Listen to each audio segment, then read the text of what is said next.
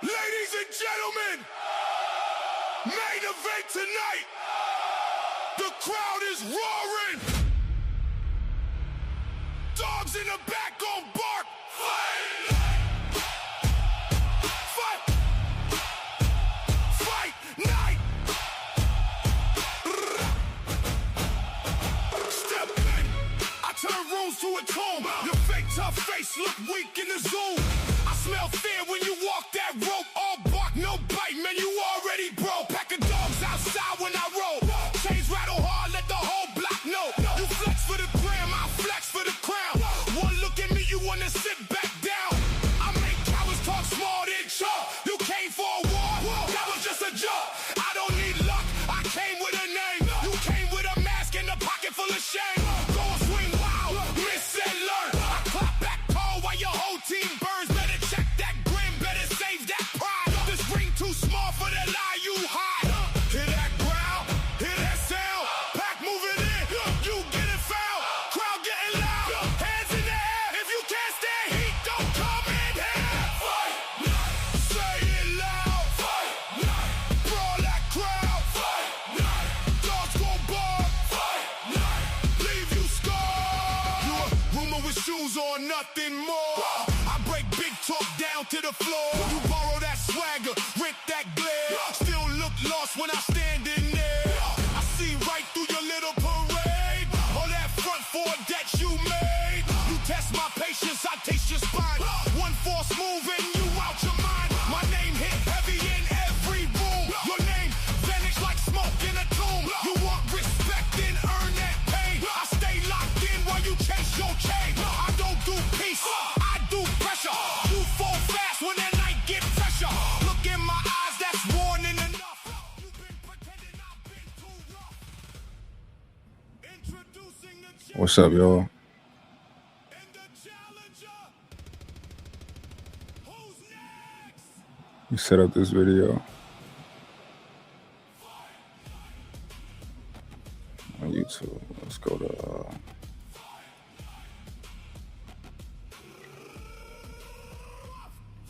let's go. Say it loud. Fight night. Brawl that crowd. Fight night. Dogs gon' bark. Fight night. Leave you scarred. 20.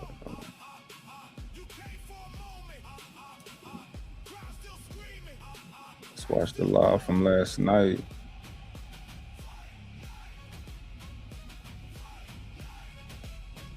That's what we gonna do.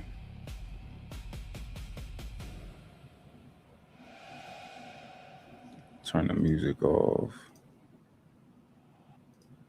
Yeah, we about to watch the live from last night. So last night we did we was on Lapeef last night, you know. It was a good show. Like I enjoyed it.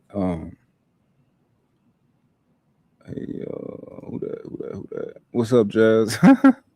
Ponytail. That's what they calling me now in the streets, man. What up, though? Harwin, my boy, what up? What's the deal, man? We got a good conversation today, man. Good conversation today. So pull up if whoever not scared. I know y'all scared of me, you know. I'm the boogeyman, but whoever not scared of me, or whoever just be brave, you know. Sometimes we gotta fight our fears, you know. All right, that's cool, you know. I'll be Ponytail. They call me Pony. Yeah, they can call me Ponytail. Y'all can call me Ponytail. That's cool, man. But yeah, I'm about to pull this video up from last night, Lapeef. It got real, man, but it was a good conversation. A lot of people disagree with me, and yeah, you know, I feel like the boys, man, the boys been real disingenuous over, you know, with this LeVar Ball situation. The boys been real disingenuous with this LeVar Ball situation. I can't lie, man. I cannot lie. And it's disheartening because we supposed to be the men. We supposed to be the men, and we supposed to be fair. Because if we the leaders, right? Who job is it to be fair now, man? Like, we gotta see things from both point of views. We gotta get evidence before we speak certain, you know, before we make certain claims and shit like that, man. So my boy Rush just pulled up, man. I gotta get him some music. I gotta get him some New York music when he pull up on the panel, man. What up, Rush? What's the deal?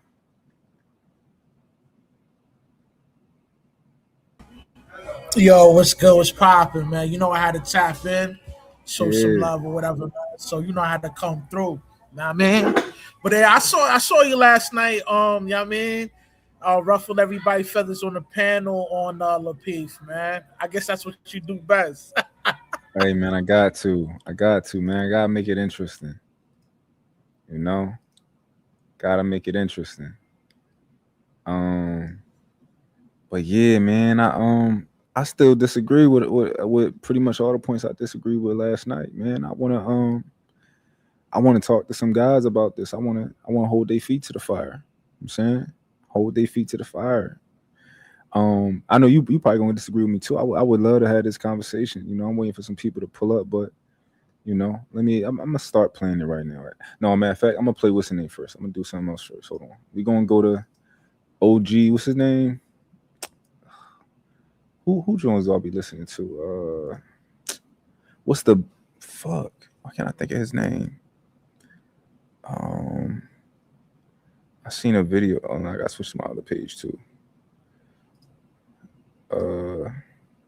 What's my guy name, man? He just did a video on this. I think his name OG something. Let me go to my subscriptions. See who I'm subscribed to.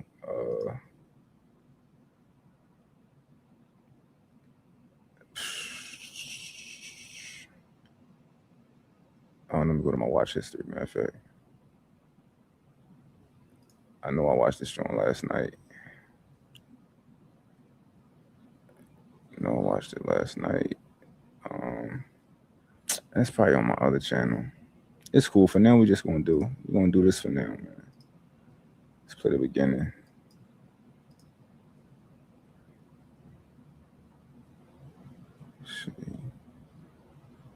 You know, with my wife, you know, who Tina decided to go her own way. That's why you don't see her right here. But she want to go do something else. That's fine with me. We had our run.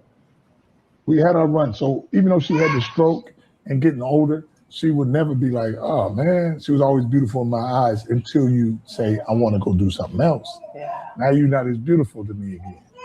And the fact that if you decide to go this way, I'm going to go that way. That's fine.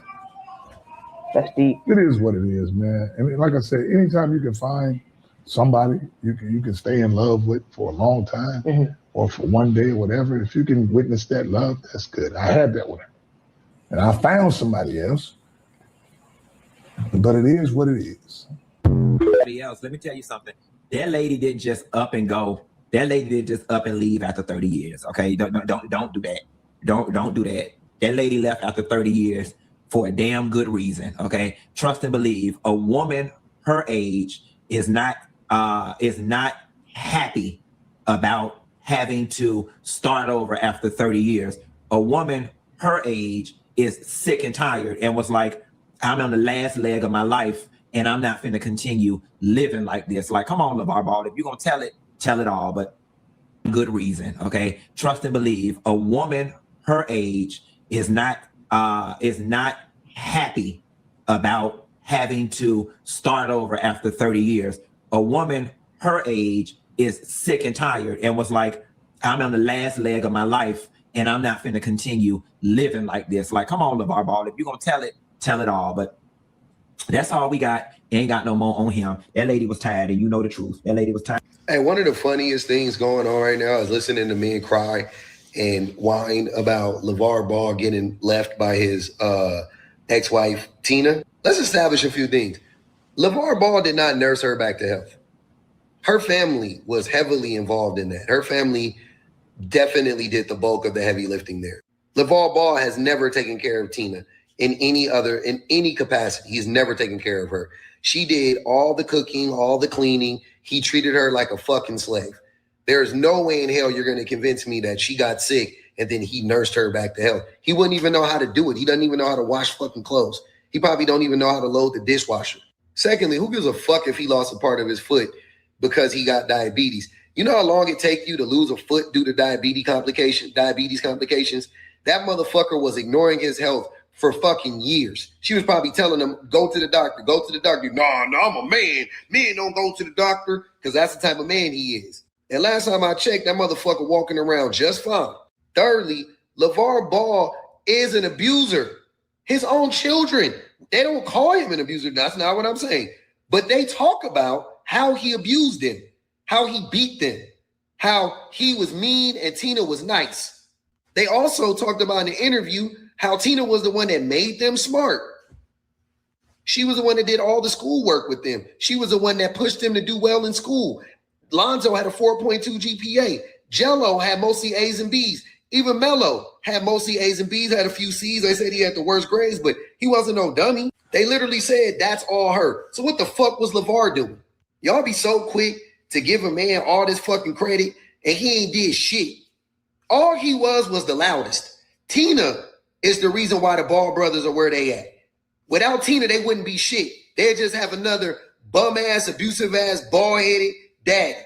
I'm so happy that after 30 years, she finally mustered up the strength to leave him. She probably wanted to leave him 20 fucking years ago and didn't. But that man is extremely abusive and extremely neglectful, and he showed it all on the shows when they would do the, follow him around. They did the Ball family shit. He shows it on TV, the way he talks to women. He's showing it now with his new girlfriend, who he was fucking yelling at on that live stream with Neon weird ass, shaming her for not giving him a fucking spoon. She gave him a fork when she served him chili and was like, can you give him 2 more spoons? Can you give us some spoons? Random spoons. He still needs a woman to wait on him hand and foot because he is incapable of taking care of himself. And so if a man is incapable of taking care of himself, what makes you think he was taking care of his 3 fucking sons?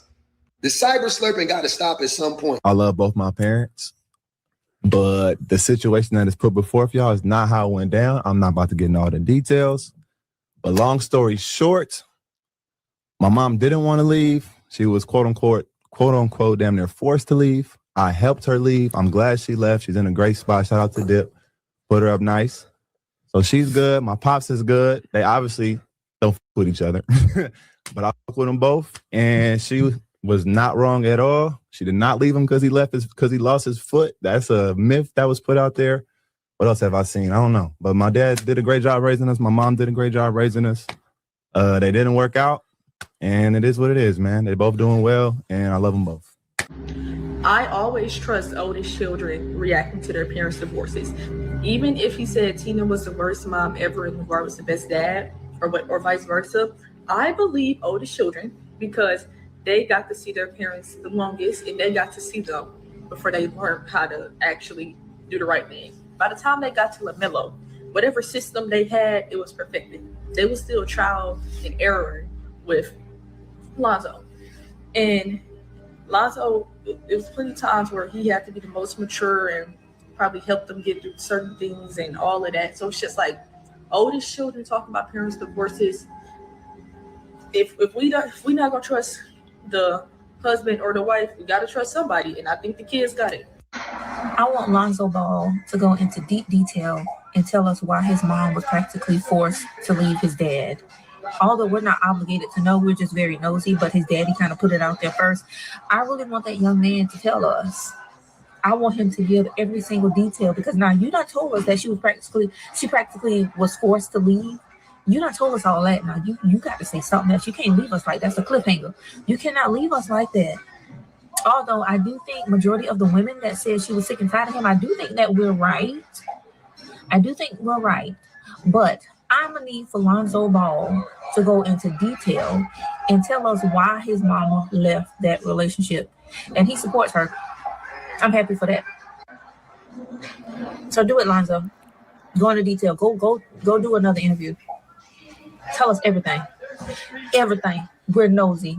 I'm just as nosy as everybody else. Tell us every single thing that you know. All right. Lonzo Ball, I love that you are standing 10 toes down about your mama and clearing that shit up. But baby, you ain't even have to do that. Because we knew your dad was full of shit. Y'all haven't seen it. LeVar Ball done got on this here internet claiming that after 30 years, his wife sat up here and left him. Talking about he stood beside her when she had a stroke, and then when he got his leg amputated, she ran for the heel. And baby, Lonzo came out and said, wait. That's not how that happened. Actually, my mom was forced out. She never wanted to leave, and I had to help her move out. And gratefully, she is set up in a nice and comfortable place at this time. He said, listen, my parents weren't effing with each other at all. The relationship had ran its course. So the narrative that's going around saying that my mom left my dad because his foot got amputated is a false narrative. And then he wrapped that thing on up and brought it on home as to let y'all know, listen, I'm saying this and I ain't gonna repeat myself and we ain't talking about it no more. He said, my mom was a good mom. My dad was a good dad. They did not work out, but they are flourishing separately. That's it. That's all. For getting up here setting the record straight. But there was so many black men that had the most foul shit to say when it came to women speaking out that ain't no woman that's in a happily married woman in no 20, 25, 30-year marriage is going to walk away from that. Damn, I love that her son got up here and set the record straight regarding their situation, that the story that the father painted wasn't what it really was. Like he said, she was forced to walk away from that situation, and he had to help his mother get away. He did all that while helping his mama and still respecting his damn father at the same goddamn time. But it's so many broken fucking black men in our community, they thought they had the most pivotal moment to think, and I'm all for men. That's the crazy part about it. But it was like so many goddamn men wanted to sit there and think they can clap. He was a provider, and he did this and that, and this is how the sons got the word they ate. That's the same thing Joe Jackson ass did, and he traumatized the rest of the fucking Jackson kids. You see that shit too? It's a whole lot that goes with a whole lot, but y'all just want to look at the provider part. It's like, I don't know where the women and the parents is lacking at when it comes to raising y'all goddamn kids with some integrity, some substance about themselves, some morals. It's like a bunch of angry motherfuckers that don't know how to treat people. Like, where did this get missed at in the upbringing of raising fucking kids? Because the shit is crazy. Like, it don't make no sense. So many goddamn men was angry. To see it from so many goddamn black, like, they just couldn't imagine a motherfucking woman leaving a 30-year situation.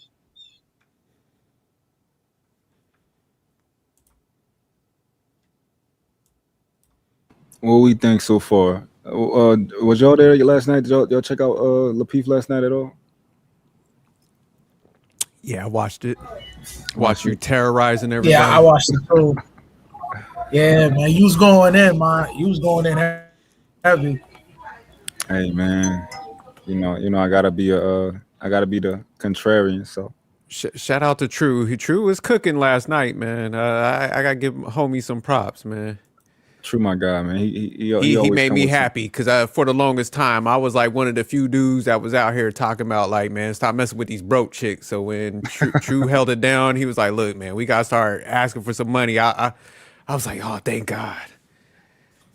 Yeah, yeah. True got all the beautiful, bitch chicks with money. So Oh, facts. Shout out to True, man. yeah. But I mean, what y'all think so far? So far, just like give me your overall thoughts right now. On the LaVar Ball Lonzo situation. Yeah. Yeah, I'm gonna have to be honest. I'm gonna think LaVar Ball on this. Cause man, what I look at how people exit off of relationships and how they speak about stuff. So the wife never said nothing. It's not like she came out here and she was like, yeah, LaVar Ball, he was verbally abusive. She ain't do none of that shit. She just, kind of split up, went her way. She was quiet. And LaVar Ball, man, it seems like he's addicted to fame a little bit where, he had to live with that little weirdo kid. I forgot his name, Neon, whatever. Yeah. And, he's kind of being performative on that video clip that we seen. So when he's talking about it like, oh, well, she left and she wanted to go. I'm just one of them people, man. Even if my wife did me grimy, I'm just gonna be like, look, man, we both wanted to go our separate ways and we split apart. I'm gonna leave it at that. You know what I'm saying? So the fact that people over explain, I tend to gig those people, whether it's male or female. So I'll say LaVar Ball is in the wrong. What about you, Rush?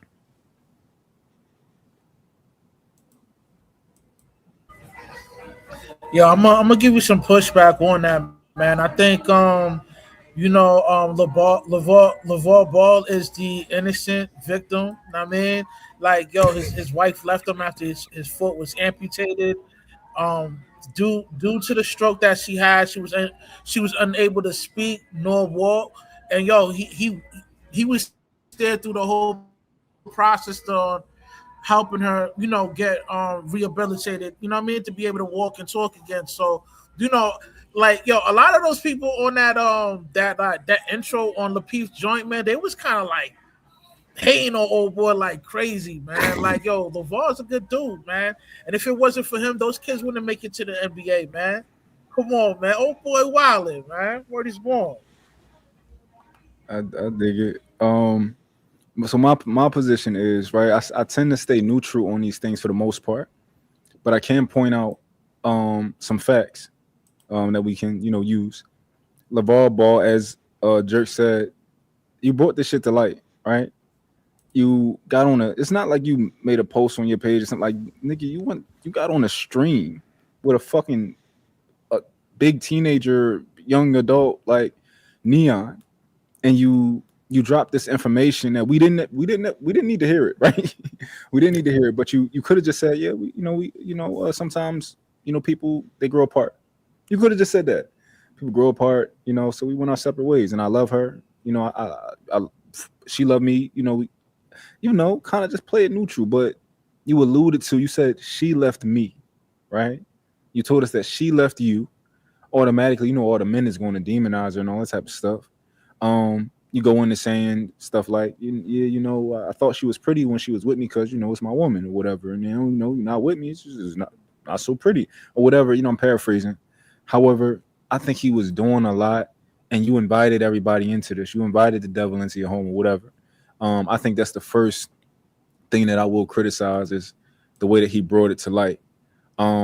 Obviously, I don't know if y'all really saw the way that he was talking to the girl in his house, but it's valid. It's valid that people see the way you were speaking to that other girl, and they go and they take that and assume that maybe you spoke to your wife that way. Maybe this is the type of person that you are. That's extreme. I think that's extremely reasonable for people to use that as a piece of evidence to maybe judge your character a little bit. Like, I'm gonna play a video where we can actually see him talking to that other to his new girlfriend or whatever.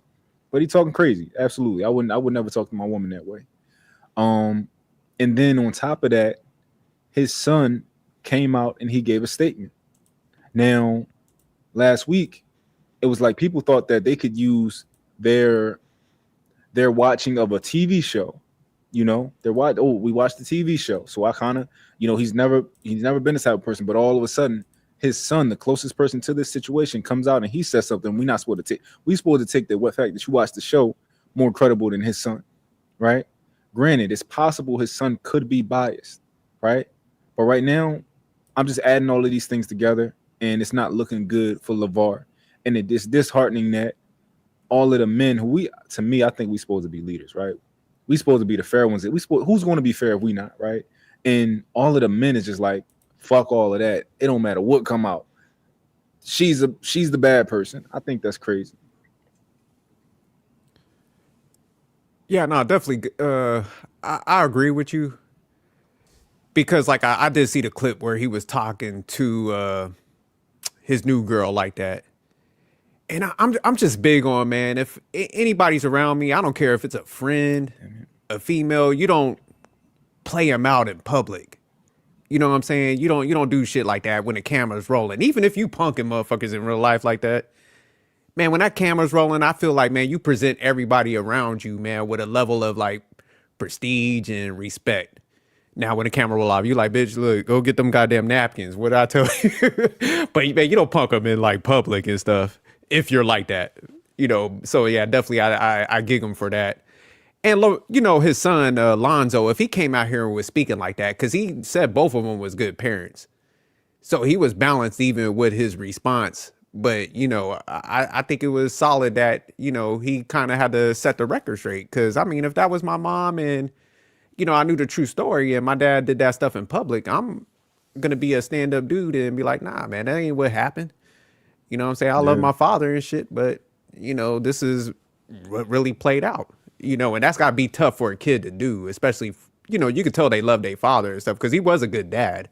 So not to nix him, but for a kid to have to come out and speak out like that, you already put your family in a bad position even to begin with. So he's in the wrong. And I would have did it vice versa. If my mom alluded to something that I just knew was not true, or if the things that people were saying about my dad was just crazy, I would come out and I would take the same position for my father. Right? I'm not going to assume that he was being unfair. He just saw all the men saying like, yo, she left him and all this other type of stuff, and it's very possible that maybe the stuff that the women is saying might have a little bit of truth to it, so he left that alone. Like, I don't know, but he definitely made sure to say that his father was a good father. Russ said, what were we talking about? Go ahead, Russ. Would you? Oh, he must have froze up. Yo, he's definitely biased, man. I mean, he a mama's boy. Yeah, I mean, and he's the Judas of the family, man. You never saw dealing with a divorce, man. So nobody's gonna be perfect. I mean, yeah, he was kind of wilding and all that, but we can't just take that one small segment and say that that's how he treated his wife for the past 30 years they've been together, man. This boy's a Judas, man. Yo, I'm disappointed in Lonzo, man. You a sellout. Oh man, that's crazy. I got another video I'm about to play. Hold on. Quote, damn near forced to leave. I helped her leave. I'm glad she left. She's in a great spot. Shout out to Dip. About a week and a half ago, LaVar Ball did a stream with Neon. And LaVar Ball released to the world some very interesting information. You know, with my wife, you know, who Tina decided to go her own way. That's why you don't see her right here. But she want to go do something else, that's fine with me. We had our run. So even though she had the stroke and getting older, she would never be like, oh man, she was always beautiful in my eyes until you say, I want to go do something else. Yeah. Now you're not as beautiful to me again. And the fact that if you decide to go this way, I'm going to go that way, that's fine. That's deep. It is what it is, man. And like I said, anytime you can find somebody you can stay in love with for a long time or for one day or whatever, if you can witness that love, that's good. I had that with her. And I found somebody else. But it is what it is. Wait, who? No need to worry. And you know Sorry, what? Now, if you listen to LeVar Ball here, he's saying that his ex-wife Tina wanted out of the relationship, and that is the reason why he decided to go his own way, and everything is amicable. A lot of folks congratulated LeVar Ball for not being bitter, for just moving on. And yeah, hey, she left and he left, and they had a good run, as he says. But then, right in that stream, we saw something alarming. More, you didn't put him a napkin and give him a piece of cornbread over there? Okay. Help me out, man. Moving slow.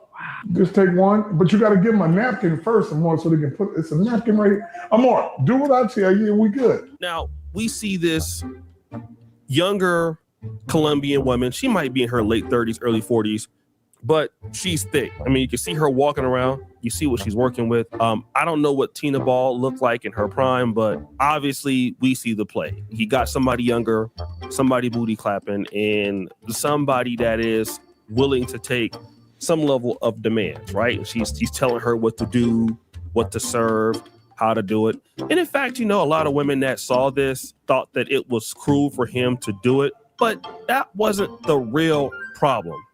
The real issue was just about 2 days ago or a day ago, the Ball family, which is, Jello Ball and Lonzo, they're on that podcast. Lonzo revealed, the oldest son, what really happened. My mom didn't want to leave. She was quote unquote, damn near forced to leave. I helped her leave. I'm glad she left. She's in a great spot. Shout out to Dip. Put her up nice. So she's good. My pops is good. They obviously each other, but I them both, and she was not wrong at all. She did not leave him because he lost his foot. That's a myth that was put out there. What else have I seen? I don't know. But my dad did a great job raising us. My mom did a great job raising us. They didn't work out, and it is what it is, man. They both doing well, and I love them both. Now, this particular situation caused a great reaction on social media. To me, it sounds like Lonzo Ball is trying to justify the breakup between his mom and dad, seeing that she won't come forward and defend herself. He said it in the nicest way possible. She was basically forced out. She didn't want to leave. She was forced to leave. Now, who knows what that means, but it's coming out of her son's mouth. Hey, my mom didn't want to leave, but my dad forced her to. Now, I really want to know what forced her to leave 30 years of marriage, but you heard it from her son's mouth. You know what I'm saying? Now, I'm also interested in this because, LeVar Ball said that she wanted to go. The wife didn't want to go. She had a stroke and, she was in her older years. She wanted to stay in the relationship, but he wanted her out, although he's making it seem like something else. And we got to really get to the crux of this. And I kind of thought about this the first time, but I'm going to just say something. LeVar Ball is not just Lonzo and LiAngelo and LaMelo Ball's dad. He is a person that also demands a lot of attention. He's a person that's been going viral the last, at least decade. He has money. He has a lot of opportunity. And it's just not the groupies coming after the sons or the kids. The groupies is coming after the dad too. So what's happened is the mom has just been there at large, taking care of the kids and stuff like that. Her profile wasn't necessarily increasing as much as his was, okay? And so what starts to happen is when you don't have money and your kids are coming up in high school and they're going through college and you just don't have a lot of cash, well, it's easier to stay faithful to your wife. Now, as you're starting to get opportunities as a man, it's easier to compare that what you have with your wife. And I think that's the paradox that we're in. And to be honest, I thought he was probably cheating on her the entire time simply because he just had more opportunities. Like a lot of these dudes that have like sons that play basketball, sons that play sports, and they're like really involved in their life. It's not uncommon, guys, Hey, Mont, for them to be you getting push hit pause on real by quick? the same women that they're. What is your take? What do you think he means by like the mom was forced out?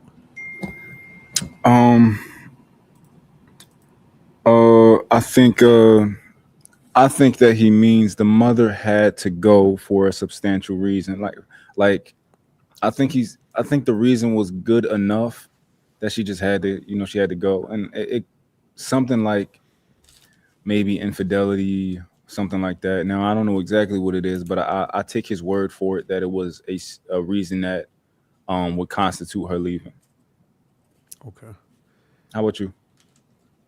Yeah, I think, man, once he started getting the fame, he probably escalated it up a little bit with the attention and neediness and stuff like they were saying. And I do think, man, he probably creeped out because to go from like Tina at their age and shit, you done lost a leg to a Spanish chick with a BBL, like younger one at that. He tricking now, so yeah, nah, my man probably did creep out because that's a hell of a swing in ages and shit. So it's definitely a 360. Yeah, definitely. What about you, Rush? What do you think that means? Man, he ain't step out on her, man. LaVar's a good man. You know what I mean? He's a family man. It's just unfortunate that his wife divorced him because he lost his foot and all that. And man, I mean any guy would do that, man. That has the wealth. His wife, divorced him. Any dude, that got bread, probably gonna deal with a little hot Spanish chick, man. You know what I mean?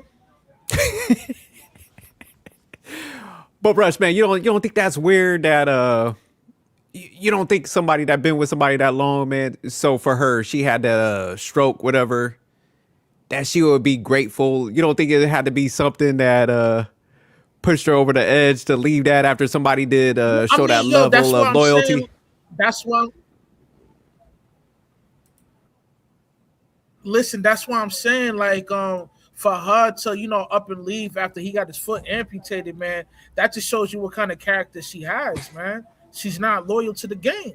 She's not loyal to her husband, and she sure don't give a fuck about her family, man. Like, if you're in a marriage, man, one thing I know about a marriage, because I watched my parents do their thing, like, it's duty, man. Marriage is all about duty. It's not all about being stimulated, man. And she's one of those type of people, when it going gets tough, man, I guess hop on the ball, man. Or these born. I think the wife stay with you, man. Or these born. So what, Rush? You think she just like, since they rich now, she's like, let me cash out, man. This is my time to exit. That's how you kind of looking at it. Yeah, man. She probably and LaVar probably found out about it, and now they're parting ways. You know what I mean?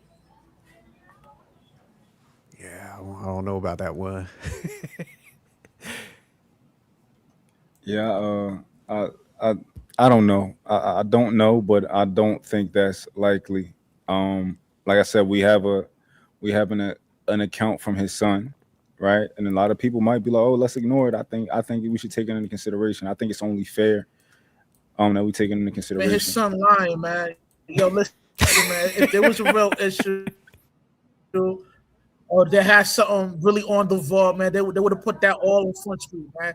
The nigga lying, man. You know what I mean? What he did to his own father's treason, man. Word is born, straight up Judas style. That's crazy, man. The guys is crazy, man. They're not willing to be reasonable about this, man. They're not willing to be reasonable about this. But Mont, just to play devil's advocate, man, 30 years is a long time. And for somebody to kind of hold you down while you went through that rough patch, her illness, whatever, the stroke, whatever, do you think that's like what like Rush is saying? Like, man, that is kind of fucked up that you are leaving him at this point, or you're just seeing it like it had to be something major that somebody would leave after somebody did that for him. Is that how you're kind of looking at it, Mont? Personally, I don't give a fuck. I don't. Like, you can do whatever you want, and if you cheat on me, I'm out. Like, I'm just saying, like, that's one of my reasons that I would leave if we was in a 30-year relationship. You nursed me back to health, and then you did some shit, or you talking to me a certain way. I don't give a fuck. You did. I appreciate everything that you did throughout our marriage. I appreciate you nursing me back to health. but appreciate everything that I did throughout our marriage. It was your job to nurse me back to health. It would have been my job to nurse you back to health. I would have did the same thing. However, once you violate, you knew the rules. You know the rules. Respect me. This is the only thing I ask for. Respect. The only thing I ask for. Don't cheat. Like you go into these relationships with rules. You know what I'm saying? So No, I agree. Yeah, the fact that he's because that little kid, man, that looked like we Arabian hold on, Eminem. Go we ahead. can't put that on his. No, go ahead, Rush. Yeah, man, we can't. Yeah, we can't put that whole cheating on his jacket, man. We don't know if that really went down like that, and I don't think LeVar Ball is a dude that'll move like that. You know what I mean? Like he's Rush, been there. You know what I mean? He's been holding it down for 30 years, man. You know what I mean? And for her to she's the guilty. She the guilty one. She the one who left after this foot got cut off, man. That's wild to me, man. I don't know, man. I don't see a dude like that cheating on his wife, man. I don't get the scumbag vibes from LeVar. But Rush, man, what do you think? Like that chick, the new chick that he's with, genuinely likes him, or do you think my man is tricking?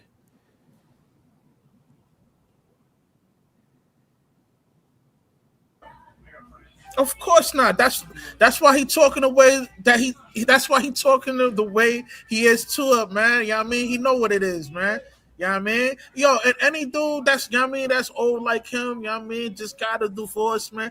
Yo, you gonna put with a little, you know what I mean, hot tamale, dog. Word is more. But do you think like a stand up man that like was aligned and kind of like you're outlining would more or less align with a lady more like his age than that actually liked him? Because that, like I said, that's a 360 for a guy that is kind of aligned with certain things. For example, myself, man, I'm not going to get no young chick with no BBL and shit. I know what time it is. I just could not be in that dynamic. So I would get somebody more my age that would probably actually like me and shit, treat them with respect. So don't you you ain't gonna gig them for like kind of what you seeing and the dynamics you know, you understand, because you kind of said it.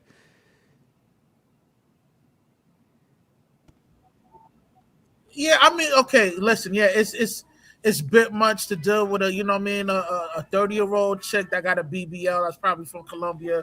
Yeah, that's kind of like weird, but you know, I mean, his foot is cut off. You know what I mean? He's dealing with a divorce. He needs some sort of relief in order not for him to lose his sanity, man. So I think it's just one of those things you deal with when you. That's something you grab on the way. You know what I mean? Even though I'm not, you know, I'm not promoting fornicating or tricking or whatever. But yo, you know what I mean? Like, I can understand why he moving like that. You know what I mean? He in a tough situation, and he needs some sort of like relief to deal with the, you know what I mean, the amount of stress he dealing with. You know what I mean, with his wife and, you know what I mean, his foot getting amputated. You know what I mean? Shout out to my man Rush. Put him in a victim state. So my man, Rush gonna figure out a way to you know, absolve a nigga. Yeah, yo, let's not forget, he is a victim, man. Shorty left him after his foot got cut off, man. That ain't right. That's not right at all.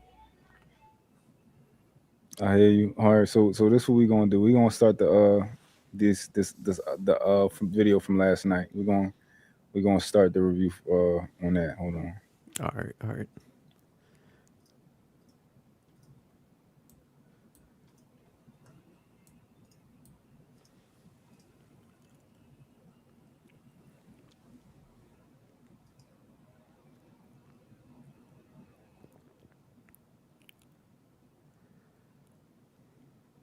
Shit, what the volume?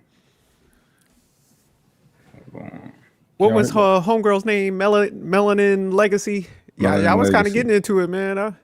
Yeah, it was fun. I mean, I think I wish I would have had more time between just me and her one-on-one, because she's a hypocrite. She's a hypocrite, chameleon. You know, the way that she was addressing those women and pretty much telling them like, listen, man, men tell us what to do. Men tell us what to do. They set the tone. They do all of that type of stuff. But you was talking to me almost like I wasn't the type of a man, right? So you're a hypocrite. The second you don't like what a man had to say, or he's in an adversarial position, you don't concede, right? So that was hypocritical. Yeah, but I thought it was fun, man. I would love for him to come back. she should start coming back more. Yeah, that was a good dynamic, man. I like that. I'm actually gonna do a breakdown on this when y'all was talking about the traditional part. Okay. Damn, why my volume not working? Let me refresh this. Does that apply to you? There we go. It's about themselves some more from being modern or traditional. But before we do that, we're going to get a couple reaction videos in, and we'll get into the main topic. So we're going to kick it off with the Lonzo Ball story. Saga continues. As you guys know, they are getting a divorce, been together for 30 years. A lot of the talk around the internet was that she left him because he got his leg amputated. There was also some sides of the story where people thought that he was controlling. The way he treated her, the way he talked to her is the reason why she's getting divorced. So just recently, one of the Ball sons came out and stated that it was necessary for his mom to leave. So I just want to get you guys' reactions real quickly on that. What do you guys think about it? The son coming up, speaking up for the mother? I think he's shouldn't have said anything. That's what I think. I don't think it's his place to say anything. I think it was inappropriate. It was inappropriate for him to speak up? Why? Because it's none of your business what the parents are going through in the first place. So you shouldn't even be exposed to whatever's going on. And if you say anything, it should be that you're not going to say anything in regards to your parents. You're going to respect them both by not saying anything. Okay. I disagree. I think that he did right. I don't think he went into detail, but I do think that he spoke up in behalf on what he thought was right. And there was a narrative out there that just wasn't true, and it probably got to his conscience. And he didn't demonize his father necessarily, but he said he let us know that I disagree with that. He let us know that his mom wasn't. See, cutting me the fuck off. Y'all see her cutting me off? I'm trying to talk. Wrong, and it is what it is, you know? He said he had to help her move. Cut me off again, goddamn. Which would indicate some sort of issue between the parents. Because why would you need to help your mother move? Like you're insinuating, like I needed to get her out of that situation, like there's some sort of danger or problem. Yeah. No, you're insinuating. He's not insinuating. You are. No, his delivery and the way he chose to say what he said insinuated that. No, which is why the women and a few of those men, I guess you could say, said what they said in defense of her and what she had to do regarding the big black bad man. Yeah, so you're insinuating, right? He's giving his account of the situation without giving us detail. If he say I had to help my mom move, guess what? It's just simply a fact. He had to help his mom move. We can be upset about it, but it's a fact. How is she married and he needs to help her move, even if they are separating? That's a good question. I don't think 30 years. That's my entire point with this, right? Why is he having to help his mom out when she got a whole fucking husband? You just put me in your business, right? You literally just put me in your business. For example, right? My mom is going through something now late in life, with a separation, right? With her husband. The last thing I ever want to do in life is help any fucking body that I don't have to. I don't care if it's my mom. I don't care if it's my niece, nephew. I don't want to have to help you, right? I would loved it when my mom had a husband. She was covered. I didn't have to worry about certain things. But the last thing I want to do is be in that man's business. I like worrying about my fucking family, right? But now my mom going through something, and guess what now? I gotta step up. I gotta leave my family to go to my mom's house. I gotta work that weed whacker. I gotta do this, that, and the third, right? Because now my mom needs me. She needs somebody to be responsible for her, right? So I think the last thing that Lonzo ever wanted to do was to have to be in somebody else's fucking business. But you put him in your business. Now it's his business. That's my position. No, facts. Because, you can even tell by Lonzo's demeanor, since everybody wanted to bring up the shows, he's not real talkative, period. You know, he stays out of that. You know, he really didn't even have any like drama in the NBA. You know, he just stays quiet, keeps to himself. But like you were saying, my parents, you know, got a divorce, and me and my sisters, they had no input in my parents' relationship because they kept us the hell up out of it. You know, they made sure they handled everything like adults. They would, you know, even though they got a divorce, my dad still helped her like move on and stuff. So they handled it like in a adult professional manner and stuff, and kept us out of it and stuff. So if LaVar would have handled it better, you know, it would have, like you said, Lonzo wouldn't even have to get involved to explain anything. But the way she's framing it, it's just like you said, it was a fact. He had to help her move. You know what I'm saying? So he was given the facts of the situation. Like, look, I helped her move out. It wasn't because of all this. So he was kind of just trying to quiet the noise in a, you know, in a way. And it's not like he was giving like very specific details on anything that was lopsided. He was just like, nah, because his mom was getting bashed for a week. So like, if you a stand-up guy, you ain't gonna let one of your parents, like you even said, it's like, say if it was on the father's side and the mom was out here talking, you would come out and speak on that side. So yeah, any solid person ain't gonna sit there and allow their parent to be bashed in the public when you know the facts. You're gonna speak out in that instance. So now you was right on that one. Yeah, she was kind of wilding on that shit. Yeah. What you got on it, Rush?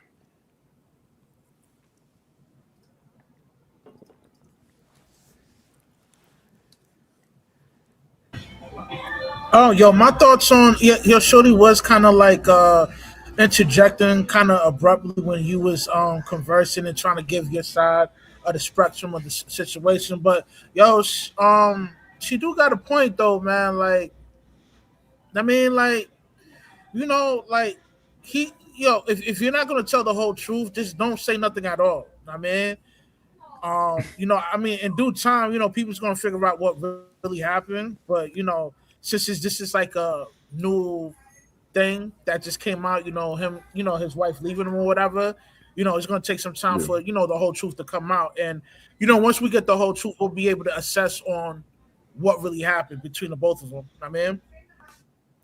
But Rush, I got a little pushback for that, man, because man, like I said, I got a son that's 25. If I don't want my son to say nothing, I'm not going to put him in a position to have to say some shit. You dig? So that's what I'm saying. As far as LaVar Ball, man, he's on a, like I said, the dude, the Arabic looking Eminem kind of kid. He's out there. What's he, a kick streamer? You're out here chatty patty with that dude, man. Like, come on, man. That ain't good leadership. You know what I'm saying? So you put your family in a position where they got to kind of address some shit. So, nah, fuck that. This is on LaVar, man. I agree. Like, don't put me in your business. I don't want to be in your business. Yeah. So just don't put me in your business. I don't want to know nothing. I want to meet. I want to see y'all. Well, he probably okay. Yeah, he's probably doing that for like this is like probably like a PR move from him. You know, he do like his native brand, so put out the information first, so that way, you know, nobody throws him under the bus like his son did. I mean, so it's more of a PR move, and you know, he probably got some deals lined up that, you know, he needs to be in a public eye like that. You know, we gotta remember, like, yo, LaVar is not a regular dope. I mean, he got motion, despite of his age, man, he got a lot of motion going on right now. I mean. Yeah, but man, business so at the expense of your family and shit. Because I mean, even if you bitter about the mom, that's still your kid's like parent. So that's what I'm saying, man. Nah, man, this shit ain't right. You know what I'm saying? Because even like I said, if my wife did me grimy, man, people in my personal life might know the details, but I'm not about to get on here and, you know, put my kid in a position where they got to be responding or they got to, you know, feel a certain way. I'll as like Mont said, man, I know sometimes it gets corny with the leadership shit, but I would bite that bullet, man, because I'm looking at the bigger picture, how those actions could impact the kids and shit, making them choose sides sometimes and stuff. So nah, man, I would just take that on the chin and keep it pushing. And I'll be willing to lose some business, man, if that's the case. I'm gonna give you some pushback, man. The mother did that. I mean, you know, women got a way of manipulating the situation to make themselves look like a victim. I mean, like I said before, man, you know, if you're not going to tell the whole truth, don't say nothing at all. I mean, yo, she left your father after he got his foot amputated, man. That's like a 30-year marriage included with that. So it's like we can't dismiss that. That's a long time to be with somebody. For somebody to up and leave after they held you down and then you leave them when it's not cool at all, you know? But Rush, they both held each other down. They both held each other down. She did a lot of things in that marriage. He did a lot of things in that marriage. I feel like we're starting from that point. Hold on, wait, hold on. Let me interject. I disagree, man. She left after his foot got cut off. So no, she did not held it down. Rush, they was together for 30 years of the marriage, man. Rush, Yeah, they was together. She's selfish. Rush, they I was don't know together how for y'all 30 can't years. see that. They was together for 30 years, Rush. Their marriage did not start when she had a stroke, right? They both been putting deposits into this marriage. Mont, I know you know some stats, man. What's the average length of the marriage nowadays? Period. What is it, like 5 to 7 years? Yeah, I would assume it's like an NBA career. I'll give you that. Yeah. So yeah, 30 years. That's a long time, bro. I'll give you that, man. Yeah, she probably looked out too. You know what I mean? But you know, from what we're all seeing right now, yo, she did old boy dirty. You know what I mean? So, you know, that none of that shit count no more. You know what I mean? She up and left after his foot got cut off, man. Yeah, man. What we just talking about? Damn, what was the initial question that I asked y'all like before we started talking just now? We kind of started how homegirl was like cutting you off. Oh yeah, the opinion that she had on everything. Yeah. Listen, man, I'm not the type of person that beef with other people and nothing like that, but I am honest, right? So I think that Shorty I didn't see a feminine bone in her body. She might be able to perform some sort of like some feminine acts, right? She might be able to clean, she might be able to cook, all of these type of things, right? But I mean, we men, right? So we like feminine women. Like when you look at her, did that look like a house you want to be in, an environment a woman you want to be around? That's not. I didn't get feminine from that, right? Not to mention all the contradiction and stuff like that. So I dig it. Like you on a men's side, and you willing to defend men, what you view as positive masculinity. You're willing to defend that at any cost, even if it means you're being intellectually dishonest. But yeah, that's my take. Yeah, I'm just cautious when people are too overly on one side, a lot of the females and stuff, because we seen that act before, not putting that on her, but it's just like, man, it's all right to be like, nah, this person was wrong in this scenario, because a lot of shit is just situational. So for people to kind of carry a mindset or ideology on everything, that's where shit gets like messed up. So for her to kind of take that stance, like Lonzo should have had an opinion. It's like, man, that's crazy. Nah, the dad put him in that stuff, and that ain't masculine. Even if you want to use masculinity, how he's approaching the whole situation, that's not masculine. So it's like, if you're on a true proponent of like masculinity, man, you could have, been unbiased and looked at it like, damn, yeah, LaVar handled this the wrong way. You know what I'm saying? Yeah, that's a fact, right? But from some fireworks and stuff. But from one position, right? I thought you was in the hood, man. I was about to call 911 on your neighbors. That's how they get in Philly with fireworks. They get crazy around this time. But yeah, like when it comes to from one position, she'll say, it's not my job as a woman to tell a man what is manly, right? That is something that she would say. But then from another aspect, right, she'll say what men don't do, as far as when Lonzo was talking, you know, or like, oh, like when it comes to communicating about the pitfalls of the marriage or something like that, because she did say what men don't do when we were last night on the show. So I don't know. Me as a man, I'll say that with how LaVar is moving, I'm not going to say that that's what I think men shouldn't do. However, the traditional idea of a man, we didn't do stuff like that, right? For me personally, I do think that men are allowed to express themselves, but I do personally think that he did a little bit too much. I don't think that men or women should talk about their relationships after they get out of them. I do think it's indecent for the most part, but that's just my opinion. No, that's a good point, man. I'll pass it off to Black America real quick. But I remember, man, when my parents was going through a divorce and shit, and I asked my father, I was like, hey, man, what happened? He looked at me like I had the bubonic plague and shit. He was like, man, why are you talking to me? Like, he gave me that look. I was like, my bad. And I went about my way, but he wouldn't even say shit. You know, same thing with my mother. You know, my sisters was trying to ask and stuff. They looked at us like we was crazy. Like, stay in your place, kid. Keep it pushing. So, yeah, that's how people used to handle it back in the day. Yeah. So I hear you guys, right? And I'm older, right? I'm in my 50s, you know, same broad, been around here 30 some years, right?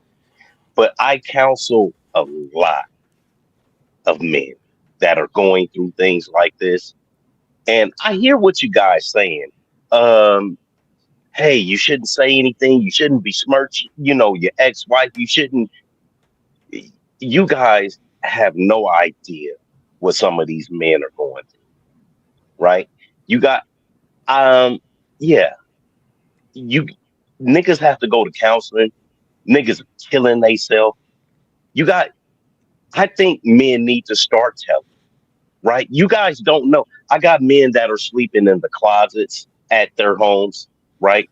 I got men that can't even go home, right? I got men that go home, and when they go home, their wife telling them that they're having sex with somebody, so they need to leave, right? It hurts me because all of these men are hurt, and you guys, you know, not Russ, but you guys are up here saying, be manly, be masculine, suck that shit up. Brothers, this is a problem. Okay. It's not only a problem for that man, but it's a problem for all of us as men, because if we don't care what happens to we know these women don't care, right? What happened to us. They don't give a shit, because if you have insurance policies or something like that on your life, they're going to be cheering for you to die, because they don't have any beholdings to you. They can do whatever they want to with your money, life insurance policy, you up out of there. Right. But if we don't care about each other, if we don't care to hear each other's stories, who the hell is going to care about us, man? This is Black America. If I may, go ahead, man. I absolutely think that men should have a tribe, and I think that men should. We absolutely should have people that we can talk to and we can confide in. I think what we're saying is, don't go online and post this to the world, because you know what's going to happen. As a man, you should be wise, right? What's going to happen? You should go online. You should go online. Everybody needs to know about it. This is what I'm saying. If a woman is getting beat, right? If your sister is getting beat, she's my cousin or my niece. Me and you need to know about it, right? Because we need to know what's happening.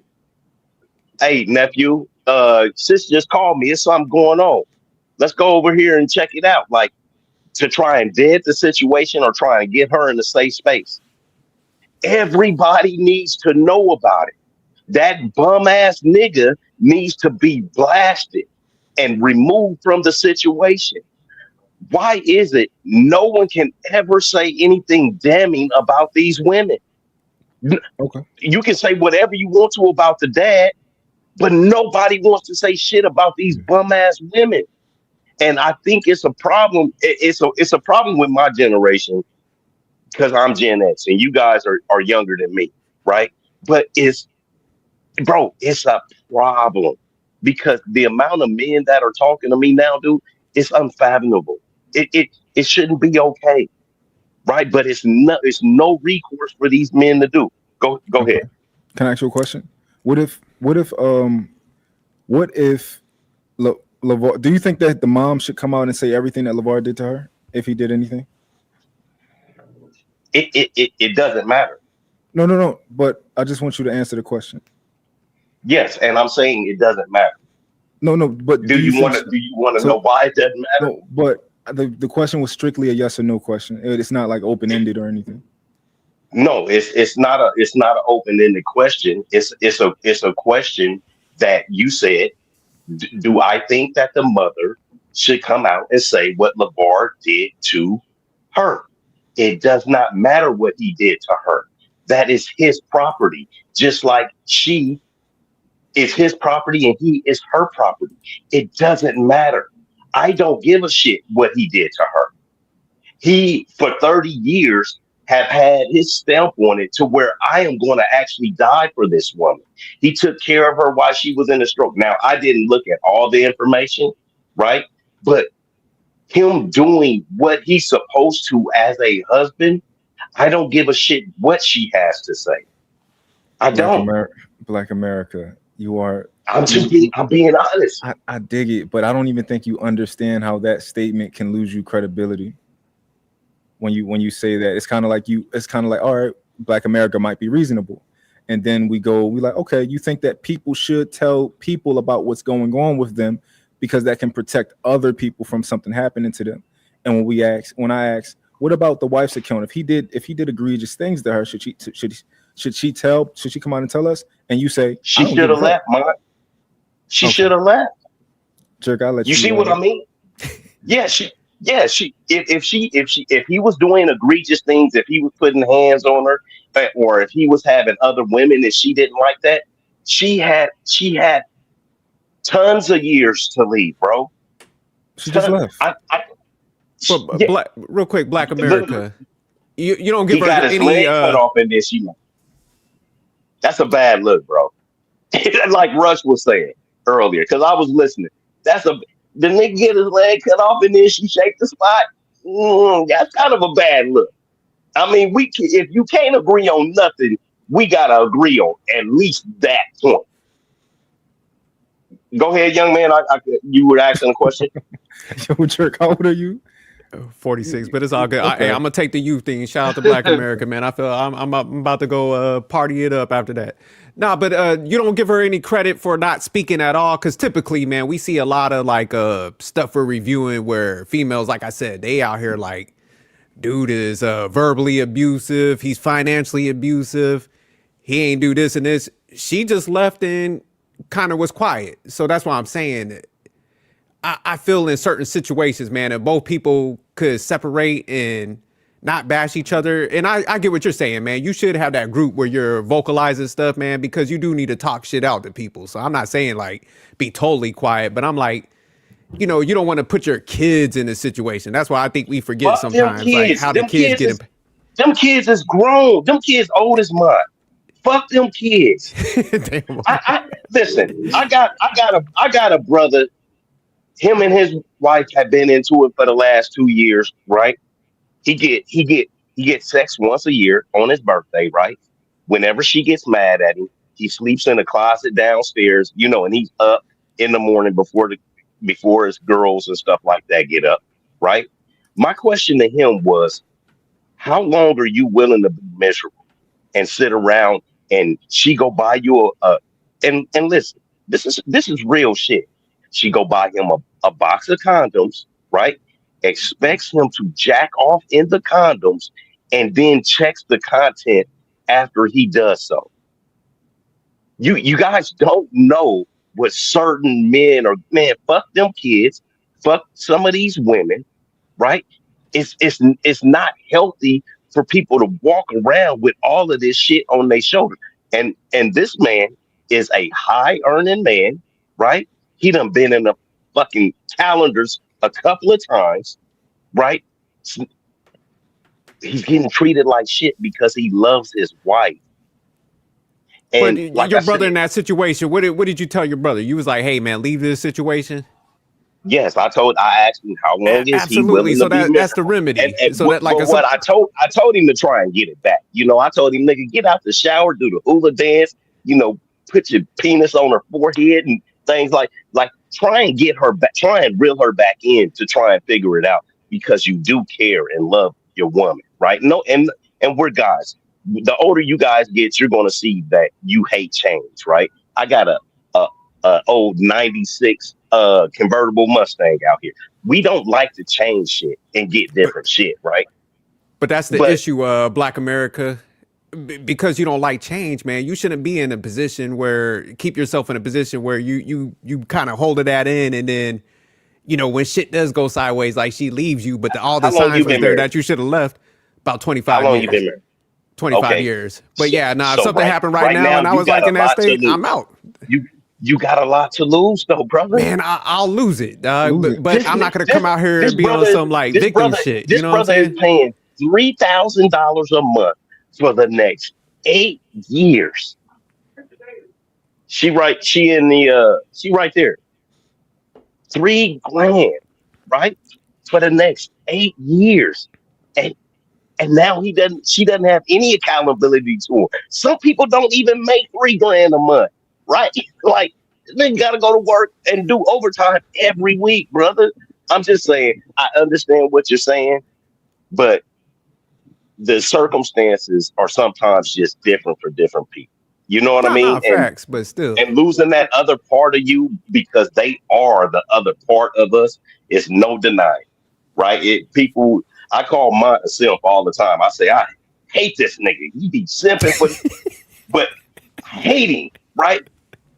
Big up in these broads, but it's no way you can actually be a simp for your woman, right? For your woman, you are supposed to move the earth for. But all these other bitches, man, you're supposed to treat them like prostitutes. But y'all, go ahead. Oh no, we good, man. Anybody else Can want you to hear jump me, in there? Mom? Yeah, we can hear you. What's up, Venus? But Harwin was here first. I want to see if he had Oh, I'm anything to sorry. say. What up, Harwin? Yeah, she knew that, but it's cool. Hey, let's. What up, Mom? What up? You said I knew Can y'all that? hear me? I'm in a car. I'm not looking at my phone. Like, Can y'all anyway, hear I'll me? be back later. Go ahead, Harwin. We can hear you. Y'all, somebody talking? Can y'all hear me? What Venus? Nah, you good, All man. right, I thought my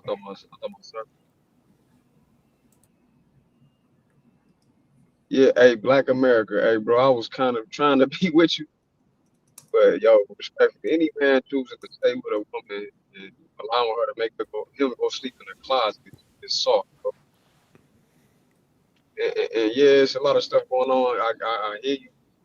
It's a lot of women, and women do get passes for doing things, you know, and don't ever really get checked. But at the end of the day, one of my homies or my brother, somebody come tell me a woman was making them do that. I'm like, what you mean making you do that?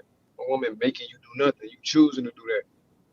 Yeah, you got to take losses if you go through a divorce. And to argue against another sophisticated jerk, I don't think that's playing a victim. I mean, that is what it is. If your woman making you do stuff like that, let's be for real. She messing around with some other dude. Facts. Like let's be for real. If she ain't giving you no sex, but once a year and making you sleep in a closet, that coming out my mouth even sound crazy. A woman making a man sleep in a closet. That's crazy. That's crazy. He should Harwin, a leave. grown ass man getting holiday head. Fuck out of here. A grown man, bro. Like you feel me, right? Sophisticated. Yeah, that's Like, crazy as hell. Now that's playing victim. That's playing victim. No, Nah, bro, you gotta get up out of there. Any man stay with a woman. I agree with you 100%. But You know you what I'm have to realize when somebody gets married at 18, 19, 20, and that other part of them is all they know, bro, it's a hard thing just to put that other side down. It don't matter. It's hard to be a black man in America. Yeah. It don't matter. It don't matter. Yeah, I you guys agree. It can might say be it don't hard. matter, but it matters very much. No, I've been married and matters been very divorced, bro. I'm gonna stand on what it is. It don't matter from the sense that it should keep you from leaving. Do I agree that it could be hard? Sure. Yeah, it could be. It could be hard. Financially, it's gonna be hard. It can be hard psychologically, sure. But as a man, you can't let nobody treat you like that, man or woman or hermaphrodite. I don't care what it is, alien. Can't allow somebody to treat you like that, especially somebody that's supposedly had took vows to you Yeah, Black America. I think under God. we're oh, I thought you stopped. But I think when we enable men that Brothers, way. I agree with you, brothers. I told him to get up out of there, just like I told the other. I told him to get up out of there. But I'm just saying, I understand because this is something that I help men go through. I understand. You know what I mean? Yeah. But we No, all agree. I We get you. all say the nigga should be bounced. Yeah, but I Yeah, think you're okay, I get coddling. you. I think you're coddling him, right? Because it's like this, right? There's a ton of things that are hard in life, a ton of things that we got to go through that are just so hard, right? But you're going to lose some money. Cool, I'll lose all my money before somebody disrespect me. Before I live as not a man, you can take all of my fucking money. I'll get it back, right? I'll get a humble job, right? If I live with a woman that's consistently disrespecting me and not even allowing me to be a man, me being a man come first before anything. Yeah, but I didn't say that he should stay and put up with it. I never once told him that. What I asked him was, You how didn't say long he are should you stay. willing to be miserable? I told him, nigga, I told him to chin check because that's like I said, I'm from the upper class of Gen X. We didn't play that shit. Nigga, we laid hands just like in church. We laid hands. I told him to chin check her. Oh, you can't do that. How long are you willing to be miserable? I agree with you, brothers. Nothing that you guys are saying is nothing that I didn't say to him. That's right, but you said that the man should speak out, but then said the woman shouldn't, and that's where the contradiction came in. Like, and I No, can't no, understand why you say that because men is not being I allowed didn't say the women shouldn't speak out. I said I don't care if they do, and if they do, just or like I said, if not. me and Mont had a sister or a niece, I would say she needs to tell us so that we can try and help her relieve herself from that situation. Somebody to talk to, but I don't think we should come out in public. I don't think either gender be harmed. If it's not a physical thing going on, I think it ain't nobody business.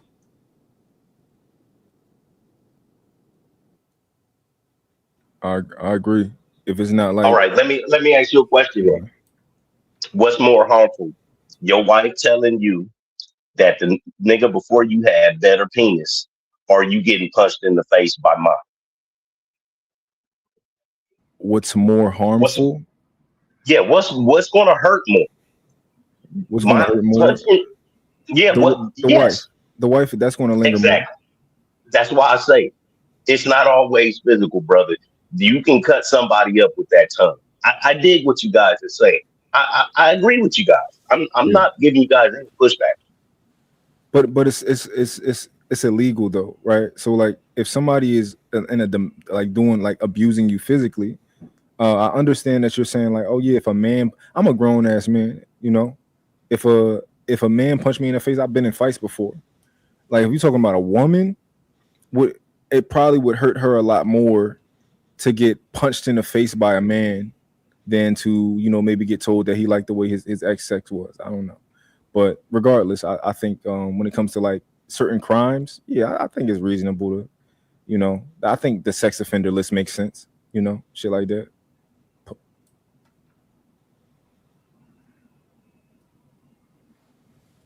What y'all thinking? We can I can play more of the video too, by the way. Yeah, let's jump back in the video. All right, bet.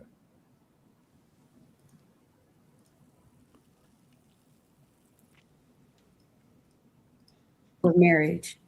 Yeah, that's a great question, and I don't think either of us have the answer to that right now. But it is a great question. I can piggyback off of that. If they are getting a divorce, then the marriage is irrelevant. So the situation is they are in a process of divorce. So therefore, he would not still be doing husbandly duties. Clearly, it would be that they are at odds, and therefore somebody else, the kids or whoever else cares for her, are stepping in. But I do agree that that would be implying and assuming that there's more going on just by a fact that somebody helped somebody move. The one thing I disagree with is that before your divorce is over, that you're no longer responsible for your woman.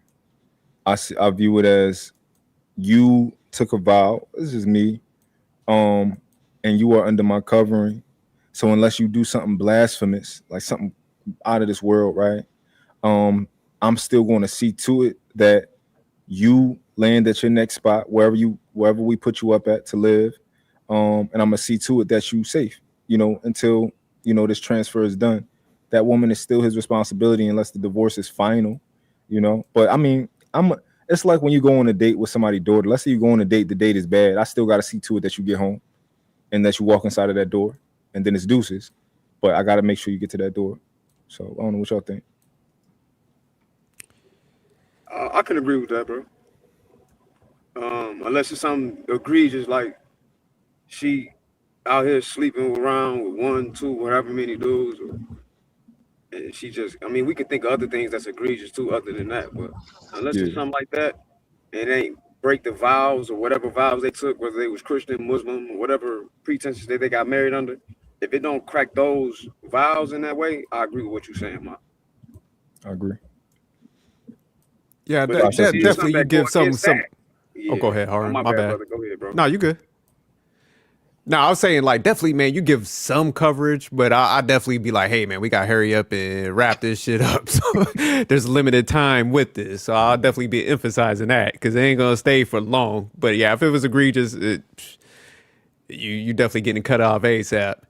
But that's why I try to structure stuff where somebody ain't that dependent on you. You know what I'm saying? I think sometimes that might be the issue in a lot of these cases, man.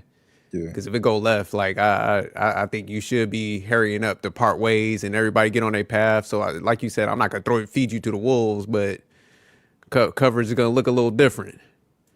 Now, do you think Can I ask Jerk something? Oh yeah, go. No, go ahead. Hey, Jerk, but that's the thing though, like I think the point that Black America, the brother was trying to make, like we get married and it's like, yeah, we as men, we gotta start over. But man, what if you starting over and you started from the bottom, but you was way up, you was making 6 figures, maybe even 7 figures, now you back down way low. That's the risk we taking when we choose to say, hey, let's get married. And we gotta hold that as men. We gotta take that. You love me one day, but you wake up another day, you're not in love with me anymore. And now you can break your vows and go about your married day in this Western society. You feel what I'm saying, Jerk? I don't think that's a question, it's more of a statement, but it's like, you understand what I'm saying, though, right? Like, is that really playing a victim? Was that, it's lopsided. No, definitely, man. I understand the risk with stuff. So I'm with y'all on that, man. So I'm not mad if like a dude goes and like vocalizes stuff to his like friend group, getting some information. I'm all about that. But I'm just saying how it plays out in the public. But as far as like the risk that men are willing to take, I kind of feel a little different than that because I'm a 50-50 dude, for example. And when I go and I tell people about like the dynamics and I'm putting the logic to it, man, I get a lot more pushback from men versus anybody else. And I'm explaining the risk with shit. And guys be like, man, I don't care. I'll get it back. So, I mean, if we got ego like that, where we're making these type of statements or, I'm one of the few guys that's like, hey, I wanted to educate a woman. She gonna work. And a lot of men like, hey, money ain't that important. So we making statements like that. Guess what? Like, hey, you're going to have to pay on the flip side. You know what I'm saying? And a lot of these men be on the internet capping. You know that. Facts. But that's what people be communicating. So if that's the type of, dynamic we putting ourselves in, you gotta kind of take the smoke with that. You can't be halfway in and halfway out. Agreed. You got to pick a struggle. Yeah. So that's my thing, man. So we gotta pick which side you want to be on and level out them risk. I think again, it was just my perspective. But Jerk, you different because like you said, you make sure your woman's self-sufficient and all that type of stuff. If my woman was like a stay-at-home mom, or I pretty much understood that I was the financial person. Like I'm gonna make sure you good. Like I'm not even one of them niggas who need to be held accountable by like the law when it comes to dealing with a woman, because I'm gonna make sure you're good. I'm gonna always be reasonable. If you was with me for a certain amount of time, and I was telling you don't need to get a job and all this other type of stuff, then I'm gonna make sure that you good, and I'm gonna take care of you until it's reasonable for you to have your own. That's just how I am. And if I got a woman, the last thing I want is for my son to have to come and take care of his mom, because I'm on some other shit. I'm like, oh, you want to leave me? And fuck you. That's the last thing I want is my son concerned with that. Go ahead. I feel you on that. But at the same time, I don't think that's him. I don't think that's LaVar putting Lonzo in his business. Just because he had to, I mean, you gotta help your mom regardless. That's your mom. No, So just you because, don't. I mean, well, you ain't gotta do nothing but breathe and die. Right? So we can be pedantic about that. But what I mean by is if you're a respectful son, you're gonna help your mom in whatever you can. Yeah, but your mom shouldn't need your mom shouldn't need no help. Your mom shouldn't need no help. No, but I'm just saying there's situations need her son's help. Like you might be there, hey mama, don't worry about it, I'll pick that up for you, whatever. Oh yeah, that's different, right? But when we're talking about your mom needing your help because she's separating from her husband, right? And it's for a reason that from the son's account is not her fault. That's the thing, I'm speaking from the son's perspective. From the son's account, it's not her fault, right? So he has a perspective. He think he got whatever he know that we don't know. I'm saying that as a man, I don't want you in my business. I don't want you to have to come over here. I don't want you asking questions. I don't want none of that. Everything is good. Like, don't nobody got to come and do no wellness check on my fucking house, right? Your mom is good. She's fine. She landed. She in a new place. All this type of stuff. I rock with that. But that ain't him putting him in his business. That's him allowing him to insert himself into their business. Because like you said, he don't got to do nothing. If his mom called him and she said, hey, I need help moving, that's his business. Upstanding son is going to help him move. But you just said he ain't got to do it. No, he don't. Like, listen, if my mom called me and she said, hey, I'm leaving your father and I would like you to come help me move, I'm going to be punching the fucking air. Because I don't want to fucking have to get up and help nobody. I don't want to have to help nobody fucking move. Moving is not easy. No, I'm gonna do it for sure. But like, I don't want to have to help your fucking woman move, nigga. That is your woman. That is his woman. That's your woman. What if she don't want him? What if she don't want him around? Then okay. Then I give leeway. It's different. She's no longer your woman when she leaves you, though. After she leaves the relationship. In Vegas, we use the word when we talking about women, we call them renegades, right? If they don't have no pimp, she's a renegade at that point. That bitch ain't got no man. She do what she want to do, and she need to fake it. She need to fake it until she make it, right? So I hear what you're saying, but right now she a renegade, bro. Mont, let me ask you a question, man. Let me ask you a question because I want to understand how you're going to handle this situation. So you're saying if you get a divorce, pretty much you're going to make sure like you're going to situate some movers, some people to come pick up her stuff, and you're going to handle a lot of the like logistics. Yeah. I agree with that. I would do the same thing. So yeah, let's get it done. I don't want nobody that had to be in, I don't know, like the kids that had to come, like the kids shouldn't have to know. They should be able to, they should hear about it. Like, hey, me and your mom split, everything is cool. We love each other. I'm not going to really tell you too much about it, but we both happy with the decision that we made. Cool. That's all they should fucking hear about this. They shouldn't have to put no blood, sweat, tears into it. Shouldn't have to come and help nobody move. I want all of that taken care of. Okay. No, I agree with that. Because when you put me in your business, I'm in your fucking business. Don't ask me to borrow. If anybody asks me to borrow money, they know I'm you just said that you love her. You said y'all separating, but you love her. What I want you to do is I want you to talk to a woman and see how much she say she loved the man that she's separating from. Yeah. Let's figure that out. Because like I said, this shit ain't fair, bro. This shit ain't no fair, no equal. It ain't no love from that other side. Yeah. Yeah. And any woman who ever loved me after they left me. Anyone who ever but that's I'm gonna keep it a buck, but I understand that's not the norm. I understand it's not the norm, right? Okay, I'm glad you said it. You know it's not the norm. Okay. I give y'all that. Everyone wanted to get back with me. So ain't a woman never left me. I'm tripping. I left the woman. Okay. But go ahead. That's what I said. Sexy ass my nigga. Hey, we haven't all been as fortunate as you, brother. You know what I mean? 9 times out of 10, when somebody break up, just like I explained to all men, if that was the case, we would all be the first girl with in high school and junior high school because we want to keep them bras. You don't think about getting rid of them, but not you. You got options. You got that beard. Look, how about this, right? So I've been in not separations. I've been split up with women before, right? When my daughter was born, right?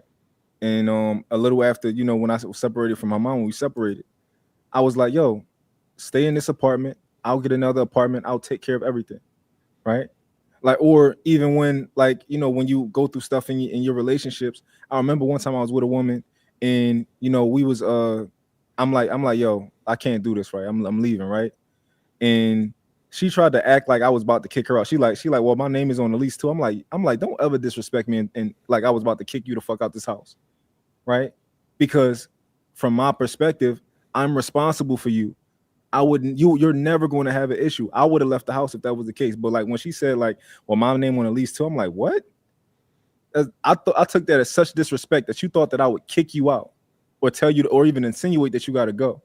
I'll fucking leave before that.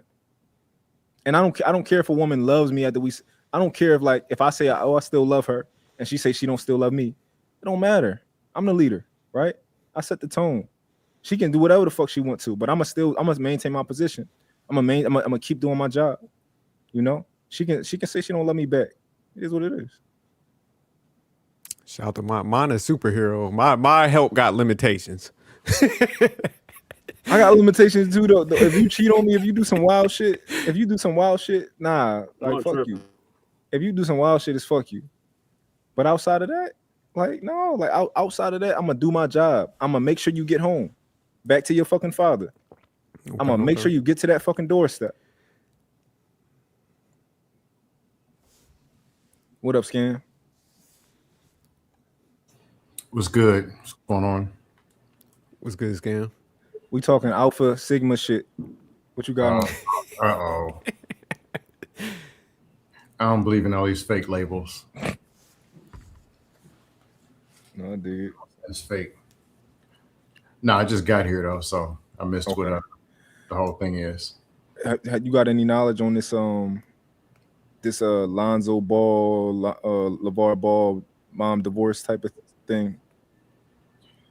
All I heard was on a dust panel. And it was talking about they were married 30 years and they got a divorce. And he got a Colombian woman or something. Yeah. I don't know if he's Colombian, but then the girls was hating because she was Colombian and made up all this other stuff. Then I had to troll him. Then he wasn't complaining about the 30 years. Just talking about, hey, I had good 30 years. So he actually wasn't red pill raging. And that's all but something says Lonzo Ball was wrong. The son? Lonzo Ball came out and he pretty much said, hey, there are narratives out here. I want everybody to know that my mom did not just randomly leave her, her husband.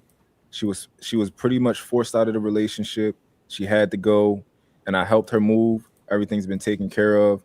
My father was a good father to me. My mother was a good mother. They made sure that we was all good. They hate each other. However, they gave us a good childhood or whatever. That's pretty much what he said. That's paraphrasing. What's wrong with that? He was supposed to say, I hate my mom because she was black. I guess she wasn't black. He's supposed to say, I hate my mom because she's a woman. And he didn't say it. And the Brotherhood is mad at that. Actually, I'm gonna play that part of Melanin for him. Venus back too. I'm gonna play this part for you real quick.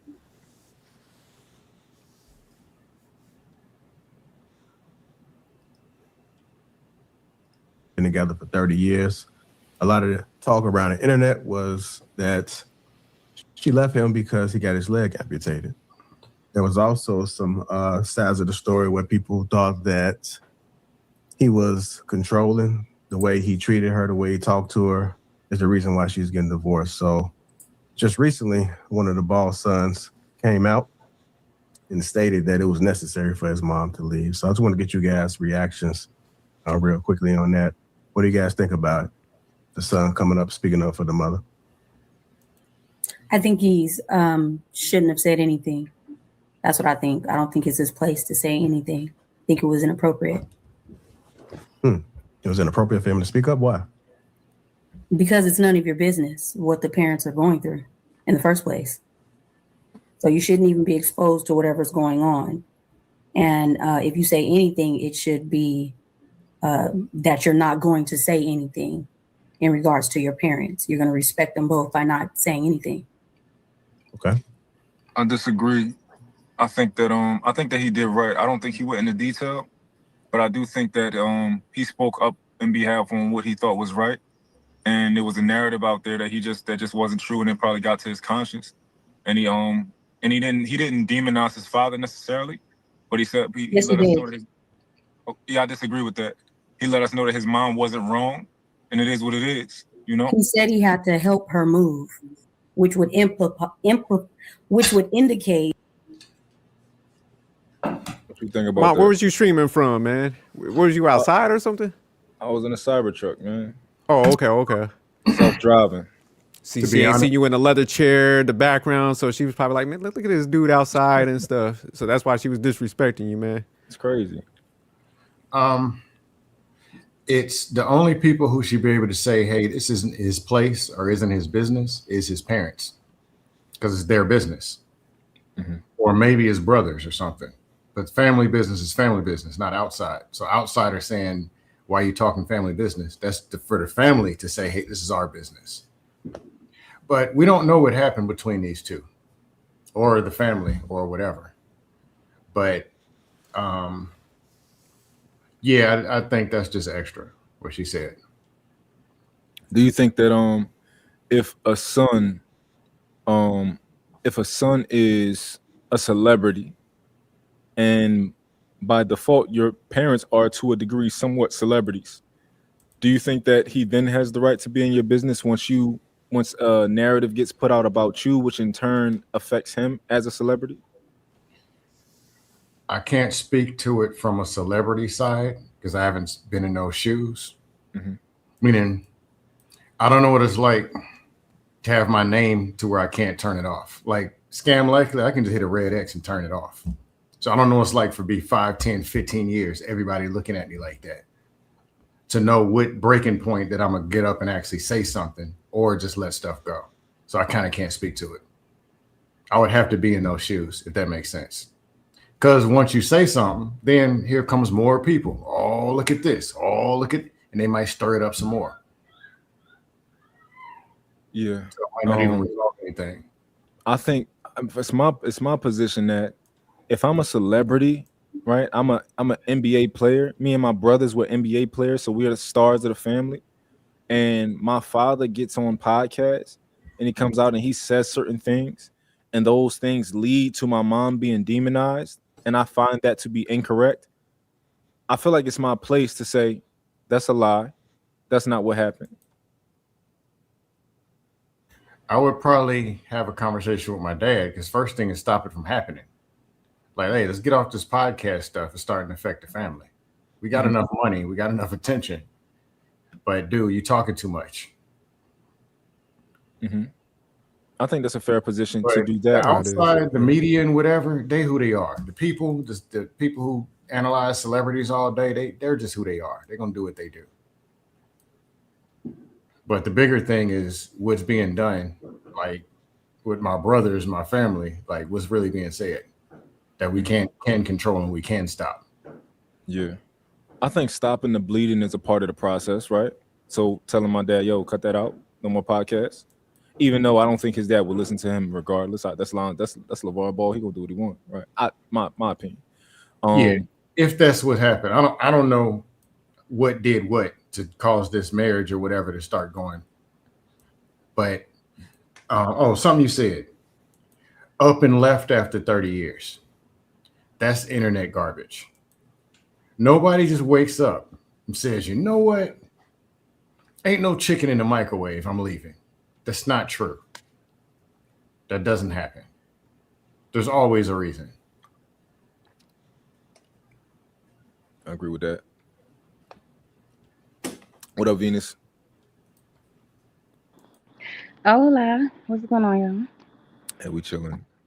Venus is Politicking. dusty. Just so you miss me, scam.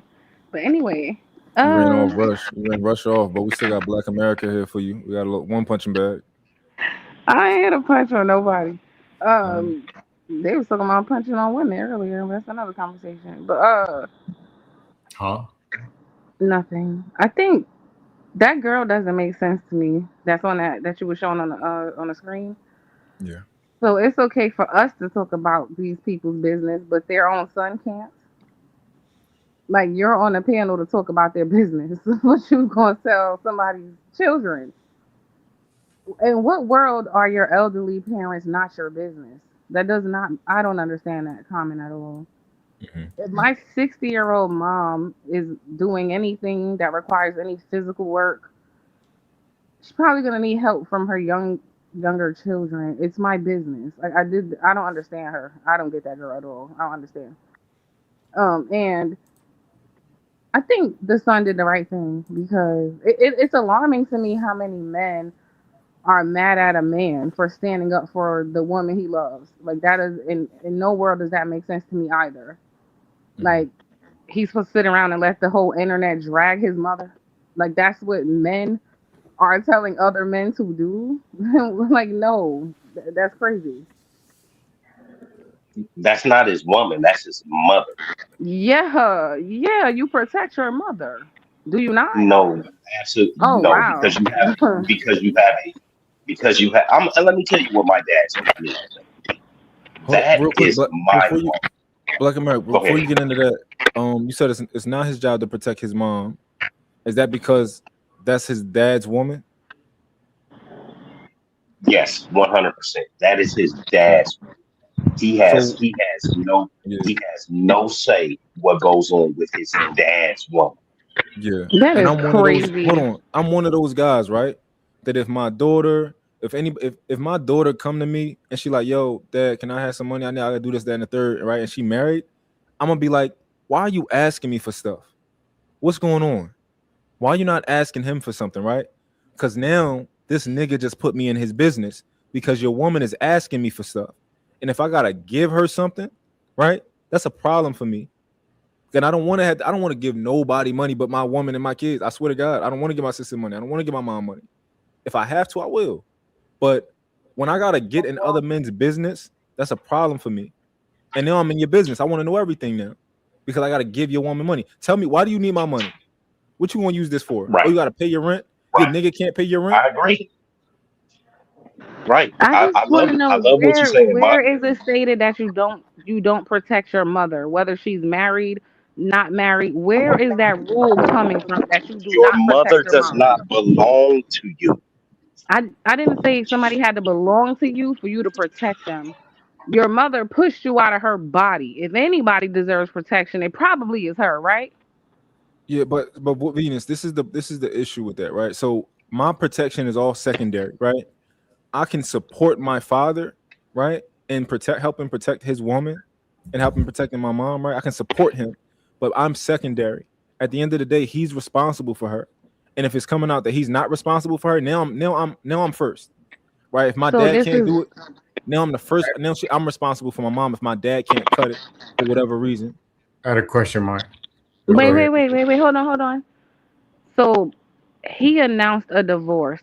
So isn't it obvious that this primary protection you guys speak of is null and void at this point, right? The whole reason she's moving is because protection A is no longer an option. So okay, so her son is not supposed to protect his mother. No, Like he I doing right. really need to understand the logic behind No, what this man is saying up here. Lonzo doing right. Lonzo's doing the right thing. His No, dad, he's to saying me, that he's doing the wrong thing. yeah, But I he's saying you disagree. don't protect your mom. Why do you not protect your mom?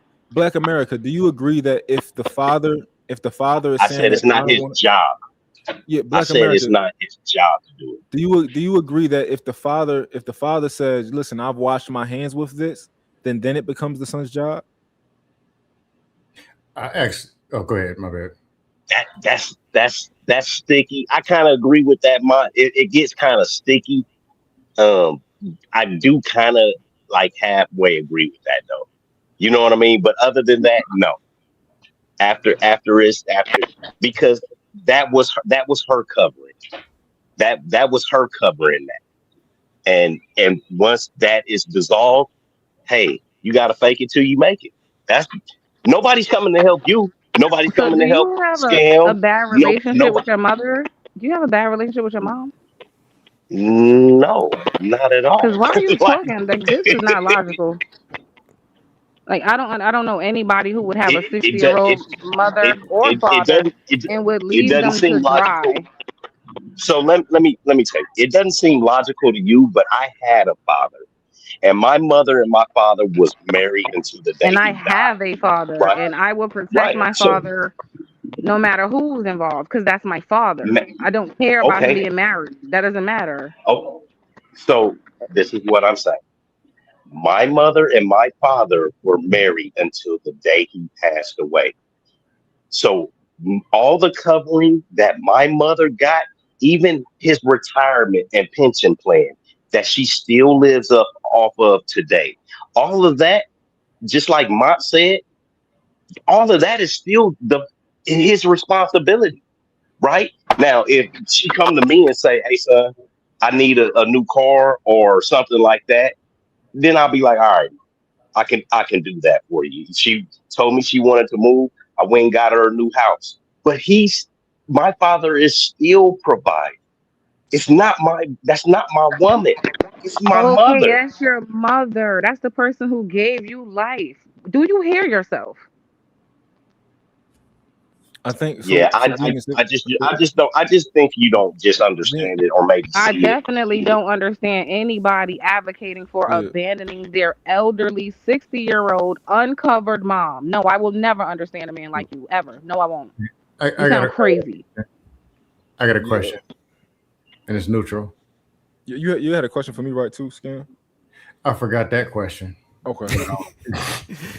Now, I agree partially with Black America saying when he says it's not my responsibility or primary responsibility, but it doesn't matter. For example, I got a sister who's married, I got nephews, and I got people who are close to me. If somebody comes for them, I'm taking them out. That's just what it is. It doesn't matter if I'm responsible or obligated or not obligated. Certain people in my family mess with them, you're out of here. That's just what I'm gonna do. Or my dad. It's not you come for him, you're out of here. It's a wrap. So I get what Venus is saying. This family, you mess with them, you're out of here. I'm gonna protect them, gonna die for them, fight for them, whatever, because we're family. That's what we do. I think at Black America is more just talking about the primary responsibility part, meaning first person should step up. And if I'm wrong, I'm wrong. Y'all can go back and dust each other off. Like obligated on paper, kind of who should. And last point is, me personally, if there's a dude who won't protect his mom, I would question if he's going to protect his wife or protect his kids either. I'm just saying. No, well, your wife and your kids are your responsibility, though, Scam. That's your first responsibility is your wife and your kids. I'm just saying, if he won't protect, unless the mom was reckless and crazy and all that, it was a horrible, and you ain't talked to her in 8 years. But if dudes will stand there and watch people go at their mom and that ain't, hey, if they're gonna just sit and watch that, I would question whether they would protect their wife and kids.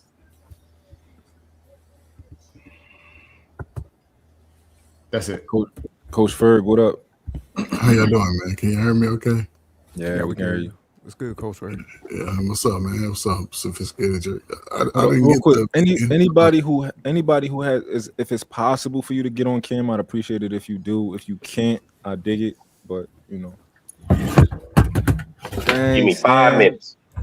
Dang, Scam, you trying to take all the women from the panel, man? Oh, my nigga Scam on camera? Yeah, man. What's up, Trey? Scam with all that goddamn caking that nigga be doing. Bro, you gotta stop that, bro. What like the other night, bro, you know you being disingenuous. Coach, what up? What up? Absolutely not. Trey, y'all dusted. Damn, you was lying the other night. Y'all fam. dusted bad. Bro, Coach Furr, you was in the crowd watching, wasn't you? I'm not sure what night you're talking about, but It was the other night when we was over there with Mo Love. That nigga, boy, that nigga. Yeah, I listen. I listen to Hey, him. when niggas get around women, sophisticated, these niggas be. Y'all see that? What was Scam trolling over there? Man, I didn't start trolling, but I had to. It was too bad. Hey, look, ask Coach. Coach right here, he'll tell you. All He right, was Coach. advocating lying to women. Well, My fault, Coach. We cut you off. Let's you can get your Let's take on this. Yeah. No, I mean, y'all was on the topic, I guess in relations to lavar Ball. I mean, listen, man. Shout out to that family, right? Because they was afforded a life most of you niggas would never see. And in reality, they was able to do things. His father talked his son to the NBA. His first son. Nobody knew of who Lamar was when he was playing professional football. Then he has a son who Lamar Ball going to the NBA. What did he play 1 year? All of a sudden he's drafted by the Lakers. They have been living an affluent life most of their life. However, his parents are older. He's had diabetes, got a foot off. She's had, I think, a stroke. And if the fact that they're not together, then as a son, I'll just speak for me. If my first of all, if my mother and father are talking about splitting up, I'm gonna cuss both of them out. What the hell y'all doing? Y'all senior citizens falling apart. Y'all need each other more than ever. But if dad moves on, I'm gonna have a conversation with him when I pull up at the driveway. But Lamar and his father had already had some issues because of the incident with the shoes. There was a big falling out over the shoes. There was a lot of money that was miscalculated. So again, that's one issue. But moms, she's coming with me. Whether I got a family, listen, we in the NBA, we got extra rooms for all the slow people and the elderly. So come on, mom, you come over here. And if it's an issue with them, because his father's always made a segue like that, I wouldn't put it in the face of the world. I would have handled that behind the scenes with my father. Even if I'm siding with my mama's ill, she needs help. So she's with me. You know what I'm saying? Any woman I would be with, you'd be like, look, that's my mom's, because you don't know how people's relationships are with their parents. And those are conversations you had to have. But when it comes to the mother, in that capacity, she's coming with me or one of my brothers. Father, he already said, I done got me another one. I'm gonna moved on. He got another woman rubbing that nub on his foot that he got chopped off every time he go to bed. So he's already accepted to move on. But moms having I don't know how many of you niggas that got health problems. Y'all seen a stroke in your families. You damn near lose half of your body. So you would think that somebody would be there to wipe the slob off their mouth. And I would rather be me with the resources that I have than relying on Scam Likely coming over with his attitude because his girl done cheated on him and shit. I would just be the one to be like, I missed that. Say what? It was just a joke, Scam. Oh. Hey, Coach Ferg. Yes, sir. But like Lonzo Ball, man, you don't think it's wrong for him to come and speak out to kind of clear his mom's name after the dad was like kind of putting stuff out in the public? Because, I mean, he took kind of a neutral stance, but he was just like, hey, it wasn't all on my mom. Because, everybody's like bashing her somewhat in the public, man. So you think he's wrong for like coming out trying to clear her name, Lonzo? I don't think he's wrong either way when it comes to his parents. See, those are his family members. They're not our family members. And the fact, again, your mother had a stroke and she's no longer in the safety confines of the home. She has to go somewhere else. And if the husband is not there to sort of support her, then she's going to be left to everybody else. And again, if we wouldn't have known nothing about this if the father wouldn't have said anything about it. He's already I'm no. gonna give you some pushback on that. Like, we're assuming that LaVar Ball don't want to take care of his wife, which is not true. I think the son is. Well, I mean, you saying that she can't be in the crib and she got to go somewhere else. So you're insinuating that he don't want to take care of her, which is not true. No, I didn't say that. I said they not together. They divorced, right? They on that path. Right, it's heading in that direction. Right. That's all I'm speaking to. They're not together because they show videos when she was going through recovery, he was there to support her. He was there. Somewhere along the way, their illnesses became an issue for them, both of them. Nah, it's an issue for her. She left after his foot got cut off. Okay, You then. know, So she had a that's kind of stroke. messed He up. had his foot cut You off. don't think that's kind of messed up? It could be. It could be. But then again, when you are, it's sort of like if some of y'all niggas lose y'all job, y'all ain't gonna be the same person. You lose a foot, some of y'all niggas Johnson ain't working, y'all niggas acting crazy now. But when you lose a part of you that makes you feel like you a man, those things really affect you. No telling how he may have became verbally, everything, you know, because people have expectations of Hey, people. Coach Bird, would it be fair to say we don't know why Yeah, she's we leaving? don't know. We Yeah, don't that's know. what I'm saying. That's the magic ticket. Nobody would We don't know know. why she left, but he spoke about the fact that she left. Your son's Yeah, in and the that's why I didn't have an NBA. issue with Lonzo coming out saying something, because it's like the dad kind of put some information out there. You know how like YouTube, everybody, I'm you gonna give both know, of y'all rightfully so, got their some different pushback on that. perspectives. What's Yeah, up? I mean, I'm gonna give both of y'all some pushback on that. Like, yo, you know, LaVar Ball, you know, he not a regular dude. Like, I feel like he had to do that because it's a PR move. Like, he do have a brand, you know what I mean, which is his name. You know what I mean? His name is a household name. So, you know, he got to put, you know what I mean? He got to put out some information because he already know, like, yo, they're going to throw him under the bus just like what his son did to him. You know what I mean? What his son did to his father is betrayal, straight up Judas style, man. I don't agree with that, man. If you ain't going to tell the whole truth so everybody can have a proper assessment on what really happened, he need to shut the fuck up. Word is born. I disagree. I agree with Coach Berg in the fact of that we hurt the person that's close to. So that is 100%. But I didn't hear Mr. Ball say anything bad about his wife. Only thing I heard him say, "Hey, we separated. We had a 30-year run. We had a good run." That's all I heard him say. There's nothing wrong with that.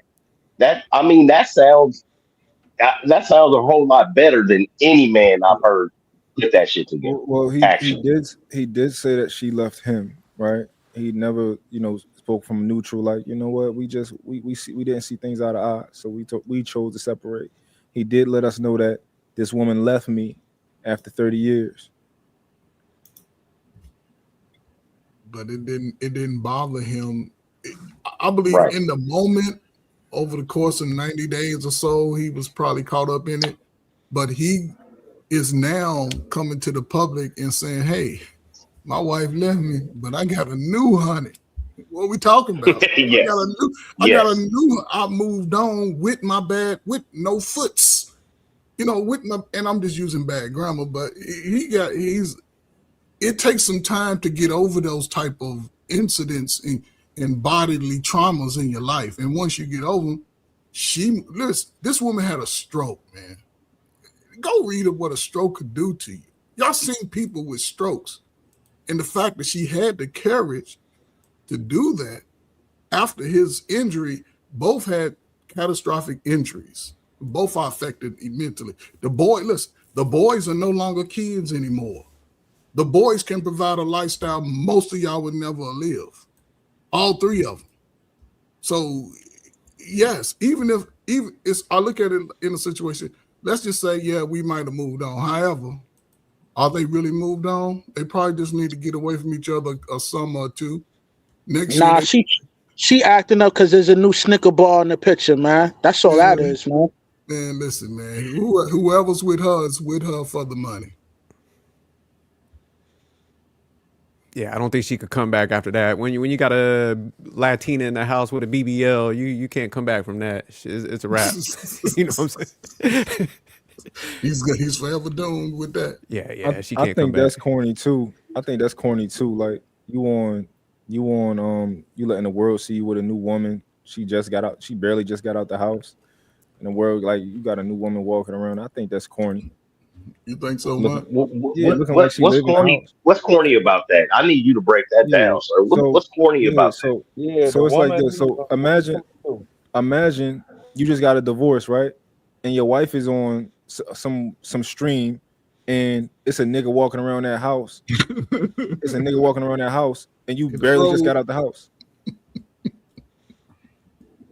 Once again, Yo, I listen, know man. Like not I you. said, man, there's a new Snicker bar in Not the you, kitchen, but man. but, You know but what I mean? most times, Mont, that is exactly what happens. Your And they broad wrong. don't leave you to be alone and to heal and go on a healing journey. She go and find another piece of pine to ride on and goes from there. See, it's just like if your car break. If your car break, you either gonna have to go get a new battery for the Cybertruck, or you gonna just have to go down to the lot and go buy something new. If it's gone, it's gone. It needs to be replaced. There's nothing wrong with replacing shit that's not there or not working anymore. Yeah, I think from my perspective, right? I don't fault anybody for moving on, right? You can move on, you can go fuck, you can do whatever you can be a whore, you can do whatever you want to do. But when you know that I'm a celebrity and our family is like famous and you put this online, you want to stream, you got this bitch walking around your house with her BBL, all that type of stuff right behind you, like you so player. Like if that was the vice versa, like in a woman, Did I would she feel look good? No, not to me. It's not my type of everything look fake. Man, don't do that, boy. He asked me. So to anybody else, because I didn't see her, does she look decent? Because that Nah, nigga, he's she in was his bad. 60s. Does she look decent for a 60-year-old man to have? Oh, I asked her because he the only one that's like for a 6-year-old for I ain't sure. still. I'm 50. Hey, Black Mary, I'm gonna keep it a buck. She looked official for a 60-year-old man with one leg. She was definitely there you go. All I'm gonna keep power it to real him. with you. All power. Hey, if he's 60 and can still pull him like that, hobbling around like that, hey, it is nothing wrong with it, brother. Now we going a little too far with the pulling shit. He paying. He paying. Yeah, this is grade A I don't tricking. care how you gotta get. I don't care how you gotta get it. It's just important to have it. It's important to have it. Nah, Black America, you was making it sound like he went to the club and he was spitting game out there. Nah, he cutting checks. Let's stop. We all, every man that got a woman, he paid. I heard Mont say last week that he thought he was getting jacked because he was thinking that the nail jobs was $20 and his girl said they was $139. He was like, "You owe me change." She like, "No, nigga, it's $100 and something. We're all paying. I was joking. We're all paying." I would bet to say that girl that's there is the girl that was his CNA nursing him back to good health. I believe that person that was there was the one that was nursing him. And like a lot of niggas that get caught up in that ass and titties, she got to walking around and he was looking at it and he was like, "Yeah, you my new woman." Ain't nothing wrong with that. Who disagrees with me that him displaying her to the world was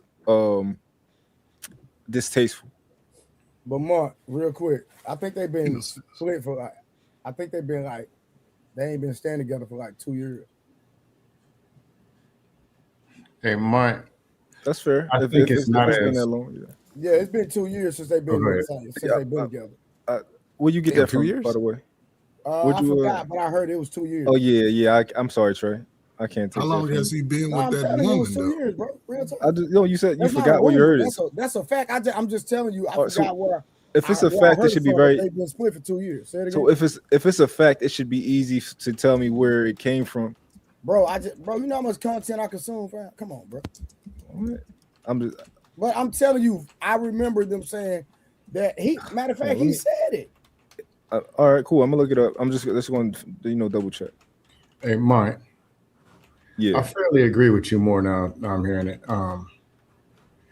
At the end of the day, I think Lonzo wants to keep this crap out the media so he can go home and eat a sandwich, and that it's better for them, the family, the group, to go eat a sandwich. Media, if he wanted to keep it out the media scam, he would have went and talked to his father, man, and man, he would have kept it out the media. I agree with that because, like I said earlier, first thing, if there's a whole bunch of talking and weird stuff, you go to your dad, you go to them, "Hey, man, what's going on?" and try to limit the conversation or whatever. We don't know what happened, but we know that media runs with anything. So anything you say, anything you show, their job is to pick the most negative thing and start running with it. Kind of like what they're doing about this women's stuff right now. and blaming the mom for everything and saying don't protect mom. Just pick a side and just start running with the negativity. So Lonzo's probably coming in. This is my assumption, and trying to limit a lot of that. Lonzo And, got hey, problems with his daddy, man. He got issues with him. you say Lonzo what? Lonzo has issues with his father. I probably would too. He talked too much. No, I think it was a lot of a bad deal. But my point in saying that is, Scam. though, Scam, They wouldn't even be as popular as they are if the dad wasn't talking. Like nobody knew who them niggas was. They dad talked them all the way into the NBA. Them dudes is garbage. Yo, what? Hold on. So LiAngelo Ball making all NBA. Hold, Not wait, LiAngelo. All NBA doesn't matter. No, it don't. Hold on, y'all tripping. Y'all This is what y'all. This is what we're doing. I know y'all don't play basketball. Mont, why they tripping? LaMelo Ball is LaMelo. I mean, he's no, tough. but again, yeah, LaMelo Ball, nice. Listen, I don't know if y'all play ball, right? Especially in high school. By your junior, senior year, you the all-state guy. You that man. You didn't hear about all of this until he started talking, and then that put attention on his children. And a lot of it was bad attention. What are we talking No. I followed Coach Ferg. I followed the AAU circuit. They was already known like that. Yeah, they were scouted like in junior high and shit. They were scouted. One was pick number 2. The other one was pick number 3. LaMelo was hooping on varsity as a freshman. Yeah, when LaMelo LaMelo scored 97 points, that's when I heard about him. I heard about him before his dad. But again, this is not common in our community. This has been happening to young guys that could hoop like that. Most of them's father wasn't getting out there and saying, "My son is the best player in the world." That's true. He was different. That's true. He was different. He was a good father. He deserved his credit for that. I agree on that. No, Coach Ferg. Somebody else got pick number 2 and number 3, and they got Nike deals, and they got all NBA, all All-Star, just like them. So that all this talking, honestly, Lonzo didn't live up to his height at pick number 2. All this talking, so it's not like Lonzo was a nobody, and then his dad started talking, and then all of a sudden he started hitting 80 points a game. That's not true. No. They wouldn't. What I'm saying is they wouldn't have made it to the NBA if it wasn't for their dad. Yes, If that's the case, how come the third one didn't make it? They father coached them. Then how come the third one didn't make it to the NBA? Because he got caught stealing. Hold on. Because he couldn't play. How about that? Yeah, exactly. They weren't that good. We heard about LeBron in high school. We heard about Kobe in high school. We heard about Kevin Durant in high school. Hold on, they can play basketball. Black America. Hold on, Black America. Hold on, yo. Black America. So yes, sir. I think you and Harwin are saying something different. Harwin is saying if they didn't have their father in their life to train them to play basketball, they might not be in the NBA. What you're saying is you're saying that without their father promoting them, they don't have that. They're not really that good at basketball to make it just off of their skill. You are out of your mind. You do not just become as good as LaMelo. LaMelo Ball is crazy, right? Crazy good. You don't become that good and not as a star in the NBA and just not have pedigree to be a star in the NBA. Is he a star right now, Mont, in the NBA? Hell yeah, he's a star. What are you talking about? Okay. His father LaMelo Ball got the ball talking on the this string. years ago. His No, father. Coach Ferg, you're correct. His father played a pivotal part in their brand, right? However, yeah, he did. However, his sons are extremely good at basketball at the same time. But they good at basketball because of his genes and his tutelage. And we agree on that. Because he picked once the he right put mom, once he put the message out there, His mom played high school volleyball. It's a simple strategy for any of y'all with sons. You got a son that's a senior. Damn, he's already played his time. You put him out there, right? And you got 2 younger sons. They're going to see the spotlight. They're going to see the energy that they're getting. So they're going to elevate their game. So by the time that they get to the level of where I guess Lonzo was, they're going to be a couple of steps ahead because they see what it's like. So their play trumps, I say LaMelo's trumps Lonzo's play because his father hyped Lonzo to the league, but Melo played his way to the league. It's a difference.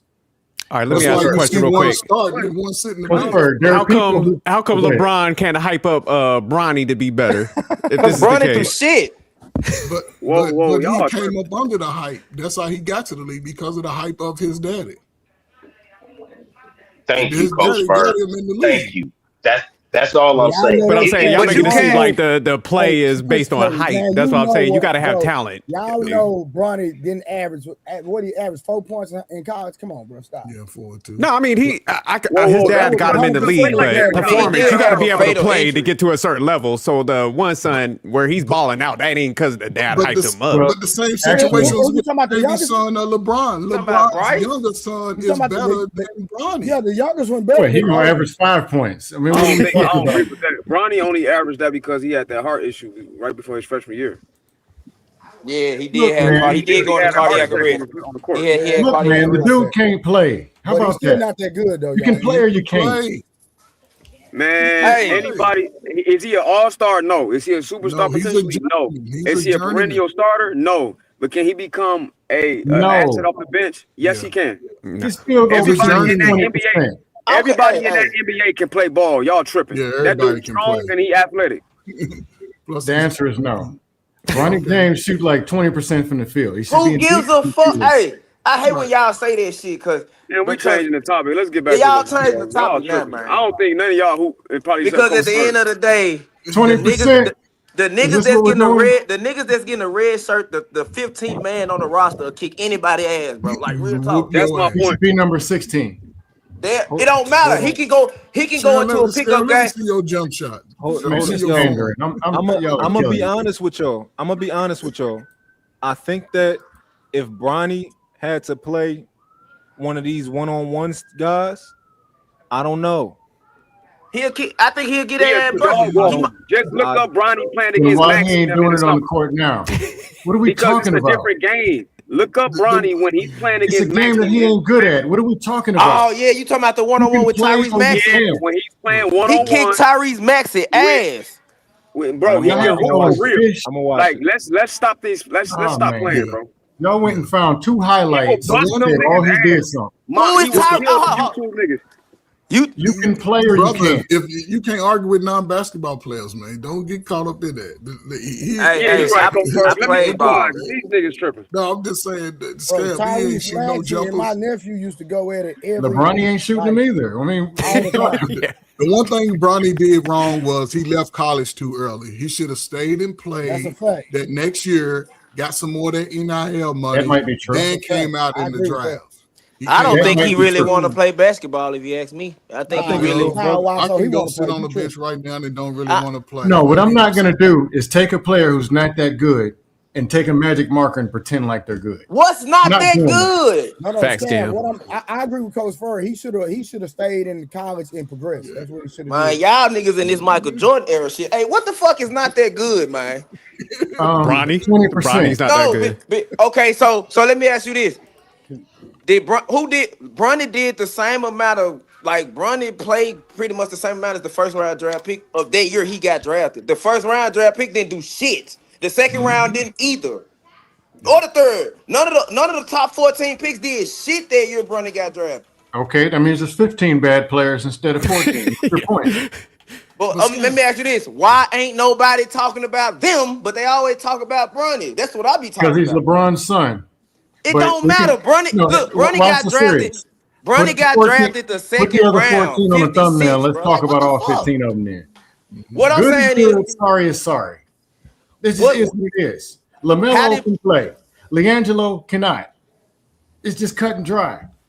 So we don't just take him and just pump him up and pretend like he can play. Well, that's his son. He didn't did. You can play or you can't. But he's I can't play. what Therefore, round and what I'm pick did Bronny get picked?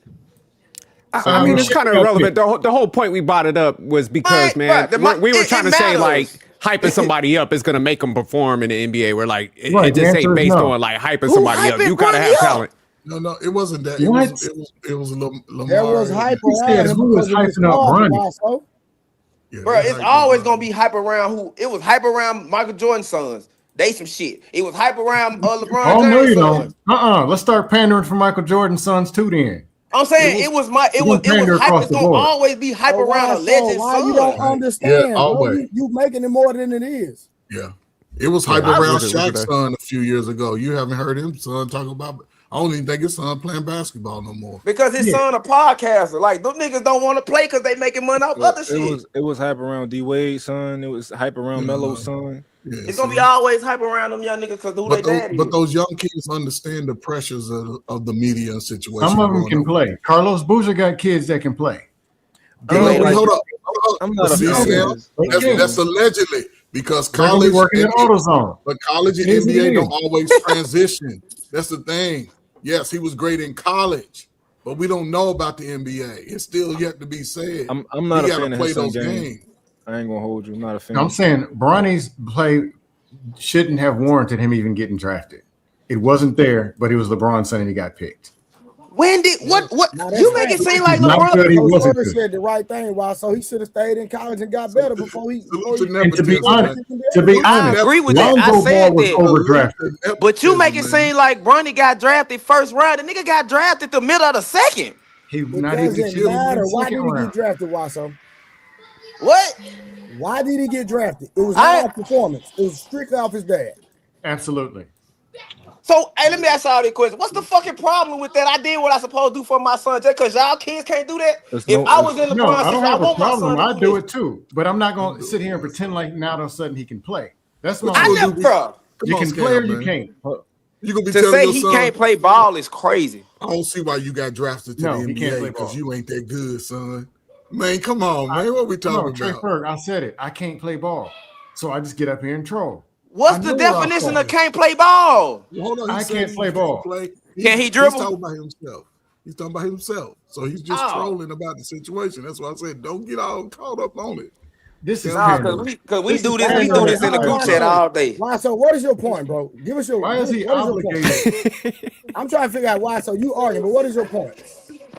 Because it goes back to what somebody said something. I don't know who that was that said that basically, if it weren't for their dad, they wouldn't be hyped up. If I'm not mistaken, LaMelo Ball being ninth graded on a freshman team scored 97 points before BBB. Big, but I'm saying before Big Baller Brand became a brand. If I'm not mistaken, in my opinion, if it weren't for LaMelo scoring them 97 points, Big Baller Brand wouldn't be shit. All right, let's just say, hold on. Let's just say this. Yeah, that's our point. They had talent. We was just saying that. Yeah. All you gotta say is, listen, they had skill. They played good at the end of the day, and they dad had influence in getting attention on them, but they had to put the work in to play. It's really that simple, bro. Exactly. Facts, Trey. Yeah. But shout out to Wiseau, man. I thought the Bronny thing was a good joke. You stopped all on my joke, man. You feel bad for that? No, I'm just saying, Bronny playing like a 55th round, second round pick, bro. Trash. That's how you playing. Hey, Mont, real quick, can I ask you a question? Yeah. So say like Lonzo, like the dad never came out and said anything, and Lonzo just came out and started speaking on the relationship. Would you then kind of see him in a different light, be like, damn, why are you talking about your family matters in public and nothing was said from your parents? Yeah, I would definitely that would be out of pocket to me. You know, don't like that. That's their business, and you bringing it to the internet. It's not. Hey, it's not. before you do this review real quick, hey, Mont, tell Wiseau who I was with today. He was with Charleston White. I mean, I'm not surprised. Both of y'all some Texas natives. What y'all was talking about? None of your business, nigga. Don't worry about it. That's crazy. Nah, but that was. Hey, man, ain't no hate shit around here, man. This shit don't stop. I was just telling you. Yeah. Isn't saying something, and it's in the mother's favor. Yeah. So what? But do you think I made a fair point that if I had to, if he's literally involved in it because he had to stop what he was doing, leave his woman, and come help his mother who is covered. She has a husband. She has a man. But I got to get up from what I'm doing, fly to where you at, and help you move, and you saying it's not my business? Oh, I love the fact that you're saying he's not even in the same household as them. I'm not sure. That makes it more of a reason why it's none of his business. He doesn't even live there.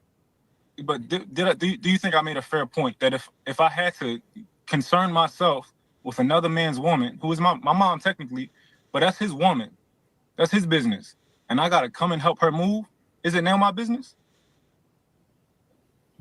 it certainly is his business. Those are his parents. It's his business.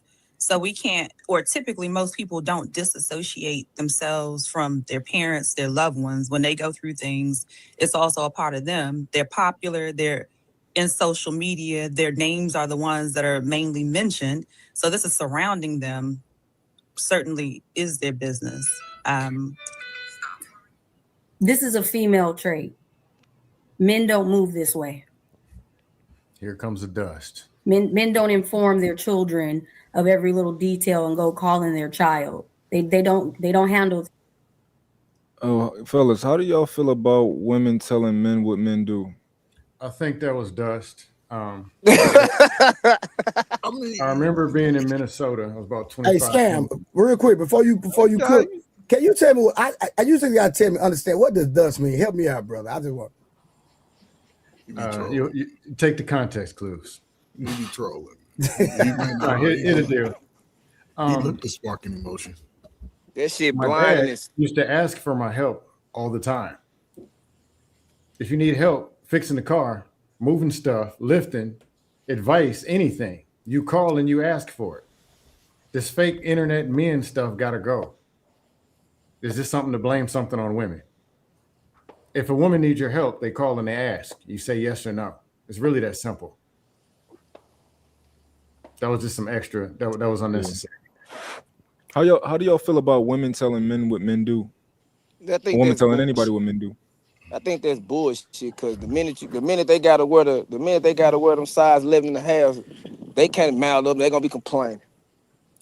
Why? So you 5'6", nigga? What are you talking about? I wear a size. I wear 8.5, 9. I ain't worried about it. And why you talking about wearing a size 11, nigga, and you don't? Because my wife wears a size 5, so she can't wear this size 9. I can't put my hands in an 8.5. Why? So I'm glad Trey called you out on that. Like, why did you have to say 11 and a half? That nigga said 11. Because that's typically, I'm telling you, because that's typically, it's not my size. My size is small. I already know Well, it. you should have said your size. What are you talking about? Most men wear a size 10, 10 and a half, 11. 11 and a half, yeah. Exactly. See what I'm saying? Y'all don't wear my size. I'm in the 13, 14 category. God damn. Yeah, I wear 17. I was 5'6", wearing a 14 shoe. Oh, well, nigga, that's abnormal, nigga. You should have been in the circus. Hey, Sam, hey, your body had to catch up with your feet, man. I never made it all the way. But Mont, to answer your question, man, I don't like when they do that because it always comes from like some ill intent, man. Yes, fact. It's like they're always trying to redefine what masculinity is based on what point they're trying to push. So for a dude to take up for his mom and speak his mind when they put it out there, that's not sensitive, or however she was trying to frame it. So yeah, I don't like when they do that shit, honestly, man. I think, like I said, there's some spin to it, man, and it just doesn't fit this position right here with Lonzo trying to just speak out on this incident.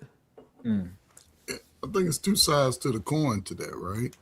To strange women, they have no validity in how they feel man should move in a sense, right? Because they're only equating that to the man that they've been in contact with, maybe no lack of a solid dude around them. So they just speaking from that experience.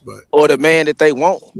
I love when my wife give me some better advice than the dumb shit I thought of in my head was gonna work. I've seen my mother and father work in that capacity. Hell, I have 5 sisters. Wasn't none of them running around, stupid. And I remember hearing my mother tell my father this, some good advice a couple of times because he was caught up in, man, we get our focus. That's what we want. We want to do it. But then I would trust my wife to give me the best advice than any of you niggas on YouTube or whatever, outside or whatever. Y'all can give me some suggestions. But motherfucker, I'm not sleeping with none of you niggas. Coach Ferg, we're not talking about I give you some good advice, man. I know, man. You can give me some good boxing advice. I'll listen to you when it comes to boxing and shit. Maybe bro, I got good experience in life. But I'm just saying, this certain. It comes down to the people that you trust. That's how it is to me. Coach Ferg. So what? We're not talking about advice, right? We're talking about women telling men how men behave. But no, that don't work anyway because they totally opposite of, they sugar and spice everything nice. We sticks and stones, and it's just part of the psyche. But I will say now, over the last 25 years of y'all sort of think alike in a lot of ways. Y'all fight over the same stuff. I would say this about homegirl that was giving you that pushback, Mont. She about to clean out the whole red pill. Pearly, move out the fucking way. She about to, she gonna get paid. She saying all the right shit they want to hear. You said who? What's her name? Oh shit, I don't even know. Talking about Melody? Yeah, Melody? she about to clean up. She coming for Pearly spot. Oh yeah. Yeah, I think a lot of the guys will love her. Like these niggas in the red. She gonna eat that game up. These niggas is so lame, bro. It just show you how goofy the internet is, bro. Niggas, bro, I'm not, bro. I don't Hey, yo, listen to forget the 99% red pill, man. We bonded with the symbiote over here, you heard? Rush, I told you I got the I'm light not skill. listening I got to the no light skin pill female coming out soon. About what men deal with and go Sticking to through. the troll Period. pill. Stupid. I'm not. I listen to y'all, man. I'm not listening to a woman about my man. Period. I'm gonna play the rest of the video. I listen to who I believe is right. The only way I listen to a woman about a man is like she 60, 70 and she's a widow and her husband stayed together forever. Like that's on or it's a married woman who's been with a man. Like that's probably about the only time I give a woman any type of validity. Bro, listen, how I y'all validate listen, who's right. real quick, man, bro. It's funny how we listen to people about relationships who not in relationships or never really been in one. It's crazy. Now that's facts. Or it's funny how you listen to people who are in one, married 78 years, and they're telling you to do the opposite of everything that they're doing and get your money. Yeah, I And agree. and you end up funding their relationship. Either though. Like I said, I listen to who's speaking, and if it's bullshit, I burn it. If it's dust, I troll it, and if it's decent, I keep it. Now that I don't get people that's married telling the kids people, and you got married at 19, 20, 21, and you telling people wait till you 30. You regret being married? Information is in the last information. 35 years got married as teenagers. Nobody. I don't see Michael Jordan telling Phil Jackson, you can't play basketball, so I ain't gonna listen to you.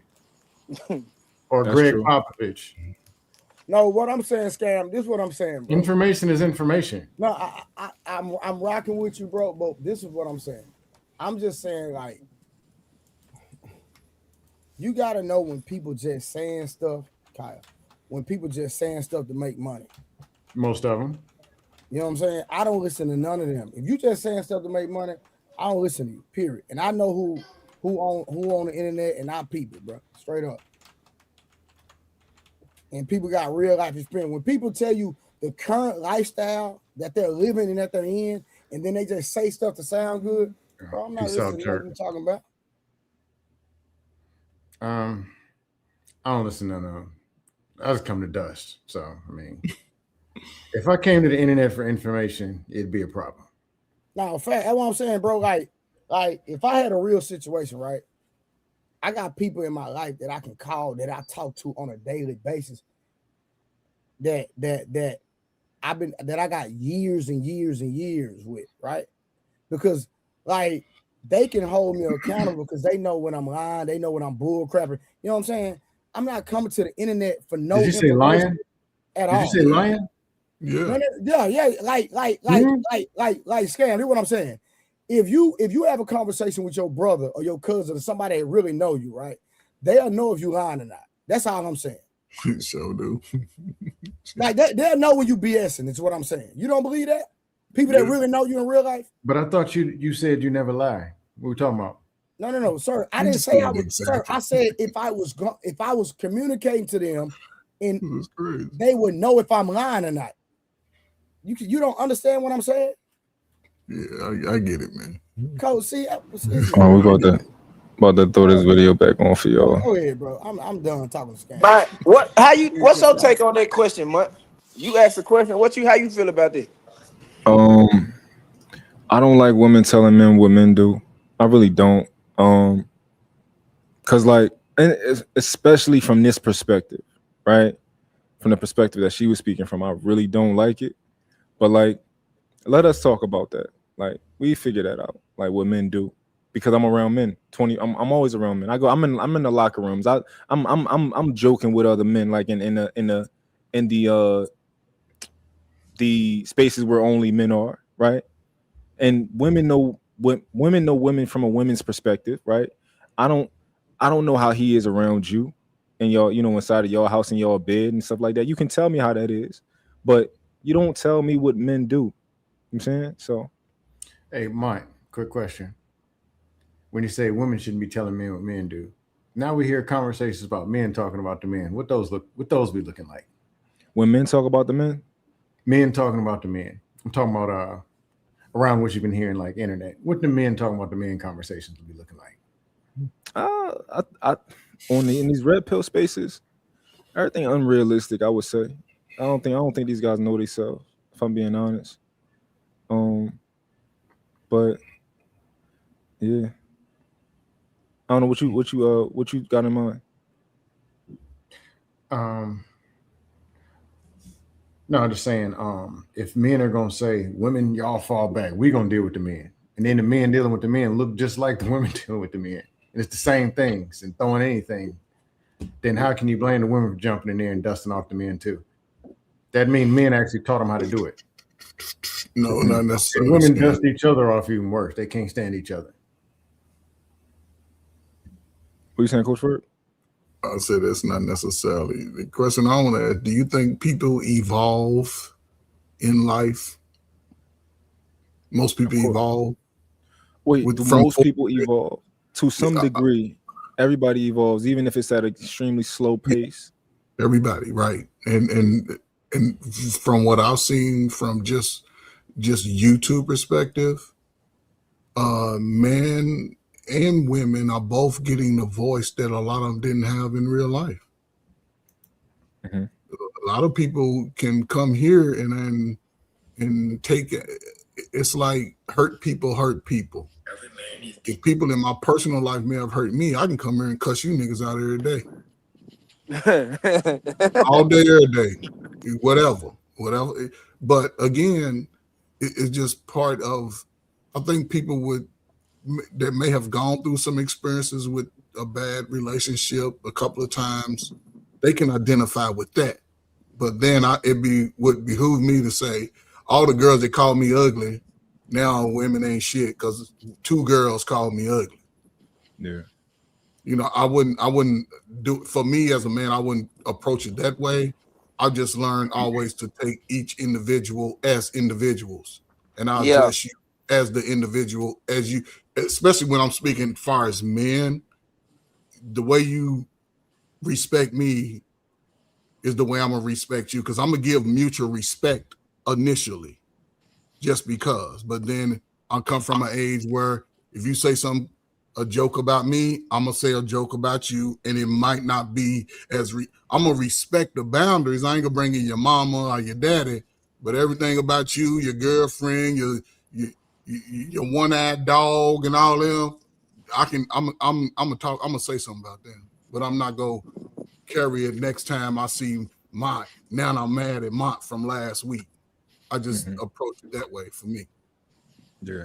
Because I met a lot of people, good, bad, rich, poor, drug addicts, all that. I've been around every population and have worked with them. So, okay. What's the relevancy of that point? That's what women do. Women are the only ones that have a hard time keeping a hero the hero. A woman's gonna tell her child all the in and outs of why she's wrong, why the dad did this, and why she feels, because she needs that child to be on her side. We see it happen too many times when these women are getting left by dad or they're leaving the dad. They put the child in the middle, he becomes a weapon. It would be unfair to say that's what happened here, but let's not pretend like we don't know that to happen. And I'm saying a lot of y'all, you probably have either seen it happen yourself or done it yourself. So the reason why it's not his business is because, again, it's not his marriage. Those are his parents. And you can't respect both of them. He picked a side. He picked his mother's side. Exactly what he said made it seem as if it took some weight off his mom and then reallocated that weight to the father. If you are a child, you need to stay neutral and stay out of that shit. And that's not what he did. Willie, How do we feel about them? How do we feel about this word "child" being thrown around? I agree with part of what he said, but not to the degree of how he put it. Yeah, I agree with yeah.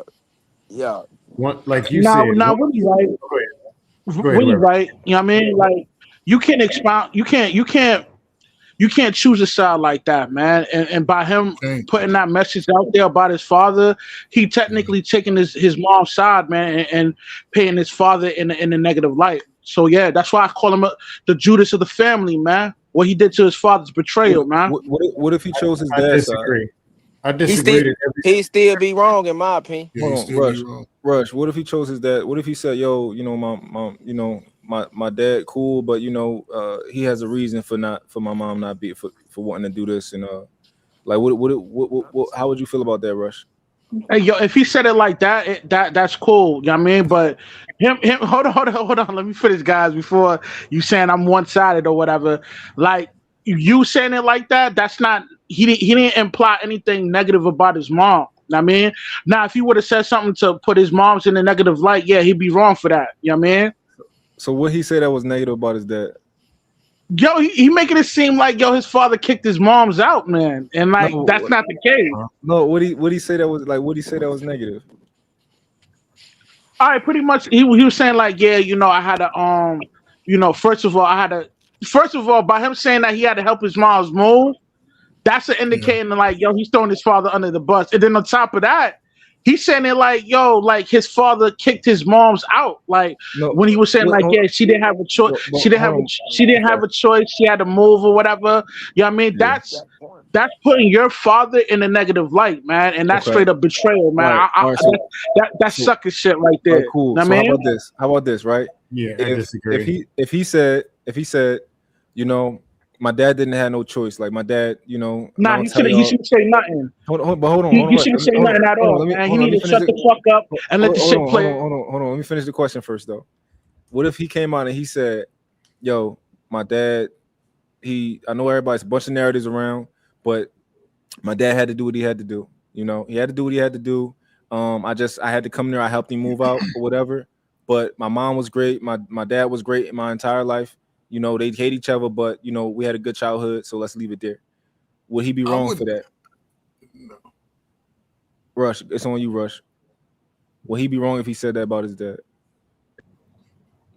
And he shouldn't say nothing at all, but I mean the way you're paying it. Hold on, let me finish. Yeah. The way you're paying it, you know what I mean? It doesn't put the father in a negative light. So yeah, that's cool. You know what I mean? I said exactly what he said about his mom, though. Nah, nigga, nah. That nigga was on some shit like, yo, my dad, kicked my mom's out. I had to help her move out and all that shit. But yo, everything cool though. They great parents. Whoa. Nah, nigga, the nigga threw his father under the bus, man. I literally said it the same. I literally said it the same way. Yo, you didn't. I just came in. It wasn't verbatim. It wasn't verbatim, man. You paraphrased, man. I mean, the way you said it, man, doesn't sound that bad. It don't sound that bad when I that. So I think we going off because we going off of how we feel about what he said. We're not going. Nah, nigga, I'm going about the betrayal he did to his pops, man. Know what I mean? If you ain't gonna tell the whole truth, man, yo, man, just shut the fuck up, nigga. Oh my God. You know what I mean? Hold on, we gotta play this back for y'all. I got some. Go ahead, Scan. How is it betrayal, and how is he automatically on his dad's side in their marriage? Ain't that marriage between them two? I was about to say that. Somebody else's marriage, and the marriage didn't work. And at the end of the day, you the son. You help who you decide to help. I got two parents. All right, I got two parents. Both of them are almost as ugly as I am. Sometimes I don't like something my mom says. Sometimes I don't like something my dad says. It doesn't mean I'm picking a side and I'm doubling up to go gang up against a parent. I got a problem with what was said or what was done. But it's not going to jump you in a marriage. Yeah, but my thing where I think he fucked up at was when even though he went to the media with it, like me personally, I would have, man, that's fucked up. But that's their marriage. That ain't got nothing to do with me.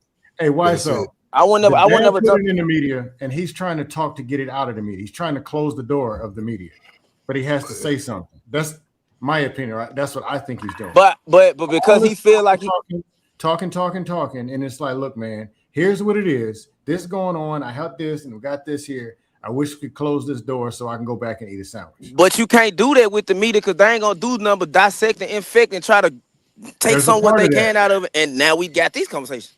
I think he's trying to minimize. I think his attempt is to minimize it. But the attempt he should have did was shut the fuck up and stayed in a child's place. Yes. No, well, the dad shouldn't have opened his mouth to begin but with. It's the dad's marriage though. He can say, "Well, Right, it's the dad's marriage, bro." But no, hold on. That dad's marriage is spilling over to Lonzo, Leangelo, and it's not. That's because they are allowing it to. Right. But I'm gonna give you a situation. Father's Day. My mom and my dad, we went to Marston Steakhouse. Everything was going good. Me, my brother, my wife, everybody was there. Me and Cadre saw my mom and dad having a little spat. They not loud with it, but they going back and forth talking. Me and Cadre walk straight in between them. Hey, y'all can do that shit in the car. We finna roll. Hey, let's go. Y'all, that's what we did. We got in between them, and then I was making them laugh, and I said, hey, whatever y'all doing, y'all can do that in the car. We got to drive an hour back to Memphis. We in by Haley right now. Y'all can go do. What you're saying is you tried to minimize it, right? Minimize it and try to close that door. All that chaos stuff, this ain't the place. Let's keep this quiet. We can handle this in the car or at home, right? But if my dad or my mom was social media, I would have went straight to them. I wouldn't have went to the fucking media. I would have went to my dad. I agree with that because I think he should have went to the dad. I'm assuming that he did. I think Mont assumed that he probably talked to his dad. But now it's already out there. Now I believe, I could be wrong. I believe his talking is trying, it might not be the best approach. He's trying to minimize and close the door on social media. Hey, this is true, this wrong. Look, man, we good. We got this going on. And I helped her move and whatever. Now let's go ahead and move on. That's my assumption. Also, I'm gonna be honest, man. Yo, Lonzo taking a shot at his pops, man. Know what I mean? I got a question. That's the way I'm taking it. Hold on, real quick. Let me play this video. We're gonna play it because went down. I'm not about to get into all the details, but long story short, my mom didn't want to leave. She was quote unquote damn near forced to leave. I helped her leave. I'm glad she left. She's in a great spot. Shout out to Dip. Put her up nice. So she's good. My pops is good. They obviously don't fuck with each other, but I fuck with them both. And she was not wrong at all. She did not leave him because he lost his foot. That's a myth that was put out there. What else have I seen? I don't know. But my dad did a great job raising us. My mom did a great job raising us. They didn't work out, and it is what it is. So if he said the same thing about his dad, he didn't want to leave. I helped him leave. I thought he should have left. My mom did a great job raising us. My dad did a great job raising us. I just helped him. If he said the same thing about his dad, would any of us think he was wrong? I don't think he was wrong as he said what he said. Even if what he said isn't even true, he's trying to close the door. No, I'm just being honest. You're right, though. I agree with you. You're right on what he's trying to do. Now, but he's trying to close that door and minimize it. It could be the truth or it could be political or a mix of both. But he's trying to put a Band-Aid and minimize whatever mess is going on. But he can't do that. The only way it's going to be minimized is either if LaVar Ball come out and apologize for what he said or his wife open up her mouth. That's the only way you can minimize this situation because it's their marriage. Look, check this out, right? One time I was in my one time I got into something with my sister, right? A long time ago. She had I already know your sister was wrong. I already know your sister was wrong. Go ahead. But she got a problem, man. She got an emergency restraining order against me, and she said that I hit her, right? And I didn't hit her. Now, my entire family, they knew this bitch was lying. So when I showed up to the court date, all of my family was there behind me because she was lying. And she didn't show up. She didn't show up, right? She didn't show up, right? I already know. Yeah. Damn, can he tell his story? Then relax. But this is the thing. Were they wrong for taking a side based on what they felt was right? It wasn't about the feeling. It was about the logic and the truth. And they just stood on truth. Sure. So yeah, but my thing is, were they wrong? Because Lonzo, we don't know if it's true or not. However, I'm gonna take it at face value, and I'm gonna say that he believe, and based on the logic, he thinks his mom was right, or he thinks his mom wasn't wrong, right? So as far as him just coming out here saying like, listen, she was not wrong for leaving. My dad good, my mom good. Let's drop it. But she wasn't wrong. I mean, listen, people know their parents. But I'm saying people know their parents, right? If they parents get into a spat and they remember they've been around, they've been having this family unit all their life. That's all them guys know. So if you're not there, you doing your thing, you come home, you saying like, damn, why y'all tripping? What y'all ain't together with? So, and if mama makes a decision or daddy makes a decision, I'm sure he would have helped his father move out just the same. But the fact that only thing he's doing is saying, hey, based off the situation, and y'all know how bullheaded Lamar Ball was before his son made it. He was talking big shit. Y'all was even, man, while he talking that shit, I wouldn't. But the fact that he's who he is, he loses a foot, she has a stroke. He probably became an asshole losing your foot. So the mom like, I can't take it. Because she got to deal with her health too. So go ahead and move out. Mama, I'm going to come over and move you out. But and I'll say this, not shut up. I would have just, if I believe I had a relationship with my father and we cool like that, I would have talked to his ass and cussed his ass out by the pool house a few times and just left it at that. I wouldn't even say, I wouldn't speak on that relationship to y'all. Like, you cussed him out for what? Because if he's doing something to push her away, then that's an issue to me. You don't push her away. You know what I'm saying? I don't see why it would come to that point where we got to damn near divorce and go to divorce. I'm sure the house is big enough where they can come up with a fucking deal. I'm just saying, I don't know. So that's okay, but okay, so it's okay for a son to intervene and tell his parents to stay in a marriage they don't want to stay in, but it's not okay for a son to publicly defend his mom. Like that okay, so first of all, man, nigga should have stayed out of there. He should have stayed out of it, period, point blank. That ain't his business. Hold on. Is it your son or is it my son? Hold on. Venus got the floor, yo. Let's let her get a whole point out. Nobody care, nigga. Yeah, we gotta let her get a whole point out. Come on, yo. Man, bro, No, I don't think I'm saying this is the decorum. This is the decorum I panel. don't do all that decorum stuff. This is the decorum panel. I don't care, nigga. This is the decorum panel. Man, bro, if I'm on here, nigga, you know what I'm No, we just gonna be me and you fighting the whole time, man. Well, let's go. Man, that shit ass, bro. Stay in the fucking child's place, man. That shit garbage, bro. Hold on. Let's let Venus go ahead.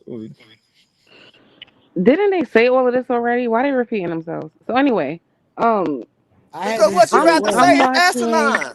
I'm watching grown men defend a man they don't know, while they tell a man to not defend his mom. I want everybody listening to think about that. Who said that? Who said that? Can I speak? Why? Don't get answer. Hold on. You made a statement. Who did it? Hold on, Venus. Go ahead. No. Hold on. No, man. You gotta let. You trying to? She want to get her point out. But I can talk to Venus. Venus, who said that? Every man up here who criticized this boy for defending this man for defending his mom publicly, but you're sitting up here defending a grown man that you don't know. No. Venus, whoever did it. No, Venus. Nobody did that. That's why I'm trying to get you to understand. All of you did that. Hold on. No, we didn't. Hold on. Yes, I haven't even spoke on it. Then why are you responding to me? Because Trey, then why are you responding? If you didn't do it, like what? I didn't say your name. Didn't nobody up here back him. All we said was he writing what he's saying, but we don't think that he should have went to the media because that's not a good way to close off the only people that can close off this situation is the mom and the dad. It's their business. It's only gonna look bad in the light of the kids if the kids step in. It's always gonna be like that because people social media ain't gonna do nothing but dissect it. And now we got content forming like what we doing now. It shouldn't have been in social media to begin with, and that but wasn't. It don't matter. He's an adult. It's their marriage. I can speak on my fucking marriage. What the fuck are y'all talking about? I can speak on my marriage. If you have kids and they step in, it is what it is. Yes, I understand if my kids come say something to me, don't go to the media with it, because at the end of the day, all I'm gonna tell you is that ain't your wife. That's just your mama. Stay in a child place. If you're the Stay in a parents, child and you put place. it in the, if you're the parents and you put it in the media, and they're your kids, and they go to the media, they're actually doing what you taught them how to do as a parent. You right, and I understand that I'm gonna get backlash from it. But if my kids come complain about it, you shouldn't have said nothing to begin with. You shouldn't have opened up that Pandora's box for people to dissect. They can only dissect one side. It's my side. My wife ain't said nothing. So we already know it's three sides to every story. His truth, her truth, and the truth. The wife ain't said shit. Now, I can only agree if he never addressed his father first, then I can agree with that. But if we he don't spoke know. to his dad first, no, that's why I'm saying if. Because I'm saying it now. If he didn't speak to his dad, like, hey, dude, get offline. Hey, stop talking. Hey, man, what we got going on? We're family. Hey, log off. If he didn't do that, then he shouldn't be going to the media first. And then what people fail to realize, it wasn't I like he was disagree. directly talking about it. Neon asked him, if you watch the whole thing, Neon asked him a question that most young niggas are asking a nigga who been married and divorced. Yeah. He just opened up and said, now the thing is, I wouldn't have said nothing because I already know Neon is a streamer. So anything he's recorded is going on social media. But I really do believe that LaVar Ball was coming from a place of generosity, because we can't forget that Neon was actually getting paid by an OnlyFans bitch, right? At one point. And he was hurt behind this shit. So he was trying to give him advice. Now how it was taken is how the social media take it. But I don't think it was like he sat down on the podcast, they asked him a question and he delivered. No, he was somebody asked him So why? So you know what? When somebody asked Kevin Gates why him and Brittany Renner split, do you remember his what he said? I really don't. Not verbatim. He said, "I don't speak about who I love." He did say that. He did say that. Who I love. That's Because him, somebody wanted him. No, you're right. Nobody else has to say that, right? But based on your answer, I know for me with my value system, I can criticize you. And when I heard his answer, I said, "That's some thorough shit. I ain't mad at him. I'm not mad at him." And when LaVar Ball speaks on whatever situation, I'm like, my little chatty patty-ish, right? Yeah. But Lonzo still shouldn't have said nothing. I disagree. You got people talking about my mom. He could have went. He don't got people talking about nothing. People choosing to do that. He could have went to his father behind closed doors. Whether we agree with it or not, it wouldn't have been out in the public. If what Scam is saying is true, like, oh, he just trying to put a band-aid on it. Hey, your band-aid ain't finna heal nothing. Not a damn thing. It's not finna cure nothing. You ain't doing nothing but giving people more room to interpret what you said and blow it up even more. Which is what's happening right now. I think what he said was political and legit. Minimize it, and I think it will minimize it unless LaVar Ball comes and pushes back. That blows it up to the sky. It didn't minimize it though. Lonzo is a star basketball player. It blew up more. It minimized it. So this is what it actually did, right? It sounds good. All the people talking about it. If his goal, right, for all the people all the men who were criticizing his mother, right? Now that's bullshit. Now that's bullshit. That's bullshit. Because all the men who were saying after all of this time you left that man when he did this for you, he did that for you, that and the third, and I come out here and I say, yo, that's not how it happened. Yes. My mom, I agree that she should have left, right? And I put my stamp on it, like, yeah, I think she should have left also, right? What does that do? Now all you, I'm not gonna say you, all them niggas criticizing, talking crazy. Now y'all talking crazy about me now. Perfect. I agree with you this on nigga that. taking his mama's side. No, but they also I agree with you on that. But I'm saying I watched the whole live. Now, like, even when he was talking about what happened, bro, LaVar Ball never put his ex-wife down. He said when she was with me, I thought she was beautiful because she was mine. And now hold on. And now she not mine. You ain't that beautiful. Yeah, because she went against her vows. And she left. wrong with that? Ain't nobody dead, man, and she broke her vows. Niggas money against the brotherhood. Hold on. Be on your neck, nigga. Hold on. Mont, let me ask you a question, Mont. Did she not break her vows? Yes or no? Did she break her vows? Yes or no? I'm not sure. Yes, she broke Bro, the wait, vows, first of all, man. these people I are want to say publicly yes, Christians. man. They Hold on, thank Jesus every time they do something, man. These are Christians. hold on. So I'm gonna ask you Can I again, tell you why man. I'm not sure? Can I tell you why I'm not sure? Because I don't know if their vows were intact. I don't know if that. I don't. What you hold mean? on. They was meant. I don't. What are you Hold on. talking about? You know, it's so interesting because we'll say, Get him, Kofer. Get him, it's so. Kofer. Hold on. Let me, Hold hey, on. y'all, let me in my dialogue. It's so interesting. Yeah, It's get so on his ass, interesting. Hog. Let Harwin cook Hold this on. nigga. It's so interesting, right? Because while I'm talking about to tell y'all why I said something, y'all say, No, I'm gonna let you go, bro. Why Go you ahead, say bro. that when I'm explaining why I said it? Okay. I got you, bro. Go ahead, bro. So I'm not sure if their vows were intact, and I'll give you an example. If me and you have a contract, right, that I'm supposed to do this and you're supposed to do that, right, and you don't do this and you violate our contract, to me we don't have a contract. The contract has been breached, right? Now we don't know where we stand as far as this contract goes. So I don't know if that contract was already breached or not, and if she was violating something by leaving that. Why assume that he breached any contract? I'm not assuming anything. I don't know what happened. I'm saying I don't know what happened. So my question is simple. These are people that are publicly Christian. So I'm gonna ask you the question one more time. When she chose to leave before death do us part, did she not break her vows? Yes or no? Publicly Christian? Yeah, they thank God and they thank Jesus. You don't think he fucking on little? You don't think he fucking on little Colombian shorty? But see, now you trying to assume.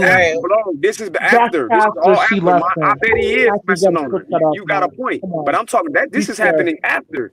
This is all after. So, brother, when she chose to leave, did she break her vows? Yes or no? I'm not sure. I can't confirm and deny. Okay, according to their religion, of course she did, bro. Because she's not supposed to leave. Hold on. What don't y'all understand about what I said? Hold on, she's not supposed to leave though, Mont. Regardless of what you think of assumption, you want to see if he broke his vows first or not. All of that is us assuming and trying to psychoanalyze what happened. What we I'm not know assuming happened anything. Can you say for can you say for a fact that she broke her vows by leaving? Yes, that's what she publicly did. Hold on. So you know for a fact that he didn't cheat? No, I don't know if he did or didn't. What I do know is she left. Okay, but you don't know for a fact that he didn't cheat, which is permissible under. And my point to you is, why would we assume that? I'm not assuming anything, but I'm telling you that I can't say for a fact that she broke her vows. And you're trying to get me to speak. You're trying to get me to be a false witness. That's what you're trying to do. I don't know for a fact that I don't know for a fact that he didn't that she breaking her vows. Hey, my dude got a point. I'm gonna give him that. He finally learned it. Boy, you learning something, boy. I'm talking about what we seen, man. I don't know. Lonzo ain't come out and say that. You out of pocket for assuming the worst too much. We can't. I'm not assuming I never assumed the worst. No, he said you are, bro. You trying to act like you not, but you are. You saying that we don't know if he cheated or not. And I'm saying, why would you assume if he did or didn't? No, he said we know. He's saying we don't. I'm know. not assuming he cheated. I'm just not going to take That's a an stand. assumption, bro, by even inserting that in there. I didn't assume that he cheated. You automatically thinking, well, how do we know? No, bro, what I'm doing is know. But what we do know is she left. And Lonzo said, according to what you keep saying, because you keep quoting you've been quoting Lonzo all day, saying according to his account, she was forced to leave. How was she forced to leave, Mont? I don't know. We don't know. Okay, so that is the problem with Lonzo even speaking, because he left everything up for interpretation. He should have shut his mouth, because now it's up for interpretation. Now we got to think we don't know if he cheated or not. Harwin, how you know he didn't cheat on her? But what we do know is a fact that he said specifically, and the son can't speak for the dad. Would you agree, Mont? That he can't speak for the dad? Yeah, he can't speak for the father. Huh? He can't speak for his dad, no. Okay, so the dad said specifically that when I got my foot amputated, she left. That's what the dad said. And the son came back and said that was not true. And you just agreed with me that the son can't speak for the dad. He can only speak for the mom, right? And the only thing Hold on, know what was going on with I'm this? sorry. Hold on. He can only speak for what his mom has told him, right? Now, you gonna believe it? You gonna believe that? I'm not in a relationship, Mom. Hold on. If his mom said, right, I didn't leave him because of that, I left him because of this, right? And his dad said, no, she left me because of that. Nigga, you can't tell a woman to tell me why I left her all day. Shorty, you don't know why. I told you why I fucking left you. You're not gonna tell me another reason why I left you. If he ain't beating her ass or cheating on her, she has no reason to leave. But the point is, we don't know what really happened. It could have been remember her beating on him. We don't. The thing is you that have we a don't know. conversation with my Exactly, ex-wife, Scam. That's why Lonzo should have shut up. Hold on, Harwin. Hold on, Harwin. Because Harwin is If we divorced don't like know- I am. If Go you ahead. talk to my ex-wife, you're gonna hear a different story. I'm gonna tell you the truth, regardless of what. I can be transparent and hold myself accountable. But one thing I gotta know, if we were to have a conversation, I can say my fault. Matter of fact, Mont, I have said publicly that I was wrong. Have I not ever said that? Hey Trey. Yeah, but I don't believe you. talking to As Mont. far as Scam, one second. I don't believe that you would tell you. I don't believe that you would. I don't believe that you would tell the truth. But you believe Lonzo. Hold on. That's not the truth. Hey, Harwin, we never said we believe That's Lonzo. crazy work. Hold on. I believe that Trey believes he would tell the truth, but Like I I think said, that I was wrong. I think the only nigga That's the truth. The only nigga who is all the way non-biased objective is me. I tell the truth, and y'all Nigga, niggas know no, that. you don't, nigga. No, you don't, nigga. Don't do that. I'm not. Y'all know that. I'm sorry with the trolls, though, but that's a little bit. But no, hey Harwin, I don't think Mont's picking and saying that Alonzo was telling the truth, or the dad, or the mom, or anybody was telling the truth. I think it's that we don't know. We're going with what we hear, and all we can do is this. But we're saying some people are just hearing, and they're stuck on the dad being right, or they're stuck on the mom, or they're stuck on what a kid. We don't know what happened. No, Scam, before you came on here, he been saying according to Lonzo Did you hear the actual interview? Hold on. But Mont Scam, also did you hear is the saying- actual yeah. interview? Huh? Did you hear the actual interview? No. But did And you that's see the- the actual marriage? Did you witness the whole entire marriage for all 30 years? Hold No, on, this is none of my us point, did. Scam. Even Hold on, Lonzo didn't. this is my point, and I We're think not saying Lonzo it was can right agree or with wrong. We it. don't When you know. heard that man having that conversation, that man was being genuine. You can My hear it. genuine. To you, how do you know he's not a Ah, con here man? we go. Because Scam, You what we don't do know. know is How do we know Lonzo got that? a problem with his father for Listen, over that I don't shit. know That's Lonzo. what we do know. I'm gonna tell you why, because I watched that damn video. I watched that damn video I'm because not I didn't picking like. sides. She I didn't coulda no cheated no for all we Scam. know. I watched that video because I didn't like what niggas was saying when they was like, well, she left him for this. So I said, you know what? Let me go get my own interpretation. Even when he said the relationship was this, man, she's still a great woman. She still was this. He's even when he would talk, he was telling Neon, you need to watch out for this. Man, it wasn't my wife, but I'm just saying. You need to he was still giving that woman grace. So you can say what you want. Most niggas I in that haven't really situation said would've- anything, but okay. No, because you said you said how do you know? You said that like Yeah, I just said to her. I just said a How we couple know words. we ain't leave because she wanted somebody else. Like why you so? making All it I'm worse saying about the is- men. That's crazy. No, I'm I'm not. just not saying. pulling- I agree. Hey, Dusty, Scam. I agree I'm with not you looking for the words. in this situation. I agree with you in where, like, what he was trying to do was basically trying to control the media. He not talking. I don't really think he was addressing his dad with what his dad said. My dad is my dad. He gonna do what he do. We all know how LaVar Ball is. Right, I I think said- I think I he even was really said that was an addressing assumption. us. Yeah, he was really addressing us because his mama it's really what That's LaVar Cat Ball said. Watso, because he said that ain't true what his daddy said. How he know what's true? Hold on, he didn't say that. Hey Harwin, we He don't didn't say know. that. Harwin, we don't know if Lonzo lying, if the mama lying, or the daddy lying. All we can do is Exactly. make our opinions based on the energy, on the eye contact, and whatever. But this is day stuff. The only things we do know true. She left. She ain't there no more. That's a fact. Lonzo grabbed the microphone with his left or right hand. That is true. But we can speculate. We can say what we think, what we believe should happen. Or if Harwin says broke the vows, we don't know. We do know she left. That's a good point. I mean, to death. Hold on. Hey, Harwin. To death do you part is a vow broken, right? Hold on. Here's the thing. If one of them cheated, and I'm not picking a side, the mom could have sold vagina on eBay. We don't know. And they could be covering it up, nodding their head, saying, "Yep, we a great family. We had Christmas together." We don't know what they got going on. But I can see how people could look and watch and say, you know what? I believe Lonzo's being genuine. I believe the dad is this, but we really don't know. That's all I'm saying. T, good evening, T. Good evening, T. I ain't mean to cut y'all. I ain't mean to cut y'all. Get in, Oh, get yeah. in now Good. before we turn up the Jesus mics. Okay, all right. So, as far as the sun coming out, or what, I don't even know these people that well, but I just been listening to the conversations online. But I don't see anything wrong with him coming out only because his mom was getting drugged through the mud.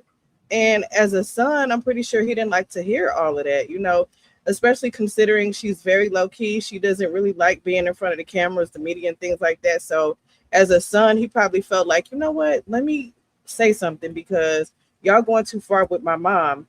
And also, I just feel a way about people calling him, oh, the child needs to stay out the business of the parents. And I get all of that, absolutely, but they live in a different world than we do. They are celebrities. They are, out in front of the cameras and things like that. So as people are talking about you publicly on all these forums and platforms, I don't see nothing wrong with him saying anything. And then on top of that, he's not a child. Stop calling him that. He's a grown-ass man.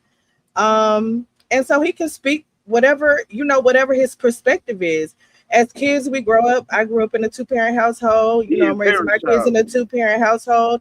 So what your kids see you may not understand their perspective, but kids see what they see through their lens. So you can't control what they might feel, is going on, or who's right or who's wrong in whatever situation. Like if my parents have an argument or a fight, sometimes I might pick my dad's side. Sometimes I might pick my mom's side, depending on the situation. But I'm not going to just always be like, oh, yeah, mom is always right. Oh, yeah, dad is always right. So whatever he saw growing up, that's his perspective.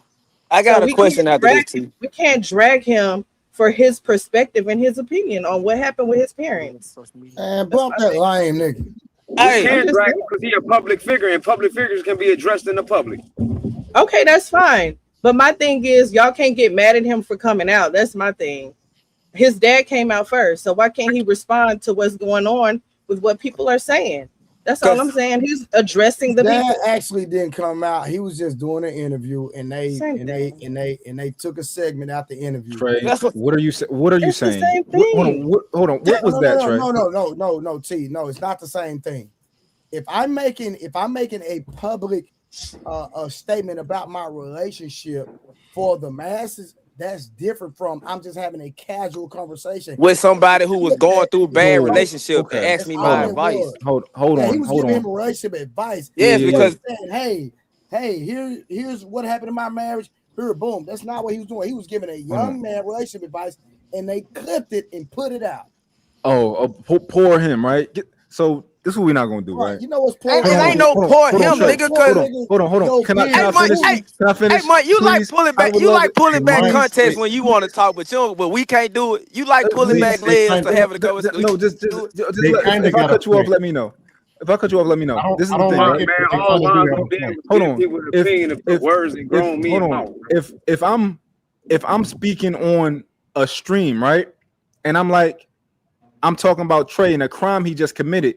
Right, I'm on stream and somebody asked me about crime, and I'm like, yeah, well, Trey, that nigga just robbed the bank the other day, but that's different, bro. Come on, me and Trey, we just did this, that, and the third. We not finna do that, man. Hold on. So now what's different? And then what's different because we can go to jail. You talking about breaking the fucking law, nigga? But we just they just talking.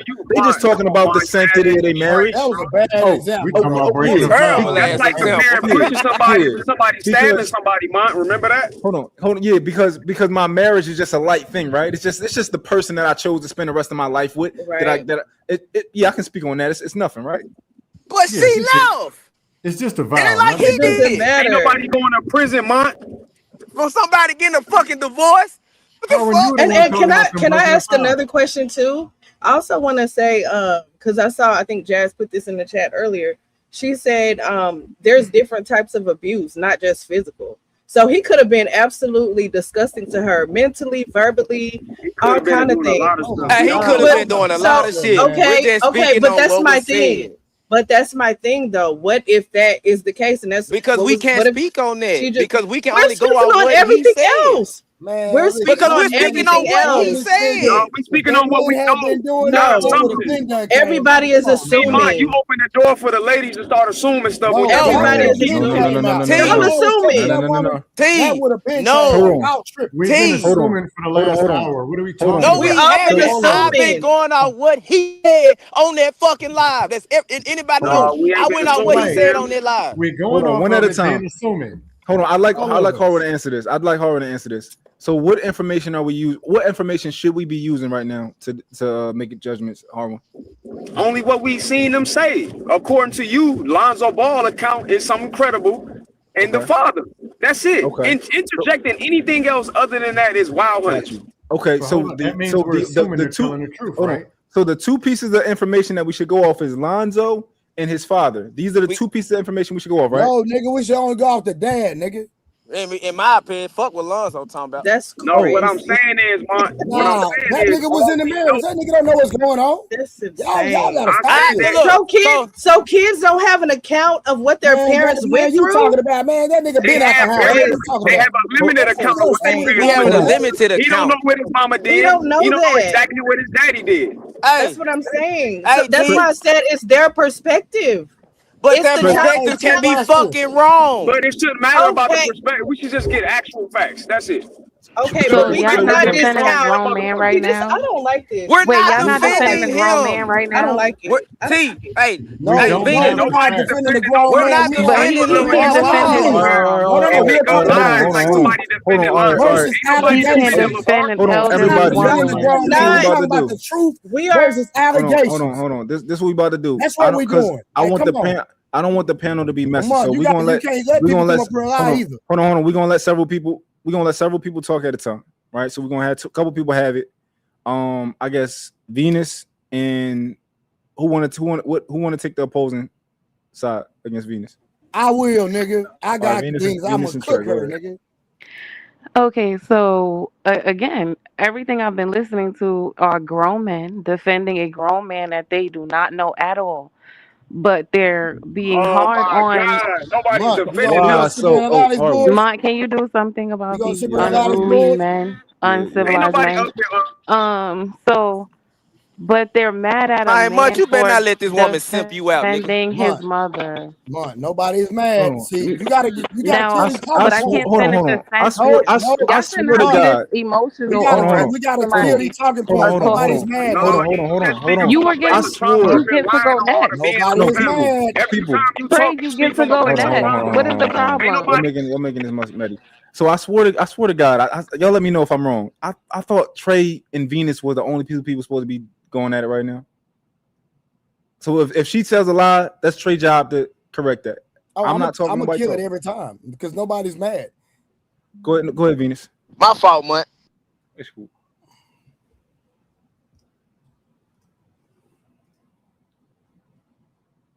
You got it, Venus. It's on you. They understand.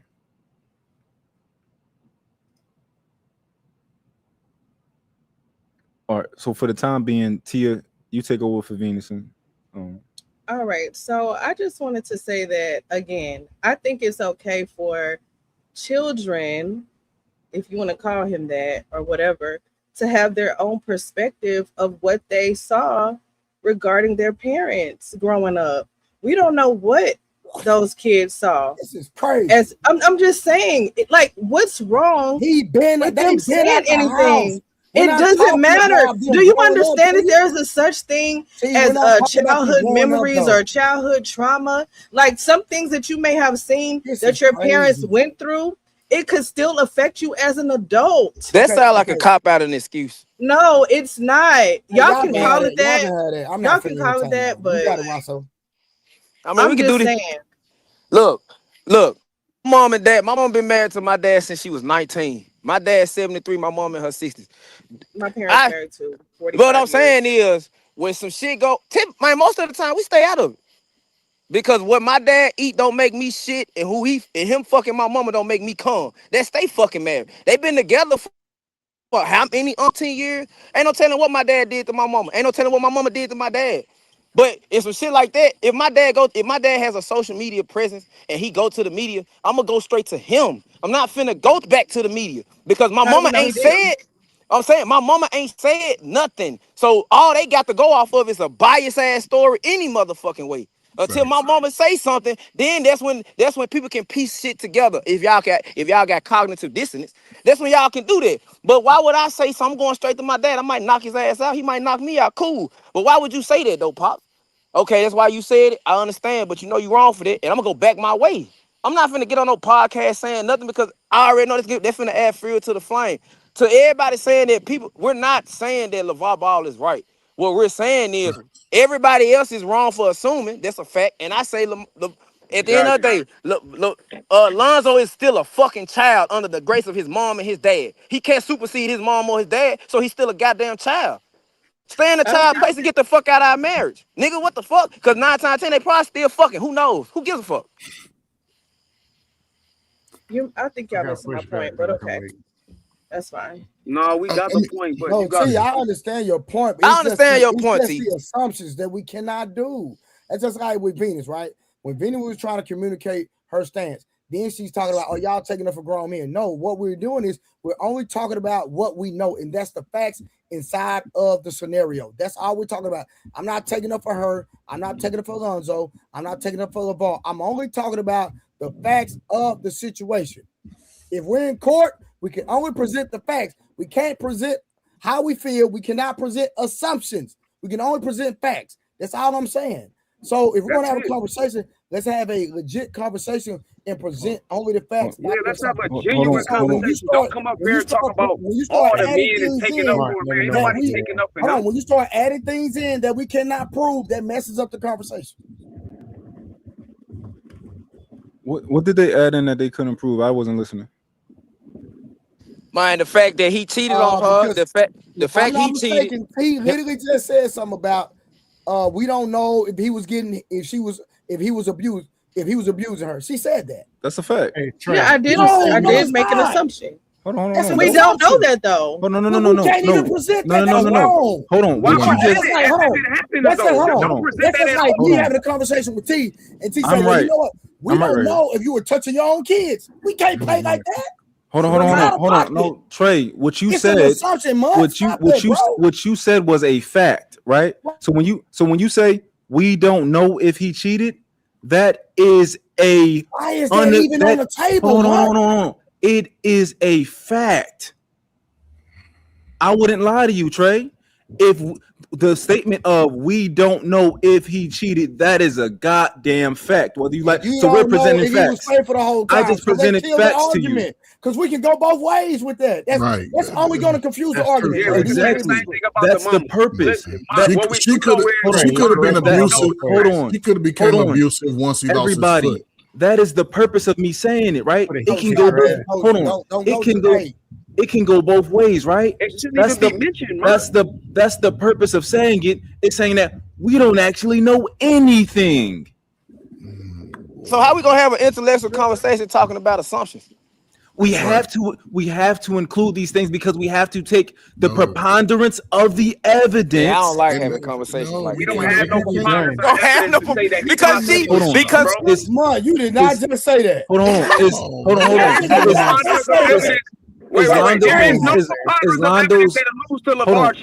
Is Lonzo's statements evidence? Do we have a witness? There is no preponderance of evidence that alludes to him. Okay, for sure. He doesn't know. He hasn't been in the house for the last 5 or 6 years. Hold on, Harwin. I didn't say a preponderance of the evidence of him cheating. I never said that. No, what I'm saying is that because the brothers is talking about people bringing in assumptions. One of the assumptions or the idea of the possibility was that he cheated. Another assumption was that, maybe the other trauma is not just physical abuse, but emotional abuse. Nobody knows any of that. Mm-hmm. Or it's another possibility that Lonzo could be a mama's boy, right? And he just out here. He could be a mama's boy, and he just going to agree and protect his mama for any reason. You agree with that, Ferg? That's a possibility. That's a possibility. There we go. So now we can acknowledge the possibilities. I love this. Let's acknowledge all of the possibilities. I'm not acknowledging it, bro. I'm talking about grown men here. We're not talking about high schoolers. No, we're talking about grown men, right? Hey, Ferg, I would think that he would, and this is just me. No, you just said grown man, but they talking about staying in child place. Which one is it? No, but what I'm saying is it could be both because I'm a grown man. I'm still my mama child. If I'm gonna talk to if I can see that my father has done something, right? If I can see he's done something that I know would hurt my mother, I would go directly to him before I even talk to anybody else. Most of us agreed on that. And then I would have the conversation and see where we go from there. Mm-hmm. But don't just be out here. And this would be my conversation. Man, I saw the video, man. it sounds like, man, you just kicked mama onto the curb and she, you know what I'm saying, to the streets. What's up with that? And then he can explain to me about his new boo, whatever. But I'm silly. I'll be like, man, I smashed her last week because I don't want to see him fall into that. I'm single. I'm out here. Because remember, he got his known. He started out on social media talking about his sons, how they doing all these great things. So to go back to that, after you've gotten older, you lost a foot or whatever, you got some medical issues. And the fact that nobody even knew that she had had a stroke.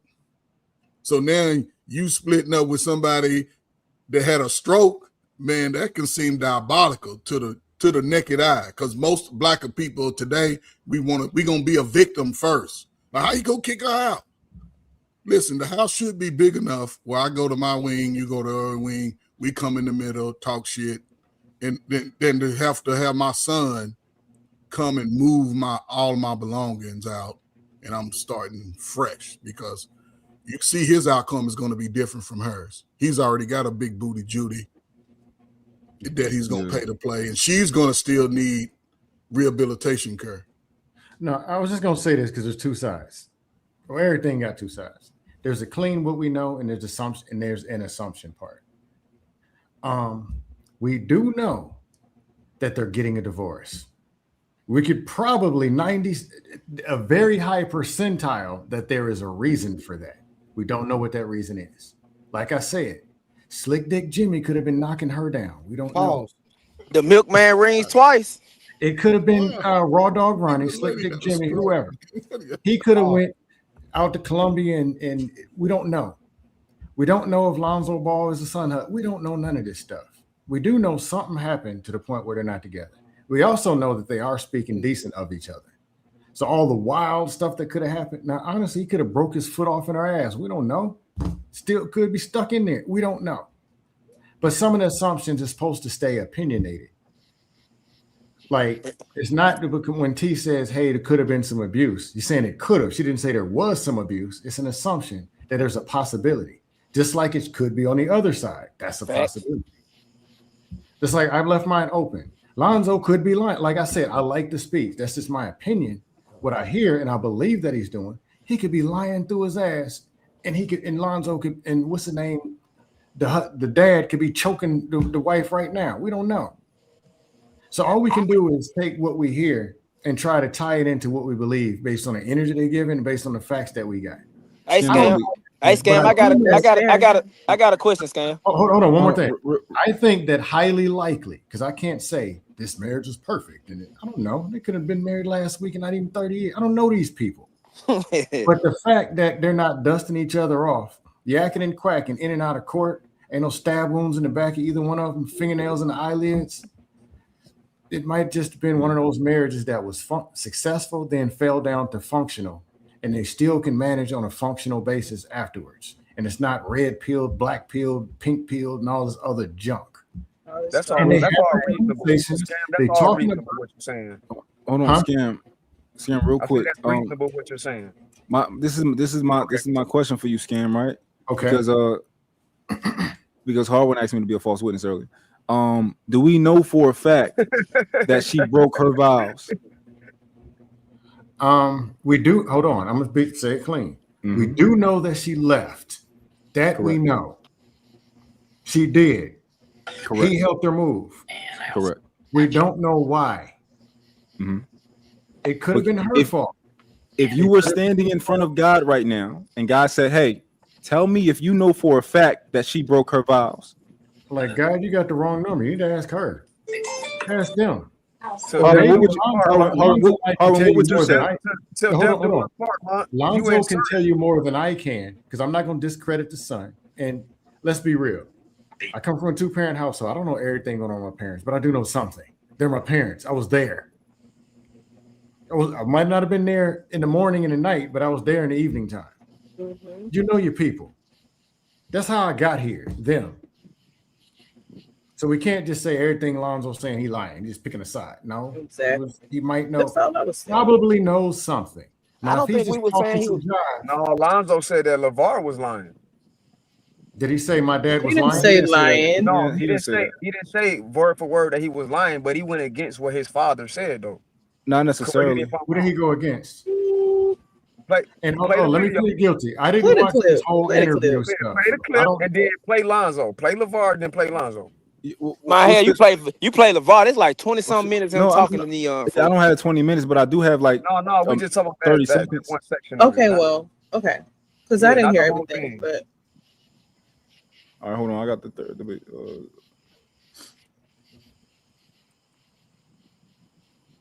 Because LaVar said she left. Then he turned around saying she was forced to leave. Yeah, he said. Yeah, he said she was forced to leave. Forced to leave doesn't mean leave.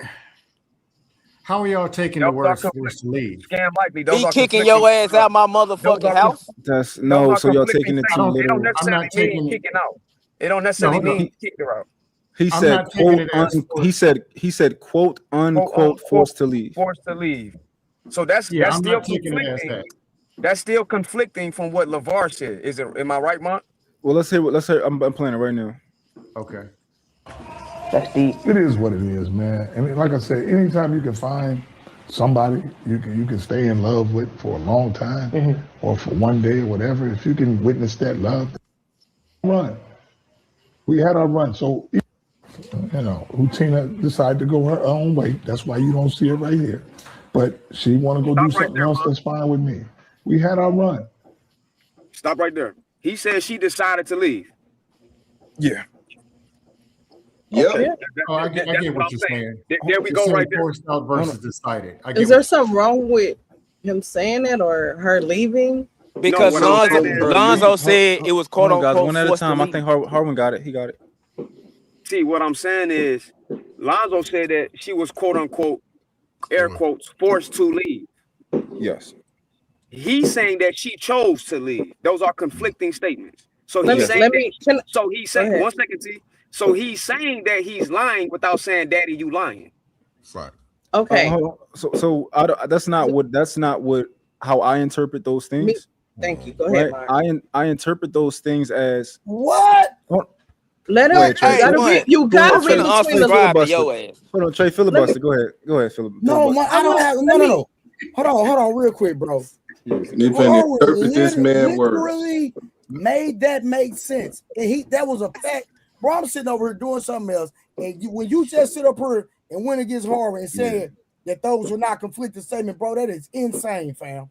I That said is they crazy. weren't. Hold on. I said they weren't conflicting statements. I didn't say that. Yeah, I didn't say that. Well, but that's what I'm saying, though, man. And if it's a conflicting statement, then one of them is a lie. He's saying that his daddy lying. Lying is to deceive on purpose, right? Yeah, so Harwin, if you take the stand and then I take the stand and I tell my account and you tell your account, I'm not necessarily calling you a liar for me telling my account. But that's not the account, though. But I'm talking about exactly what Lonzo said. Lonzo went directly against what his father said in his account. So yes, that is saying he's lying. But you possibly could have gave a different account and not saying I was lying or said I was lying. But you got to give an exact like example of showing of me and you lying or giving accounts if you lying or I'm lying. But what Lonzo did is say that his daddy is lying without saying, "Daddy, you lying." Hey, Hartman, are you taking this as one statement is A and the other one is Z, or he's taking it as maybe like it's a B? I'm taking it as this, Stan. He said that LaVar said she chose to leave. I know what chose means. That means she went on her own volition. She left on her own. No. See, that's where I go ahead. I just don't take it as strong as y'all do. I don't take it literal like that. Let me had this real quick. I'm sorry. So instead of taking it literal, we gotta assume and we gotta absolutely. No, hold on. And that's the bullshit. That's where the stupid conversation That's why I said he should have shut the fuck up. Because now we are interpreting what he said. That's why I said he should shut the fuck up, because now we interpreting what he said instead of taking exactly what he said. Hold on. So let's go get exactly what let's go get exactly what Lonzo said. Let's do that real quick so we can just have that for now.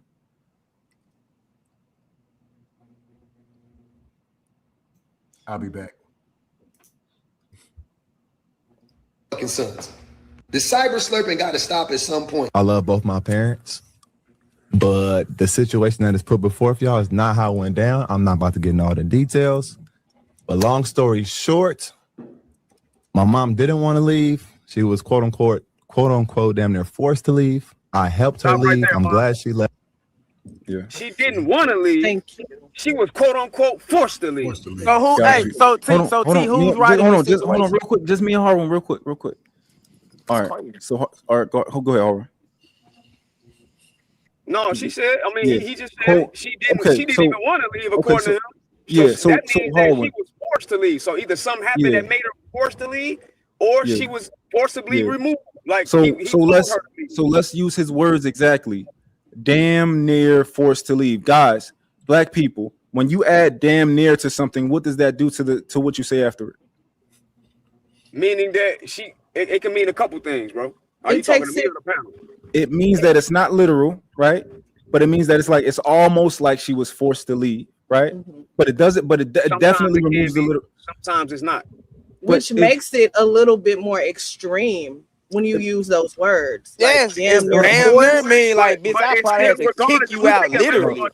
Hold on, That's so what I'm Watto, saying. No. literal or not? Yes, Mont. If we take it Y'all making literal it- or not, it's still a conflicting statement. Hold on, for sure. We agree on that, right? But hold on. So he said she was damn near forced to leave, and he said, quote unquote, right? Now, Harvard, this is my question. Are those his words or are those his mom words when he says quote unquote? Whose quote is that? He's saying, He's saying Hold on. Hold on. When I put things in the quotation we marks. don't know what the mama said because Yeah, we ain't so- heard her speak. Those are my This is what- words. Got you. This is what Harwin. Lonzo is saying. Got you. Harwin, this is my thing. Can we say that when he said quote unquote damn near forced to leave, that he wasn't, those were quote his mom's words? No, those are his words.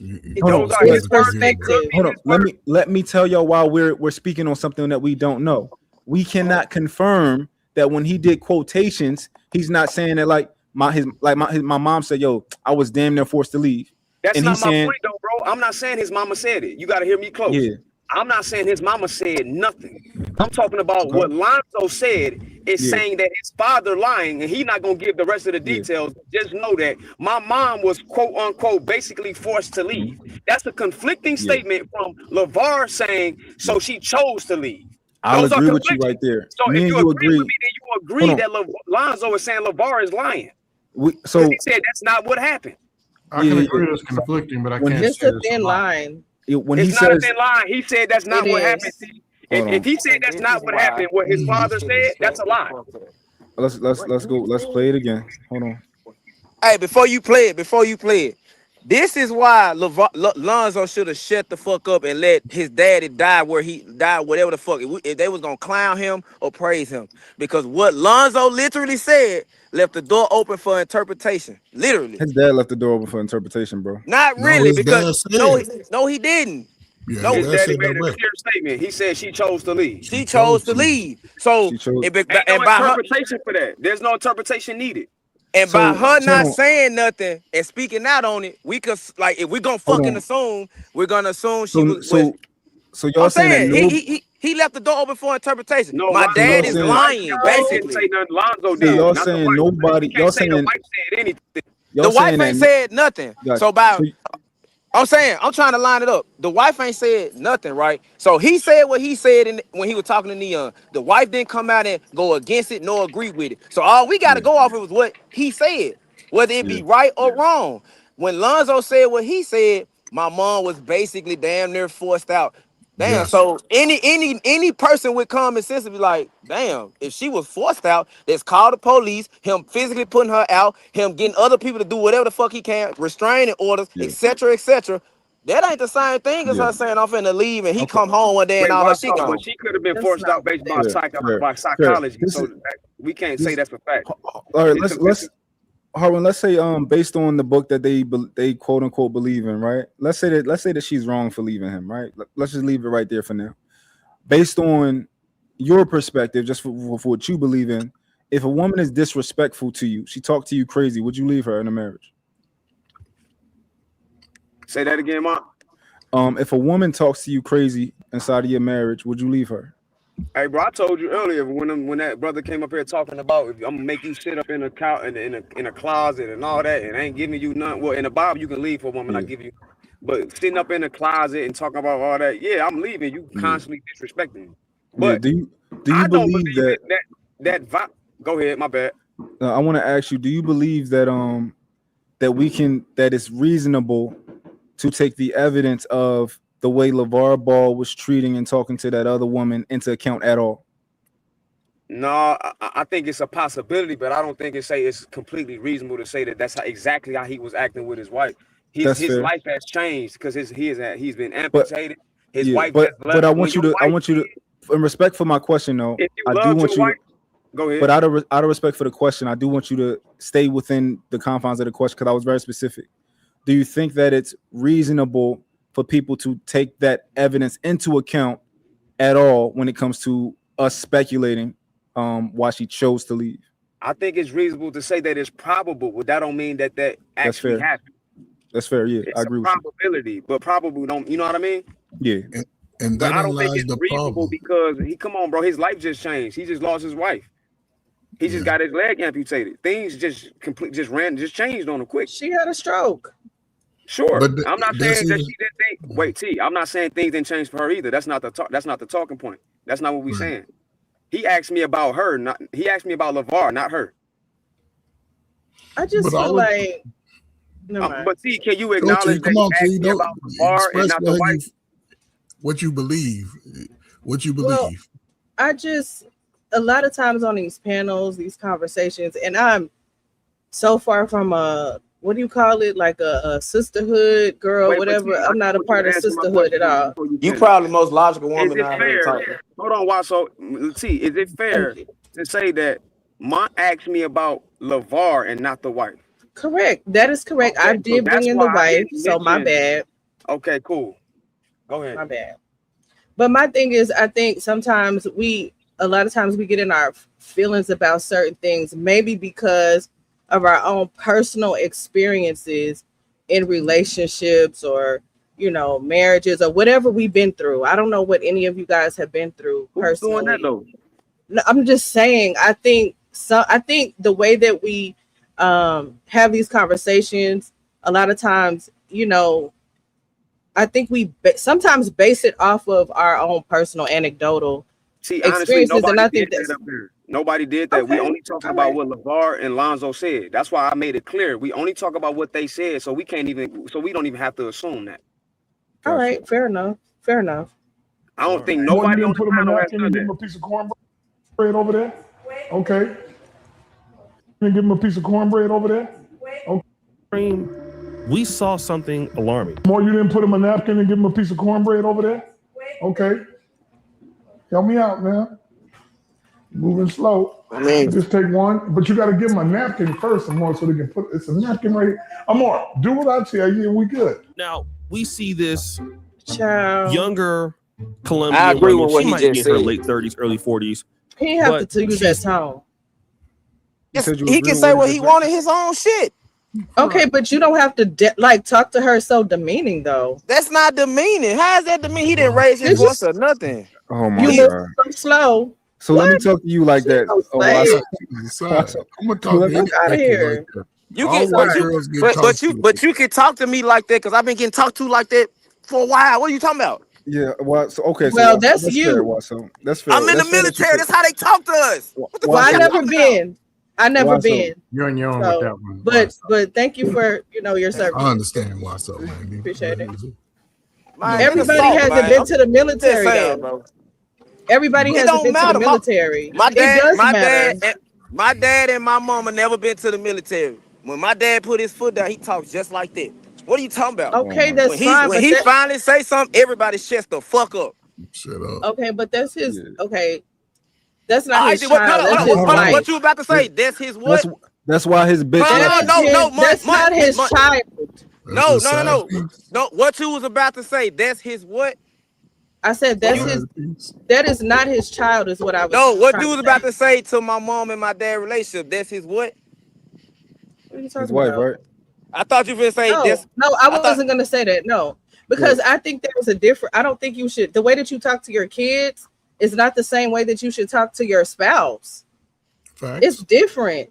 It's a different level of respect there. Like there's I a don't line. see the disrespect in what he said. There we go. So That why is your so? opinion. Why so? If a man is talking like that to his woman, that's why his bitch left him.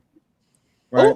Man, bro. So I But he should if wasn't my talking woman to is his hold on, if my wife. woman is doing something slow, I shouldn't say, bro, you acting slow. You slow as hell. Why you doing it?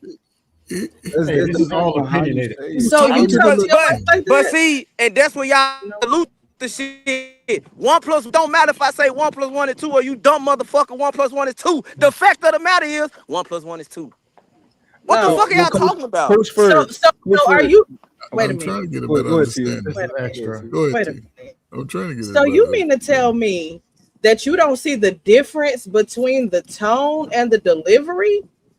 I don't. You don't see that you don't see that. Oh, there's a certain. You don't have to disrespectfully talk to me to get your All of point it is across. listen. The way I was raised, it ain't no such thing as tone policing, nigga. Bro, It is what it is. Wassa, where you from? Wassa, where you from? baby. You know, That's you. because it's hard for me to believe that you don't believe that you can't talk to a nigga a certain way without him running in your shit. Thank you. It's hard for me to Nigga, believe that. it's all about how I react to what the fuck he said. I know. If a I'm nigga saying call how me a you bitch talk to ass him. nigga, it's how I take what he's saying. If I'm Yeah, having a but conversation, I'm saying I'm saying look. how you talk to him. If your tone don't matter, right? That's like me walking up the tray and I'm saying like, yo, nigga, like I just told you to what? Nigga, you can't even beep your horn at me a certain way because I'm gonna take it as That's disrespect. you. But look, I know y'all don't like when niggas do that, but if I was to have a full conversation, like with niggas that if they don't know I'm on the panel and I just bring up conversation, they'll tell you, I don't give a fuck what I say or how I say it. If I'm gonna get my point across regardless. So I don't care if a nigga get pissed off or not. I don't care about if we having a dialect conversation. I'm not finna be telling you white lie. I'm gonna give it to you straight and fucking narrow.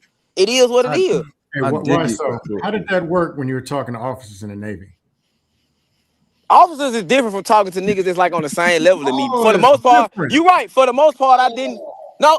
I've got into it with majors about having I almost got in trouble talking to a major who was a woman about the inner dynamic between men and women. And I got to a point I was like, you a major and you career driven. It's probably why your husband left you. And I almost got in trouble for that. Yeah, you get in trouble. Almost got in trouble. Hell, I almost got in trouble for that. Until Yeah, they realized, until they started questioning everybody, and it was like, that's just how he talk. He talks to everybody like that. Be lucky some people spared you. Yeah, they spared the fuck out of me. In private, you would have been fired. Because I told Trey, I done lost plenty of jobs, like regular 9-to-5 jobs, talking like this. Like, I got into it with one of my ex-supervisors. I told them, I said, nigga, the way you bow down to these red vests, which is white motherfuckers, and then you come back to us and try to pump your nuts at us, nigga, you'll get your ass, man, you'll get your ass beat in the military. I told his ass just like that. It might fired the fuck out of me. When I was a supervisor, I would have fired you. He did. Yeah, it would have happened. But I in reference to the video, then you'd have been out of there. help me understand the video, right? There was a young girl with the blonde hair. She wasn't his wife. The wife was sitting at the table. He was over at the stove or doing something, right? That's the new female. It's the new John, yeah. Okay, so again, only thing he was saying was do what I told you to do. And again, that's not his wife. So I don't listen, man. Salute to the I'm in my feelings gang in the world. Listen, man. The side piece, she don't get the leverage of the wife. I know y'all believe in treating all y'all women the same, but the side piece who's coming into my just do what I say. It don't need to be a whole lot. Yeah. Hey, Coach Ferd, I've been saying that. The way a man treats a woman he love is different from a side bitch. I don't give a fuck. So help me with this. Who was that lady we just saw? That's what I'm saying. That was the side piece. That's his That's bitch. the new bitch. Yeah. Oh, I didn't know who that was. Yeah, That's what I but was asking. still, Like, but it still. looked like a kid. Man, in order for you to get the same respect that my wife did, you got to put in the same amount of work as my wife did. It ain't about getting the respect. Man, I'm saying that's how I look at it. Crazy. Listen, but what the hell she y'all doing? saying that but y'all be saying this shit and the person still stays, so it don't fucking matter. That's how he run his house. If you gonna get with the program and get rolled over, so it's different if they was complaining. Why so? That part is true. If she accepts it and that's how they're gonna sit and deal with each other crazy, that's on them. But from the outside, I can understand why people have an opinion saying, "Hey, man, what the hell are you talking to her like this? Hey, what's this crazy talk?" I can understand why they have those opinions. Hey, Dusty, what I say earlier, what you eat don't make me shit, and who you fuck don't make me come. I have to talk to you like that. I don't want nobody talking to me like that. So expect me to have an opinion like what's this crazy talk? Expect T to have an opinion like that. Expect Mont. We're just not with the crazy talking. I mean, I We can understand understand that. that there is a percentage of people who see it that way, and they So talk. you It might be These crazy. I people are don't know. soft. Hey, that's just my how I look at it. You leave. Soft You hearted, can. soft That's minded. not No, All soft that. right. So it's You not leave. soft. I just It's don't about want to hear. respect. I Listen, don't want the people help. talking to me crazy anywhere within How you 100 gonna meters say of about me. respecting his relationship if she Yes, don't deem it Cam. disrespectful? But you Hold, leave hold on. We though. don't know what she Hold on, I deems gave She that don't disrespectful. grace. know that. She She didn't just speak going out along on for it. the ride because this man got money. She probably don't have a dime to her name. Okay, So well she that's done your fault. accepts All right her then. in. Come Okay on, then. T. So when you Hey, in T, She's you What don't know money that. okay got to then. So do when with you the in fact when of her you in making that a power decision? First of dynamic, you all, gotta do it. Hey, why so? that Hold on. okay, Why exactly. That's so? what I'm saying. But that doesn't mean that she's not trying to stay, maybe to get a part of the will, maybe to possibly get married to this man. But You don't Well, know wait, she'll what never her get that. motive is. wait. Hey, She'll You don't never know get what so her that. motive is, At though. the at the by law, if you have a power dynamic and you're talking crazy to somebody like that, it can be considered emotional abuse. That's especially if they from By another law. country too. Yeah, like that's But true. By Yeah. first law. and That's foremost, it's not like this man don't talk like this across the board. This right. is a normal way of Exactly. conversation where we have heard him on no, social media. I For gave We that have grace. years. heard him in That's interviews, and Hold on, we let him have, get it up. and people have taken offense to the way he talked. But guess what he right. do? He explained to them, "Yo, this is my temperament. This is how I come Fair across, game. and if you don't like it, I will exit the room." And he's always been respectful in that manner. So when y'all go into the fact of how a Fair man game. decide to conduct himself in public, be mindful you got the freedom of will not to be in his presence. Right. And that's probably why And we his got wife and we got left. the freedom to Well, criticize. he We got doesn't the probably, T, but at the end of the day, his wife made a decision. She chose to leave. Exactly. She My She dealt probably with that got man for tired. 30 years my plus. That's my just 30 years in marriage. We're not even talking about pre-hand. And I'm for sure this man hasn't changed in the way that he conducts himself throughout his whole lifetime. He's a very confident / cocky man that a lot of people take offense to him because of the fact that he carries himself with a strength that can't be knocked down. So and why he's a is black it Good man. for that him. we when we hear this He or was a see white men man, of they'd be this like, nature go strong. and these statues that we yeah, expect them to be like the ones that you choose? No, yeah. he is who he is. Accept it or go about your business. Now, with the assumption of whatever the case may be, I want to say briefly, as far as the child, that child could be biased. That child could have been taught many different ways, but at the end of the day, what he said goes against his father, and goddamn it, he's not married to his mama. So he don't know how his mama go and do things to press the father button at the same time, the father, the mother. Hey, P. Smurf, Fair since enough. he's not married, he should also not provide for. So here's what happens when they make the NBA, he should stay in a Hell child's yeah. place I just think Hey, and that they not hold see on, if hold he on. can do anything to Let help their Scam family. get it. Wait, say it one more time, Scam. Since it's a child's place and it's none of their business, when it comes to providing for a family, he should say, "Dad, you got that." So when they And get he them $50 has. million deals, Dad, And hey he man, you call has. me, ask me for nothing. See, here go the problem, Scan Lightly. He invested in his family. So he get the outcome of the investment in his family. The name Based Ball on in the what? For brand, the hold on, that hold on. contract says Nike, I not have LeVar Ball. No, it It was says it was LeVar Baller Ball, Brand. name and likeness. Name and Yeah, likeness. Their name and likeness is contended to his father. yeah. Period. The name Period. Ball is owned by his father. Period. Period. He predates him, Scan Lightly. So at the Yeah. end of the day, that's What do you his mean it's on? child, and Hold he up. invested a lot in this child. So How at does this the land period of belong to time, his dad? say that again. Because What's LaMelo's I What's think they're LaMelo's saying. last I it's name? the think they're saying that. lineage. I think It they're trumps saying he the has it father. trademarked. Are y'all saying he got the ball Yeah, the trademark? Baller Brand Yes, trademark. yes, the brand Hold always on, hold on, been. hold on, hold on, hold on, hold on. These guys, we got Hold to up. be very specific, This okay? ain't adding up. The Listen, ball, hold on, baller brand. Because I asked you if he had the last name Ball trademark. Y'all said baller brand. well, Those are two. If you know yeah, trademark law, those are not the that same part I thing. have no knowledge of personally. So I Okay. can't speak for no one else. But personally, I know that they have a brand. And in that brand, he has his sons. And prior to them even getting to the league, he have invested time, effort, and resources into his family. Now, Scam Likely, they can say that. But guess what? He still have a brand that pays him to this day. So I don't think he really worries about that part, right? to the point where you've never heard him say, hey, I want to do this and I got this. No, he always said, I am taken care of and I'm straight.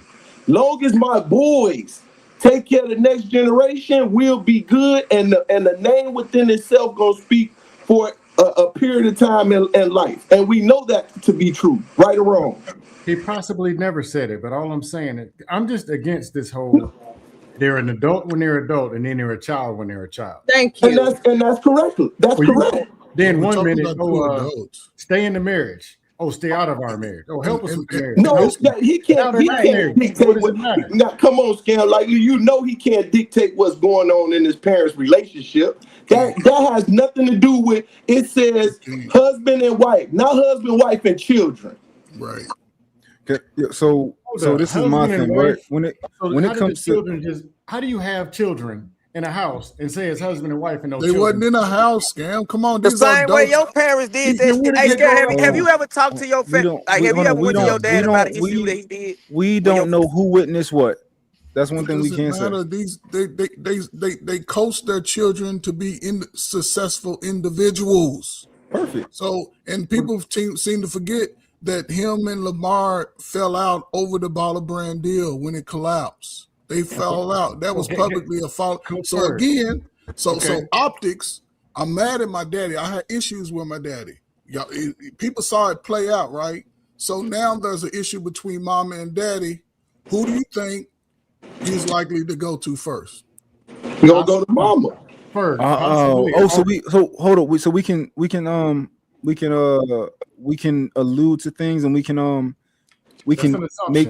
No, actually, we can't. That's just an assumption. Y'all been making all this argument. Yeah, but we were called out on assumptions and we were called out on and y'all haven't pulled back. P. Smurf wasn't here when we was doing this. But how do you think? How did Lonzo get to the league? Off his play, off his daddy's word. He got to the league off his play, but he got. I don't know because he kicked ass at UCLA. Maybe the second pick. Maybe the second pick was off his daddy. All of the above, Coach Bird. All of the above. All of the above. Yes. Right. And then everything was fine with all of them until the business fell apart. They had a real tension over that business because I think Lonzo believed that his father and somebody else, they scammed him. Yeah. So there was tension there for years. It was proven that it was the partner. It was proven that it was the partner. They proved it was the partner. Has Lonzo given you a reason to believe that he is not an honest person? No. In this situation, when bias is in play, he can't be honest because he got a bias. So that's the thing, right? Has he given you a reason to think that he's not an honest guy? Why would he be biased? Okay, I went through something with my dad. Hold on. I went through something with my dad. Cool. It's in the past. We had a little beef. Cool. He spoke highly of his father. You know that, right? Who are you talking to me? No, my point. And it's I'll get on here and speak highly of my father, and trust me, we ain't. But are you an honest person? Are you biased against? Are you biased? Y'all are making it as if LaVar Ball is some kind of dictator. He gets whatever he wants because he's the dad, and he's a grown man. People say what they. How about no? Man, in my own house, Scam. I get what the hell I want. If you don't, you don't. If the kid jumps off the chimney, then it is what it is. Yeah, to be factual, he don't get everything that he desired, because if that was the case, all three of his sons were playing in the league officially. But when Gillo did what he did, that messed up what he desired. Right? Don't matter. Come on now. We can't downgrade how much time when nigga was in the league. The league is the league. I give you that. I mean, the average career is 4 years, however you look at it. Hey, I give you 15 minutes. I'm cool with that. But no, I'm just saying this default, because you're a dad, everybody's obligated. It's not work. Whatever you influence and the people buy into and choose to do is what you get. Starting with the wife, the kids, and going all the way to the dog and the goldfish. That's a part of it is what it is, especially when they're grown, they can make their own decisions. I still want to go back to the point when we was talking about how he was talking to his girl, right? Yeah, he can talk however he want, right? He can talk however he want to whoever he want, and nobody got to be around him, and he can bounce and all that type of shit. However, we can always hear the way you talk, and I can criticize you for it. I can say, oh, you don't know how to talk. You don't know how to talk to your bitches. I can say this why your bitch probably left you. You don't know how to fucking. I can say all of these things because these things are also my right to infer things, right? Hey, Harwin. Hey, Harwin, when you say all this female trauma talking, where are the females at? Where's the trauma? I wasn't talking to nobody up here. I'm talking about people in the chat. They're in the chat. I'm talking about people in the chat. Nobody up here. If I had something to say to somebody up here, I'd say it. Oh, my bad. Yeah. No, you good. No, because he's usually directing. You know, I can have the conversation. It's fine. Oh, and I can take some dust too. Fire off. If I got something to say to somebody on the panel, I'm gonna say it directly there. I'm gonna say it in the chat. I get what y'all saying when it comes to situations where the child has a perspective on it. Let me give you a perspective because I'm probably the most honest motherfucker. My daddy left us when he was 4 and went back home because he got strung out on crack. I didn't fucking know that. I didn't find that out until I was damn near grown when he finally came clean and said something about it. So, yes, what I'm saying is you probably could know certain things, but you're not going to fucking know everything. No, of course not. That's why I said perspective, right? You only know what you know. So that's what I'm saying. Like, it's just the personal perspective. But I've learned sometimes you can't speak on what you know when you only know 25% of the whole story. That's true. But okay, if one of your parents invites you into the conversation, let's just say, because it has happened to me on both sides, whether it be my mom or my dad, because we're grown now, right? So sometimes we have conversations about shit. You know, and I guess depending on what the situation is, have a good one. I'll be honest with them. Okay, Scam. Peace out, Scam. Depending on the conversation or the situation, I'm gonna pick and choose like who I thought was right or who I thought was wrong in the situation. And especially if you invite me to the conversation and you're asking me my opinion, oh yeah, I'm gonna give you that. But that's different, right? But what if he didn't? Yeah, exactly. What if the opinion wasn't asked? He don't gotta be asked. He did what was righteous. He did what was righteous, right? He was protecting I wouldn't his say mom, he did. y'all. I believe he did what he felt, and that was the problem. He did what he felt. He did what he felt was righteous. But that don't make things right because But he's not perfect, right? So here's the thing: like, haven't we all done things that we felt, and then we look back and say, "Dang, I shouldn't have did that or said that." We've all done it.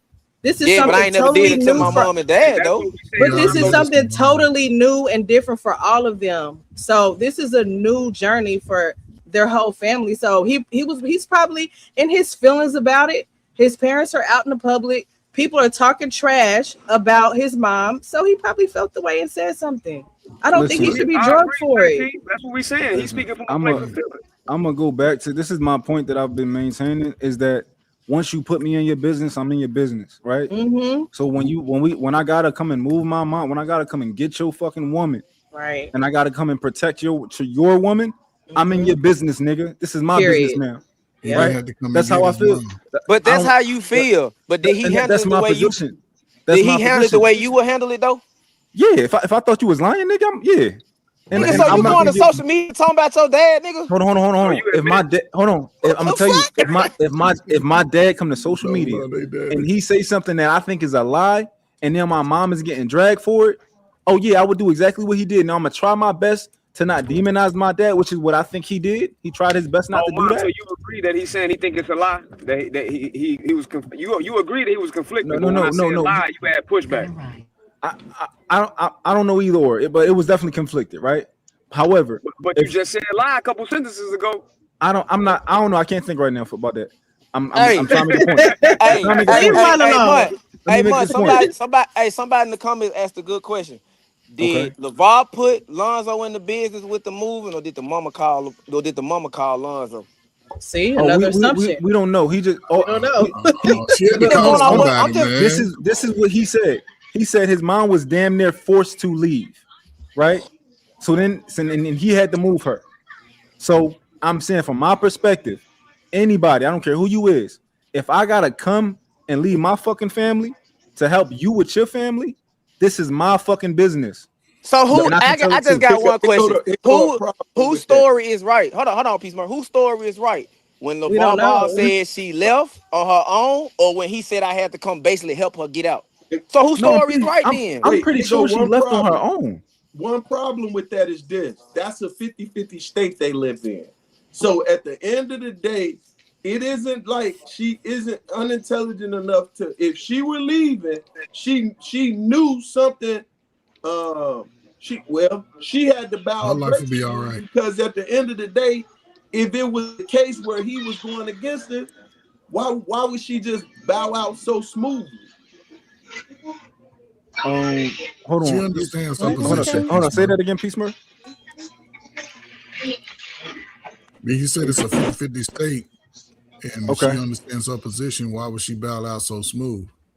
You know, because I think they know this. People, listen, they've been married for a long time, and he's been in a professional life for a long time. Even his boys, I'm sure they've had constant conversations about assets, resources. Don't become a baby mama, baby daddy. Don't do that type of lifestyle, right? Mm-hmm. And I would think that even now, with her sons in the position that they are in, they have the resources to sort of trump her just getting out there on her own, not having the security of family and sons. Because our sons are gonna, and it's interesting that you haven't heard anything from the other two sons, but you have heard from the son who's already had a history of having beef with his father. He's also the They oldest. said one. They He's said also the one of the oldest, too. sons co-signed the oldest as well. I'm not sure which one. We would have to see. Hold on. Hold on. We would have to see that to you. But I would Okay. love to see it if you can find it. I would love to see that. No, I'm just going by what the chat said. I don't know. If we can find a video, or like a official, some official, Like a tweet or something. Okay. because that would be good evidence to me if more than one kid is, taking that position. That would, but right now we only got Lonzo. True. But what was you saying, Coach Ferg? No, that's what I said. You know what I'm saying? Again, it seems bad on what the father said.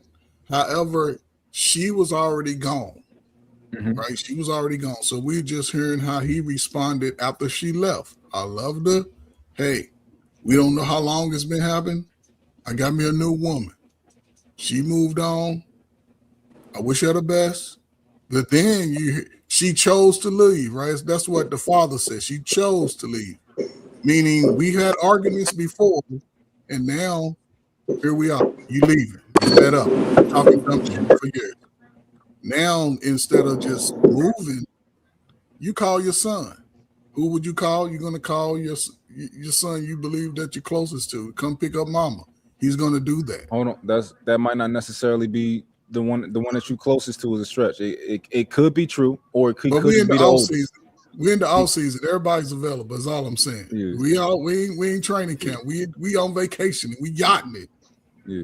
It could be her most responsible kid because he's the oldest, and he most responsible. But it could be right. But then that's not a problem. Call whichever person you need to call. But then when the mic is in my face as the son, now I'm explaining it in a way that my mama didn't just leave on her own. She was sort of forced to leave. Mm-hmm.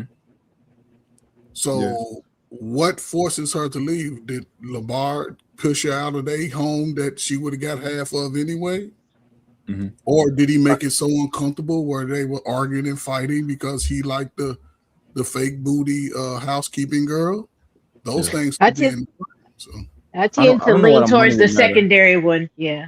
I don't know why money would matter in this situation when you got 3 million. Well, at least two, like multi-million. Like y'all generational wealth is crazy at this point. I don't know why money would even come into play here. Thanks. So that divorce is probably gonna be real fast. I don't think so. Well, I said petty. Yeah, I said what I said because dang, I had my thought and I lost it because everybody kept talking. It's not my night. Huh? It's not my night. But if I get it back, I say it. Anybody who can get on cam, please get on cam. If you can't, I dig it. But if you can, appreciate it. On the back. Oh, when it says forced her to leave, she dang near got forced to leave. I said I tend to lean. I tend to lean towards what Coach Ferg said, where he possibly made it unbearable to the point where she just had to leave. You know what I mean? She dang near got forced out. You know, she dang near, meaning she was taking a stand. She wasn't going. I'm not going. She was staying. It sounds like she was staying there. She wasn't going nowhere. That's why the son, she dang near got forced to leave. Meaning he probably wanted her up out of there. He probably was bringing that girl around, right? Because that don't seem like that's a new relationship. Just magically just got into it, right? It seems like she wanted to stay in that. She wanted to stay in that house, right? He probably brought that girl up and around there and made it so unbearable Where's the to proof, where she just Summer? left. Where's the Hey, proof, everybody Summer? get. Everybody guessing. Everybody guessing. We don't have proof of nothing. Right. But I'm just saying when the son said she dang No, near I was agree forced with you, out, though. you know, like, I feel it's because it just seemed like she wanted to leave him saying that. You get what I'm saying? I'm saying That seems like or she probably did want to leave, you guys, or she probably did want to leave, but you know, maybe she just got so fed up to the point to where I am sick and tired of his BS. I got to get up out of here. That's what I got from. Oh, she was pretty much forced to leave. That's my opinion. Also, I don't think nobody wrong. I don't think nobody wrong for saying what they. Yeah, exactly. I don't think anybody's wrong for saying. I think they are. I think this probably happened. I think this probably happened based on the evidence that you're gathering. You're not wrong for that. As long as you're not saying this is what happened, we can all guess. But there are people saying it is. He's an asshole. So he's the this. Not you. I said T. I said okay. Not you. I told you I get where you're coming from with it. Okay, my bad. But I'm saying if you read the fucking comments and some of the people who was up here, not gonna say no fucking names, but y'all know I'm pointing elbows. He is like this. He's a fucking scumbag. He's a dickhead. He's the type of nigga who was living his dream through. Like they're literally saying this shit. Yeah, I don't know enough about him to say who's that. these other? Who is this guy? That's not his son though. That's Neon. That's a streamer whose stream it is. Oh, so he cooking for them. Okay, I get it. Yes, and Neon was actually going through a bad situation with a woman who was using him for his clout. No, and and people knew, like I said, people can peel back layers on their own personal shit, but when it's not there, you gotta peel back layers. That's why I said I think that he was giving him a genuine conversation because he understand what Neon was going through. So as an uncle, nephew, father, son, I'm gonna do that. Now the fact that he was online doing it, I don't think I would have said it knowing goddamn well Neon be streaming because he be content for him. What you mean? You know when he be streaming, nigga? They was on the stream. Exactly. That's what I'm saying. Me personally, I wouldn't have said nothing about my personal situation like this. Yeah. Okay. All right. I'm about to play. What I'm gonna do is I'm about to play this part again so the people can see it, and then I'm gonna go back to another video. Yeah, Rush, I got you. Everybody still here? Rush, you still here? Rush said he had to go do something. All right. So I'm gonna bring Venus back up. And I'm about to play this. Let me kick Rush from the stage. Wow. Oh my God, man. What you say, Harwin? Harwin, that was you? No. Go ahead. All right, hold on, please. Play this, and I'm gonna play the other joint. Something alarming. More, you didn't put him a napkin and give him a piece of cornbread over there? Okay. Help me out, man. Moving slow. Just take one, but you got to give them a napkin first, Amor, so they can put it's a napkin right here. Amor, do what I tell you, and we good. Now we see this younger. Let's go to this other video. Go back to this review.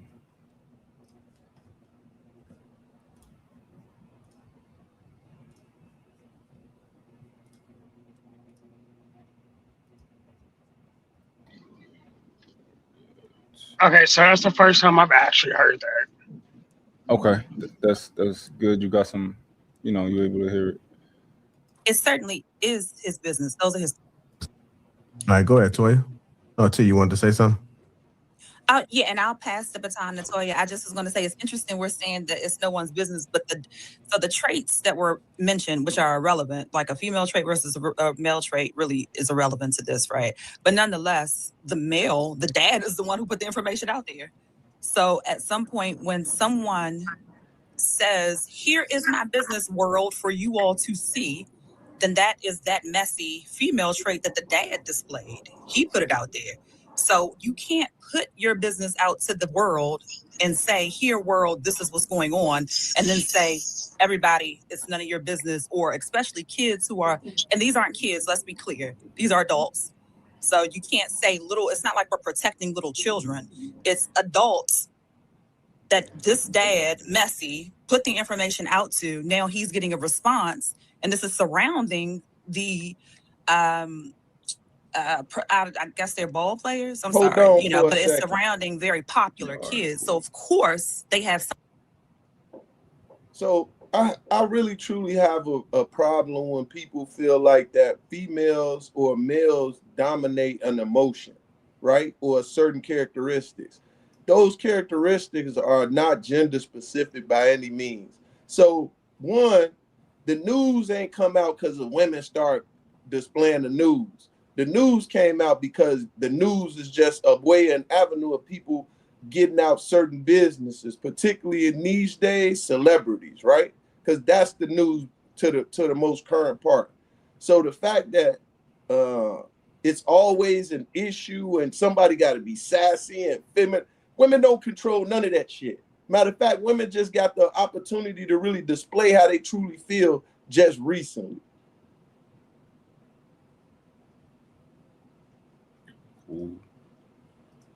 Something to say about it. I land there. Can I add on top of that real quick? That's a very important point. Chatty Patty put this all on the internet. Shorty didn't speak on this divorce. We didn't know they was getting a divorce till Chatty Patty did it, right? So the dad went and streamed with Neon with Neon. This is crazy. So him telling that they separated and got divorced, that makes him the Chatty. No, he said a few things. He said he gave us a little bit. What else did he say? He said, I used to think my wife was pretty because I was with her, but it's like now when you're not with her, now it's just different. Insinuating that he no longer thinks she's beautiful, right? That's one of the things that I remember. But he probably said more things. I'm not sure, but I remember that part. Oh, I mean, so it's interesting that the pro mom side or the pro conjecture. I'm not pro mom, by the way. I'm just the pro conjecture, pro speculation for the mom side only remembers the negative things he says, but then also doesn't remember the context in which he said them. So good point. That's the point here. And he looked at every video we saw every week. So if you look at those people's platforms, we got a dude that's a stay-at-home dad that is also just not the most masculine man that also paints his fingernails talking about this guy's dad. Then we got a bunch of other single women whose children don't have fathers, from the two that I'm aware of specifically, whose children don't have fathers that are finally using this because now they feel like, oh yes, this is the chance for me to get my shit off on the men that fucked me and left me too. So it's not like these people don't have any personal skin in the game, but for us up here on the panel, I just think it's irresponsible to speculate and put all these extra things off when, again, when we spoke about this the first time, there's one person on the panel who was familiar with all 4 seasons of their TV show. And that person said that he didn't see any of this stuff, but he is familiar with, some of the behind the scenes things as well. And everything that you guys were saying, well, maybe he did this or what if he did that, it's just maybes and what ifs. None of that stuff is factual, but your opinions can be based off of those things. The interesting part is that people did mention on the last show that they saw the show and that was enough for them to give us character witness of LaVar Ball. However, his son is his son, and he just gave us his account. And we're like, no, conjecture. Oh, no, I can't believe he it, didn't right? give us an account of anything. He said that the narrative you guys have been given, and mind you, on that same show, nobody said they watched the show other than one person. Nobody did. They said they had seen clips. Not one person had watched one episode but the person who spoke up for him. 2, he didn't give his opinion. He gave what he did. Like, he just gave his involvement in it and gave his take on it. And he's got the most firsthand information of us all.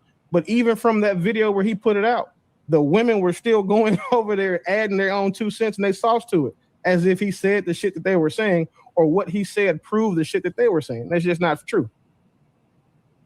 Got you. He definitely. What he did say was his mom's not wrong. She was damn near forced out, and also he had to help her move. Which, what does that let us know?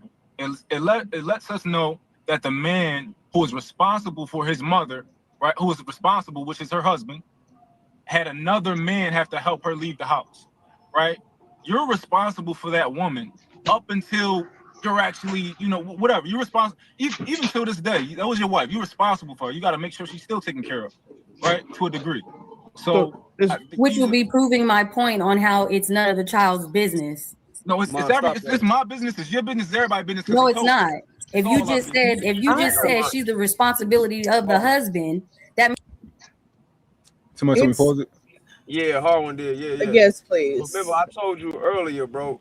Maybe if she felt like she was damn near forced out, maybe she didn't even want him to help. So we assuming that she actually wanted his help.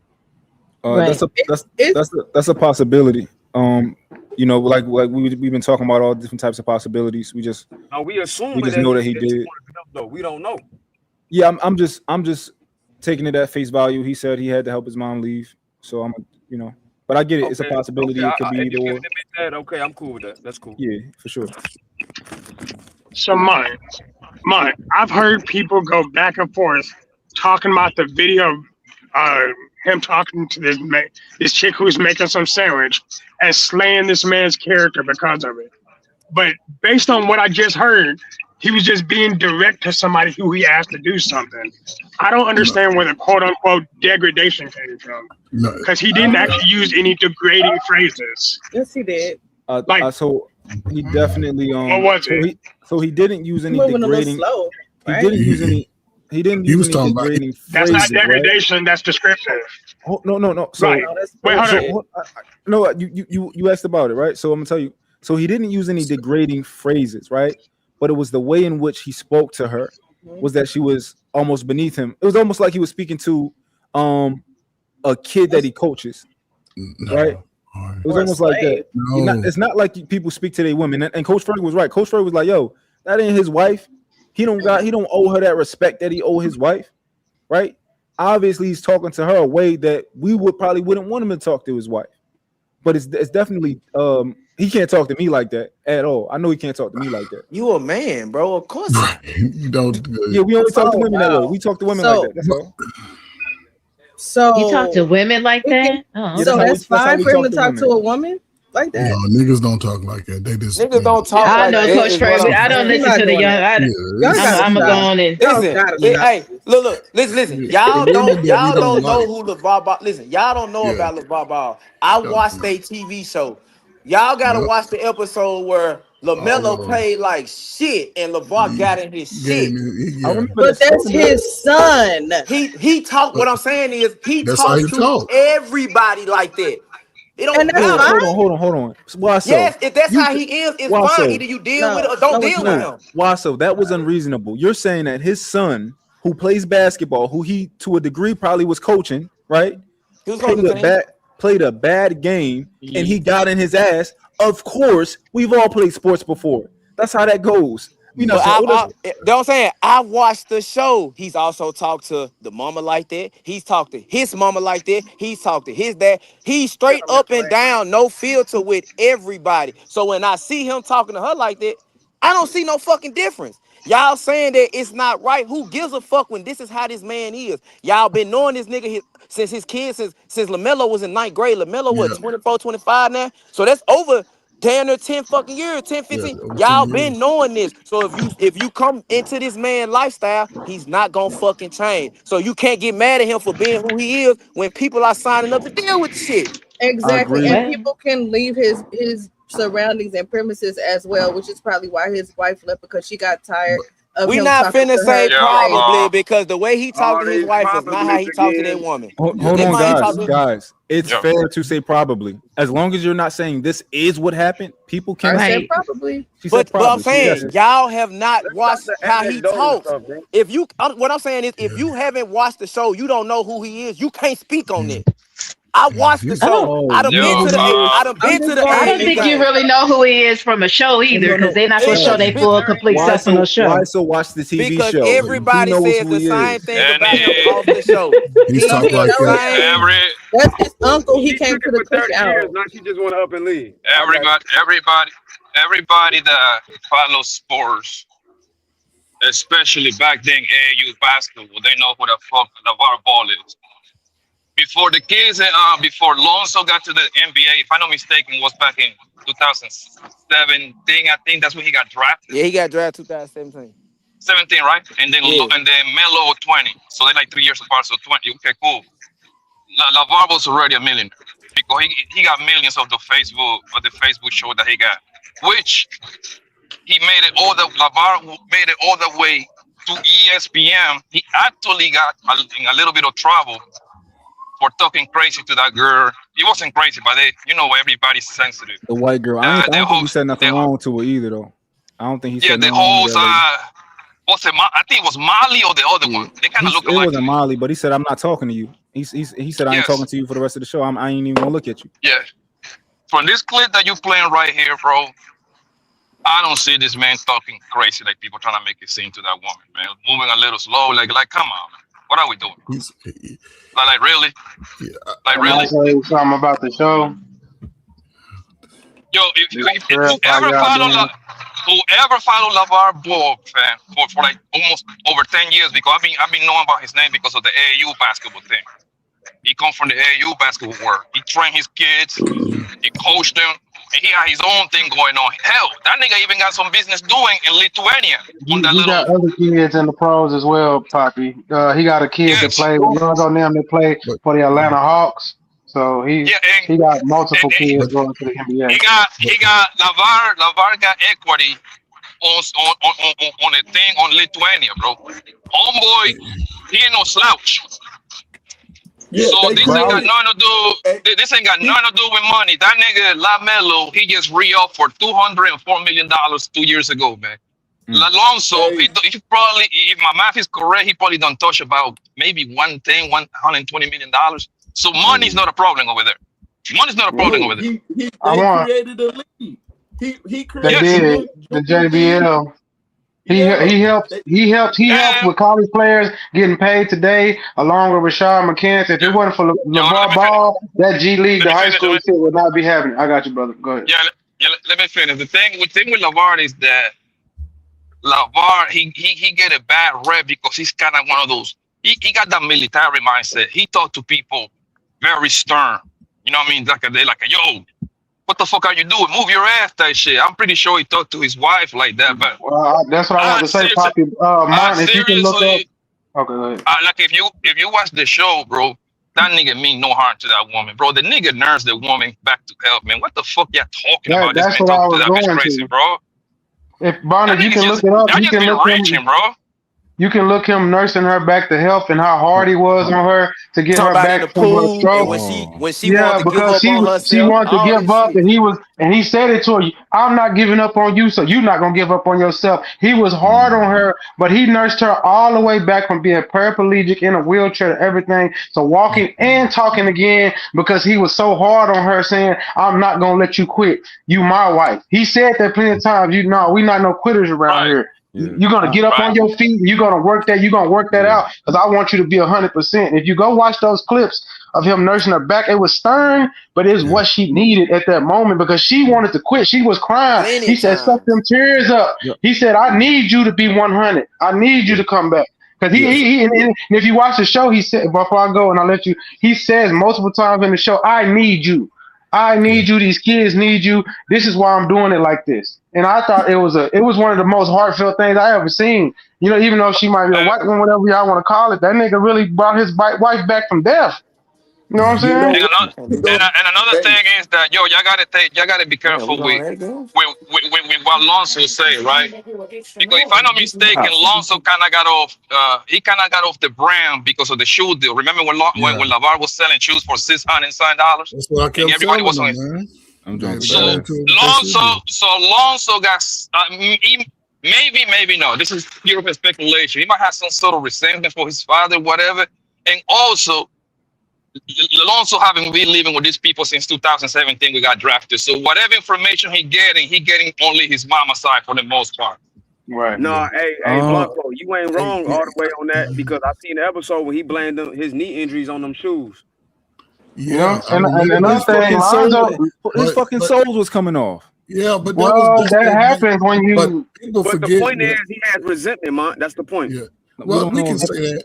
I think with LaVar, understand he was an athlete. Yeah, He was $6 million. Lonzo was complaining about $6 million. Right. He was going to play professionally as one position. He didn't make the team. Then he came back the next year as a tight end. He wanted to play defensive end. He came back as a tight end. So he was on practice squad. So he understood the professional game. And I think with his sons, he sort of marketed them himself. And he played into that because he understood the professional level. And let's be honest, y'all niggas was great go look and buy some baller brands until they showed up at $600. I was never going to. Nobody on this panel was ever going to buy I think he overreached at that point, but I was just because it's a black owned business. Because you ain't got no drip. No. It's just because it's a black owned business. I was gonna support it. I'm just saying, in that video, he was saying that he was moving slow. He wasn't telling the girl she was moving slow. He said, "I'm moving slow. Help me out."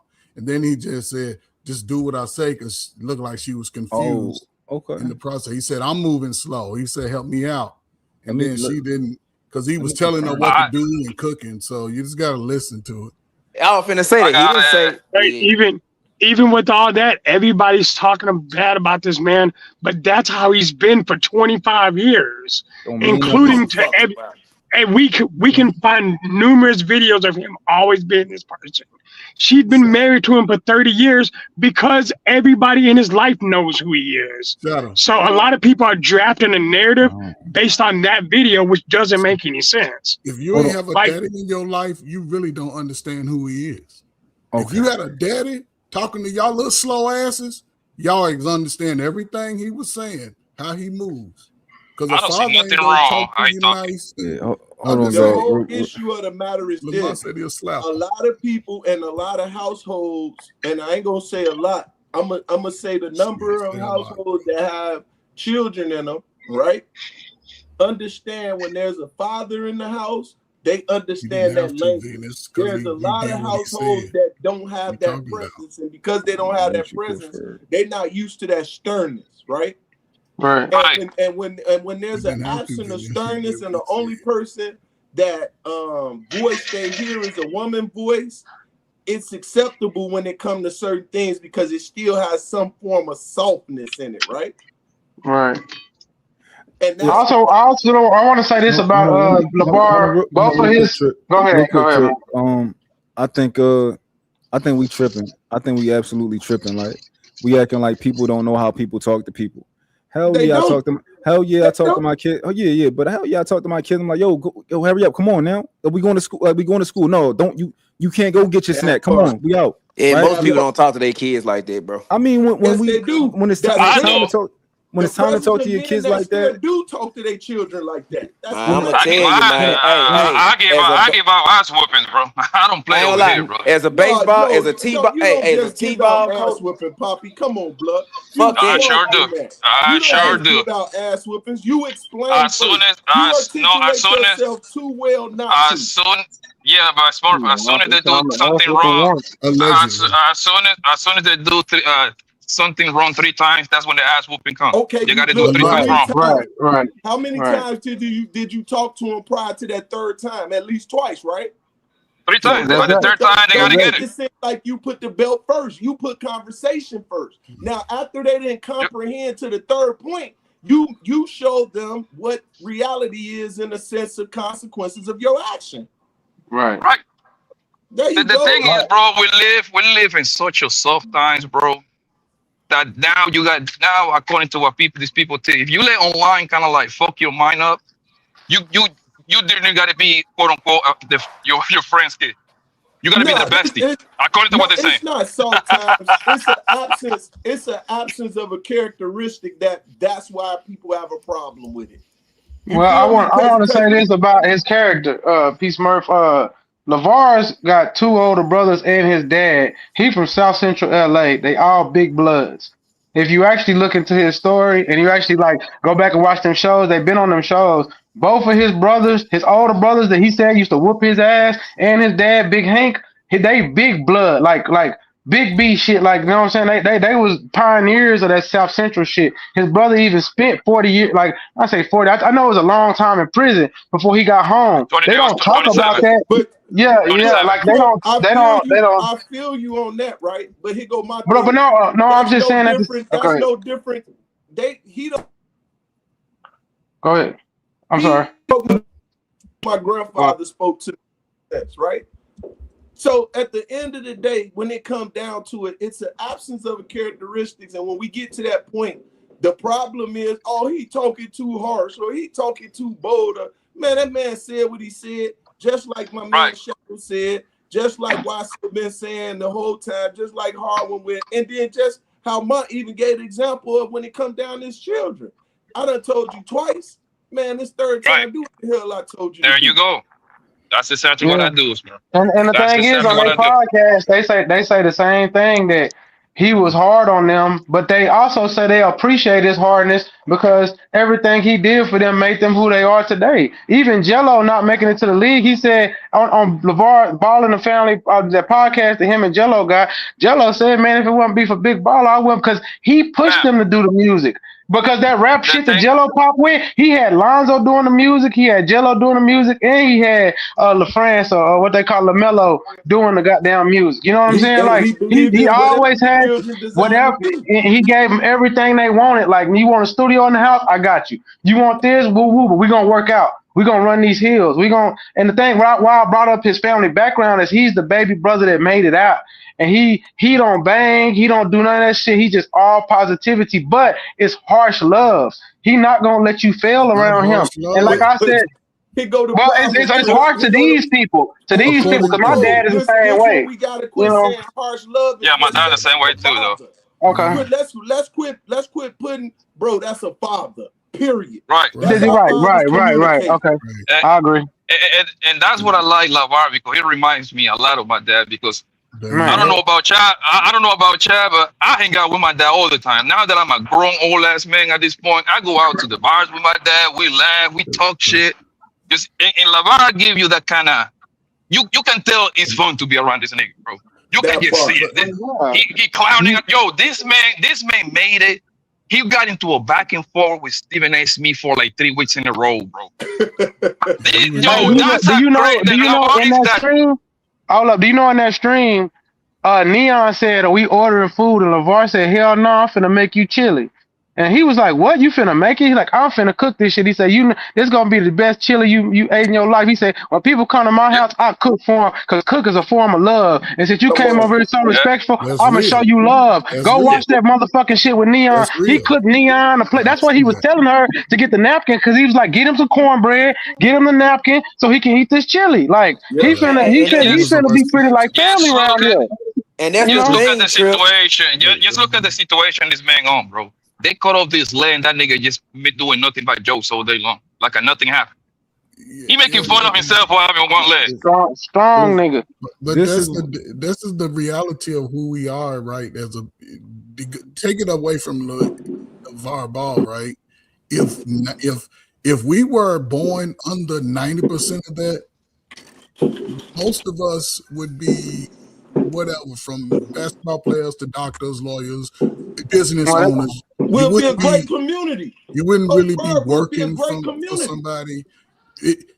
There's 2 men that really stand out outside of my own father that I admire on how they raised their family. And one, when you look at LaVar, because when you first hear it now, because everybody take how words are, don't be talking to me out loud, because most people didn't have a daddy talk to them crazy. Because all y'all niggas was teenagers, and your daddy called you all kinds of silly ass little niggas if you was doing something stupid. That's if you grew up with him, if you trusted him, if he trusted you, even though he had to get you together. Those relationships are one of a kind. But him and Joe Jackson, I say that because one, he had Joe Jackson, they can say whatever.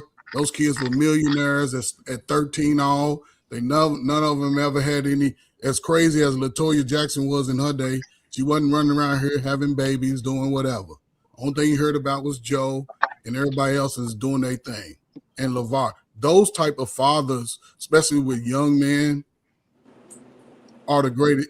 You don't Joe see the value number in one them and when they LaVar get number older. two. When people get older, that's when you see the forgot value. Like, Dion. damn, my father was Man, one of cause the realest ones. That niggas kept forget, like niggas ain't never been to Gary, Indiana. They don't know what Joe was against. You forgot And I'm Dion. talking. Well, Dion don't. Man, Dion kind of count, but you know. But I'll give you Dion 3. I will give you Joe, LaVar number 2, and Dion number 3. Yeah. But the thing is that what I give Joe and LaVar is them niggas had nothing when they was building this. They just had confidence, the ability to teach, the regiment to say, I'm gonna make you great. Dion came with money before he had Shador, and he had a lot of bad decisions with his women. So I gotta put Dion down because Pilar went crazy on that Morris shit and all that. Like he tried to eat off himself. Driving that goddamn Ferrari off the goddamn cliff, and you know what I'm saying? He still run from her. He can't even be in the room. Yeah, he can't even be around her because he know what it is. Like, but LaVar and Joe till death was with his woman. LaVar, up until recently, we found out was with his woman. Them is successful. 30 years successful. In 30 years, if y'all split, I tell my mama that. My mom been married for 28, and sometimes she get tired of my stuff. I said, Mama, I can't knock you. You did something that I want to do. So if y'all decide to split, I respect both y'all, my stepdad and you, because like y'all put that time in though. I hope y'all stay together. I push it, but I know things change. You know what I'm saying? But y'all gave us everything that we needed as a family. Like, so I'm gonna be honest, bro. I don't see their separation as a failure. They put in 30 years. Those 3 little niggas, they became big boys. Successful, and I mean, obviously, people wanted to see to go all the way, but 30 years, bro, and your kids is out the crib. That to me, I give them like a B plus, pretty much. Let me ask anybody. Let me ask the panel a question. Has anybody ever took? Tied out. I don't have them tied out. I don't know who you talking to. You talking to them dogs. If anybody on here took care of a person that had a stroke? No. You have in my? I have. Like I have 2 people in my family. I'm gonna tell you right now. When I saw how LaVar Ball did it, I used to be mad at myself because I said this is what I should have did to my auntie before she passed. This is what I should have did to my cousin my older cousin before she passed, because I was too passive in their recovery. I was like, oh, it hurt, and I let them stop. I should have been like LaVar and said, you don't stop until I tell you to stop because you're gonna live. I should have been on their ass, and through my passiveness, I lost them, family. He brought his wife back from the fucking cracks of that motherfucking, because a stroke can take out half their body. It takes a lot of therapy. It takes a lot of therapy to bring them back, and it's gonna hurt. It's not gonna be easy. They're gonna cry. They're gonna say they're gonna want to quit every day. You can't let them quit. You can't, because once they do that, they're gonna end up. There's a timetable. You know what I'm saying? If they don't come back within the first 8 months and you really get them on hard, then you just waiting for them to go on out. Yeah. You know what I'm saying? LaVar didn't let his wife go there. Yeah. That's all I'm So my thing is this, right? I think that I'm really, if I'm being honest, I do think I'm one of the only neutral people on this.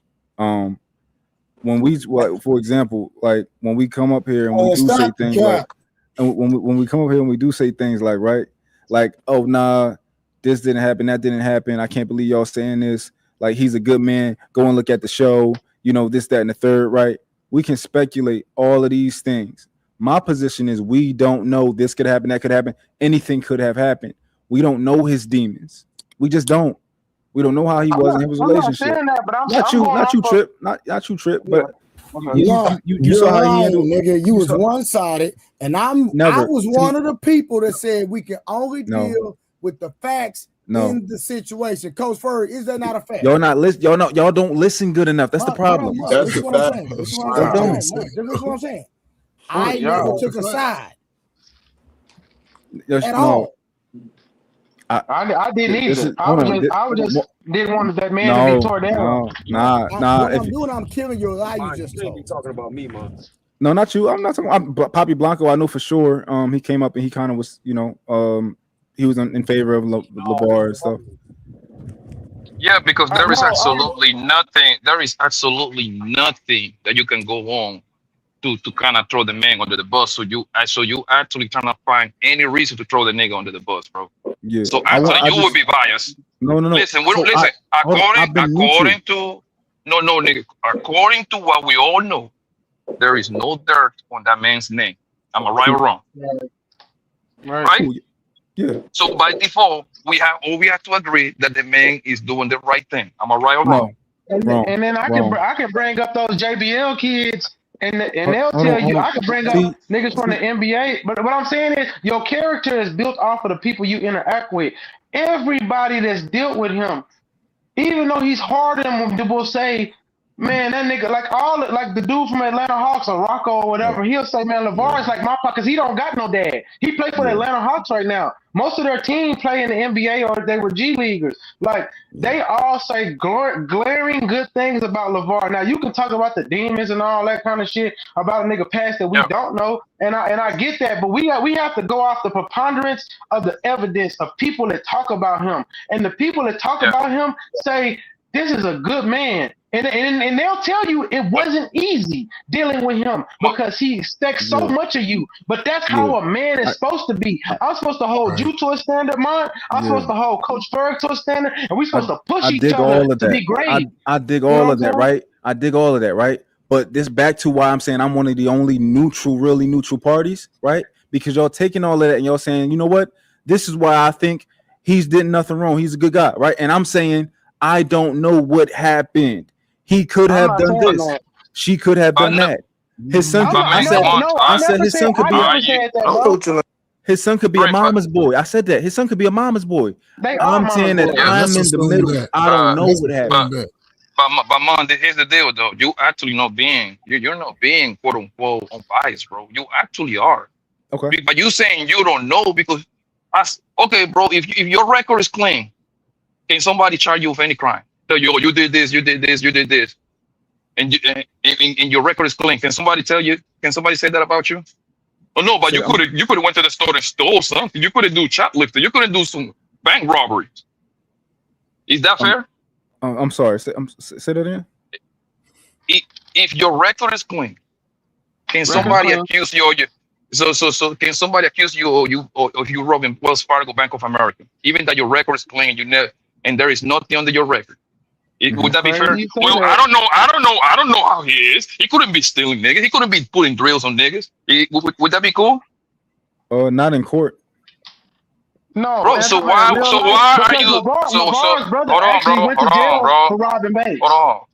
So the thing is, bro, but you saying you don't know that there is nothing under this man jacket, my nigga. What you saying you don't know? It's like you don't want to believe it, so you want to write the I don't know part. No. So on to further notice, that man is clean, family. I'm sorry, you gotta say that. So no. So that's the thing, right? I'm being honest, right? I'm being honest. We don't know a lot of things about a lot of people. We do know what people show us, right?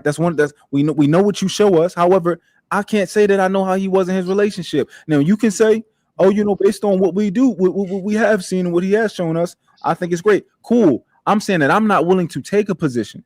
And you can take a position. However, not taking a position is just affirming that I'm neutral.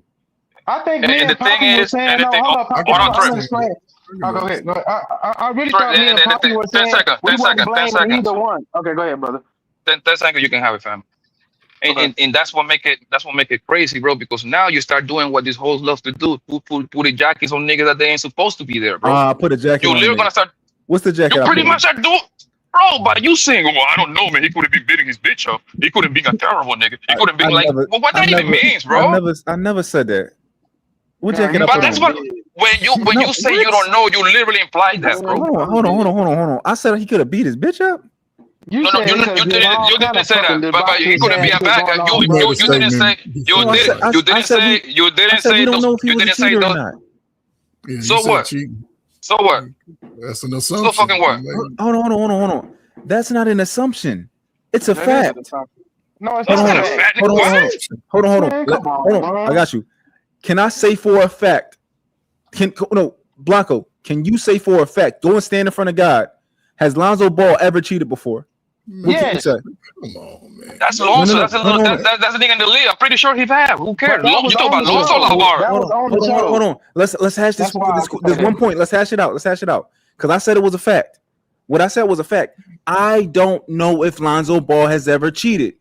You mean LaVar? Hold on. You talking about the father, right? LaVar. LaVar. Yeah. Who on this panel? Because y'all saying I'm not being true. Who on this panel does know for a fact that he hasn't or has?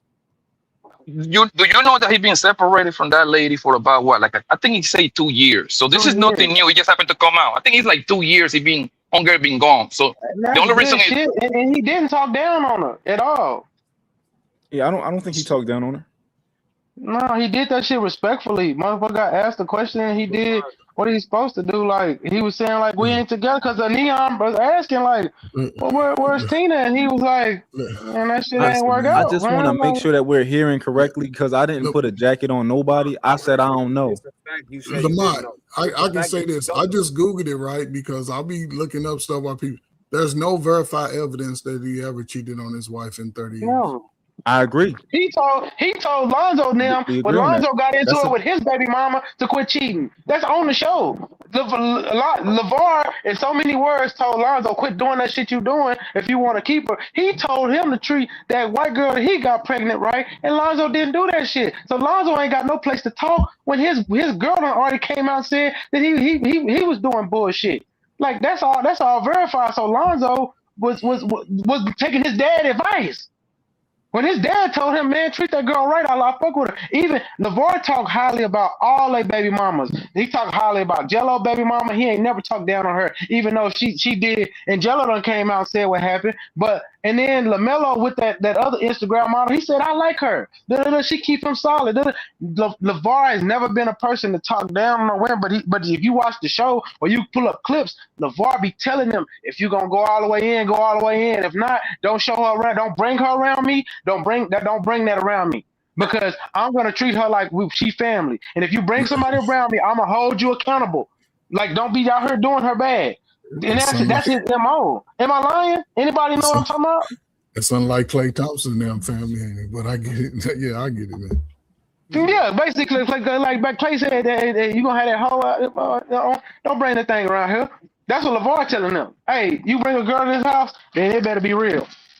And he said that in the end, in an interview and in that show, he said LaMelo is going to be the one to get trapped by women, and he was the one he was most worried about. He was like, man, he the one that just wild, and he want to do this and this and that. You can listen. There is clips for days for their life that you can watch him giving his testimony about how, and he's doing it in front of them and talking bad to them about it. Like, Lonzo, I don't want to hear that shit. Like, that's your baby mama. Y'all better piece that up. Like he told him when they was going through that shit, I don't care what your excuse is. That's your woman, that's your child. You better figure it out before I figure it out. You know what I'm saying? He was telling him to his face, like, I'm not playing that.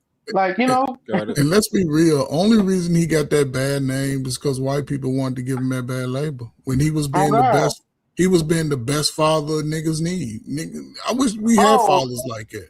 That's what I want to say, Coach Ferg. If you watch that stream, LaVar has worked so hard on the Neon stream. He worked so hard on his shoes. He had a guy, an Indian or Arab guy sitting in there, and they showed them drop tennis balls on the material for his new shoes. And then he showed this piece right here is why you roll your ankle. He was explaining that when I got into the shoe business, I didn't know nothing. I admit that. But I progressed it because that's like me and you trying to compete with Nike, and we come out with some shit, and the guy trying to help us, but it wasn't up to par. He's been working on his game, You know what I'm saying? You gotta let Coach Ferg get. No, I'm just saying, and that's the part of it, right? Because let's just say he's now that it's come revamped again because he already displayed how he was raising his children years ago with the show, reality show, how he was communicating with his wife. When I first heard, I was like, man, he talked real cocky. He talked cocky to black people, white people. I'm like, cool, I can rock with that, right? But then now he's been in the back burner. They tried the Big Baller brand. He was hot on that. They invested a lot of family money. His son, Lonzo, lost a lot of his money balling with that, right? So I can see some contention there. I can see that happening. Y'all niggas lose $20 with each other. Y'all ready to fight each other and Well, he didn't lose that much, Coach Fern, because he made a lot of that money back. He didn't lose bread. The problem is that he got injured with the shoes. The thing is what LaVar was trying to pull. And The it was thing a that scam was going on. So it was no goddamn. I mean, it was their business partner. It wasn't LaVar. It was the person that was running business. The thing with LaVar, what he was trying to do, he was trying to.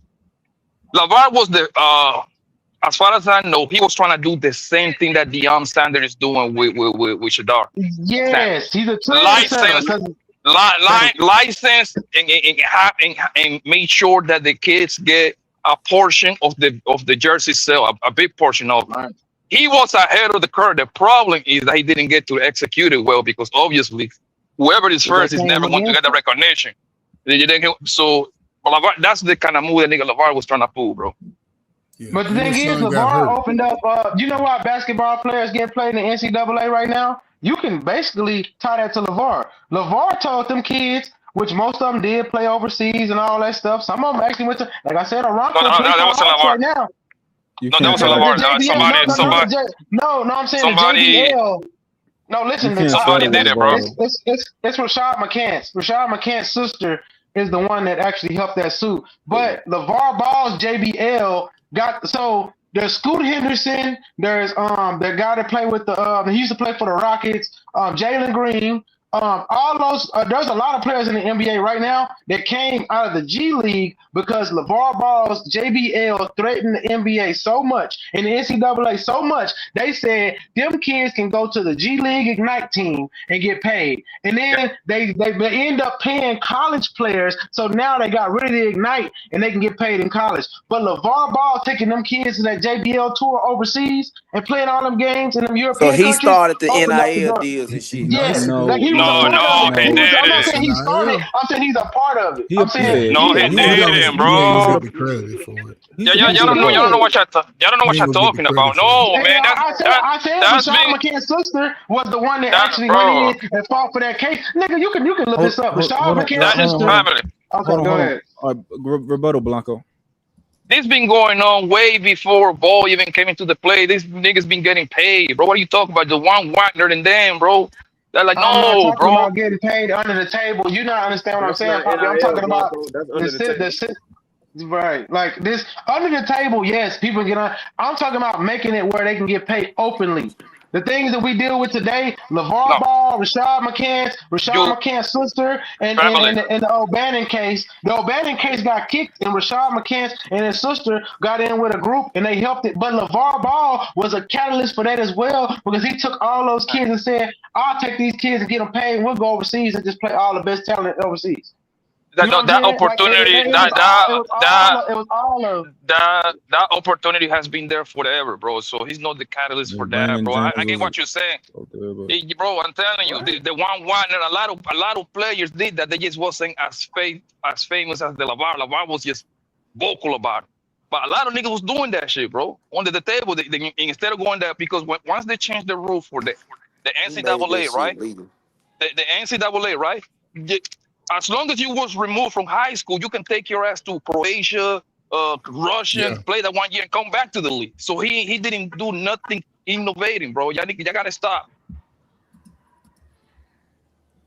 I just wanna cause y'all put that jacket on me that I put jackets on niggas earlier, so I want to make sure we got that settled that I ain't put a jacket on nobody. It's not a jacket. That nigga and Poppy Blanco don't understand our system, but I get it. You know what I'm saying? I'm just saying that I was saying that I don't know what happened, and I'll maintain my position. If people needed me to give examples of what could possibly have happened, I don't know if he's a mama's boy. I don't know if the wife just got tired of that nigga and just was left. She's tired of that nigga. You don't know what happened. And so that's the gray area. What I was saying was you shouldn't even bring it up or to even infer it. So we disagree. It muddy the waters. It's not an assumption, but it is bringing it up muddies the waters to even infer it. But you did say that you didn't know, so I got to give you that. But we disagree on that point right there, right? I think if I have to explain that to people, then I have to explain it to people. But if people just dig it, like if I'm like, yo, we don't know what happened, and motherfuckers like, all right, yeah, no, you right. But if I'm like, oh, we don't know what happened, and motherfuckers need me to start to explain what could have possibly happened, then I explain the possibilities. That, you know, No, I can rock with that if somebody need that to say, okay, let's have a conversation. What could have been, but sometimes you brought it up when it wasn't even that situation. But the thing is, Buddy's jacket was clean. So to say you don't know what happened, it's kind of how like many giving the motherfuckers nigga got clean jackets? Hey, as long as that's what matters, bro. Who cares? Who cares? I'm just too wise for that. Like I'm none of that shit don't faze me. I dig it. Like, listen, I've always held when it come to dads, LeVar Ball was always on the Mount Rushmore for me. Dion, LeVar, whoever else I can think about, right? They was on the Mount Rushmore. I never take nothing away from him for doing that. But when we talking about him and his woman, I don't know what they got going on. Yes, and then I think what's his name, Lonzo did a little interview like 2 days ago, something like that, and he didn't blame his daddy, but he pretty much he implied that he was the reason. You know what I mean? Facts. So he implied that, and you kind of repeating what he's saying, even though that he didn't even live. Obviously, Lonzo would know way more than us. He's way closer to the situation. At the same time, that's a husband and a wife, nigga. That's a husband and a wife, bro. Like he would never know 100% or the story. Facts. Most likely, he getting the story from his mama. But most likely, he heard both sides. But the mama probably got she got probably a little bit more impression towards him. You see what I'm saying? So who knows? I'm not willing to go that far, right? I'm not willing to say, well, you know, most likely he just pretty much repeating what his mom told him. I don't know what's going on. I don't know how much he knows. I don't know how much he's always known. I don't know how much he just found out. I don't know any of that. You know? Think about it, Mom. Why is he the only one that says something? Think about it. We don't know. We can only speculate, and I feel like you've already speculated why he said it. I want you to think about it. This nigga Lonzo said he helped his mama move. This nigga's got millions on top of millions on top of millions. Don't you think that if that woman want to leave, she can just go 2 minutes in a truck and move that shit literally in 3 hours? I think hold on. When he said it, I think he was pretty much saying that like he got if we watch the video again, he like pointed at somebody and said like, yeah, like I think he like one of his assistants or something got it together. Yes, but think about it. This is not just the average people that have to do. They have to call their cousin. They have to call their brother to help them move. This is people with deep pockets, my nigga. You gotta remember, she had a stroke, Blanco. She had a stroke. It's a little different. So okay, I understand she got a stroke. All she has to do is make 2 phone calls to get her shit out of there. Again, this is so people. You probably hire some movers, bro. She gonna call her son. She gonna call her son. Literally, the son that is in the NBA. Like this nigga got to drop whatever he got going on and help her move. That lets me know that the mama was on that nigga ear and she got to pretty much paint the narrative, whatever she might be painting to that nigga. That's how I know, bro. That's a possibility, but it also could be I had a stroke, right? I had a stroke. Like my son handles my or other people handle my affairs. You know? I don't know how she's doing these days. If I want to move tonight, my nigga, my shit will be moved literally in the next hour. All I have to do is make 2 phone calls, bro. Yeah, you a nice, healthy young man. You a nice, healthy young man. I don't even like moving my own shit. I just go to the company, hey, man, come grab this shit, bro. I would do the same thing. Send me the bill. I hate moving. But his mom, but she needed more than that. Like I'm pretty sure he got her situated. But right? again, nigga, she couldn't get him better situated than LaVar. LaVar the money. Let me call the moving company, and I can just go pull up at my son. He don't have to, you know what I'm saying? I think that's more fine because she wanted to go in that capacity. She can just go, and she has enough money to pretty much do what she wants to do and needs to do. Lonzo with the Cavaliers, right?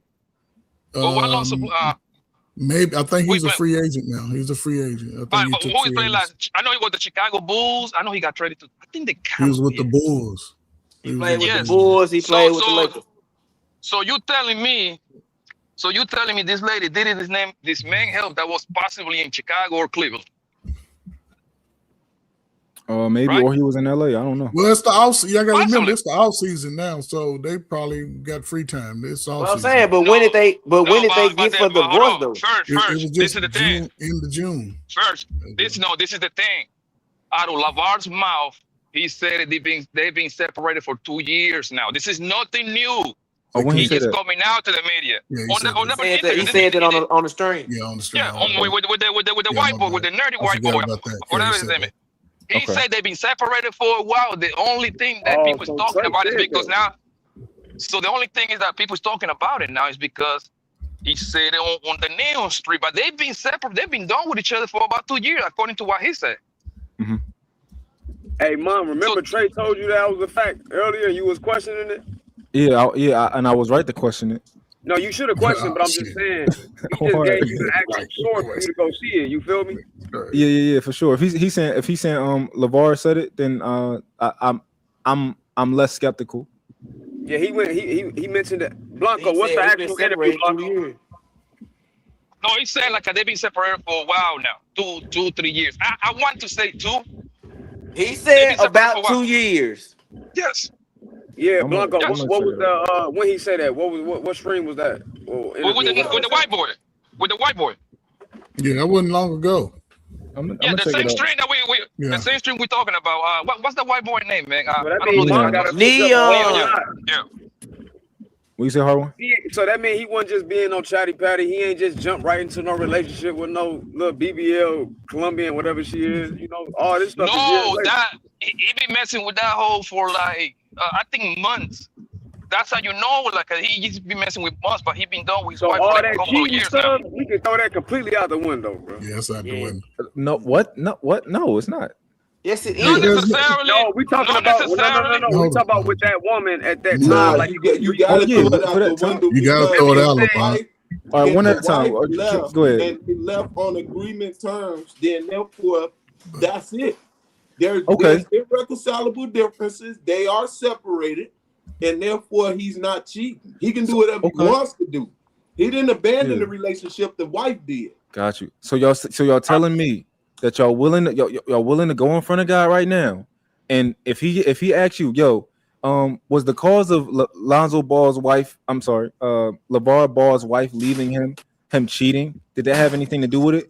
You can tell God, no, it didn't. It had nothing to do with it. I'm gonna tell God this. Hold on, I'm gonna say. I'm gonna tell with all the. He's talking to me. Okay. Mont, what I'm saying is, when you was talking about he was being a goofy, parading her around, like it's something, like when it's fresh, that ain't what that's happening. That's not cheating. That's not still taking away the fact that what you saying possibly he could have cheated then. Yeah. What I'm saying is you shouldn't even bring that up, what he possibly could do, because that's irrelevant, because we don't know that. I disagree with you right there. I think that it's important. I think it's important that we say what we don't know. But Harwan, I want to hold on, Harwan. I want to concede to something you said. Not concede. I want to mention. I said earlier because I was under the impression that that he just everything just happened recently and he got a new girl around the gym. No. You said he was parading around. Yeah, can I? God damn, can I apologize? What? You apologizing? I'm not apologizing, but I'm saying I'm saying that I guess y'all talking got me fucking my head up. I guess let me apologize. Let me just for because I was going off of information that I didn't. Well, I was assuming based on the information that we had. So yeah, if it's been 2 years, I take your word for it that he said 2 years. Then he not wrong for having his new woman around. That's cool. Listen, man. That's LaVar Ball, man. Who gives a damn, bro? He nursed that woman back to hell. The least he can do is get some little extra pussy on the side, my nigga. Y'all need to start worrying about what the man do with his cock, my nigga. That sound suspect to me, bro. No, I'm not. I never said it was something wrong with him fucking off on whoever he want to fuck on. What I said was, if they recently just got out of a relationship, and you go on a stream and you got a new woman around, I think that's distasteful for my personal that's foul as hell. Yeah, no, it's not. If that's what happened. No, it's fucking that's LaVar Ball, nigga. Who gives a fuck? If his wife did it, how would you feel? If his wife, We don't play by the same rules. Stop saying that retarded shit, my nigga. We don't play by the same rules, my nigga. You tripping. No, we don't play by the same rules, homie. No, so I agree that we don't all the way play by the same rules, right? But that's foul on both sides. If I leave my woman today, right, and a week later I'm on a gram, I got a new bitch next to me. I'm not doing it. I think that's goofy. I'm not doing that. No, that's God putting a woman in your way. God do nothing wrong. You know what he's doing. I'm not making my I'm gonna honor my relationship that I just recently had. But there is no relationship. There's no relationship. If you would have, and this is anybody, that's why, if you with a woman, y'all married, and she packs her shit up and leave, and the kids are gone, what else is there to hold on to? You can go cry in your pillow a couple of days, but nigga, the Friday weekend coming up, I've been calling your ass all week. You sad in your pillow? We going out tonight. I'm gonna fuck what I want. Where the bitch is. I'm gonna fuck what I want. However, I'm not about to be on stream with my new bitch in the house and all that. I think I'm not on that. I would never be on that. I hear you, man. As long as we know that ain't what LaVar was doing. Exactly. But we going at what Blanco said about, like, even if he did do that, it don't matter. I disagree with that. And I think even if a woman, go ahead.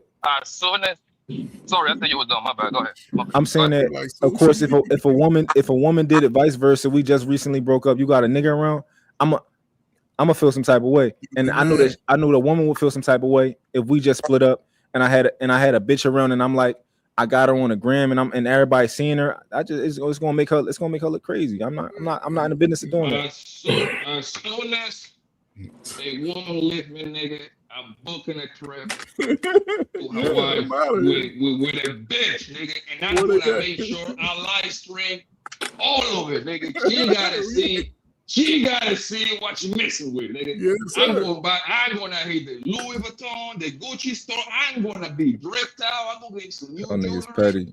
Oh, nigga, I'm very petty. I'm very petty, nigga. That's for the psyche of a man. Sure. And you know, like the hoes be taking pictures on the face of wrestling, but they never show who they with. I'm gonna step it up, nigga. I'm gonna take a picture of her and me.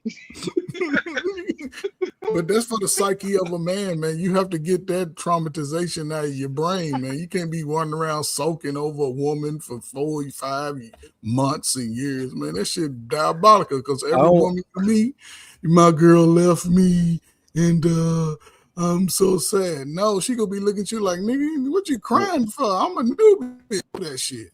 Well, Coach Ferg, I think people would draw the connection between what I said and what you're saying right now.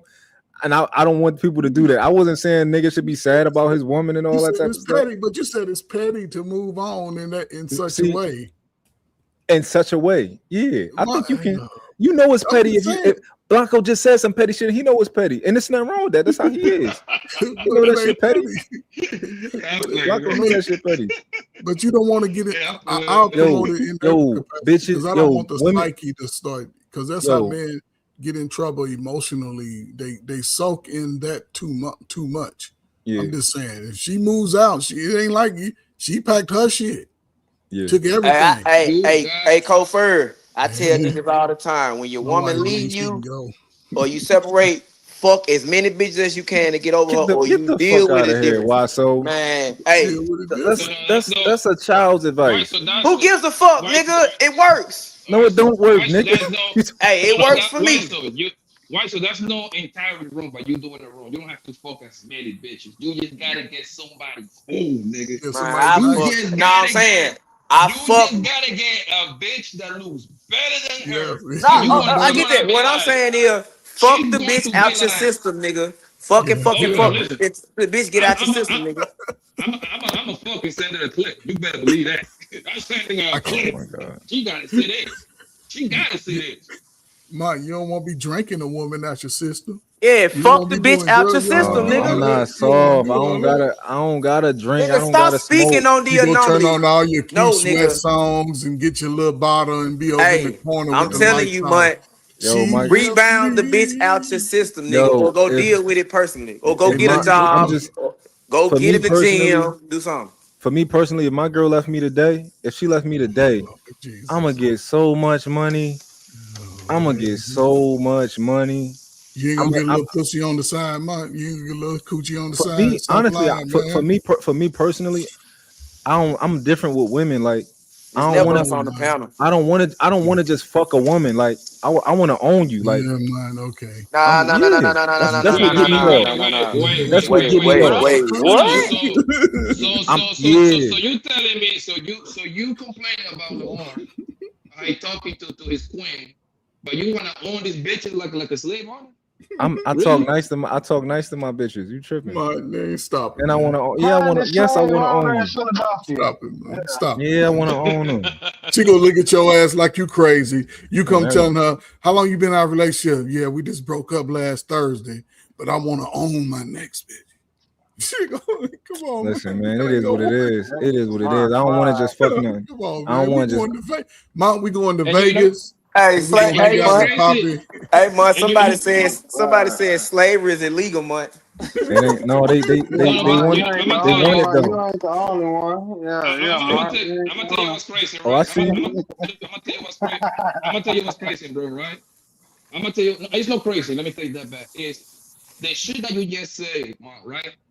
That's a turn on for 90% of these bros. Right? I'm gonna turn off. That pussy get wet. It's a turn on. I talk to them who's kind of real close to that, right? I talk to them just like that. Their pussy get wet, right? As long as they like it, they call that applying pressure. Oh my God, that's pressure. Once they don't like you no more, that's controlling and abuse. Just remember that. He's creepy as hell. I dig it. No, you're not lying. You're not lying. I'm just that's my stance, man. Bro. That's how I carry it. That's my stance. So you know what I'm saying, you ain't trying to be owned.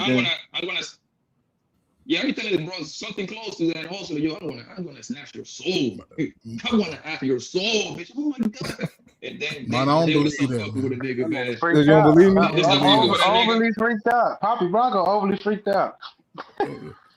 What don't you believe, for? That's how you gotta talk to this bro, my nigga. They copy. Trust me. I know my dog. You know what I'm saying? I don't believe in the fact they come on social media, they don't know that kind of talk. They want that kind of talk, my nigga. They like it, bro.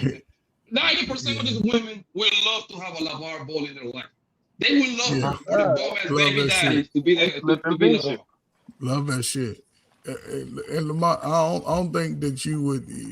I call cap, right? Because if she actually pulled up and moved all her shit out of her drawers, that you made space for her and all that, you gonna feel some type of way about that when she gone and that door slam and the weekend is coming up and she ain't called you. You like, man, hold up, where they at? Let me call Poppy, because I know he know where them bitches are. Man, I'm going out. Hey, Coach Ferg, it's never us on the panel, man. Never. And ain't no way you can be sitting up in there in the corner. You done pulled out your music and got your bottle, man. You get to crying over and shit, man. Come on, man. Look, and then on top of that, listen, Coach Ferg, listen, man. You in the prime of your. You think you the smooth, and you know that you good with the ladies. But look. You love this woman, nigga. You talking about marrying her? Don't do all that, bro. But hold on, I'm just being. Listen, let's say she left and it hurt me, right? Cool. Like I'm human, right? It's gonna hurt me a little bit. Cool, little bit. But yeah, I'm still a real nigga. All right, well, look, it's gonna hurt a little bit. Cool, right? Well, I want to hear this story. Cool, I dig it. This is what I'm saying. This is what I'm saying, right? I know how valuable I am, right? So I'm ultra confident. I don't gotta go out here and fuck nothing. And I know that by me not fucking nothing, by me chilling, all these bitches gonna want me even more. Oh, that nigga just about his business. Nigga, I'm fucking some. If me and Kiki ever completely fucking separate and divorce, I'm fucking some because I chose to be monogamous, nigga. So I'm finna fuck all these bitches. Yo, Wasso. When I used to sell weed, right? And I pulled up on a bitch, and they be like, "Oh yeah, you smoke too?" I'm like, "I don't smoke. I'm straight about money." I think if me and her separate, I'm probably gonna hear the when I was in the club, because I didn't go to the club a lot, but when I was and I'm drinking water, I don't drink, shorty. They love that shit. You just suave, nigga. I just don't give a fuck. Nah, nigga, that's my know that's the cheat code. You don't never do what a motherfucker expect you to do. I'm saying, nigga, I'm in the club turned up. I'm drinking motherfucking water and motherfucking lemon in that bitch. That's nah, a bitch, fact. I don't drink none of that mo ass shit. I ain't do that. Then bitch I'm selling weed. Bitch wanna roll up and match one. No, I don't do no matching because I don't I tell a bitch two things. One, I don't put my lips on no other blunt nobody else roll, so you can't even smoke with me. So roll your own shit. Or when I wasn't smoking, now I started, I don't even smoke. Yeah, Fuck that's them up. superficial. Like, But you know what a nigga I don't share blunts. You know what 99% of Americans do at some point after a breakup? They go looking for the opposite sex. They go looking for the opposite sex at some point. So that's all good. But what he's saying is, I just go back to my old rotation, and I ain't gotta worry about it because I'm him. When you him, I just go. That's what I'm saying. I just go back to the layer and keep it player because people still remember me. That's what I'm saying. Niggas give me death all through this bitch. Like, nigga, I That's ain't what seen I'm you in a saying. minute. You go back to the bitches who been mad you monogamous, and you go fuck these hoes who been in your DM. I got rid of all of them. They'll come back, Mont, because you Mont. You ain't They never can't got come rid back. of them. You never got rid of them. They can't come back. Nigga, if you in the club and it's easy pick, it's going, bro. Hey, Early today, I was reading something came across like my something came up, right? And according to what I was reading, they say, what's the girl name? Drea Michelle. According to I think she did like an interview, I believe, saying that how she left the NBA nigga that she was messing with, the young boy, the guy that used to play for Houston, he got traded. No, that's a baby daddy. That's different. She left the new nigga, the one that is the same age as her older son, Jalen Green. I think that's his name. Jalen Green. Very good. He's really good. He was with the Houston Rockets. He got her pregnant. The last baby's by him. And now he got traded to the Phoenix Suns. And she was talking about she left the nigga because he was cheating on her. You see how stupid that sounds, bro? Like a 25-year-old, a 24, 25, whatever how old he is. He just got real. His company just got real 110 million station, bro. And she thought that she was going to be the got love paper. He finna get traded. So now, like the classy hoe, like they are, right? They got to run to social media and do their rounds, right? Even though that she knows exactly what she signed up for. Like, it's kind of lame, bro. Like, this whole game with these niggas, right? When you dealing with a nigga with options and shit, they know what time it is. But the see thing is, Poppy, them niggas be playing soccer games. That nigga in the NBA telling the motherfucker when I'm on the road, I'm going to sleep and shit, lying and shit.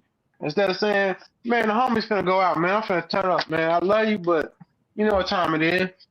That way a motherfucker know where they stand. Them niggas so goofy, they want to play the love game. When they like, when I ain't at home, especially if I'm doing that. I'm playing NBA ball. I've been on the road for a week at a time. When I ain't at home, you should be honest. I ain't at home. Understand, I'll hold you down. I promise you, them niggas don't be lying, bro. Everybody know. I ain't got with a few niggas. They be lying, bro. Everybody played their role. I remember my homie, when I used to come to his match in Boca, in Florida, he used to have his 3 girlfriends in there, bro. In the house. They were doing each other's nails. They were giving each other's beauty tips. One of the bros have a TV show on BET, Tokara, I think that's her name, the little thick John, pretty girl. She was one of the girlfriend. As soon as the homie kind of stopped messing with her, he said cheater. Even though that she knew what kind of type. I'll give you that. But you can't say all of them niggas ain't motherfucking lying. Cause I ain't gonna lie, Gilbert Arenas exposed that shit with Swaggy P. That them niggas was different because they even said it on the team. They almost got in a fight with Quincy Acey at a party over some goddamn, they call it work. Nigga, he's like, nigga, you mad at me about the work? Like, what you mean? Like, because there's some niggas that be tender, bro. Y'all gotta accept it, bro. All of us ain't on the same lane of player, bro. Whether they tender or no, fan, they know what they're signing up for. It's impossible not to. I mean, I'm not saying that they don't know. It's just when a nigga feeding you I gotta give the women a little bail when a rich nigga feeding you a line of bail. You like you said, some of them goofy. They believe that shit. Like they believe this motherfucker ain't. Oh no, it's just you. I'm not going on the road and doing nothing. Nigga, just be honest. Hey man, when I'm at home, I'm at home. When I'm on the road, don't ask me shit. Like, cause I'm on the road. Like you just gotta keep it real 100. When you start lying and shit, a motherfucker can do that shit. But if you saying some motherfuckers go back behind the lines after everything fall out and say that, I give you that too. It's a mixture of all that shit. You know what I'm saying?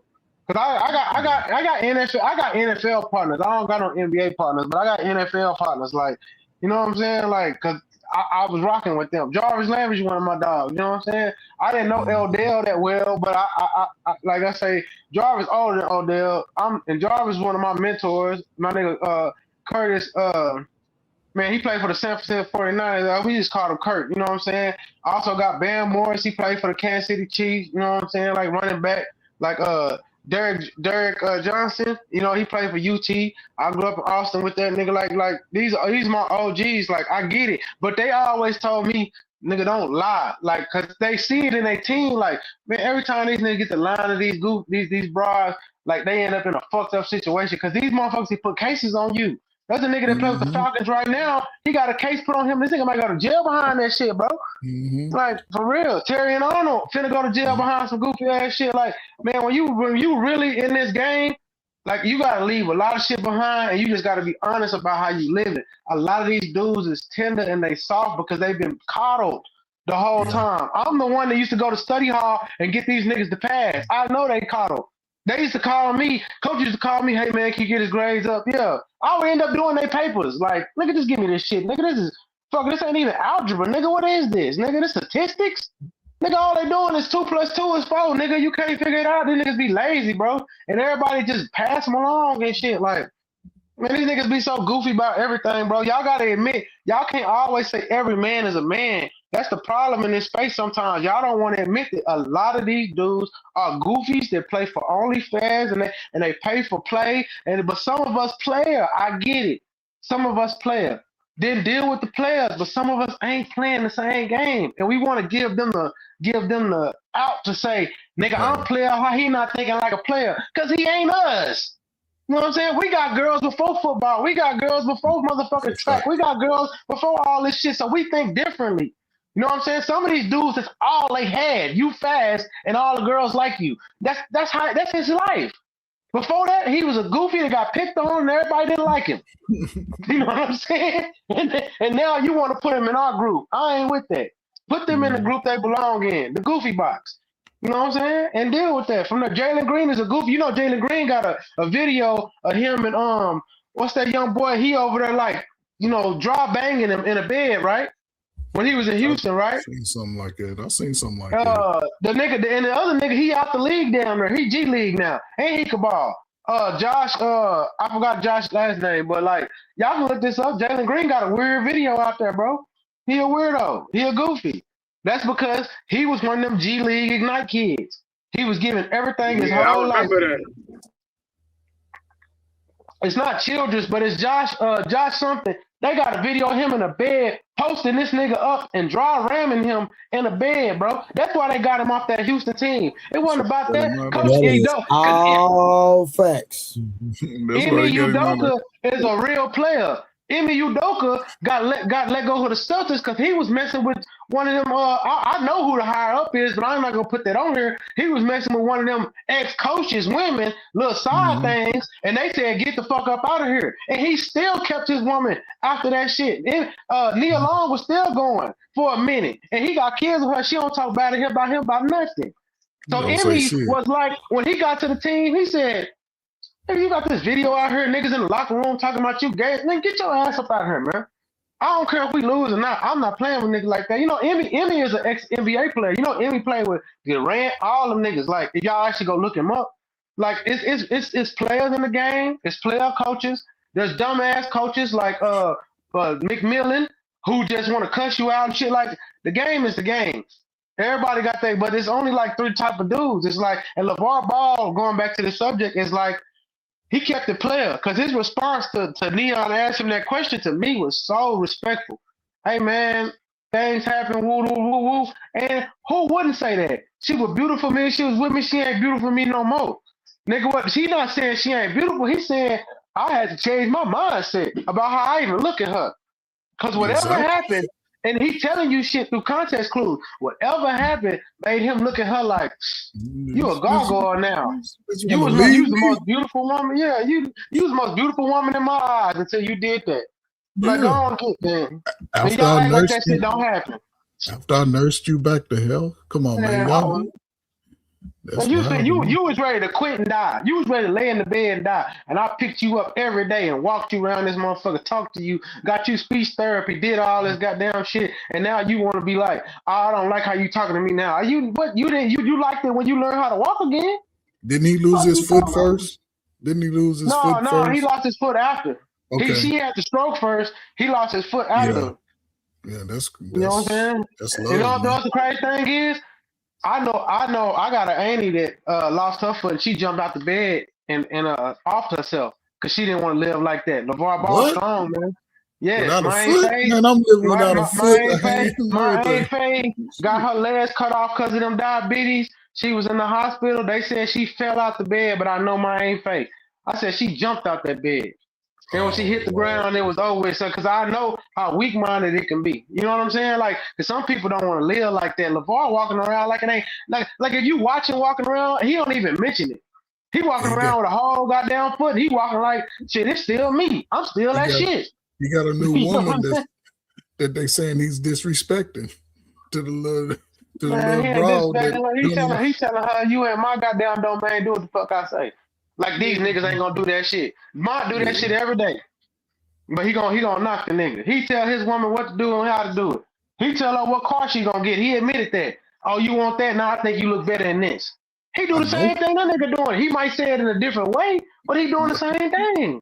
Mont Ball is doing this. Oh Lord, Mont Ball. Is that what you do? Mont Ball. Mont Ball. Yeah, Mont Ball. Is that what you doing, man? He admitted that. He said his girl wanted to range. He said, I think you look better than this motherfucker, man. This what we go. He just said nicer. He tell her no. This what you getting. And you know what she said? Okay, daddy. Okay, daddy. Yeah, she went what he said. Yeah.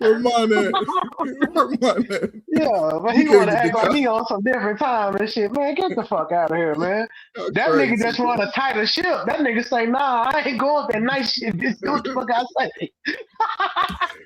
You know what I'm saying? But in reality, though, with our health, and I would hope that y'all find the person y'all want to be with, whatever. And if you get old, that's part of the mission of being in a marriage. You know what I'm saying? Sickness and in health. But see, me and Poppy both said that we didn't think it was a failure. We just think, shit happened. Yeah, but sometimes shit don't go like that. But you do 30. Man, you did it big. You did it good big. What happened? And you quit at 30 after he just helped you with that? Man, hey, man. Man. Be like that. Yeah, we can hear you now. You plugged in somewhere else. I called you Mont Ball, man, based off what you was acting like LaVar Ball, man. Yeah, when he do the same goddamn shit. Mont done said on these panels, he choose how she dress, he choose where they go, he choose what she drive, but he said in a nicer way. So he think LaVar mean when he do the same thing and listen, watch that interview with that Mont and that white girl. Mont wasn't listening to nothing that white girl was saying. Okay. Yeah, I understand. All right, next question. That nigga Mont was just running through that bitch. Damn, my line. You reviewed that shit. You remember that shit, cuz? Like, that nigga he wasn't listening to nothing that white girl was saying. I said, oh, yeah, my nigga a savage. He's just a kind savage. We only had an hour. But, okay. That's a good excuse. Yeah. So you gonna make an excuse?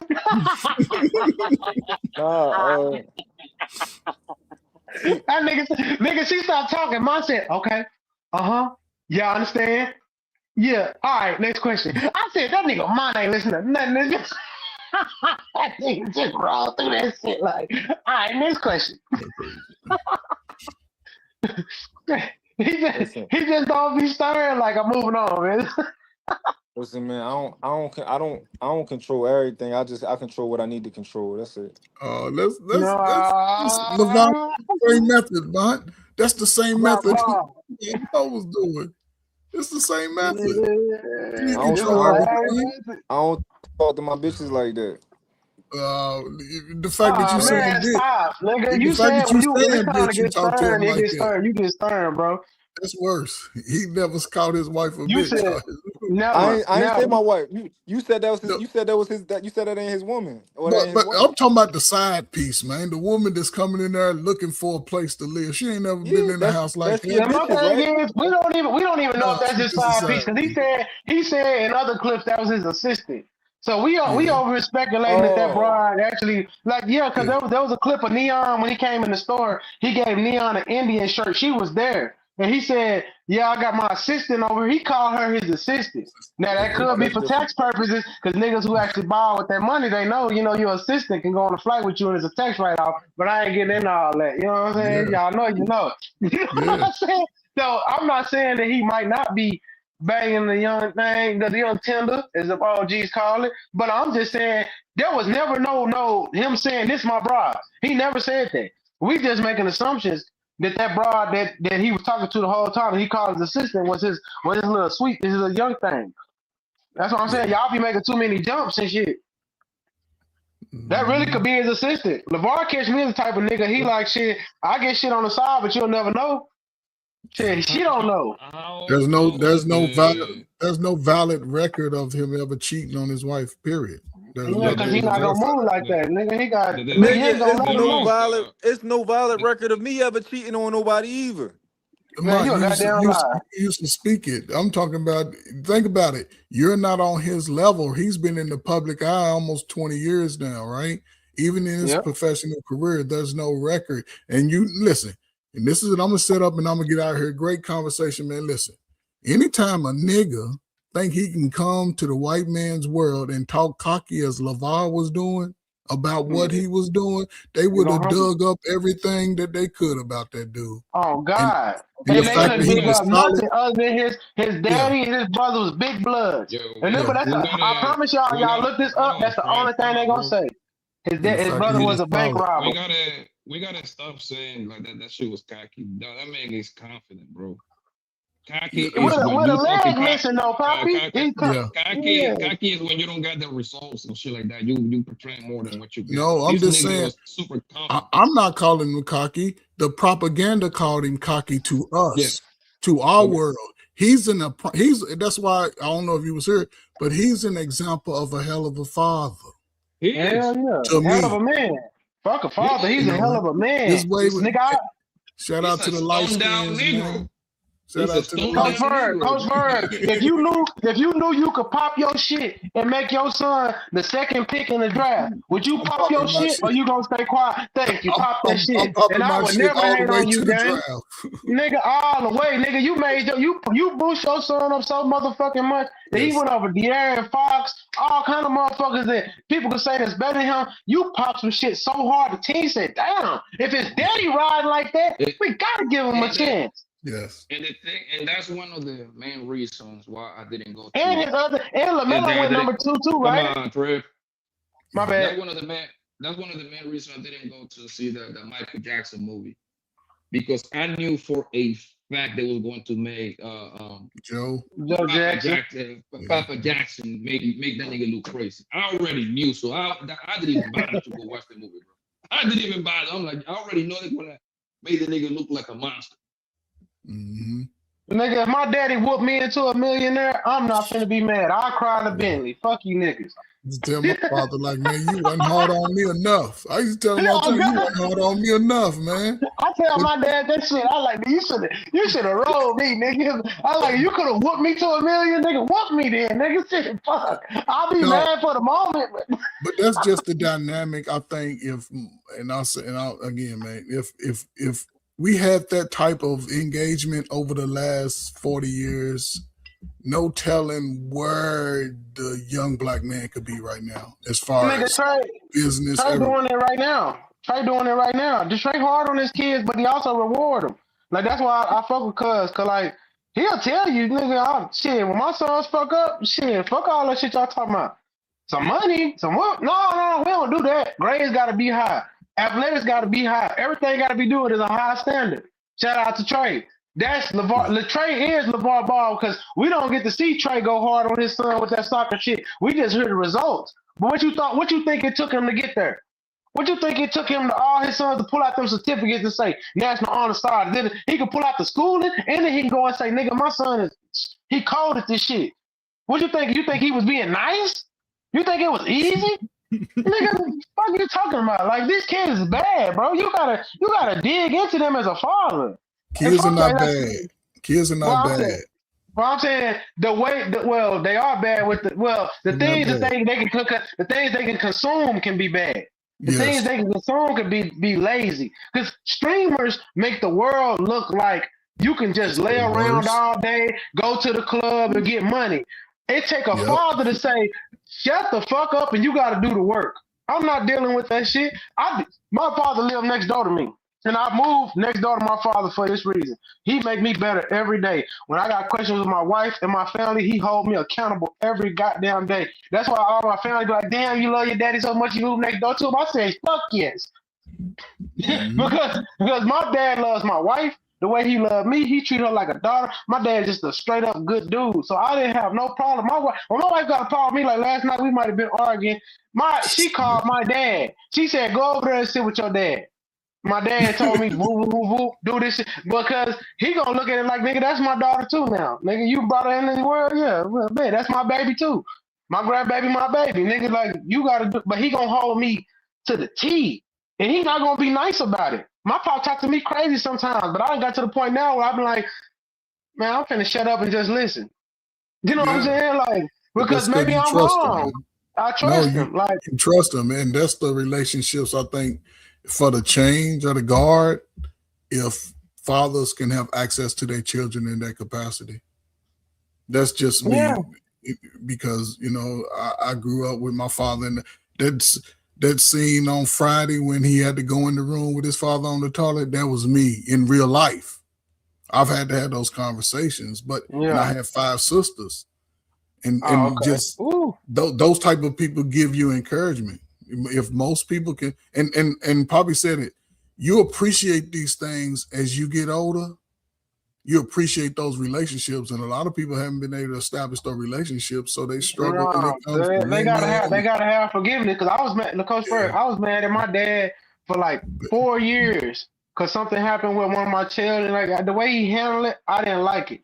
But before my uncle passed, my uncle said, "Hey, you need to get right. You need to make amends to your dad because he didn't really like y'all just meeting each other. Because I'm him, but I'm him in his rawest form. But he done went through all the shit I went through. He know me. He know my wildness. He know my anger. So he's able to say shit to me. But at the time, I was like, nigga, fuck you. You know what I'm saying? Yeah. Like, I'm not finna hear none of that shit you talking about. Like, but I'm really him. So he like, nigga, I said the same thing to my daddy. Nigga, like, but I'm smart enough to sit down with my dad, say, hey man, listen more, talk less, and just let me spit this shit to you, like, and I just started grasping that. And then every time I put something in place that he say I need to do, nigga, that shit be working. It worked out. And I was like, damn, Pop. I'm like, so now when I go over there for wisdom, I just sit there and I be quiet, like, okay. And that's part of the blessing. Yeah. That's part of the blessing I think a lot of brothers have missed over the last 45 years. Having those tough conversations with a father when you 15, 16, and you going over girls, and he's sitting out there, you man, don't let none of these little bras run your ass. But most people grew up chasing behind a woman's thought. She ain't a bad girl. She don't mistreat her. But if you can get somebody to tell you, man, listen, man, you don't trust all these bras out here. I said something to Trey the other night. I said when I was in my hell, allegedly, all the dope fiend dudes said they got turned out to crack by a woman. And Trey was like, that's a fact. And I said, damn, that shit is universal. Most of the dudes that I know that was smoking that rock, they would say, I would ask them, because, you sit around them and shit, they do boy shit for you. You be like, nigga, how you get on this motherfucking shit? Man, it always start with, I was dating this woman. Aha. Yep. They trying to please the woman. Right. And then these niggas become crackheads. So, sorry to tell you, keep on pleasing that woman, nigga. When she put that cocaine in your face, we gonna see how you work then.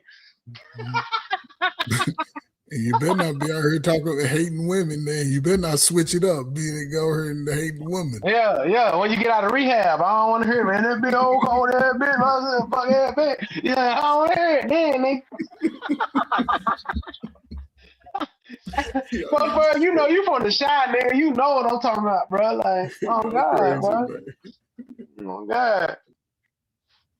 But yeah, Coach Ferg, have a good rest of your night, man. I don't want to hold you up, man. No, man, salute to y'all, man. Listen, man, I'm retired, man. I don't do shit. I wake up at 3 o'clock every day, tend to my wife for a couple of hours, then 9:30, 10 o'clock. I'm YouTube that nigga streets. living a good life. I'm Yeah, trying I to ain't get outside, like you, boy. man. I'm working. Yeah, this guy put in the work, man. It can happen. I believe it can happen to everybody. You know, I've been retired for 4 years now, so yeah, man. Coaching hard now. I got a coach down here. That before you go, I have a coach down here that I talk to. He on the property like next to me. I'm trying to get him to sell it to me and shit. And I'm like, cause it connect me and my dad's house. So I'm like, but he's telling me about these kids now. But I fuck with these kids. Like I'm actually like involved in my community with the children. Like, and I knew what he was talking about as soon as he was telling me. Like, he niggas on here. And I wanted to tell him like, that's what Hamp was trying to do to you earlier. Where I was like, the way you packaging the message is wrong. I come on them kids like my gangbanging days. What's up, cuz? Yes. Nigga, we're not having that shit. Like, bitch, shut the fuck up. Sit down, nigga. All right, you want to box about it? You want to box about it? You know what I'm saying? Like, and then I'll have another young nigga stand up, nigga, I'll box for you. All right, then box him. Then everything gets to chilling out like, damn, nigga got pulled like that. Like, yeah, now listen. Can I say this, though? Go ahead. I'm going to give you something, man, because if you're engaging with them, that's building trust. A lot of people don't they underestimate the fact that kids go off relationships of trust when if you're an older person, if you're an adult, right?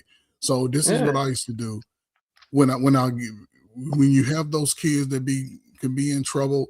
I found out what they like to do and what their talents are, and then I would always say, "Hey, could you make that for me or create that for me? Could you write that for me?" And they'll go back and you know, I used to be like, I'll give you a week or so.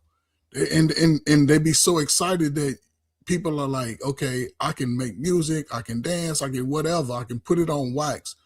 They'll be so excited to go off into their lab and come back. And as soon as they see you, the first thing they're willing to do is show you what they created.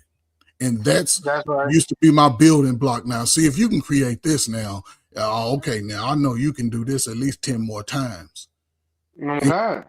And that was the way that I used to touch the and find out who is the leader of that pack.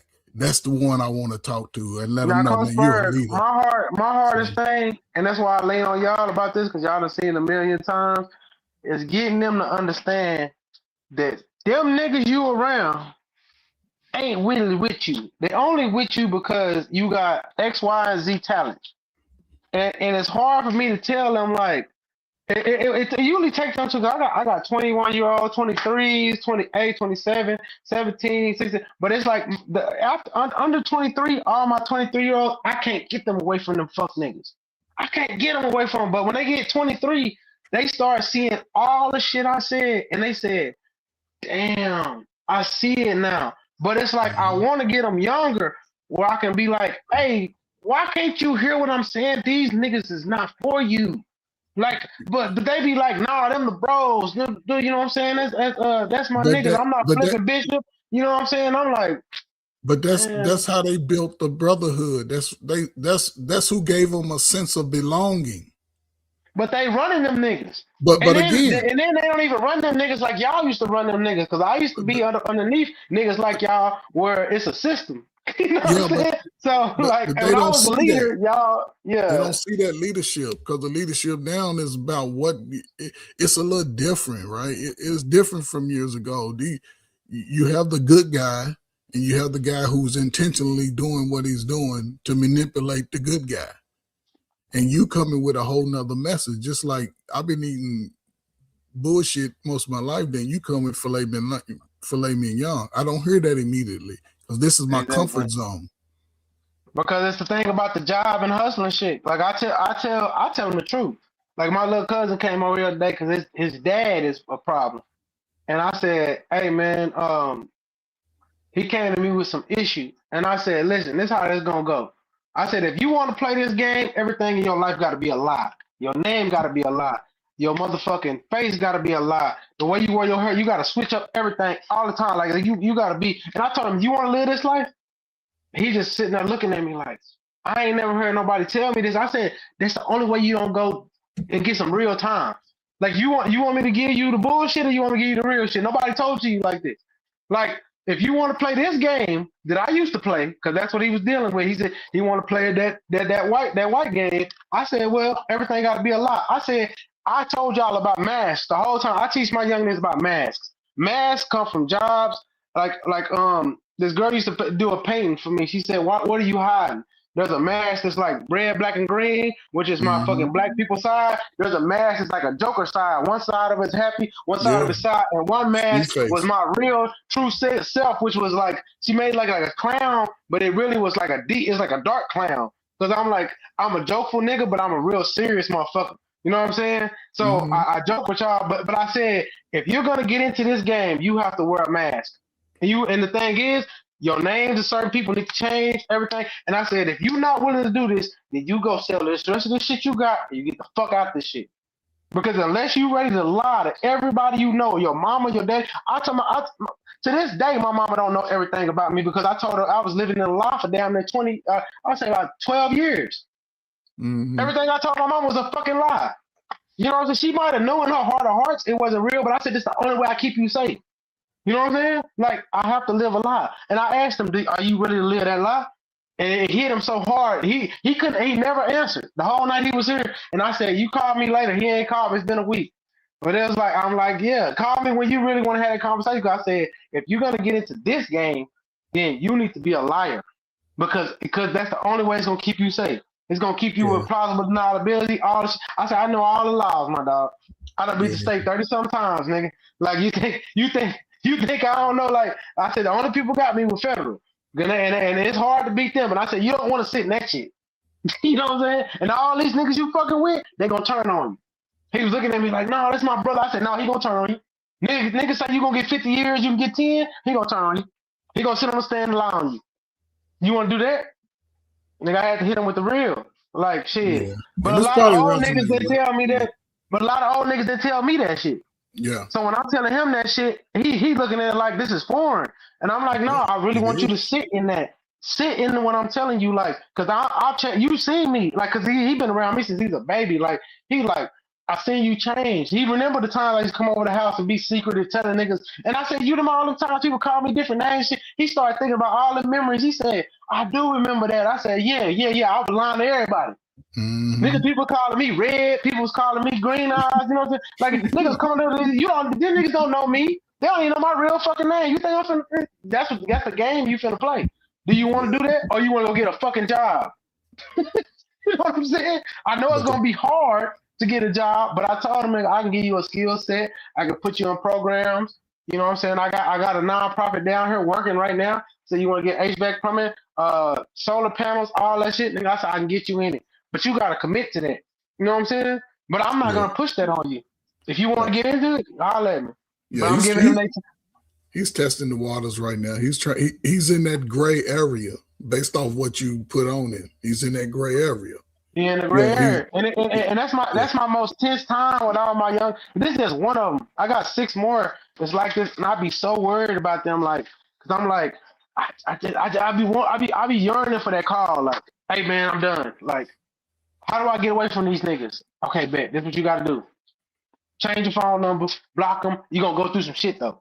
Once you block them, they're going to get mad at you. They might even try to come for you. You got to just put your faith in God, and you got to just rock out, and what you doing, it'll work out. You know what I'm saying? But eventually, you're going to have to get away from them niggas. You know what I'm saying? Because people don't understand, as young men, we deal with so many negative influences from even our peers that we don't even know how to get away from that shit. Like, if you was grew up in motherfucking gang shit, that's the key, brother. I know you said something. I think especially that's part of the peer pressure, and if you can break free from that early, then you'll be able to move a little bit more independently. And like you said, it's like, what is it they're saying? birds of a feather flock together. If you're a bird that's trying to fly his wings in another direction, amen, it may become a problem for me because you're moving different. You're going against the grain. So yeah, some my people older do have cousin. issues. So we share a cousin. My older cousin called me the other day and he said, the one line that stuck out to him, he said, niggas don't move how you move. I know what time you on. Because we were talking about his dad and shit. Like, you know what I'm saying? He was like, yeah, I know how you move because niggas don't move how you move. When you move a certain way, niggas gonna see it. And I be trying to teach young niggas, like, move like a boss. Think like a boss. A boss gonna fire people. I've done it legally and illegally. You know what I'm saying? Mm-hmm. And sometimes you gotta do shit quietly. But I told him, this is your trying field. This is what creates the monster. You know what I'm saying? But you got to be willing to say no. You got to be willing to get away from shit. But my thing is like, I didn't realize that we hit that shit so goddamn late. Like, you know what I'm saying? Like, and sometimes if we don't hit it early enough, nigga, you be behind bars. You know what I'm saying?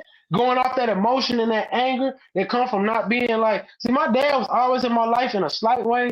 But my dad lived in Arkansas at some point in time, Blytheville and shit. Like I never. That where my anger came from. And then when I finally got over my anger and really sat down with my dad, I realized like, man, you was telling me right the whole time. I just wasn't listening because I was like, you're not here.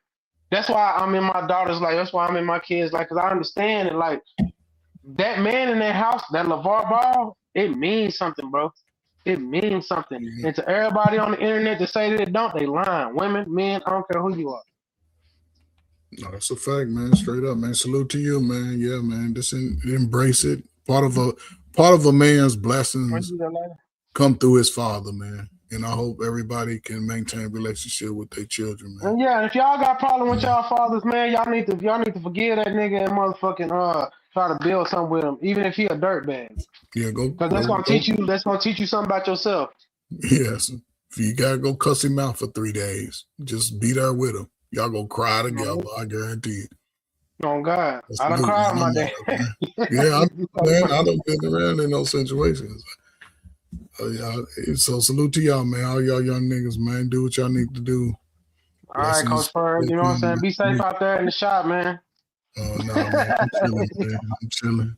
Peace, man. I know you out of there. You say you wake up at 3. Yeah, I moved from the Chi in 2019. I was there from. Are you in Indiana? Yeah, I moved. I was born and raised in Louisville, Kentucky, so I just got close to home. You know, since I retired, I still got property up there in Chicago. I'm going to sell it though over in Pullman National Monument. Yeah, I know you talking about. Yeah, I was up there last week, another week. I spent a couple of days, but yeah, I'm just gonna sell it, man. You know, anybody looking for a little 2-bedroom, backyard, front yard, carport, basement. Yeah, it's nice, man. It's basement down there, another room. You know how to play. It is. It's a full basement. I got 2 rooms to put king size bed, dresser, mirror, and all that fancy stuff. And my kitchen has like. Yeah, we need to push that. And y'all motherfuckers trying to get into real estate, man. Y'all need to see black people and keep it in black hands. Get cabinet doors. So I got a large. Yeah, it's a large kitchen, man. Salute, man. Yeah, for sure. Who was that? Angel. He was born in Louisville too. Where you grew up at the West End. I go to Shawnee Park every Sunday. To the Dirt Bowl. Yeah, I go there every Sunday. And y'all pull up on Coach Ferg and show him some love, man. Y'all in that. Shit, I met a few people, you know, that that's from here close. Yeah, I know. I went to Atherton. I know you know Atherton. Yeah, I'm gonna pull up on Trey here in about a week. I just been waiting on some shit. Take that nigga to a steak joint. Clarksville. Oh, you live in Clarksville? Yeah, I subbed over there for a little bit. There in Jeffersonville. We used to ride our bikes across the 2nd Street Bridge over when I was a kid. Then we came. Kentucky and Southern Indiana is like only thing separating them is the Ohio River, maybe almost a mile across. And yeah, we used to go over. Yeah, I figure he was in Indiana. I said, yeah, mostly. Oh yeah, man. I go where I make the most money, man. Kentucky take too much of Indiana cheating a bit. Well, it ain't really cheap, but it's just I used to work in Compared to Gary. most of the prices up there, I'm in Texas, so our shit is on a different level. When I was in Texas, I was in Killeen. I used to go to Dallas, Austin, San Antonio, Houston. Yeah, I used I'm to an go East all Side. El I'm Paso. an East Side Booker T nigga, so You you've been to Austin, you know about the O2. You ever been to El Paso? Yeah, man, El Paso. Man, I would invite any young man single to go to El Paso for about a week. Oh God, I would invite you God, because man, it's better than the ATL, believe me.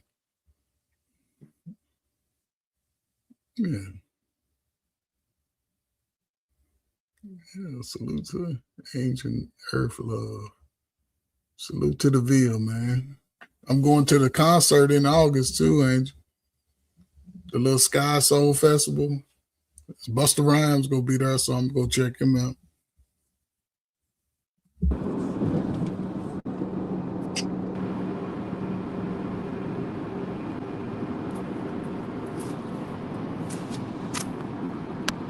Can y'all hear me?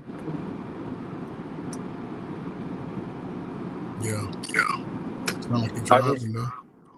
What you say? Sound like you're driving, but I can hear you. Yeah, I'm in the car. I just saw the video. What they said when they said one of his brothers co-signed it, and his brother did. His brother said, "Well said." So LiAngelo was clapping, and he said, "Well said" to Lonzo after he made the explanation. So I don't know what we want to do with that, but that is true. What's true, man? LiAngelo did co-sign what Lonzo said. Oh, okay, yeah. Let me see if I can play it from my phone. If I can share it. Hold on.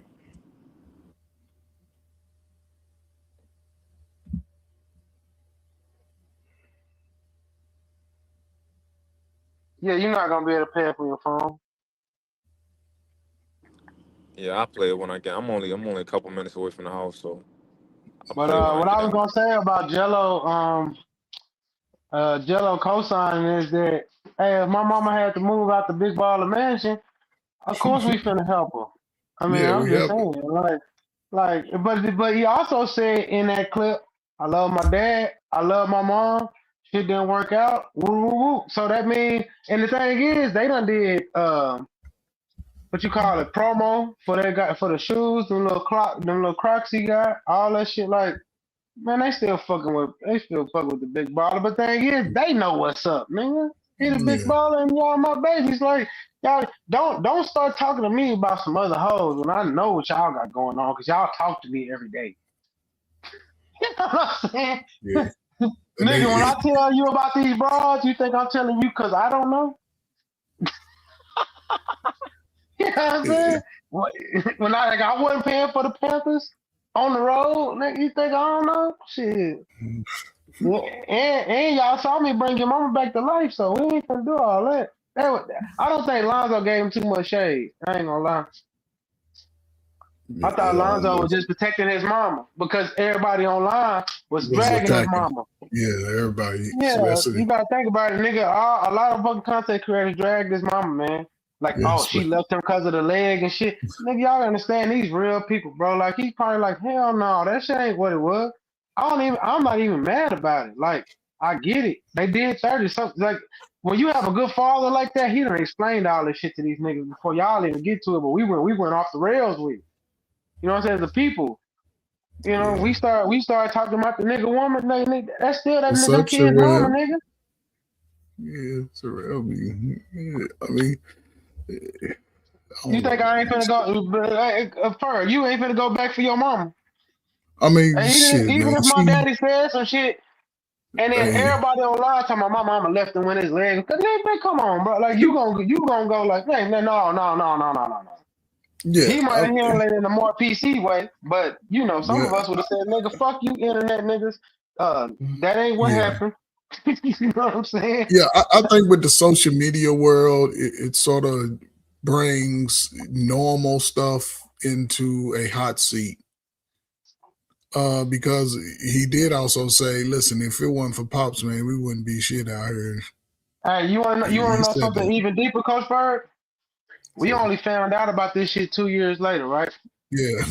She ain't came out and made a splash about it, which means LeVar took care of her even in the split. You can leave the mansion, but I bet you that paper straight. I bet you what she left with, she was good with, because most of the time people get divorced. We hear about all the shit before they divorce. Think about Tiana Taylor and Iman Shumpert. Think about all these people that get divorced, where we hear about the court case as it's going up into the divorce. Nigga, you ain't heard nothing until he opened his mouth, which means, Tina, whatever you want, I got you. You want this much bread? Bet. You want this house and property I got over here? Bet. You know what I'm saying? You did 30. LeVar clearly holding her down. Cause it would have been already out before now. Yeah. Y'all don't even think about that shit, especially with public figures. Man, remember you said he went against white man's hegemony. He said, nigga, I'm a strong black man to talk about this. If it was a bad divorce, they would have plastered that shit on TMZ. Nigga, TMZ would have found that shit, gang. That shit would have made ESPN, bro. It would have been on ESPN, man. Thank you. The filing is so clean and so agreeable that he had to come out and say it. Yep. When you know he been on ESPN, he been on national television, all that shit. If the divorce was fucked up, TMZ would have got this shit a year ago. Man, that's what people don't understand, man. They like people just a man of his caliber who has always had opposition in the media, public people trying to ridicule him. With his extensive stint in the limelight, if he would have did anything, they would have tried to crucify this man. This man has zero allegations, nothing, bro. And so it's just funny how people, and this is what I said. When you had a man, according to men, and y'all correct me if I'm wrong, when it comes to a man being a provider, protector, a husband, etc., everything that most women would want when they check off their list, LeVar Ball is a masculine man, etc. And then the one man that I believe majority of women, when it comes to attributes, would desire, he's the ultimate husband, ultimate father, etc., then they want to make this man the bad guy. It's crazy to me. So if that's the case, then who sets the standard for what women desire, or has the desire in the standard changed for what women want in a husband or a man? Man, that's a good question. Who does set that standard? I think it's women, but then again, I'd say that like it's not, because the standard they set is off of some Atlanta social media shit. A nigga that's eating with white stuff on the side of his mouth, but he got 10K in his goddamn pocket. I know y'all seen that video. There's a video of a nigga that's a scammer sitting on goddamn camera at a motherfucking show, and the nigga said, "You broke," and the nigga got white stuff on the side of his mouth, eating the goddamn there, wiping his mouth. And the nigga just pulled out a bankroll out of motherfucking fanny pack and get the fucking flapping it. You know, that's kind of like, and I don't know who's setting that. I think it's outside of us. I don't know if the money phone or what they call it spreading. Cause I'll be, and I ain't gonna lie, it look good. I'll be wanting to go grab some shit out the bank and spread that motherfucker. Like, nigga, I can get 10 bands and just, you know what I'm saying, running up my arm. You know what I'm saying? All blues. I be wanting to do that shit, but I'll be like, nigga, that's dumb. Like, it get a hold of me, like, bro, I'm not finna do that stupid ass shit. Yeah. But a lot, I ain't gonna lie, if I was single, shit, I'd be, boy, my Instagram would go crazy. You can do, I mean, it's good for the aesthetic, you know what I'm saying? But once you get mature enough and get past that,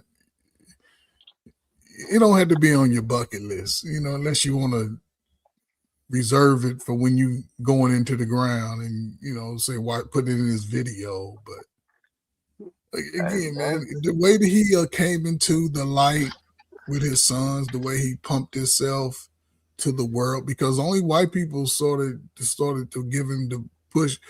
It's like they presented it in a way to black folk like he was a bad person. Yeah, they did. And that's how the same thing a lot of goes people don't like today. masculinity, Coach Ferg. Yeah, but they don't like it when it comes to us because one thing a white man when a white man is sitting there with his wife and family and sons that's going to somewhere, the wife ain't saying shit.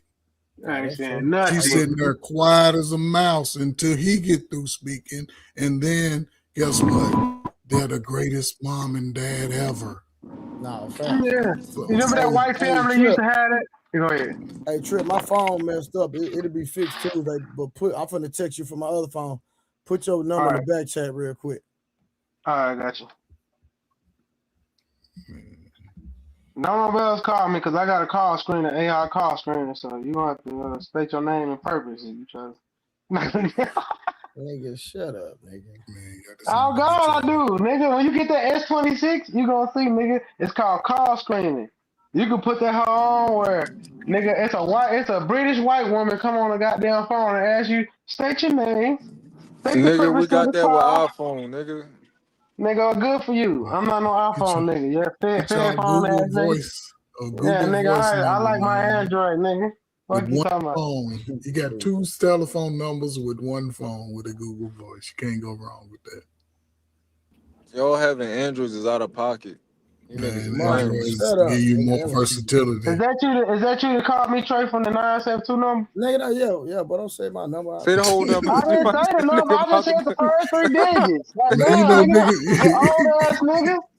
You know niggas be investigating, be done figured out the number code. Yo, Trip about to have his enemies fucking calling his phone. This shit is crazy.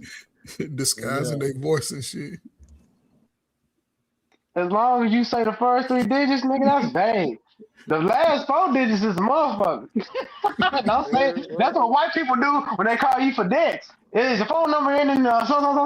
Oh, well, you gave them niggas a head start. So nah, for real. Hey, Mont, for real. That nigga trying to. No, 972 is big, bro. That's a big Dallas. All right. I see, hey, man, Philly, nigga. I know Philly got the small ass numbers where you just need 3 numbers. Like, nigga has phone number. This Texas, nigga. There's a million numbers with it. Hey, Trip, you see them? You see that picture I just sent you? Hello. I'm out, man. I'm going to bed, man. Shit. All right.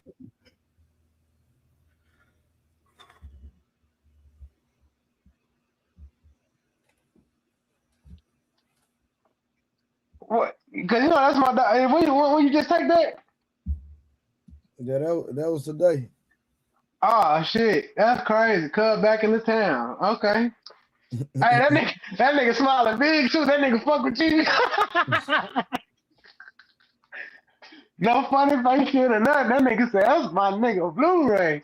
I was in my jewelry buying some more jewelry. You know what I mean? And then picking up some of my other jewelry.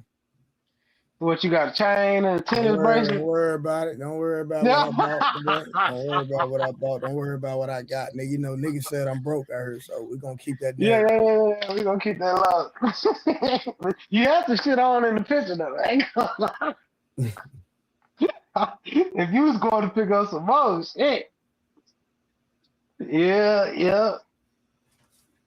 Trap. Yeah, Charleston alright dude, man. Niggas give him a bad rap, man, because he played I don't like him at all. I don't like him at all. Man, the only reason I like him is because I'm from Texas. My cousin Lily was in Fort Worth facing a life sentence. When he had the dreadlocks, that nigga actually helped my nigga get up out that case, man. Charleston Wright, I don't know what he do now. I'm not gonna say about now, but I'm saying back then, that nigga was a dog. With that motherfucking get them kids off of them goddamn go cases. You know what I'm saying? But you know, that's fair. That's fair. I don't like him because he on now.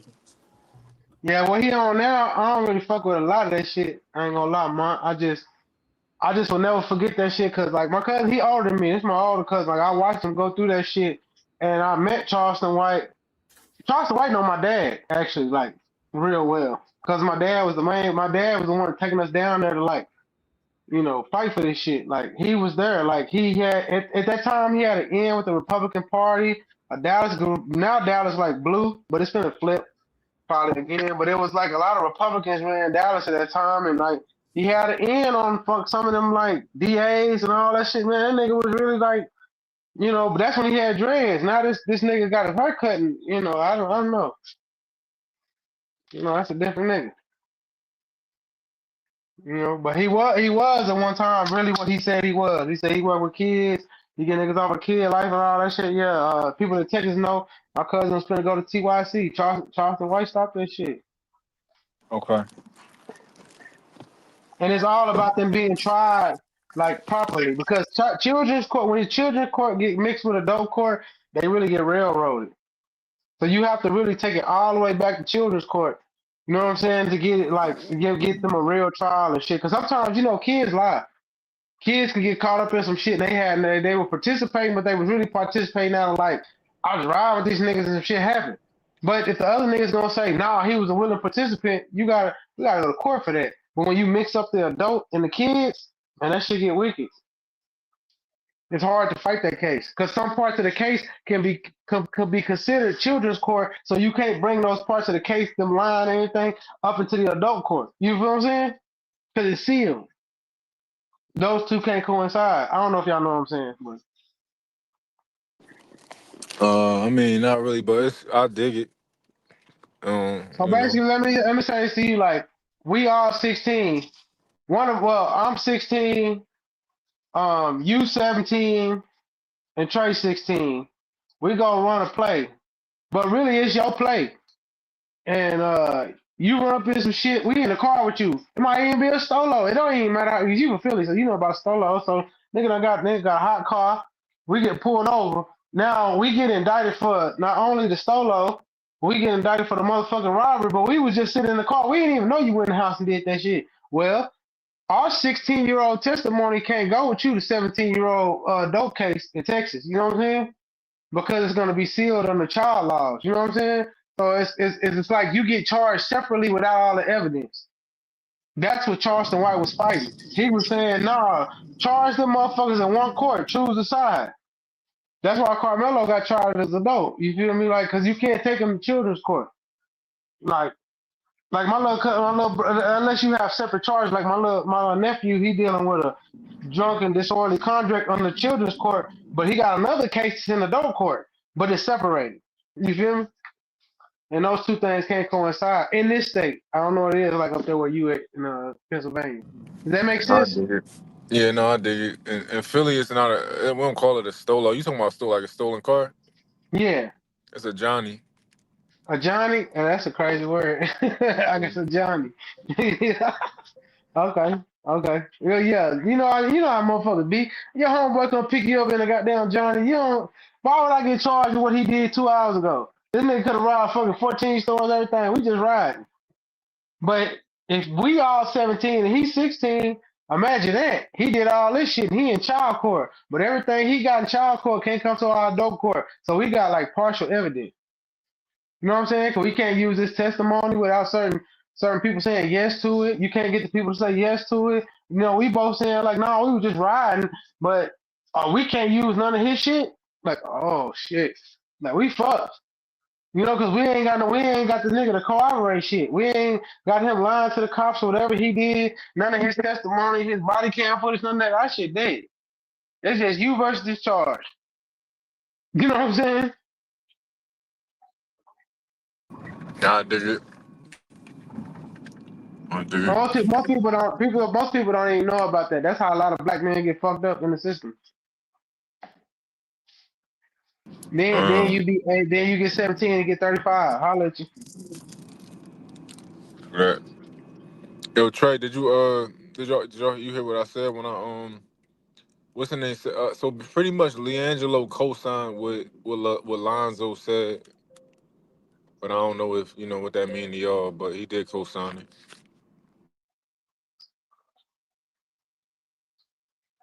He talking to you, Trey. I know he talking to me. That don't mean nothing, nigga. Damn, I can't give you the evidence. God damn. Nah, I didn't say you can't, bro.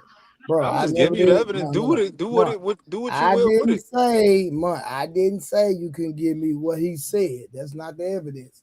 It's just what his kids said. But it is what it is. That's all I'm saying. I'm just saying who she living with now, her white people. Boy, you stupid. Yeah, is what you think she went to a black woman house? Boy, please. You know damn well she went back to the white people. Ain't nobody thought about that, right?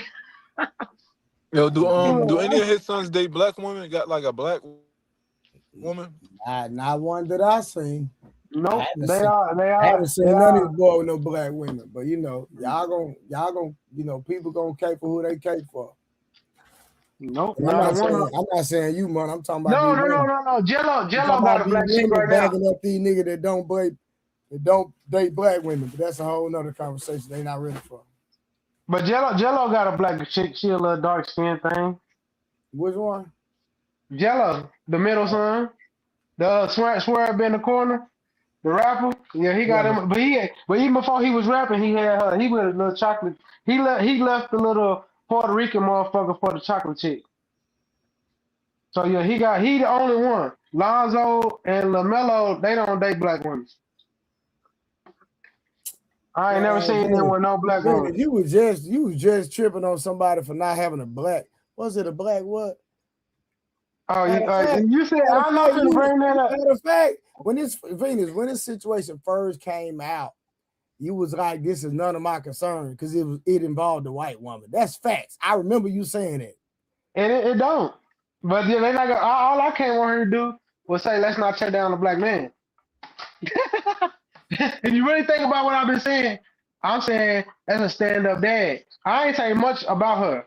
Because I really don't. That's why she laughing. She said, oh my God, see, bro, see, I do. Bro, when people go lie on the internet, it's crazy. I didn't lie. I'm not talking about you. I'm talking about Venus because when it first came out, she was like, "This is none of our concern" because it involved a white woman. That's facts. Oh yeah, she did say that. Hey, she goes sit up and say lies,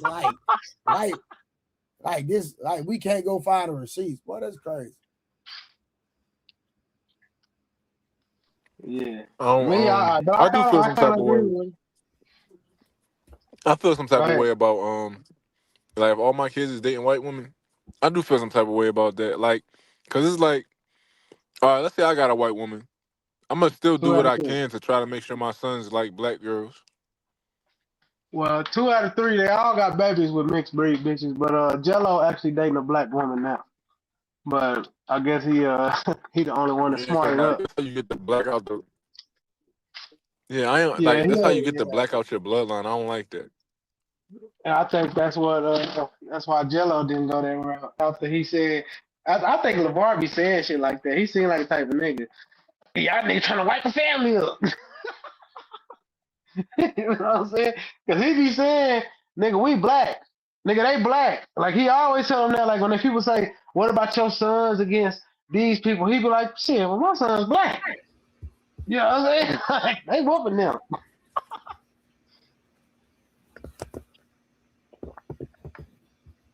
So, yeah, I feel you on that. Well, shit, I said, I don't really care about what she got going on. Because, like I said, she moved out that house to move back in with them white people. So, y'all niggas better peep the game. You think she living with his auntie now? Shit. In South Central, wherever they at, in the Blood neighborhood? Yeah, I doubt it. She back over there with Heather and Gertrude now.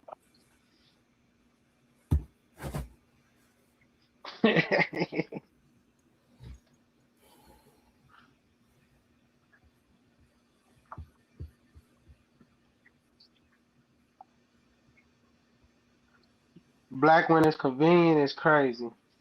I mean, nigga, that's America. What do you think all these niggas? Mine an island nigga, ain't you? Mine ain't your people from the island? Oh, he probably gets to his computer. Yeah, Trey Jamaican, y'all. This he from Cape Verde.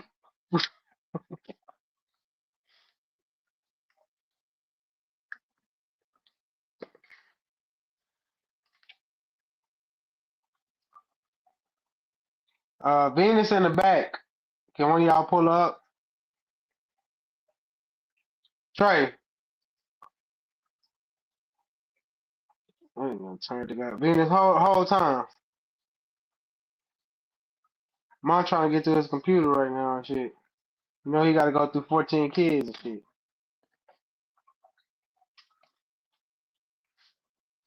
Only mom can? Okay. Trey. So you can't pull nobody up. This my live? Oh, there she go. What's up, Yellow? Yeah, Sanford do it come up here live, bro. That's what she. My dog.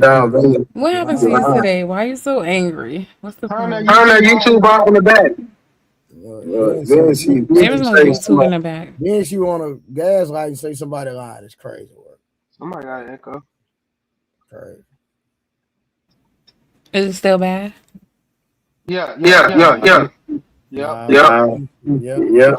I don't know. You got an echo. You like hard when you always in the car, right?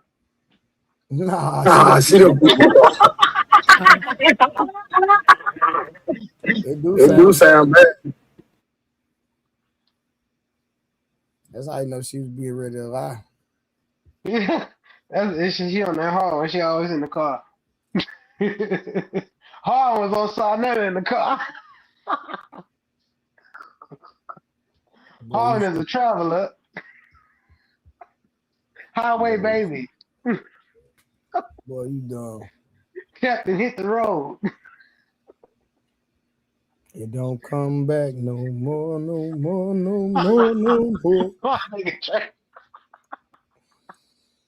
Hit the What is Mont road. doing, man?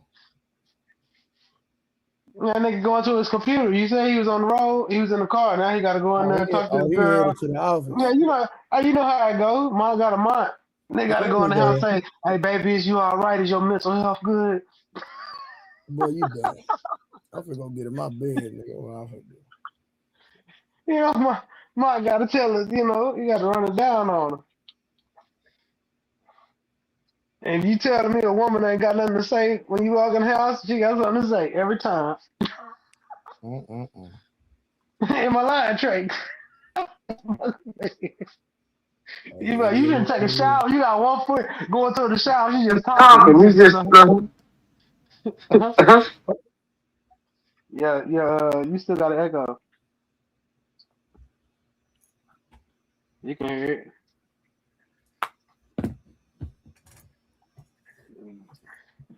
Take off the Amazon app. I don't know. It sound bad though. I don't know what she doing wrong. She doing something wrong.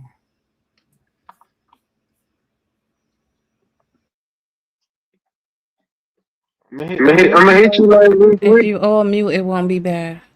All right, let me try. All right, let me go on mute so we can hear these lives. Do you hear an echo now?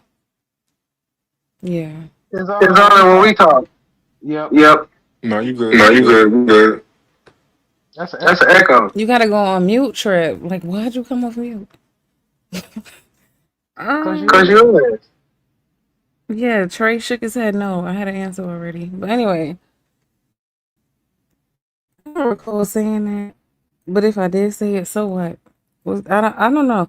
For me, it's just a topic, and I choose my side. I'm not like invested like a lot of you seem to be, like emotionally into this situation. So yeah. See, there you go with the lie. Hey, there you go with the lie. Emotionally invested. Like, stop that. Trey, you had a full-on red pill rage today. I don't even. When I said 3 words. I don't even. First of all, I'm not red pill. Second of all, I didn't have no rage. So you're lying again. It's crazy work. Yeah, y'all do. The way y'all acting about this damn topic, y'all seem emotionally invested, and that's okay. I think a lot of you see yourself in other men. Lying. Nobody is emotional. We're having a conversation. Trey be set tripping. Mont, don't start. Definitely Mont, right? No. This is what you have to understand. I only speak about the facts. I don't speak about nothing else. If Mont is gonna be honest, he's gonna say, you know what? To be fair, Trey always talked about what was said, and that's it. He never deviated from that. And I stayed with the same talking points. And when y'all try to add rhetoric that was not applied to the context, we have no proof of, I shut it down. I don't care about this topic. Is having a conversation. That's what we do. Like y'all, and you're always lying on people, Venus. You call people emotional. You say people are raging, and we're just having a conversation. Like, stop that.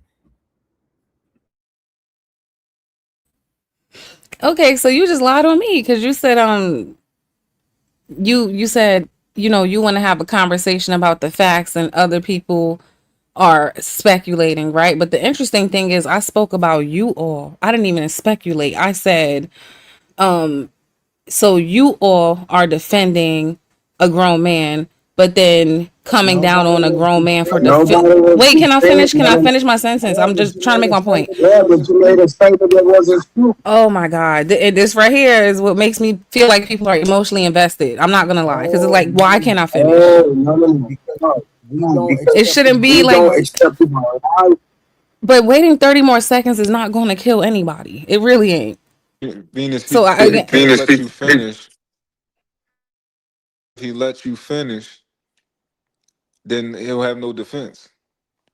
He has to filibuster you. Oh, that make a lot of sense because they all do that to me. Oh my God, it's so true. Again, I have been consistent with any man or woman that I have ever have a conversation with when they say something that is not true. Stop it. Yeah.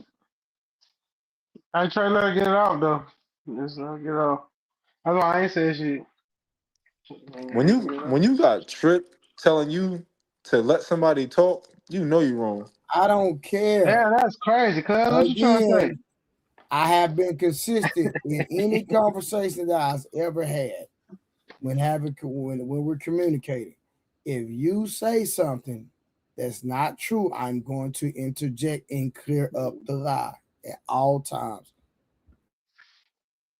That goes for man. So this is why that's problematic because you have a bit of a what's the word where you think everything's about you. I forgot what it's called, but main character syndrome. Yes, because when I was making my statement, I was on Mont's panel before you. I don't think you were really like engaged in the conversation, so there were other people who were also talking. So when I said you all are defending, it wasn't simply about Trey.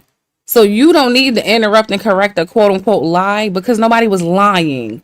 They were defending that man and they were going hard on this man for defending his own mother. That's a fact. I didn't lie on nobody. Okay. That's not a fact. We need to get the definition of fact in this month. Yeah. Because I think most of us were saying that we weren't picking a side. And we were saying it just, and we also saluted them for having a 30-year marriage. So Y'all niggas picked this off for sure. Man, we never said nothing bad about the woman. Picking a Mark, side means you picked a side and you won't even be honest and acknowledge it. That's crazy work. Yeah, I just think you can't. When we discouraged the other side, we never discouraged her. And all I said, you can say I discouraged her because I said she went back to them white people. But if that's a discouragement, then I don't know. Maybe you got a problem with that. So let me repeat some statements. So calling a grown man a child, he needs to stay in a child's place. He needs to mind his business. He needs to shut the F up. What else did I hear? Who said that? I'm repeating things I heard men on the panel say about that man. So for Trey to be calling me a liar when I didn't lie on anybody. I don't like being called a liar. I'm not a liar. So when you guys are saying all of this, I even heard somebody say, well, the mom looks bad now. And I wrote in the chat, how does she look bad? She has not said a word. So yes, you were coming down hard on this man for defending his mom. Some of you were. It is what it is. I didn't make that up. That don't mean they defend. By default, Harwin, that is defending him. No, it ain't no by default. We was clear about what Was we clear were about saying. what. So what was the point of you saying it? I mean, the point was expressed clear. And we've been on here for a few hours talking about it. The point was clear. I'm just making it real simple. Nobody was defending LeBron. So what were y'all doing? It was clear what we was doing. It was up here. Like, we can review it.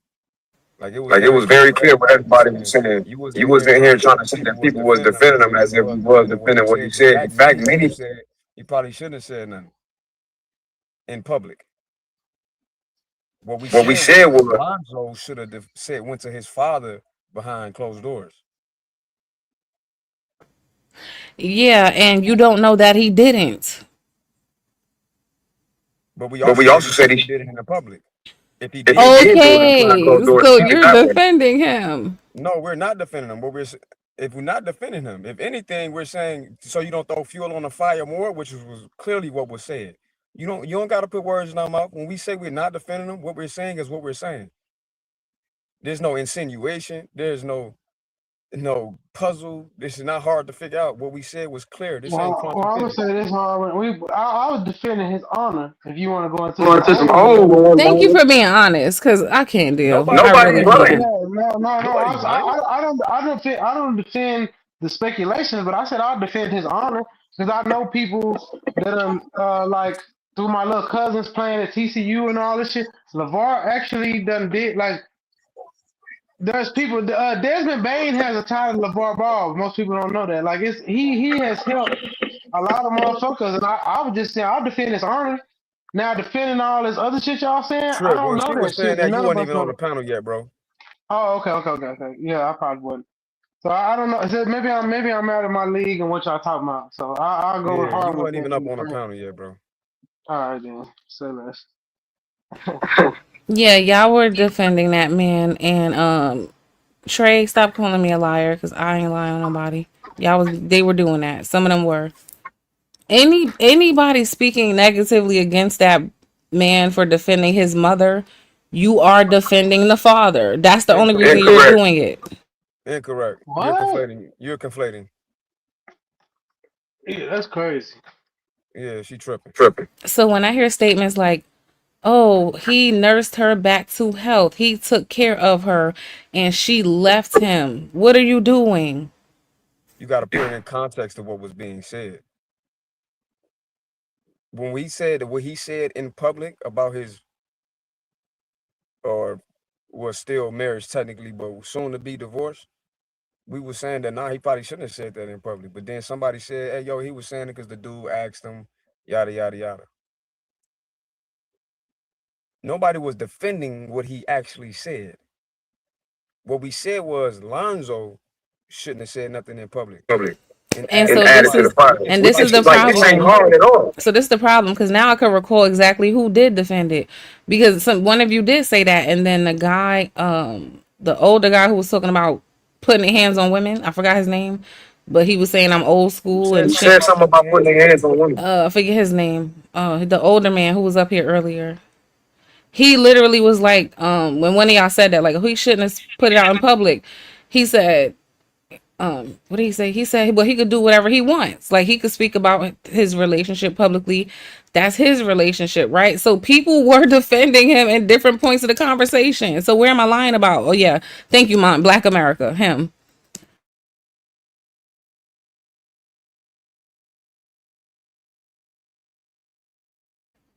So there was different points of the conversation where people were defending him. So who did I lie on again?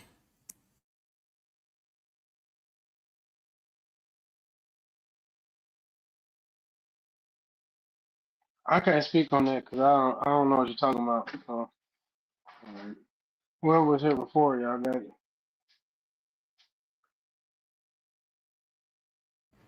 Yeah, thank you, Mont. Black America literally said that the woman should not. He said he defended him speaking publicly by saying that if somebody does an injustice or something harmful, the person should come to social media and they should speak out for protection, right? Or to let other people know, whatever, and raise awareness. And then Mont literally said, okay, so if the wife comes to social media, would you be okay with that? And then all of a sudden, he didn't have the same opinion. He was like very biased. Like, no, again, who am I lying on? Or what am I making up about anybody? Like, what would be the purpose? I don't gain anything by doing that. That's a tactic y'all like to do to me, but I don't do that. I just tell the truth. Yeah, he insisted men speak publicly, but then when you said, "What about her? Can she tell her side?" Then it shouldn't matter. It shouldn't matter. It don't matter what her side is, right? So then when you say they're defending people, because they literally are defending people, what's the problem?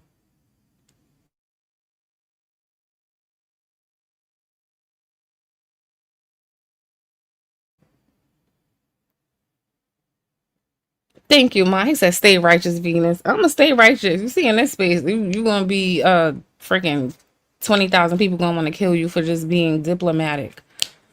Right, because I could say I'm defending the son because I am. It's nothing. I could admit that. I don't understand why we could watch y'all do something and then it'd be so hard for you to admit what you're doing. I'm defending the son. It is what it is. Like, what the hell? Y'all defending the dad, but then be lying through your teeth. Nobody defending him, but spend 4 hours defending him. I'm toxic. Sure, that might be true, but I'm honest, which is more than I can say for a lot of people around here. But it's okay, you know? I just thought it was odd that men were discouraging men from defending their mom. Like, that's very odd to me. Like, the way people are speaking about a mother in this instance is like she's some random woman. Oh, that's somebody else's wife. That's not my business. Like, that's my mother will always be my business. My father will always be my business. I don't understand those comments. Like, it's really a crazy mentality to have when you're compartmentalizing your mother in a box as if she's a random woman that just belongs to some random man. It's like, I have nothing to do with that. Have y'all ever been around somebody after they had a stroke? And then at 60 years old, like, she's probably not independent anyway. She probably is not mobile. She needs assistance, probably just through her day to day. So y'all expect somebody who's 60 and probably disabled to just be able to move herself and make a couple calls? That's not realistic. That's not how her life is. And y'all are kind of so cold, like, to even expect that. It's abnormal for her to call her son for help. What kind of families do y'all come from? Like, I don't understand this. If an older family member calls me for help and I can help, I go help. It's not even a thought. Like, I don't understand these. These are like horrible arguments as people to be making.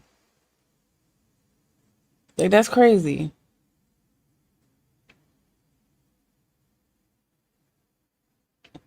Oh, damn, Mont said his brother agreed with him. So we got two kids saying mom wasn't wrong. Of course. I really don't understand why the men get so, like, worked up about just the truth. I think that I don't. Maybe I'll get on mute. Okay.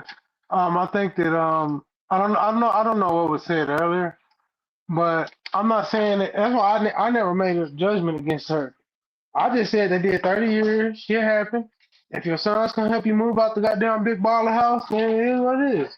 I don't think that it's like as big as what people making it seem. Like, I said, my mom is married. I think they're going on 29 years, something like that. And that's time my mom wanted to leave that relationship. She just asked me what I support her. I said, if you like, if 20, what was it, 25 when this shit happened, but she stuck it out. So I've seen it in my own life. You know what I'm saying? Like, man, sometimes, No, you say don't do it? Okay.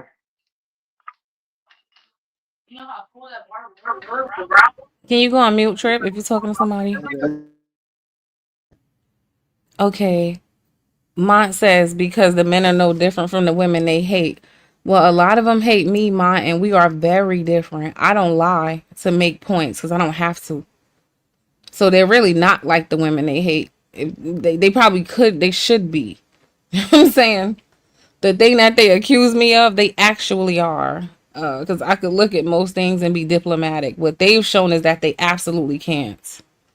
That's why I can't even get 3 words out without 5 of them jumping off the mic at one time. Right?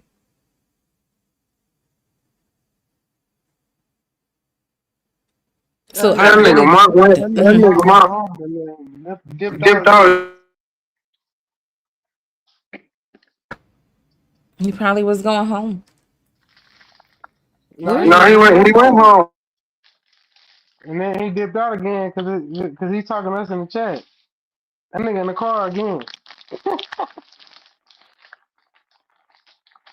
That's it, bro. I live a rough life. No, I don't know what's said before Venus. I don't know. I gotta go back and watch this shit. I'm gonna fall back. Yeah, when I see y'all tomorrow, I'm pull up tomorrow.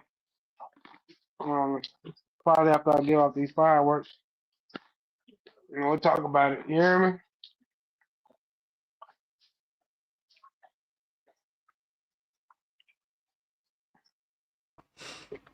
Okay, have a good night. Can you mute your phone before you drop? Trey, are you around? Because I'm not going to be able to stay too much longer. Are you here, Trey? Oh, Mont said they hate reasonable people as much as they hate biased people. Well, what kind of people are they then? Because either you're reasonable or you're biased. So what are they?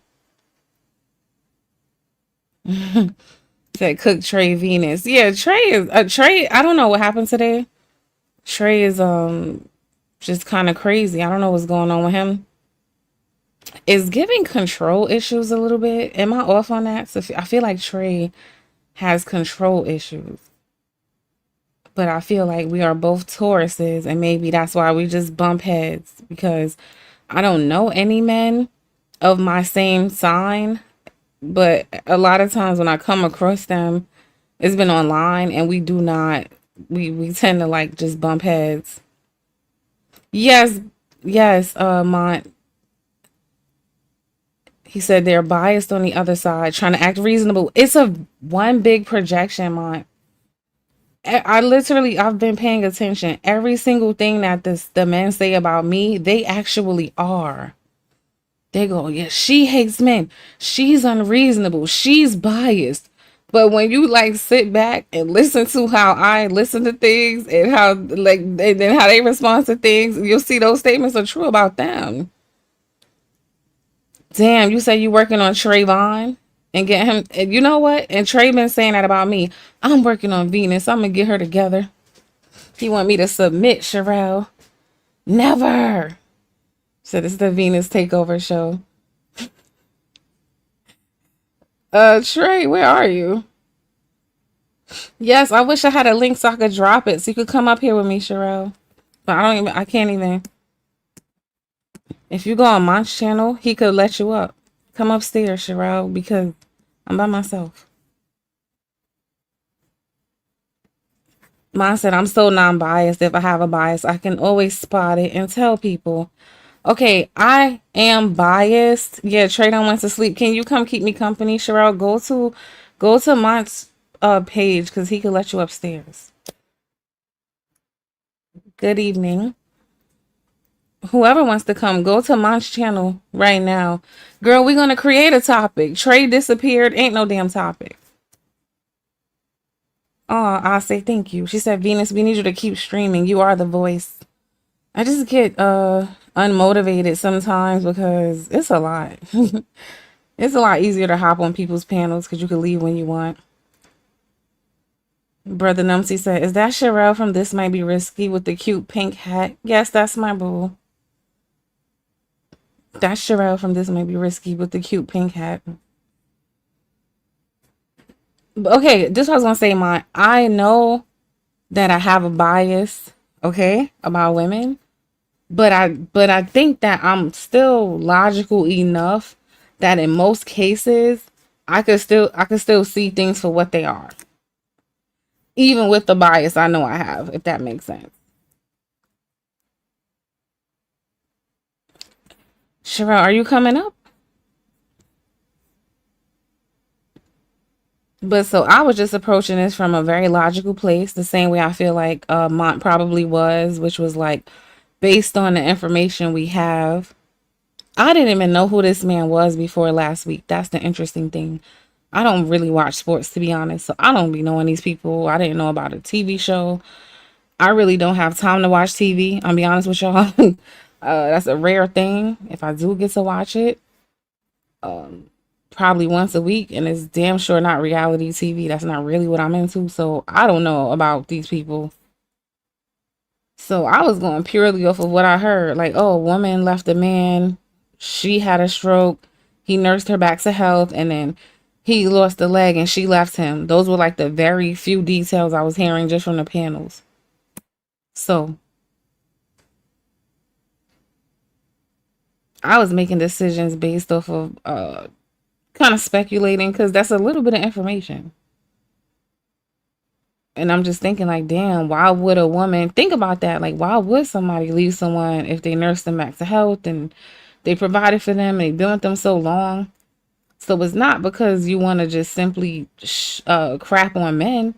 It's like you're gonna go to the most extreme because you're like, I have to find a good reason in my head why somebody would leave. Like something has to be wrong. That's a I think a very common sense way to look at things.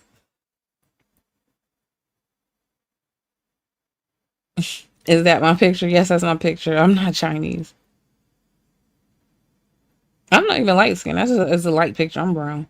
But yeah, I don't know. Yeah, it's just weird that people don't seem to be able to exercise this non-biased perspective they claim the women don't have. I haven't seen a lot of them have it either, being diplomatic. It's very few men in the space who are diplomatic. It's some of them here, but they are the extreme minority. Who's doing stuff? Sherelle. No, I gotta. My voice is going. I think I had too much fun on Toxic Thursday.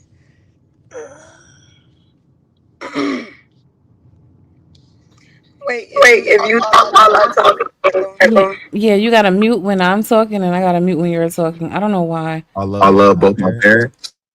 But the situation that is put before y'all is not how it went down. I'm not about to get into all the details. But long story short, my mom didn't want to leave. She was quote unquote, damn near forced to leave. I helped her leave. I'm glad she left. She's in a great spot. Shout out to Dip. Put her up nice. So she's good. My pops is good. They obviously don't fuck with each other.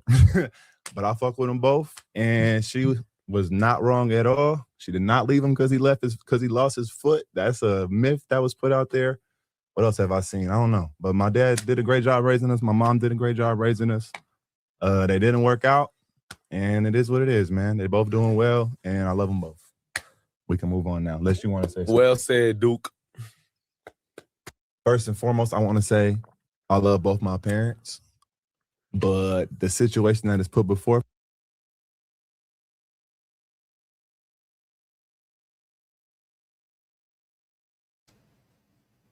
What you think about that? I couldn't even hear nothing. You was talking. Oh, the video was playing. The video, that was their son saying that he wanted to clear up the narrative that was put out there. My mom did not leave because he lost a foot. Oh damn, she'll be back. But after that, you can go ahead, Mont, whatever you were gonna play. Oh. Okay, he's gonna play it again. Touch the screen so you can hear it, okay? Oh, touch the screen? Okay.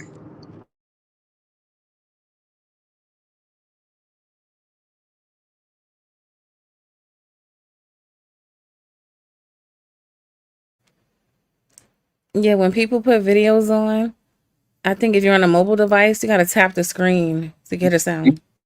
But long story short, my mom didn't want to leave. She was quote unquote, damn near forced to leave. I helped her leave. I'm glad she left. She's in a great spot. Shout out to Dip. Put her up nice. So she's good. My pops is good. They obviously don't fuck with each other. But I fuck with them both. And she was not wrong at all. She did not leave him because he lost his foot. That's a myth that was put out there. What else have I seen? I don't know. But my dad did a great job raising us. My mom did a great job raising us. They didn't work out. And it is what it is, man. They both doing well. And I love them both. We can move on now. Unless you want to say something. Well said, Duke. First and foremost, I want to say I love both my parents. But the situation that is put before y'all. I heard it. Okay, what do you have an opinion on this? Well, I would just side with the sons because they was, they know the parents the most. We just on the outside looking in. He said he's still cool with his daddy. You know what I'm saying? So you don't have no reason to slander his daddy or lie on his daddy or whatever. We can love our parents and at the same time our parents can't get along, right? I think it's the same way like we on these YouTube panels and we love people and they might be cool with people we don't get along with. You see what I'm saying? So it could be like that, especially when it's parents, you just children, you just want both of your parents to be happy, and sometimes that means they need to separate or whatever. And people take their own narratives of the gender banging thing and want to make it like, oh, she's just another ungrateful woman, leaving this good man, but we don't know what the fuck be going on in people's marriages, right? Because we be on the outside looking in, thinking that all of these media marriages be so happy. And then when the divorce come out, they start bringing out all the stuff that they've been hiding, So I would just take the son's word for it because they love their parents, so why would they lie? And the brother seems to agree, he wasn't disagreeing.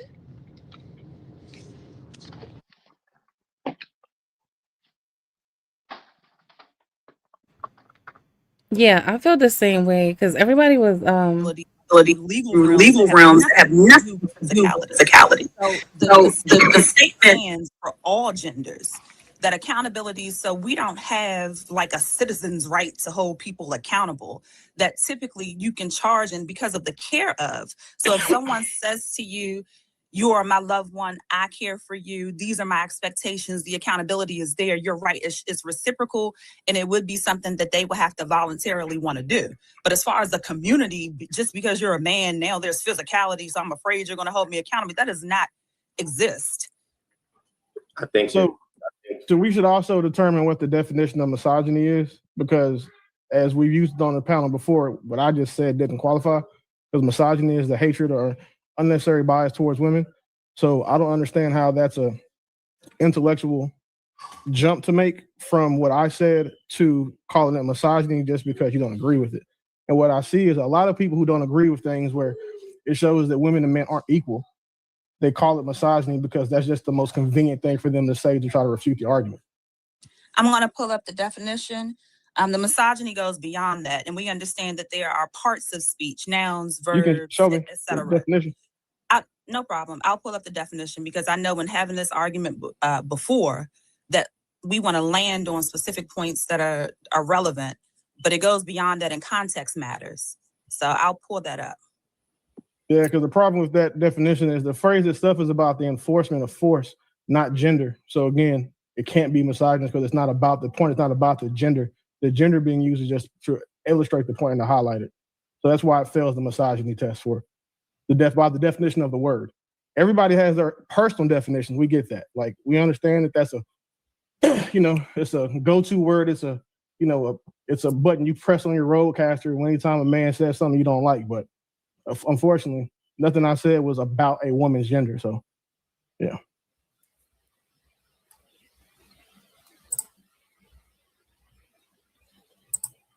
True. No, I would say let's get Toy in there first, and then we'll go to True because I know Toy was supposed to be next. Go ahead. I really don't have much to say because I don't know this whole LaVar Ball person or nothing about his family. However, I will say that to say that his children don't have a say in what's going on in his parents' life is a little far-fetched for me.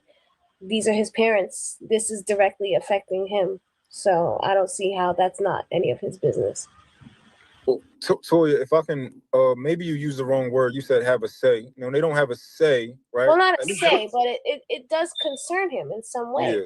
Yeah, I just knew you used the wrong word, so I just wanted to make you aware. All right, go ahead, True. Yeah, I think it's somewhat semantical. Like I've loosely followed the LeVar Ball situation. Why it's getting so much attention. It's interesting to me. I guess it's in a sense unfortunate that their relationship lasted as long as it did, but then it came to its demise, and now we're just on the outside, seeing it fall apart and pull at the fray of it. But what got my interest was the back and forth of what you guys were trying to mine out, and there being these tags that are thrown a lot of times, especially when we talk about people of color, our community. I think, unfortunately, we have such a fragmented viewpoint of like masculinity and sometimes at a level of femininity, and then we throw tags on it. An expressive man can open up about things going on in his world, in my opinion. And it's no different if a woman is a little bit more assertive. It doesn't necessarily make her necessarily masculine. But I think we're still trying to like figure out where we all flow and move. And I think that we're adaptive people to where you can adopt certain expressions, maybe even characteristics at times. It doesn't diminish a man's manhood. It doesn't diminish maybe a woman's womanhood or femininity. It all depends. So, I don't know. That's what stood out to me. We're just throwing out tags. LeVar Ball has always been, in my opinion, a very expressive, goofy-like man in his demeanor. But I've also watched him raise his family. I watched him be successful, go through the trials and tribulations. So on one hand, I see a man who built a legacy. And then I also see him being very goofy and charismatic in his own way. To me, I wouldn't tag him as a feminine man or a sassy man in any way, because he chose to expose his life to the public, which he don't owe us, in my opinion. And I'll land. Come with me to shop Ashley's Stars and Stripes sale. This place is littered with deals, and you can literally save up to $1,000. But did anybody refer to him that way? Hey, I'm just happy seeing all these black women defending a black dude that's married to a white woman. That's the part that's killing me.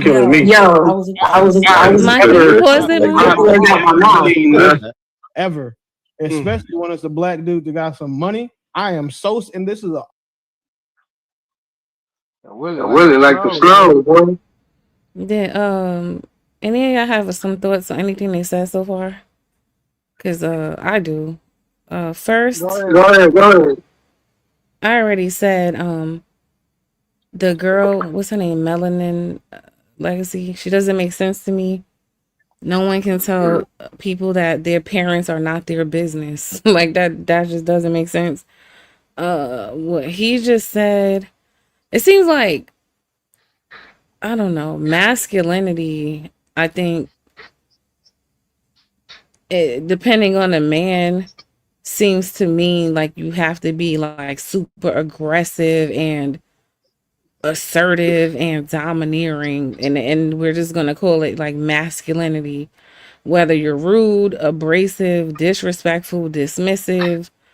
We could just kind of excuse it all because we'll say, well, this is a masculine man, right? But whether someone's masculine or feminine, there is such a thing as being rude, right? Or being dismissive or whatever, insert negative trait here, right? That is a thing, whether somebody is masculine or feminine.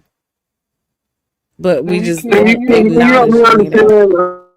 Why are you saying that? I get your point, but can you help me understand why you saying what you're saying right now? I don't know. Why am I saying that? Yeah. Because of something that True Table just said. Go deeper.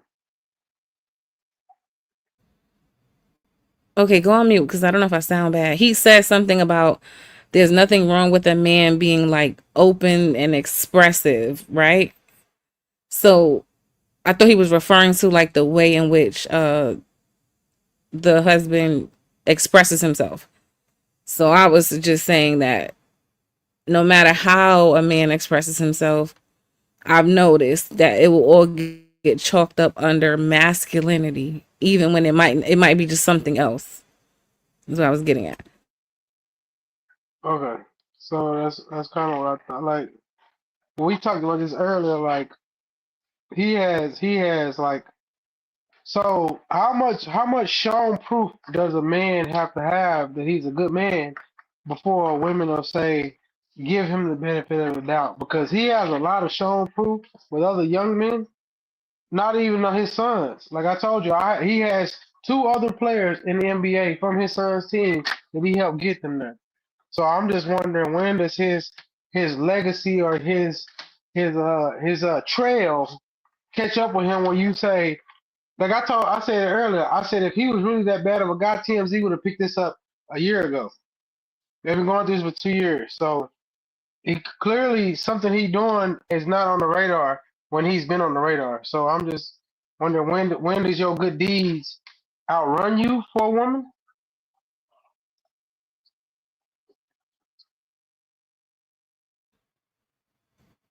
Yeah, I don't know how to answer that because I don't.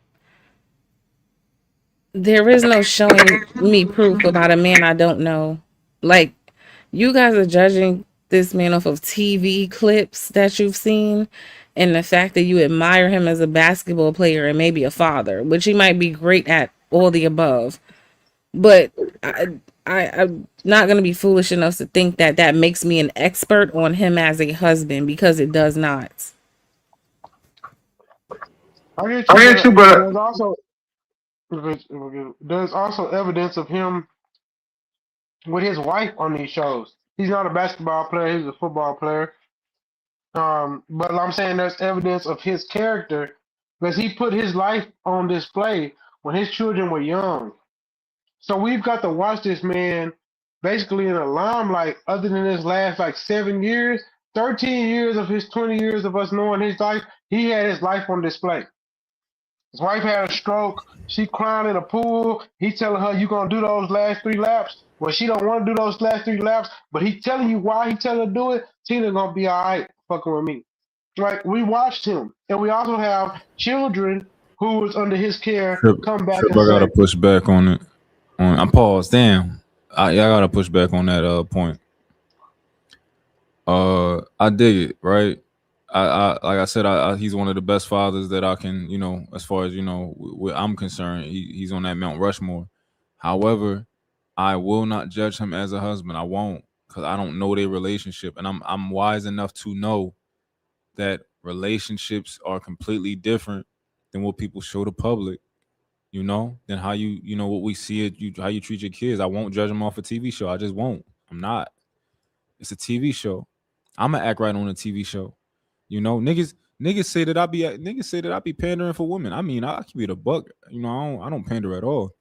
My Instagram, nowhere. I just keep it a buck. However, people think it's reasonable that I turn different when the camera come on. So I don't.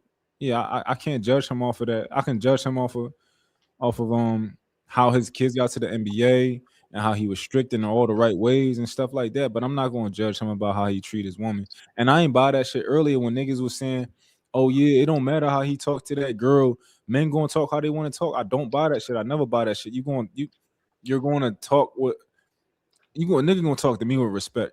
But I think that you should control your tone when you talking to people, and you should tailor it depending on what you're trying to do. well, what did he say? What was his tone? Was his tone really bad?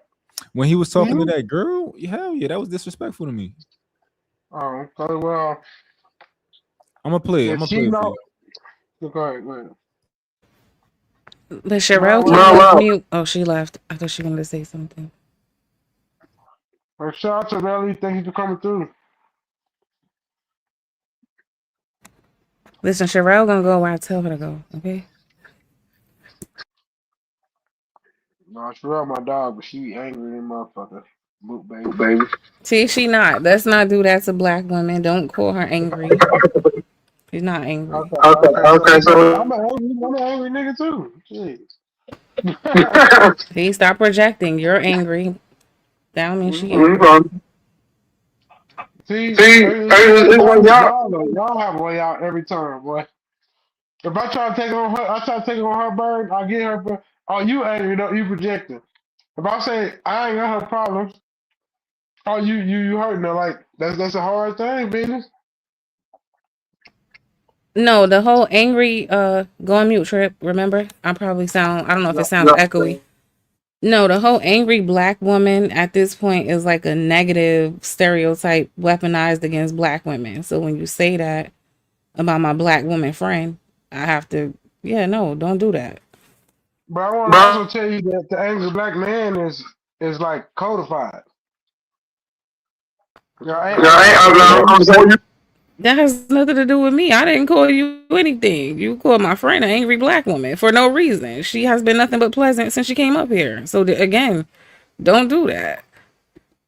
I'm using two different things to show that this trope y'all get so bad in tropes where you say angry black man is a trope that's being used against black women. But I said angry black woman.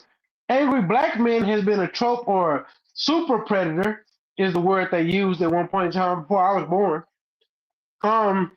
We're born with that stigma.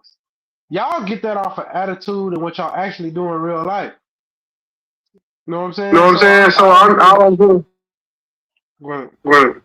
Okay, can you go on mute real quick? So in this conversation, she didn't do anything to be called an angry black woman. She barely spoke. Oh, okay? Whatever you're talking about, wait, hold on. Whatever you're talking about black men, I honestly, in this context, I don't care because I didn't say anything about black men or their attitudes. So you're trying to use that to justify you talking about this woman as if you know her, you don't. And you're weaponizing stereotypes against her. Again, she said 3 words since she got up here. So there's literally no reason for you to do that. I literally called her. One of her brothers called her that shit. Like, I actually do know who Sherelle is. Sherelle, good girl. You know what I'm saying? She's a good woman. Like, it just, Sherelle sometimes be, like, I've heard Sherelle talk, you know, and she burned out. But I get it. She in Louisiana. I told Sherelle multiple times, hey, move somewhere else. But, you know, she with her people, and I get it. But I told her, Sherelle, where you at? In the NO area, it's going to be like that. And she knows what she's dealing with. So you don't even know that I actually. Okay, so go on mute. The thing is this though, none of that is important. She didn't ask for your life advice up here in front of these people, or anything you saying that's personal about her. Like nobody asked for that. She's not even here, and I don't see anything that you're doing as productive, including putting the negative stereotype on her. Like it just none of it's necessary. I didn't think. I really put a negative stereotype on her at all. I told when I said angry, I wasn't saying like angry black woman. I was saying that she's like, and I said it towards myself. Men really have a lot of things that we're angry against versus our community because we want us to be better. That's what I was saying. Like that's why I said I feel her because I got that same anger. I didn't say what the anger was. She wants us to be better people. I know what she wants. You know, she don't want to. You know what? Let's stop speaking for somebody who's not here. How about we just don't do that? I'm gonna put for Trip. Go ahead, bro. You didn't put him a napkin and give him a piece of cornbread over there? Okay. Help me out, man. Moving slow. Just take one, but you got to give them a napkin first, Amor, so they can put it's a napkin right here. Amor, do what I tell you, and we good. Now we see this. I think that's respectful old nigga shit. Do what I tell you, and we good. Like because we on live, like shit going on. It's business being conducted. Saw something alarming. Amor, you didn't put him a napkin and give him a piece of cornbread over there? Okay. Tell him. Help me out, man. He said, wait. Just take one, but you got to give them a napkin first, Amor, so they can put it's a napkin right here. Amor, do what I tell you, and we good. Now we see this. Yeah, I don't see nothing wrong with that. I don't think he was. I do. Are people saying that's disrespectful?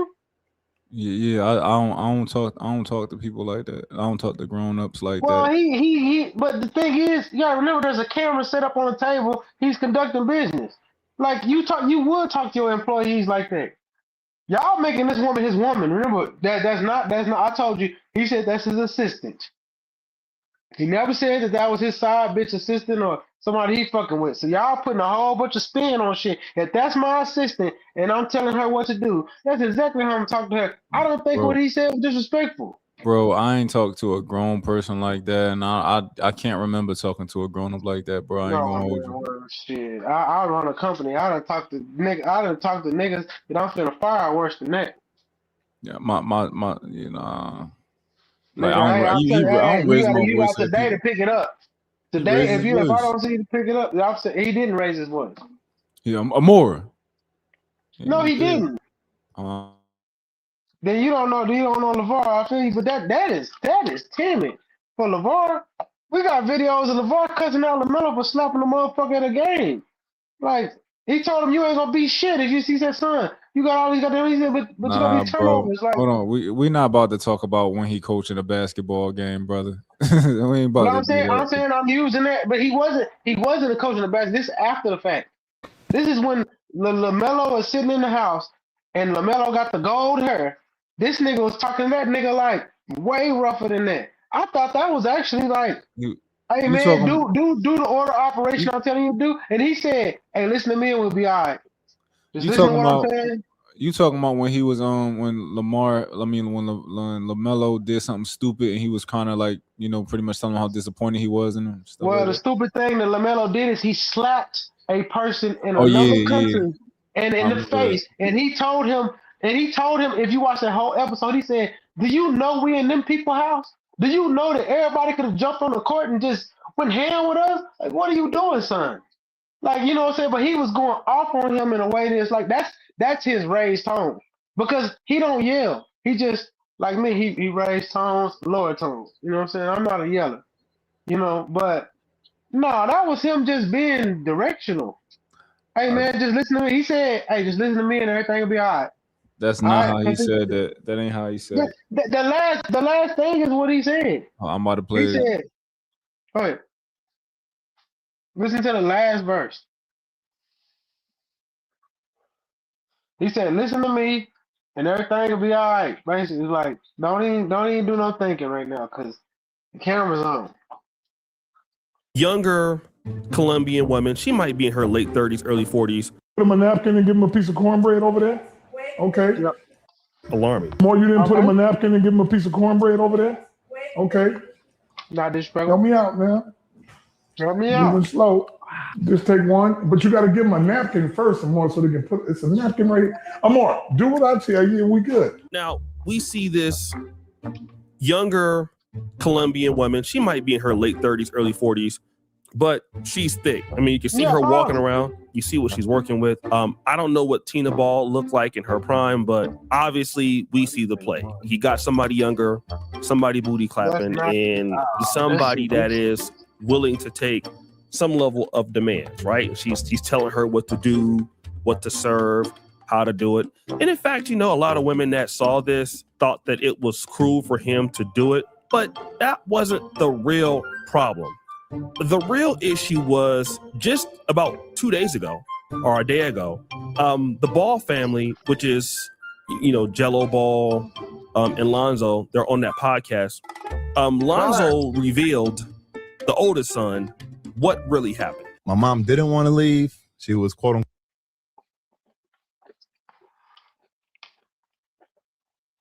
So what did he say was disrespectful?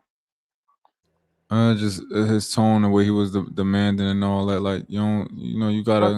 If that's my assistant and I'm on a live with a fucking dude that's like a millionaire streamer, if my assistant needs to do it, listen, ain't no time to be thinking.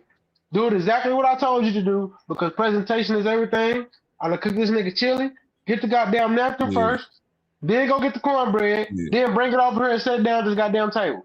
Don't do Yes. no thinking and try to freestyle. Ain't no freestyling right now. The camera's on. Yo, the camera's on. We are on a stream, and that nigga needs a napkin. So let me talk to you crazy on this camera. I don't Because think that was why crazy why the though. fuck he don't got a paper towel for his food, bitch? I mean, shit. He could have went that way. I wouldn't knock him for doing it either way.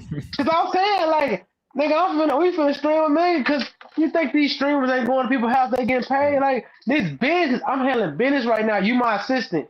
Don't think on your own shit. When I tell you to do something, do it the way I told you to do it. Bring him a napkin. Bring him that cornbread. Bring that motherfucker to the table. Stop thinking. I done told you everything to do.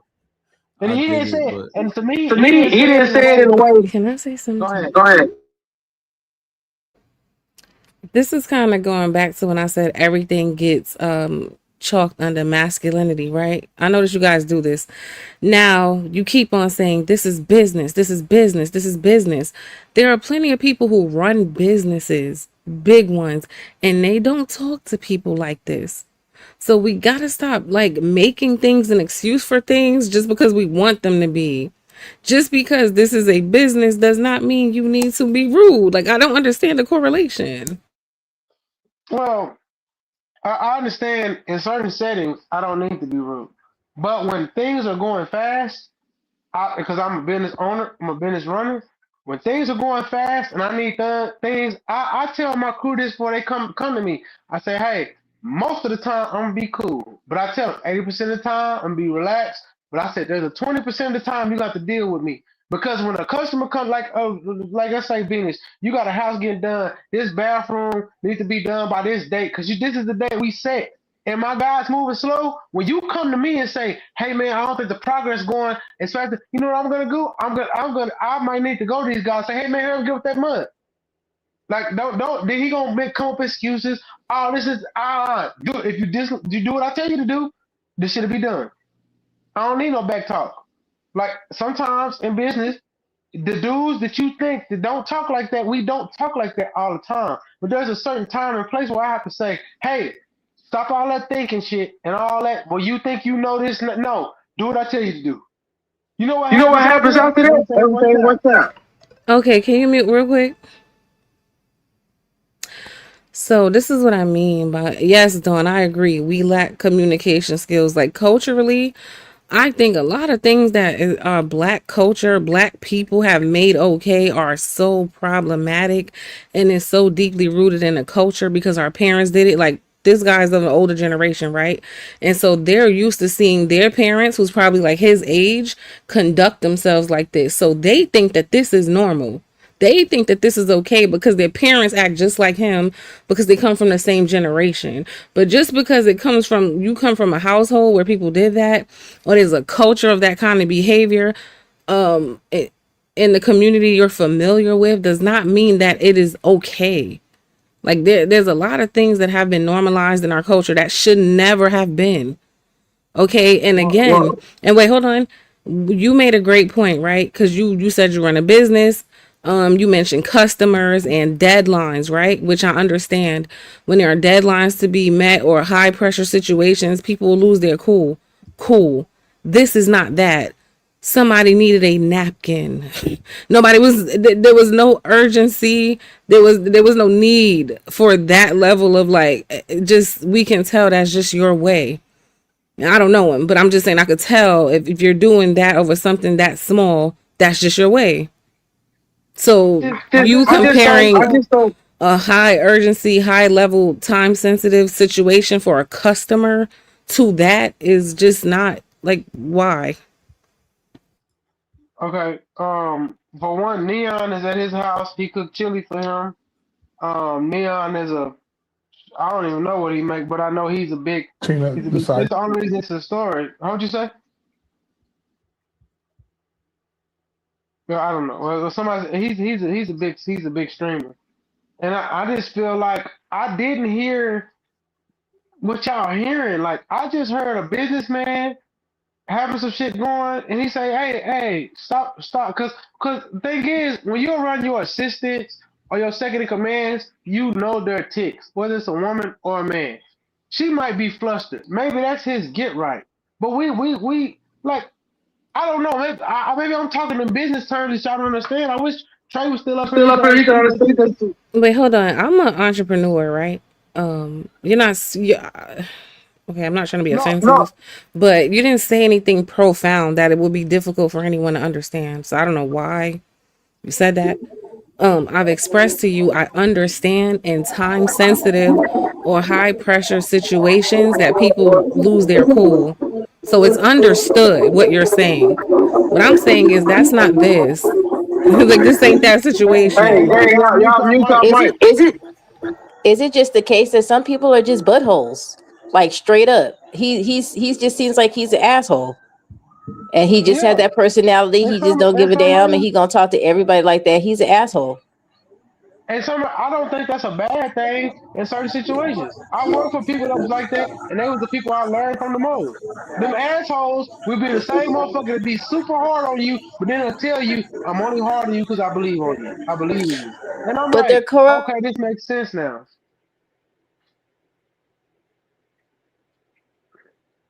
I don't know what happened. And he just talked to everybody like that, right? Including his wife. Somebody that you sleep with and you have to share your bed with, and you have to do life with, and you can't really go away nowhere because you the wife or you the husband, you're locked into that. And to continue, if he was speaking to everybody, including his wife, the way that he spoke to that girl, I could see how it could start wearing and tearing on the marriage. Or wearing and tearing on the wife. Stuff that she was probably able to accept in the past when she was younger, right? 30 years ago, she had kids in the house. They were buffers in a sense. And then you become an empty nester for whatever period of time. From what you guys said, he lost a leg. So if he was already an asshole and then he lost his leg, I can only imagine the level of asshole that he went to. Well, but I said if we watched that whole stream, he was very kind and giving to that young man. But I wanted to say this: yes, he was an asshole to her even when she was sick because he had to be an asshole to get. And I said I don't know if you heard this earlier. I watched the show when she had the stroke and he worked her way back to it. They was in the pool and she wanted to stop at like she had to do like 10 laps. She wanted to stop at 6.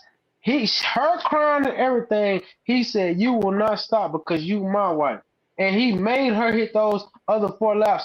That's what got her back to moving around. He talked to her through speech therapy. Like that asshole shit worked when it worked. She needed that. And I said anybody that I said this, anybody that's dealt with people that had strokes. And I said I've lost people to my inactivity. He taught me something when I was a kid about how I was dealing with my aunties and older cousins when they had those strokes. I took that in now. That's why when I deal with people in the community and they have like Alzheimer's, so I tell them no, let's get up and let's walk. Like I was hard on him, just like LeVar was hard on him because he showed me the way.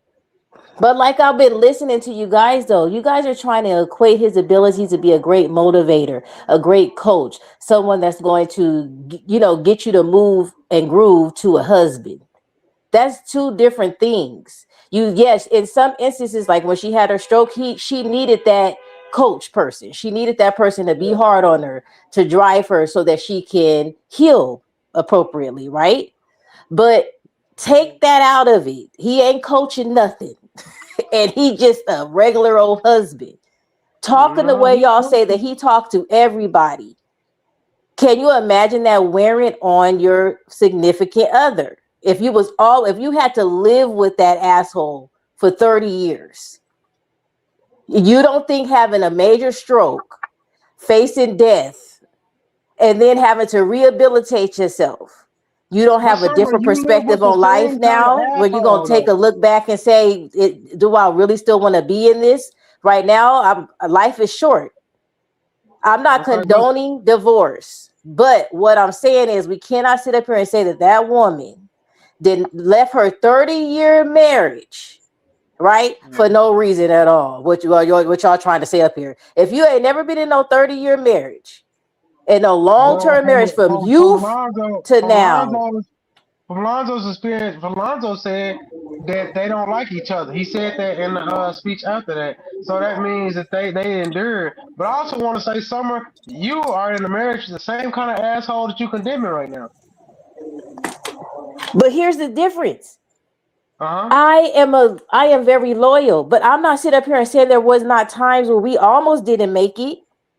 Okay, I'm not a saint. You get what I'm saying? I got on his damn nerves where he wanted to leave, and he got on mine so where I wanted to leave. The difference is we're just very loyal people. We gonna try to rock as hard as we can. You get what I'm saying? Well, let's say your husband loyal to you, just like LaVar is loyal to him. He tell you what you don't want to hear, like that day they came on here and you were saying he ain't never told me to shut up, and he said, yeah, I done told her to shut up. You had to just be like, no, all right. No, he said that when he was young, I said on that stream was when he told me to do when I said that, I told him my boundaries. You don't tell me to shut up. That's not how you don't want me to tell you to shut up. You don't tell me to shut up. And he learned, and he did not do that again. No, he did it again. He did it for a while until he said it in that stream. He said I did it until he got out the point where I was like, this don't work. That means he said Who said multiple times. He did in so many words. He didn't say that. He said I told her to shut up when I was younger, and that's what he said verbatim. Right. Then I told him to don't say that to me. Okay. When he said I told her to shut up when I was younger, means when he was young. Yeah, when we was first together. Yeah, and then I told him a boundary. No, but then no, he never said that he did that multiple times. Can you hear me? Okay, I'm not saying he said that. I'm saying that we can be human beings and understand.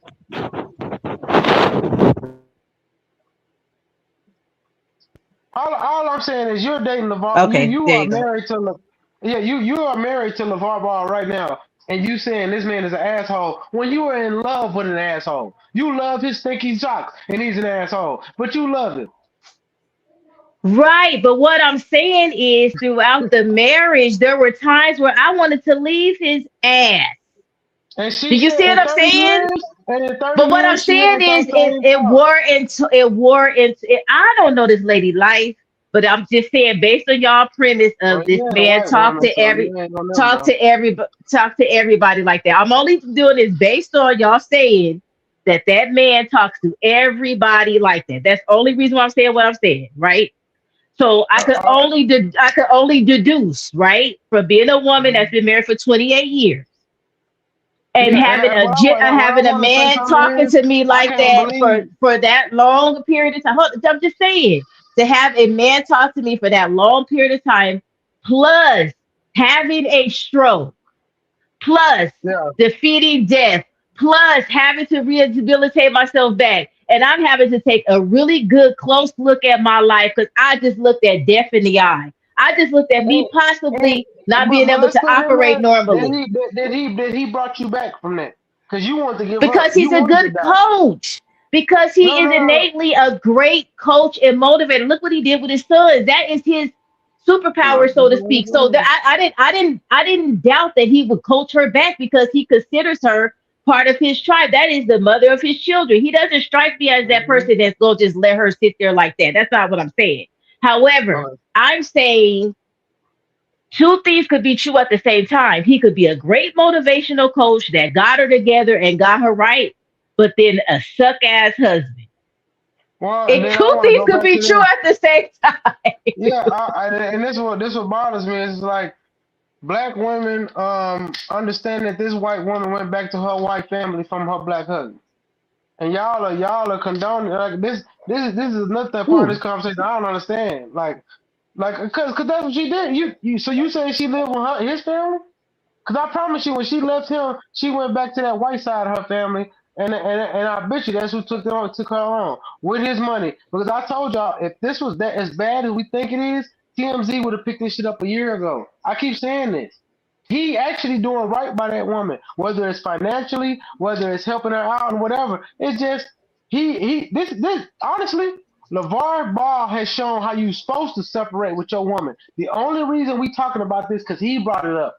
We wouldn't have known this. It's been going on for 2 years. We wouldn't have known this until he went on that stream and said, and Neon asked him like, "Where's Tina?" And he said, "She would be sitting next to me here if it wasn't for we ain't together no more."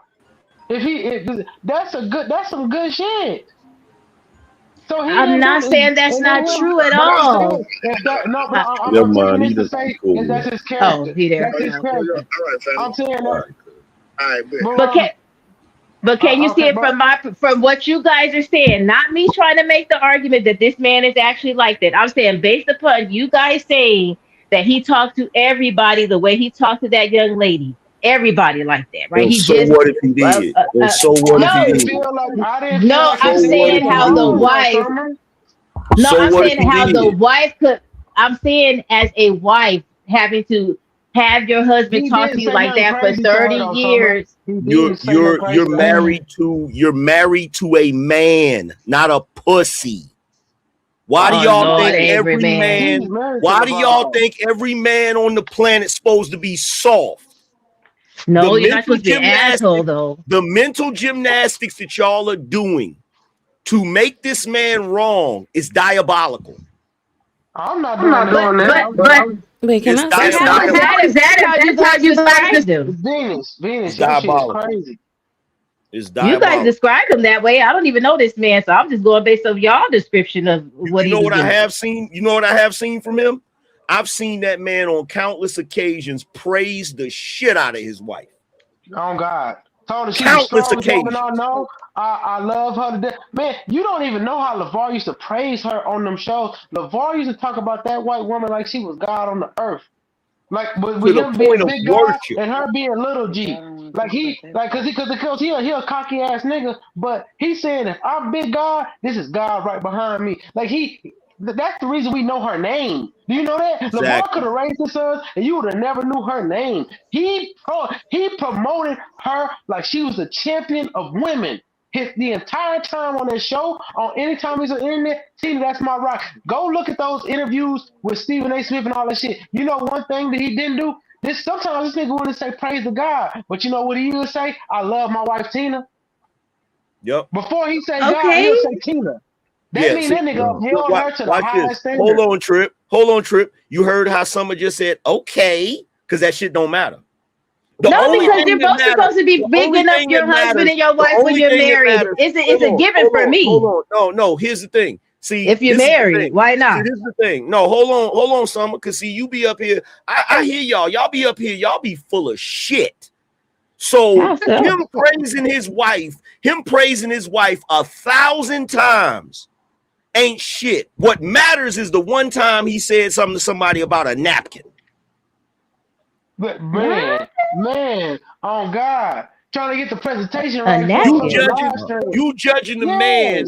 You judging the man off of how he asked somebody for a napkin, but all of the things he said about his wife a million times, that shit is irrelevant. That's what we talking about, Summer. Y'all, this whole clip was about him telling her, get the napkin first and then the cornbread. Trip, you said that he was an asshole. And I said, does he talk to everybody the same way he talked to, I guess this is the napkin thing, the young lady with the napkin. Talk to that young lady. And you guys said, yeah, but he game. He talked to everybody like that. So it's not a bad thing and all this other stuff. Women don't like nobody but assholes. Women don't like nobody but assholes. No, but it only lasts for so long, though. It only lasts for so long, though, Angry Man. They like that's why they're leaving. That's why they're leaving, because it wear and tears on you. You cannot live with an asshole. And then for 30 years was her mark, is all I'm saying. For 30 years. She stayed 30 years was her mark, though. That's all I'm saying. She couldn't do 31. You know what I call that? She couldn't do 31. A quitter. No, she in your heart, though, Angry Man. You got it. Until you pass her, you can't say it. Until you pass her, you can't say it. No, because I'm not going to sit here and listen to y'all. I'm not going to sit here and listen to y'all do this shit. You never do this with women. You never do this with women. Y'all never do this with women.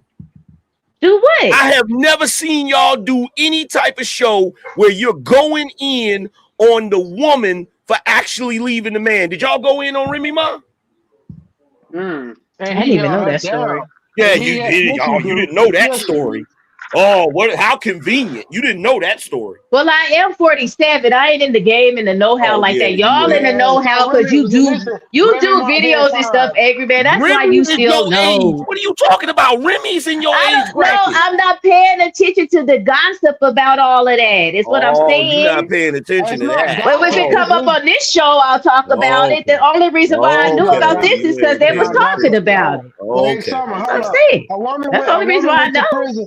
A woman went to prison, and a dude held her down the whole time. Didn't cheat with her children with this man, and then when she get out, she go cheat with that man with a rapper that she has on a motherfucking payroll, and then end up leaving that man for the rapper. That's Remy. Whoever did that, they wrong for that. Whoever did that, they wrong for that. The Remy Ma that's what it is. situation, I don't know a lot about it, but it seemed it definitely from outside looking in without having a lot of details, it seemed like the bitch out of pocket. You know, right? From what you just described, I don't know how the nigga held her down in jail anyway. Just the fact that y'all don't know any details about that speaks volumes. I don't think it do. It does. It really does. Are we supposed to know about that? No, apparently not, because apparently not, Summer, because it's not a situation where the dude was wrong. So of course you're not gonna know nothing about that. No, I don't care about dudes and women being wrong or right. I don't care, Angry Man. I don't. Whoever's wrong is wrong, and whoever's right is right. The perfect example. I just happen to have the perfect example. And I said she was wrong. I said if she did all this, what you just described, and she did all that, she wrong. Is she wrong for saying this nigga was visiting me every day that he could, and I told him to stop visiting me because he was being around me too much while I'm in jail. That's out of her mouth. I'm not okay. I don't do the. I'm not gonna go too much off hearsay, but I know like with the Megan Thee Stallion situation, I wasn't on her side. Like I wasn't really mad at Clay. I ain't gonna hold you. I just wasn't. That's the only time y'all get mad. Niggas can leave us, but we can't leave niggas. That's crazy. No, apparently niggas can leave y'all, and when niggas do leave y'all, y'all talk shit about it. When we leave y'all talk shit about it. Y'all talk shit about it. Shit. Y'all talking. We ain't said shit.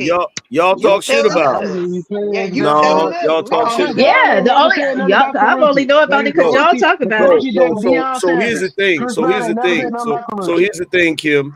That is cute that you tried that, but dudes have absolutely no problem calling out guys when they full of shit.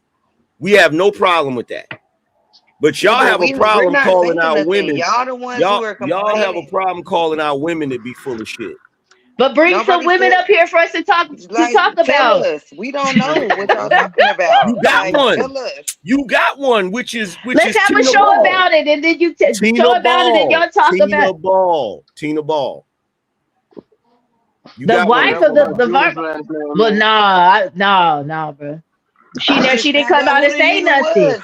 And she didn't. From what I heard, she hasn't said anything. From what you guys said, she hasn't said anything, right? You know why she ain't said nothing? Why? You know why she ain't said nothing? Because she's a lady and she never said anything before. She's doing the same thing she did before. Because she ain't got no legitimate reason to lead that nigga. If she had a legitimate reason to lead that nigga, she'd have put out a statement. I don't think so. A woman that stays 30 years like that with a woman who stays 30 years like that with a man who has that type of tone and demeanor and he acts the way that he acts, she was in there for the family, right? So I don't think she would even come out and say anything to go against the family because from what you guys said, she is not an individual that used to talk at all. The only reason why her name got known, from what you guys just said, is because the husband was bigging up her and stuff like that. So she's going to do the same thing that she's been doing, which is staying quiet. Because from what y'all said, she don't talk out anyway. So she's not doing it for no nefarious reason. My bad, Summer. You right. LaVar Ball is an asshole. Let's string him up. You got a rope? Who said that? Man, that's crazy. Yeah, let's string him up. The way y'all try to change the narrative is wild up in here, Angry Man. I literally said I didn't know nothing about this. Based upon what Trip was saying about this man, I could only deduce based on what Trip was saying about the man being an asshole. I could Okay, only this is deduce what if this is what I know he about. was talking like This that is to what his wife okay, for 30 years. I could this see is it wearing a tear. That's what I so see. this is what I know about him based on when he first started being in the public eye, right? I actually admired the fact that he had his own business, that he was trying to promote his own brand instead of linking up with Nike and Under Armour and all of these different individuals. And you know what I noticed? I noticed from the moment he got in the public eye, the black community tore this man down. They talked about this man like a dog. So her leaving him right now is just the icing on the cake. This gives them the confirmation bias they need to really go in on this man. They've been going in on him this whole put her time. children in a position to have to speak for her when she can't speak for herself. That's terrible. That's all that shit came to. We made Lonzo and Jello get on a fucking podcast and speak for their mama that they know can't talk and speak and have to like us have to question if they went against their daddy and shit when they just saying y'all went too far. Like this shit old. Like we moved her out. Like you know y'all ain't reading between the lines and y'all messing with people's kids. Like with this shit, man. He said I love my dad and my mom. He didn't say nothing bad about him, and he didn't say nothing bad about her, which means it was a Oh, the mutual son. Yeah, shit. right. Yeah. Right, I think it's we okay got for their him to say kids he having to grown. defend them, man. We got No, their I kids. can read between the lines. The moment he started out by saying, okay, I love my mother and I love my father, cool. You trying to pretend like you neutral. Then right after that, you say, oh, the narrative that was put out is a lie. My mother didn't do anything wrong. She moved out, and I'm glad she moved out. He said a lot of things that will Why make is that a people think. narrative? Why can't that be the truth? He said a lot of things that would make you think his daddy is the problem. So you can save all of that. I love my daddy bullshit. What if his daddy? So what if that's don't the know truth? that. What if his that's daddy- It the sounds truth? like the daddy the problem based on what he said. Now. What if his daddy the problem? We got two What if kids. he who said not his the daddy- problem? We got two kids who said it. That's all I'm. We got two. What of if them. he not the problem? We don't know. Jello didn't He's say already you played the he's video. the Jello just question. said, yeah, straight up. I am too. That's all The Jello said. question. co-signed it. The question is, Man, come on. yeah, because I ain't never seen a dude co-sign his mama over his daddy. But That Angry Man, always what if he happens. was? What if he That was the always problem though? happens. Angry Man. Every boy is gonna defend his mama over his daddy. That's bro. But you guys Come on, painted this man. dude as the world's best father. Hold on, So fam. how are you Come now on, saying fam. that the sons is now Come on, going fam. towards the mom? Y'all Come just on, painted fam. this dude as the best father ever in life. That's not on average. That's not on average. You know that, Mont. We got 4 men on the panel. Who gonna defend their mom, regardless? The average I black ain't man. me. But my thing is, my dad is a average strong black man man. like LeVar Ball. So my dad can take whatever y'all throwing him because he don't give a fuck. But I gotta See? stand up for my mama. No, Nigga said, I'm you just telling you, tripping. You're my tripping. dad, no, You tripping. LeVar gave you the cues that he can. When LeVar said this shit, and if you know anything about LeVar, he don't give a fuck what you niggas say. No, you tripping. They gotta defend their mama. I gotta They stand for gonna what's defend right. their I don't mama give. because they Listen. don't give a fuck what you niggas say. If my At all. mom wrong, listen, I'm standing for what's right. Like I'm not. If my dad, if I'm like, yo, my dad not the problem. that's all I'm gonna say. My dad had a right to leave. I think my dad was right for leaving. You know, I'm not defending my mom just cause I ain't doing that. I'm not with that. Yeah, and I get that, but Yeah, see, I don't think you, they're. Yeah, that's you as an individual, Mont. When it come to black boys, okay, they are going to, regardless of whether they got a white mama or not, they got a black daddy. These dudes are gonna defend their mama over their daddy, regardless of what the circumstances are. See, I told you every time. And see, look, here's the thing. My question is, why is it the daddy automatically wrong every time? Why? I don't think the dad automatically wrong at all. The rest of these niggas up here do. Summer definitely does. Nobody Kim said definitely that. does. But how did I say that? I don't believe that. I have a son, and I talk to my son about a whole bunch of shit, and his daddy do too, and he goes against a lot of things that I say. My son runs me just like my husband does, so I'm not on that playing field that you're talking about. But I'm asking, is majority of sons doing that? Yes. Yeah, the dad in the No, house. Yeah, you got yeah. a lot of That's sons good. that don't Yeah. like their mama. A lot of sons that don't like their No, mama. I don't know about that. Nah, you Ah, bugging. You yeah, bugging right now. yeah. You got a You lot of bugging sons right that don't now. like their. In You in at a in lot of no females that don't like their mamas. But we no always been in the told we black got one community. mama. In the black community, it is You only got taboo one mama. for any. It is taboo for any black boy to be talking crazy about his mama. Stop No matter playing, how Summer. bad she is. Stop playing, Summer. Maybe it's generational. No, but I'm saying that there's a saying in y'all generation that got brought to my generation. You only got one mama. Exactly. You don't never say you only got one daddy. No, the people, most of my generation who did was not raised by their mother and or their No, father I'm saying no. That's a could give a saying, damn though, about Summer. them. Is what I'm saying. Is that not a saying? You only got one mama. I don't think that was our saying, Generation X. It was. Yes. It was. Yeah, It So was. angry man. Okay. If I'm on the school bus, if I'm on the school bus, Gen Xer, if I'm on the school bus, if I talk bad about your daddy, you may or may not like it. If I say something about your mama, I gotta fight you. Yep. I'm talking about that's when you were young and you still didn't understand what was going on in life, so you still already had a loyalty to your parents, especially your mama at that time. But as you got older, At 25, I could say something about another black man's mama. He gonna punch me in my mouth. What are you talking about? At 30, you can get that. We all out here don't have good relationship with our parents as we got older, is what I'm saying. As you got a conscience, as you are able to realize what was That done. don't mean nothing. Talk about the average black man that's a Gen Xer. Say something crazy about his mama and watch him turn up on your ass. Oh God. That's Summer. That's why you have a whole section of comedy that started called Yo Mama jokes. There's no Yo Daddy jokes. I get what you're saying as a youth, yes, but I'm just as we got older, they're not as close to their parents as we trying to think everybody No, but is. I'm saying it doesn't matter how old you are. You know there's no Yo Daddy jokes. Your mama so fat when she fucking step on the goddamn concrete, she strike oil. That's your mama jokes is a whole genre because it hits hard because you talking about their mama.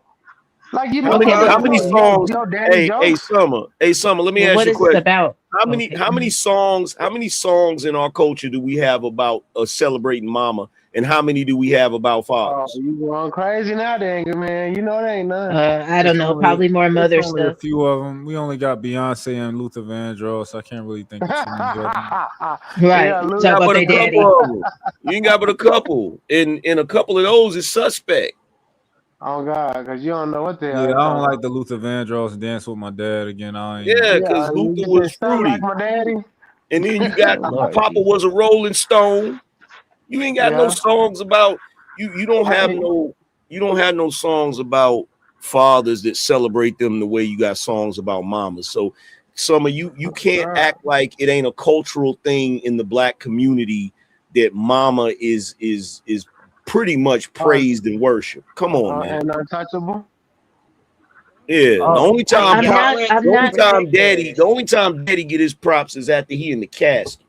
Yeah, I don't care if your mama is a dope fiend on the street selling a goddamn box. If a nigga talk about your mama, niggas finna fire about that.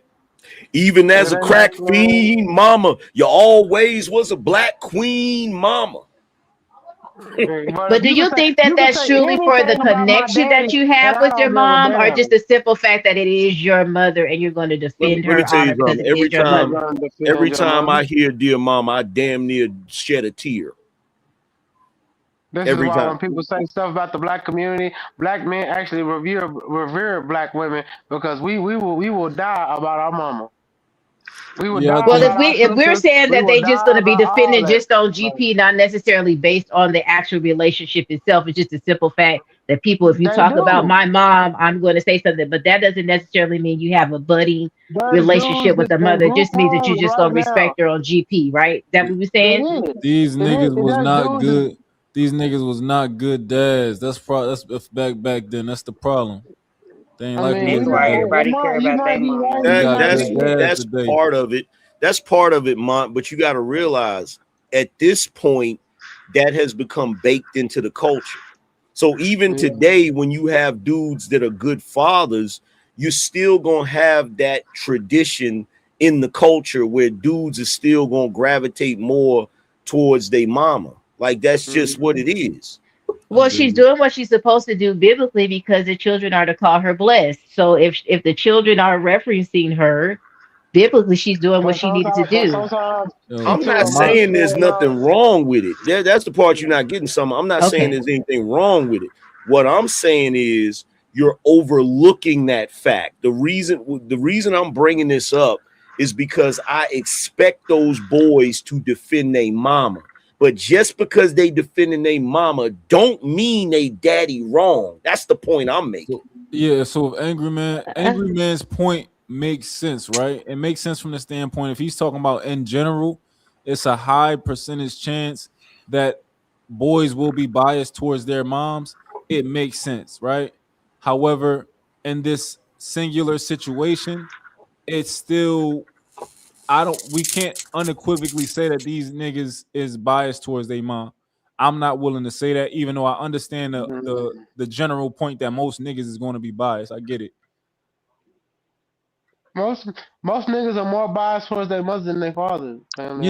Yeah, they is. A lot of niggas is mama's boys and like bitch I ass said, niggas. you can get your whole cap peeled back on the grave. You can go up to the upper room and have a t-shirt with your stairs on it, talking about nigga mama.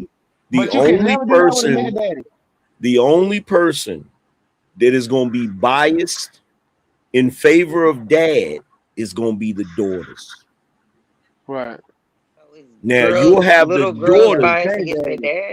You'll have the daughters that will like because I got the daughters will stand up for their dad. The daughters gonna be biased in favor of dad because like I got an uncle right now, and my two girl cousins they will go ham about their daddy. The same thing with my sisters. My sisters love my daddy to death. Like they not playing about my pops. You feel me? That's so. Is kind of like that. The boys kind of protective over mom, and the girls is protective over dad. If he a good, if he a good dad, I'm mad critical of my dad, but my sisters, you can't tell them a goddamn thing. They didn't see nothing that wasn't right. They ain't see nothing. That's a fact. Look, listen, my dad ain't never had a job my entire life, right? My entire life, not till I got old, right? Till I became a grown man, right? These girls think this was the realest nigga on the fucking planet. I swear to God. I agree because my dad deals with that with my sisters. He say one of my sisters got kids with a man and everything and hit my dad up every 2 weeks for money. And he said, I don't understand it. How does she have a whole man, have babies with him, and she hit me up for money? And I tell him, Dad, it's because you do the girls one way and you do the boys one way. And I said, that's on you. I don't feel bad for him no more. I said, because this is something you created. Because girls automatically girls never really outgrow their daddy, right? Oh God. Because they're not really expected to grow up and take care of their daddy. But boys are expected to grow up, and you never know. Your pops pass away, you still gotta look after your mama. You know what I'm saying? Yeah, they take over the role as protector for their mother, is what I was going to say. And then they automatically will lean towards the individual that they feel closer to. In most cases, men dote on their. Well, I'm just saying what Angry Man was saying. In essence, men dote on their daughters, right? So their daughters, when they grow up, is going to grow up wanting to protect their father, right? And vice versa. Most women dote on their sons. And they kind of have like a chaotic relationship with their daughters, but they love each other and they're close. But it's kind of like two women, So I get what you're saying. Turn their sons. These single mamas turn their sons into angry fucking war, like angry, because they got all the emotions from her, so they just ride off their emotions. Well, no, if you have a girl that grew up with a father, she's going to be protective of her father. But if that girl grows up and she doesn't have like a husband or whatever, she still look to her father for the things that her husband would do. Yep. Right. So, she looked to him to help her. Like if she got to go get her car fixed, he go with her. or come over to her house to fix shit, stuff like that. So it's a different dynamic. But boys feel super protective of their mother, and I get it. Like, I don't even trip when my boys is like attached to their mama. You know what I'm saying? It just is what it is. Right. Yo, I got it's a situation that I know where the it's a boy in his mid-20s, right? He beefing with his dad a little bit because he feel like he not doing enough. But like, for me, from my perspective, watching it, it's just he been around his mom too much. So for example, like, where I'm be like, yo, like, just tell him to communicate to his dad. Don't expect his dad to do anything. His dad is a grown man with a wife, and he got a wife and all that type of shit. Whatever he want from his dad, ask him, because he'll give him whatever he want. He just gotta ask. But like, women don't want to ask you shit. They just want you to they just want Yeah. you to know. They just He want like, you to know and do it. yeah. So like, he eventually, he went. The first thing that I thought was some bitch ass shit is he went what is called no contact. He went no contact with his dad to try to get his dad to get, bro. I'm like, all right, that's the first thing that like niggas just don't do. We don't move that way. Whatever though. All right, they got back in contact with his dad, and at this point, after they get back in contact, his dad like trying to schedule shit to kind of hang out with him more and shit. And his dad scheduled a date. A few days later, his dad got to reschedule. He like, yo, me and my wife is doing this weekend. It's her birthday weekend. So can we reschedule to this date? Nigga text his mom talking about this nigga and his fucking white woman.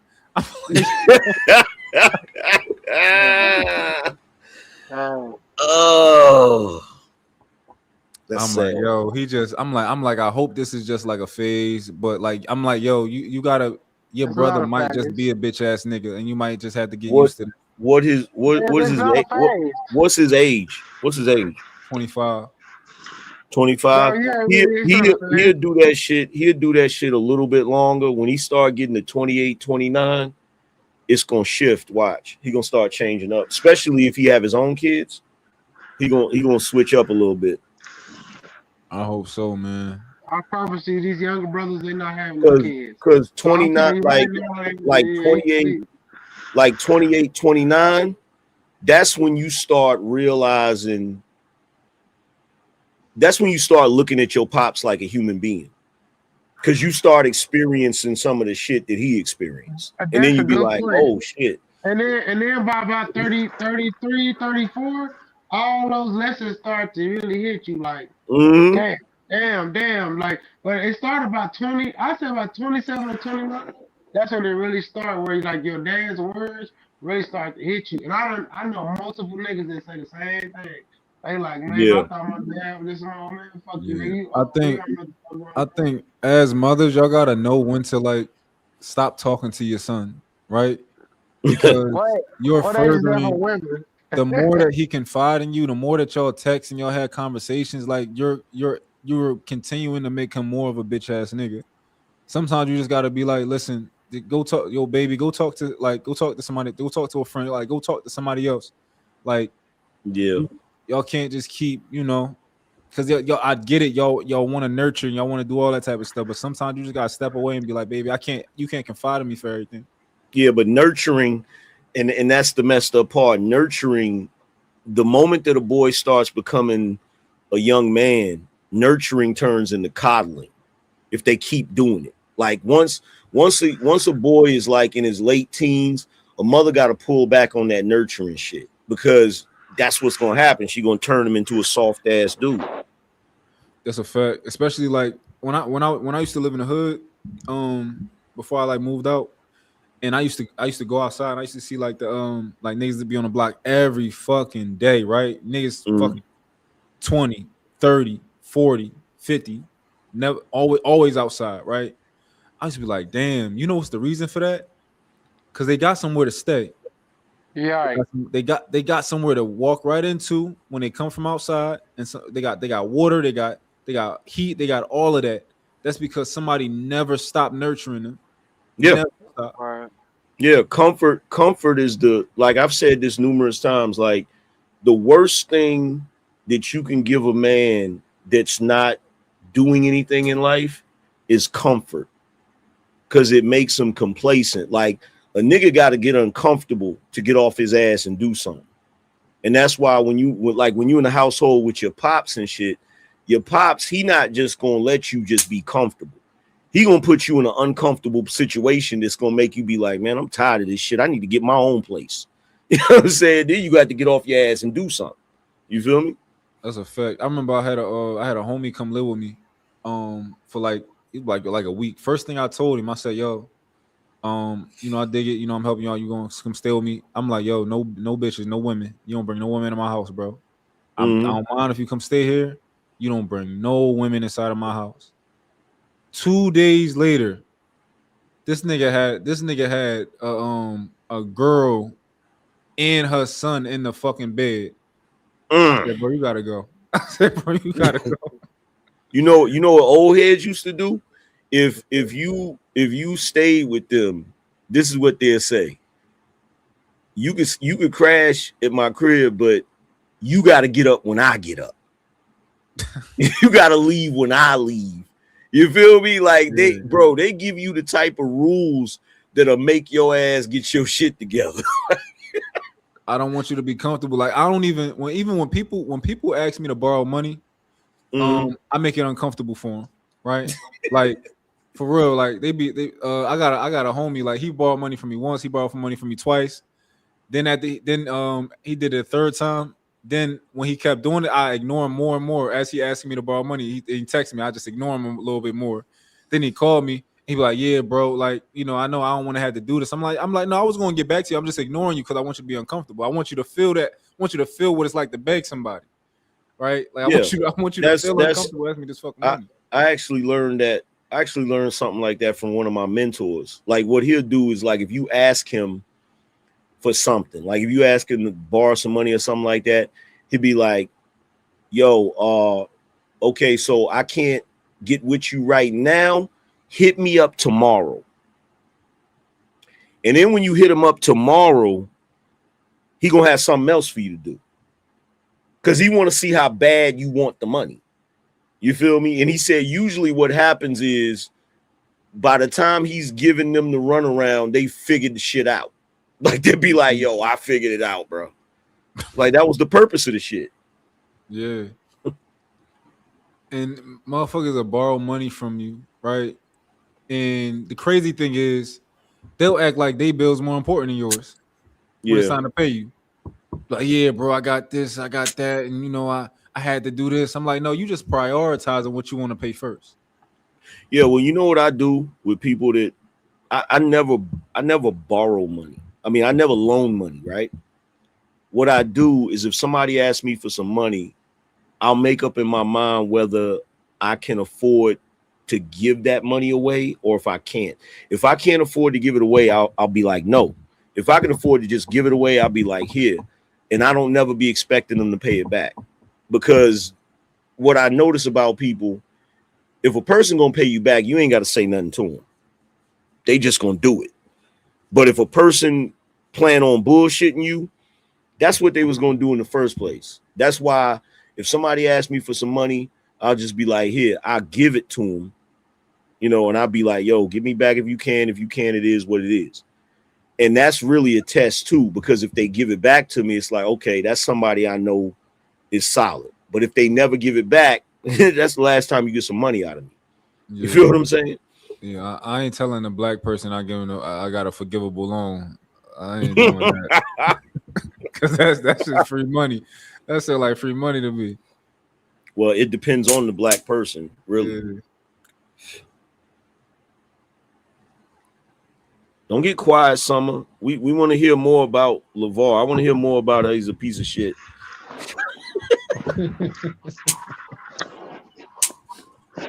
I wish him luck. Everybody. I wish both of them luck. What's up to the panel? Salute everybody. What's going on? I just want to give my opinion real quick. Yeah, I have to agree with Trip and Angry Man on this situation. I think this is just another example of how reduced fathers are, you know, in this society. So now it's the good thing that comes from it is that we get to see it. on full display. So if there was anything good to come out of it, it's that.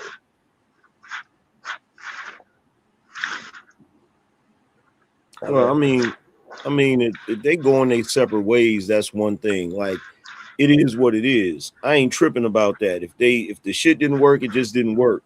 I just don't understand why he got to be drugged because it didn't work. That's what I don't understand.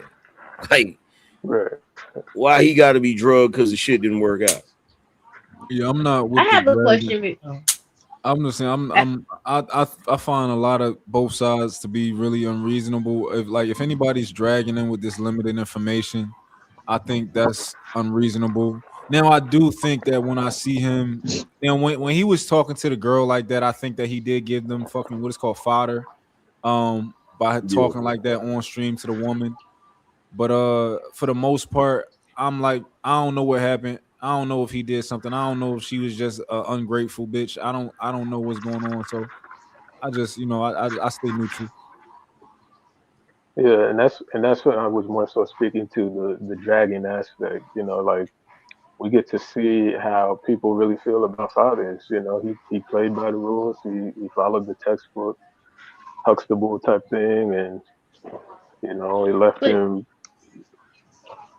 But are they questioning his fatherhood or him being a husband? Because I don't hear anyone from what you guys have been talking about. You guys have been praising him as a great father and getting his kids in the NBA, whatever he was doing for them. You guys have been praising him as a father. The only thing that people have been kind of contemplating is why they were getting divorced after 30 years. And my take on the whole thing is it had to be a reason because she left after 30 years. I've seen So I don't numerous know videos. what that reason is, but I've seen numerous she left. videos. I've seen numerous videos of black women saying that he's an abuser.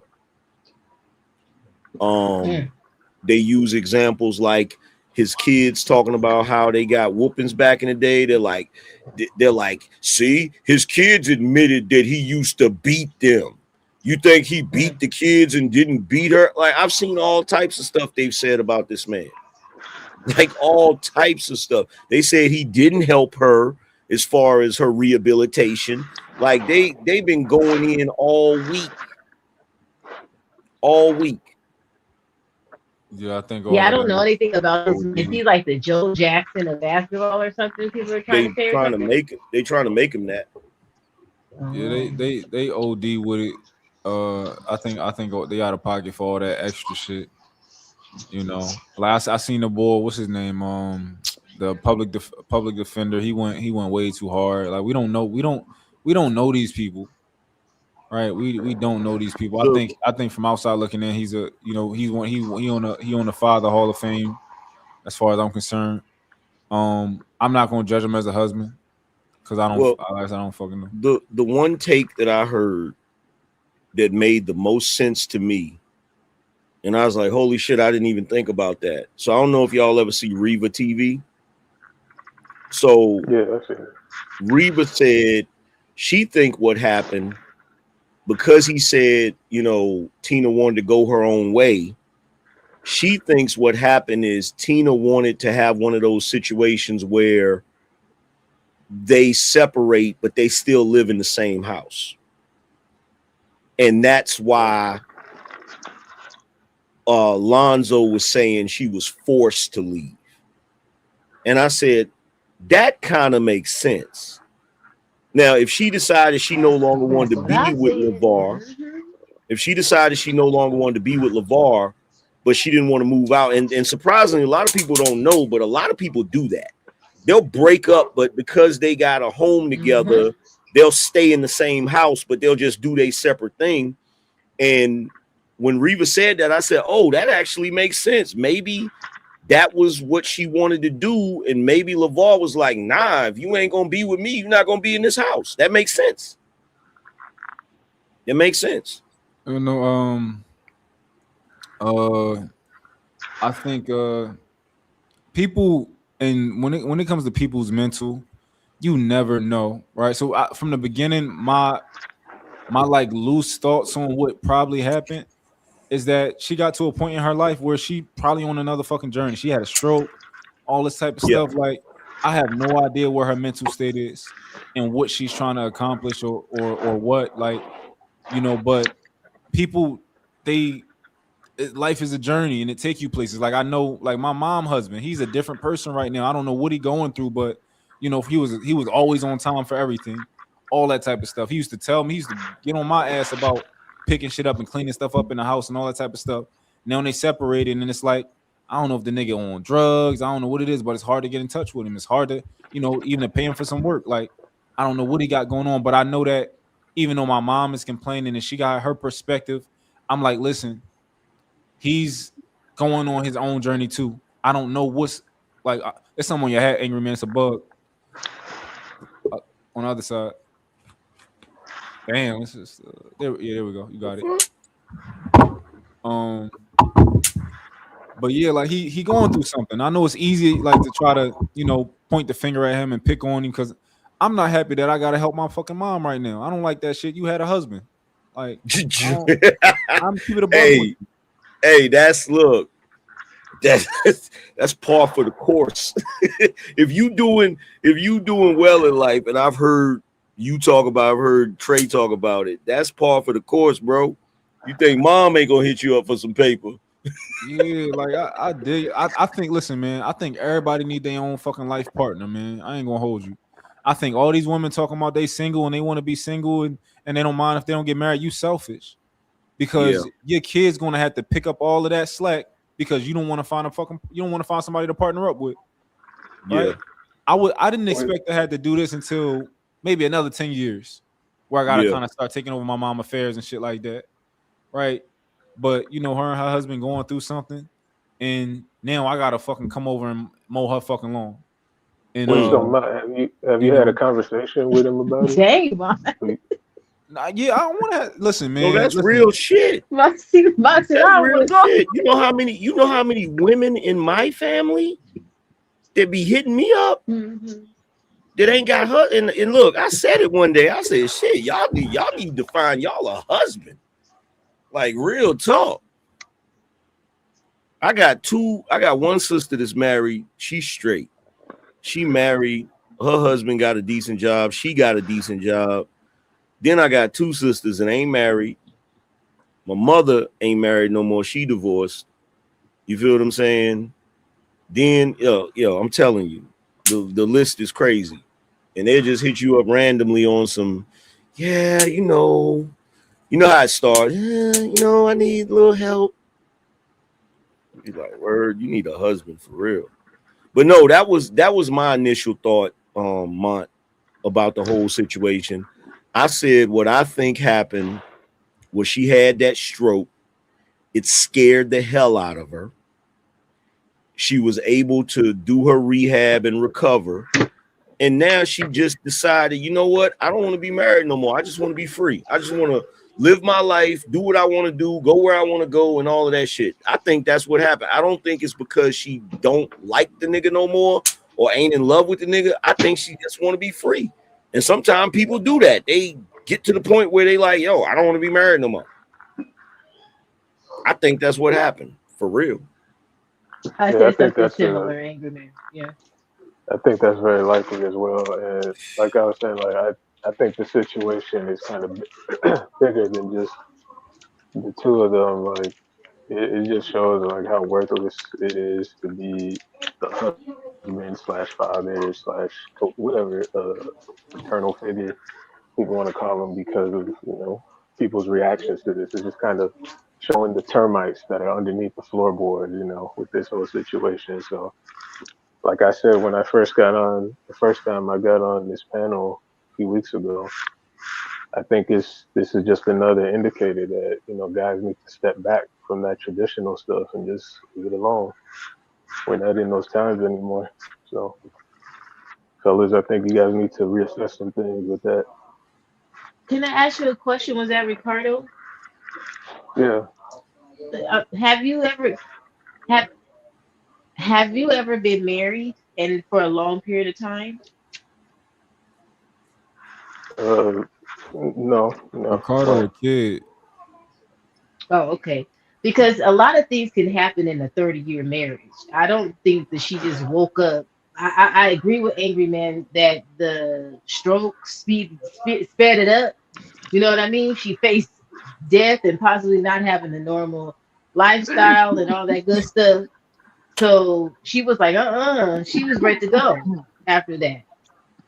So You, you I agree. Summer. I'm young, but I understand women. I think pretty well, and I know that y'all are a roller coaster, right? And y'all like the way that a woman feels can make her physically sick, right? Y'all are y'all are that tapped into y'all feelings that if you feel it, if you got a certain feeling, you can physically become sick, right? Like, and y'all get stressed out so easily, right? Your environment really impacts you different. Like for me, I don't give a fuck about my environment. I can rock out, right? But like women, y'all very sensitive to your own environment. Y'all sensitive to a lot of things, and it's very possible that in the future, like my woman will have like I don't know where her mental state going to be, and it is. But I'm prepared for the roller coaster. I dig it, right? It's just a part of life. It's a part of being with women. We gotta. It's a love hate thing. We love what we love about you, and there's certain things that's going to come with you, and we got to take that too. But that's kind of what I observed of women is y'all roller coaster.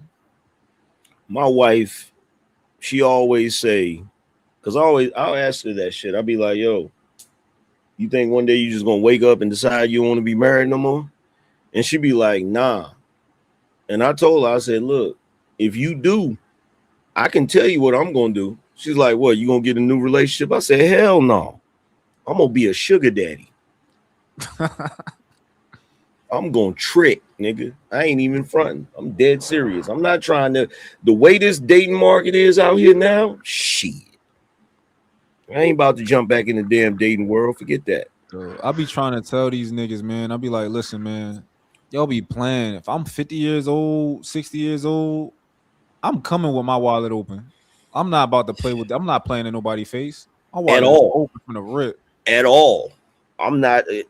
Look, I ain't got time for. I already did all of that. So already did all of that. Using the mouthpiece and all of that shit. No, nigga, at this age, like let's say I was 55 and my wife just left me. I'm not jumping back in the dating market, man. Fuck that shit. I be telling my girl, I be like, listen, you better not mess up, cause listen, I'm right in South Africa. I'm I'm right everywhere. I'm everywhere. All these other countries I ain't never been to. I'm right over in I'm in Ethiopia. Not playing with me. That's what I be telling her. And I'm a downsize. I'm gonna take it all the way down to a free. I'm gonna buy me a fly. I would buy me a fly ass RV and get a dog, nigga, and it'll be a wrap, nigga. Just ride around the country and shit. You feel me? I would never Best dogs ever in the world. marry ever again in life.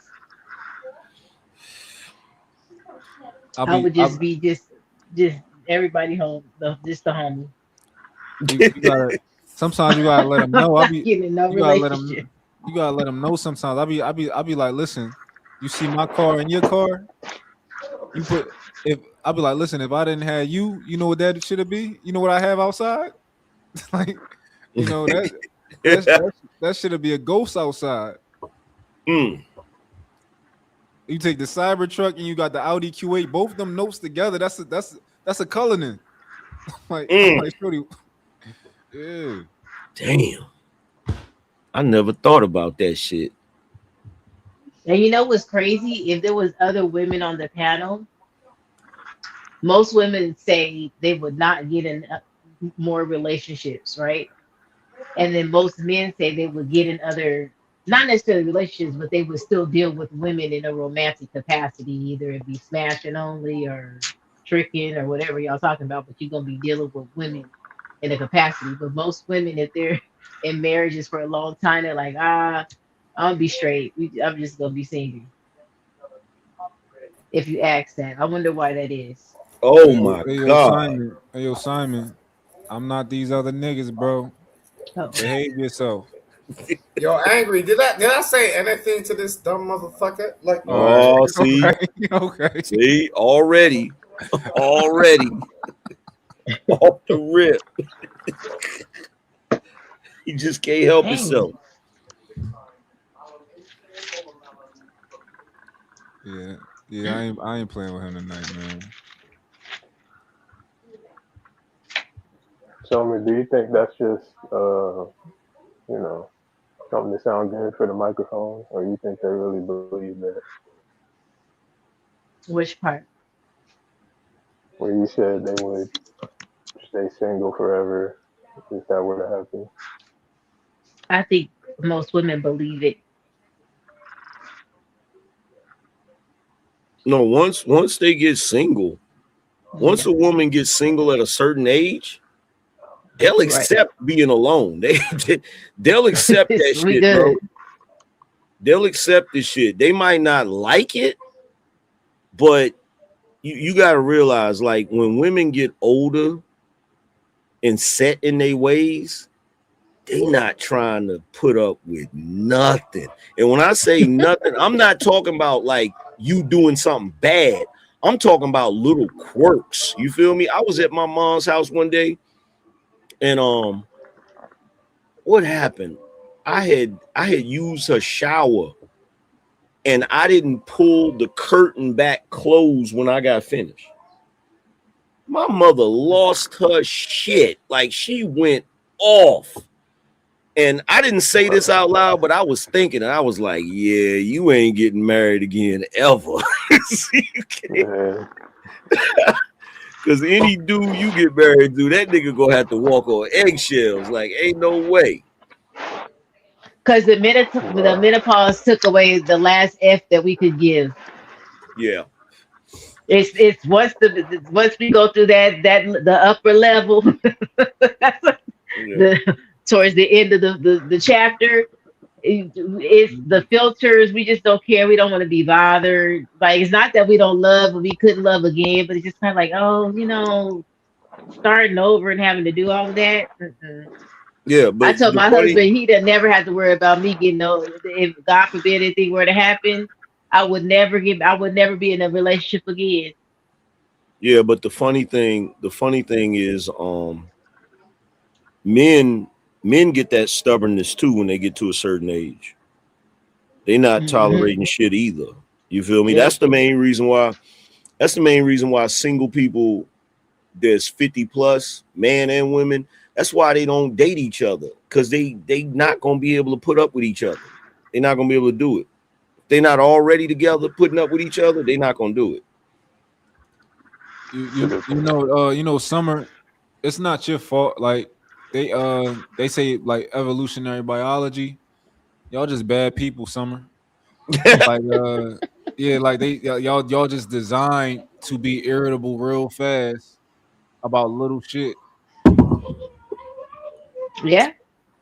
So it is what it is. Well, she said, yeah. Yeah. It gets worse when you get older and you go through menopause. Look out. I say, Wow. Mont, you like to do a lot of studying. You about to be with your girl for a long time. Just study up on that so you can know the.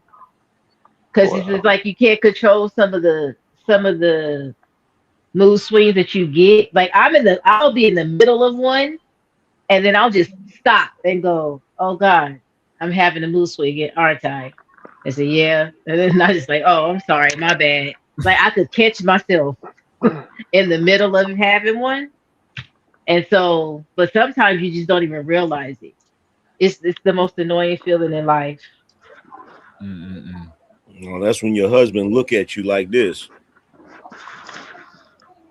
Just back out of the room slowly and dip. Yeah. I try to be as self-aware as I can so I could catch myself so that I don't take it out. And then I apologize. I tell my daughter, it's not an excuse. Just because you're hormonal does not give you an excuse to take it out on innocent bystanders by having an attitude or whatever you're doing. And if you find yourself doing it without you realizing it, and then you realize it, then it's okay to go back and check in and say, I apologize if I was acting a certain way, right? Because it's not an excuse. It's something that happens to us, but we also have to be very intentional about how we interact with people, right? Yeah. Mhm. You know, So yeah. it's one thing I ain't never tolerate from women. When they be like, "Don't tell me to relax." No, Mm. I never tolerated that. Like, no, relax. I'm serious. Like, you can't tell me not to tell you to relax. That don't even make sense to me. You need to relax. Don't tell me I can't tell you to relax. Do you find that escalates the situation? Sometimes No, it has. no. Women, they don't really play with me like that. Cause I'm serious. Like, I'll leave you. I always been like that. Um, you know, so I typically, they know that, like, I'm like, I give a lot of grace. I'm not like a tyrant. But when I say something, I say something. And I don't give a lot of demands. So, but when I do, I do. But what if she was just like, hey, babe, is a trigger for me. You saying relax. And I understand sometimes you do have to get me to calm down. Would you mind saying something like take a breath No, or no. whatever? So It's just saying relax to me in a yeah, tone I think is gonna escalate the situation. Understanding sometimes you gotta tell me to do that. You get what I'm saying? But yeah, can you just tell me like to take a breath or can we yeah. get So another phrase that'll trigger me to yeah. So calm down? no. So no, because we practice. We worked on relax. You know, we worked on that one, and it's not an issue no more. Also, you're gonna like get her to be okay with you saying relax. Yeah, because I'm very good at communicating. We're gonna have a whole conversation about it. We're gonna have an entire conversation about Summer, it, and you, yeah, go ahead. Summer, the word you're looking for is train. That's the word you're Yeah. looking for that you didn't want to use. It's train. Yeah, that fits too. But hey, listen, it is what it is, right? Look, hey, it I it can't is call it. it We is what it always is. we train each other in love. You know what I'm saying? If we're gonna be in a relationship and we're gonna be in this thing for the long haul, I training, don't teach, I don't disagree. whatever, I We don't got to dis- teach each other how we want to be treated, so we could be in it I for the don't long dis haul. So I don't disagree. yeah. So I'm not opposed to it. I just was like, wow, you gonna. I just was wondering why you would want her to try to want to use the word relax when it's just a simple act of, can we just use a different word? Why would Because you want to just I insist that she yeah, has to because like relax? It's just I my think of relax. curiosity. So yeah, so I think I understand certain words being triggering because of the nature and the connotation of those words, right? So for example, obey, I get it. I get the term obey and why you probably don't want me to use that on a daily because it's more of, because it's like antiquated, right? But as far as relax, you're not about to take that out my dictionary, right? Like that is not a bad word. That's just But not one babe, of those words. but you said, but babe, we could use it like, come on, babe, let's go relax on the patio. Let's go relax. You could still use the word. Mm-hmm. Yeah, So I'm not, yeah. you're not, it's not taking the word away from you. I'm just saying that Yeah. the word triggers So something. No, No, because I'm just wondering. I'm wondering. no, She's not because like that's trying to be like, I don't like the word. She ain't patty caking no, back because at him or that's nothing. She's you. just asking in love. No, because that's you trying to manipulate the situation instead of understanding that you shouldn't be triggered by a word as small as relax. Because that's you. Because that's if a guy is telling you to relax, that's him trying to de-escalate the situation. That's not him trying to make it worse. So you can't make it worse just because you don't like that word, because it's not a bad word. What's Okay, up, y'all? but I don't think it's What's wrong. going on, Okay. Aaron? Nothing to it, Yeah. brother. Nothing to it. I'm glad you said. What's up, man? I'm glad you said what you just said, and because that's why I came up here. I'm like, wait a minute. You're the one coming out of your tree, and you're agitating my peace, and I'm trying to tell you to relax, and I gotta find out a way to appease to you when you are damaging my cool. How sway? What the hell? I'm No, I telling you said to be she cool. recognized that she needed it though, Aaron. Okay, well then don't tell me that I should. Come on, Summer, that's counterintuitive. Would you say if she recognizes that she needs to relax, and I'm telling her to relax, why would she tell me not to say relax? If she recognizes that she needs to relax, she wouldn't No, tell me. what She I'm would, you saying know is, what? what You're if right. she just says, I don't, well, she said, that word is a trigger word for me. I understand what you're doing when you're telling me to do that because I really do need to calm down and I'm okay with you correcting me in that sense. But that particular word is just a trigger. Can we use a different word? Understanding you're No, going to have to do it and correct me. Can we no, use a word like, take a breath or, no, whatever the case may be? no, And I was just because you're wondering what you would say. You say no. No, no, Okay. no, because well, wait. There's more to. You're just gonna deal with no. I don't think so. No, because your actions are trigger action. What you doing to make me tell you to relax is triggering me. You're gonna change your action. I'll change the word. Right now, I'm in a position where I never even have to say the word if you change the action, but you're triggering me. So this is how I have to deal with that trigger. I got to tell you to relax. But what if Now I you're was gonna be turned up without it being the trigger to you? What if I was triggered by no. something else and you just was coming Your behind behavior some no. like, That's why I babe, said the behavior. relax. That's why I said Okay. the behavior triggers me. Okay, got it. But Okay. that's And yeah, you could be but triggered about the Aaron, string beans. You're triggering me. but Yeah, Aaron, oh, my fault, go ahead. that's female logic. That's just like I women know. asking you. That's like women asking you to lift the toilet seat, which No, is how about we close it? that's them asking you to put it down. My bad. That's them asking you to put it down. Which, if you really look at the mechanics of it, it's Yeah. not fair and balanced because if You ain't I gotta lift use it put it up to down. use the bathroom and then you go in there and you let it down to use the bathroom, that's equal. We both did the equal amount of steps. But if I gotta lift it up and put it down, and you don't gotta lift or put it down, I'm the one that's doing all of the work. I got 3 birds with 1 stone to kill. See, Yeah. the toilet has a seat and a lid. Everybody should be held responsible for closing it when they're done. Here's why. Because when you flush it, it creates a spray, and you'd be surprised Particles. where it gets. Right. Particles. Everybody close it before you flush it. And that way, when you got to take a dump, you lift the lid. You got to take a leak, you lift the lid and the seat. She got to do whatever she got to do. She lifts the lid. Everybody's lifting something. Everybody's closing something, and you keep my fucking toothbrush clean. Exactly. Let me say this real quick. Hey, first of all, what good with y'all, big dog? Y'all good? What's going on? Hey. Good. Man, shit, just vibing. Hey, but I was gonna say like some reason why I don't agree with what you were saying is because like certain people like the way certain words roll off their tongue, the way it sound when they deliver it. So it's like you might have a word, you know them women words y'all like to use, child, or you know what I'm saying. So when if for somebody to take that out your vocabulary to tell you not to use it, it throw you off note. You get what I'm saying? It throw your rhythm off when you're in your speech when you talk. Because we speak with a rhyme pattern and a rhythm. We got a beat to our speech pattern, right? Mm-hmm. Well, I get it, but in a marriage, you have to be intentional, but to each his own. I mean, if you're saying that you wouldn't want to stop using that word because she asked you to not do it because she said it was a trigger and you guys will deal with the way you want to deal with it, that's your prerogative.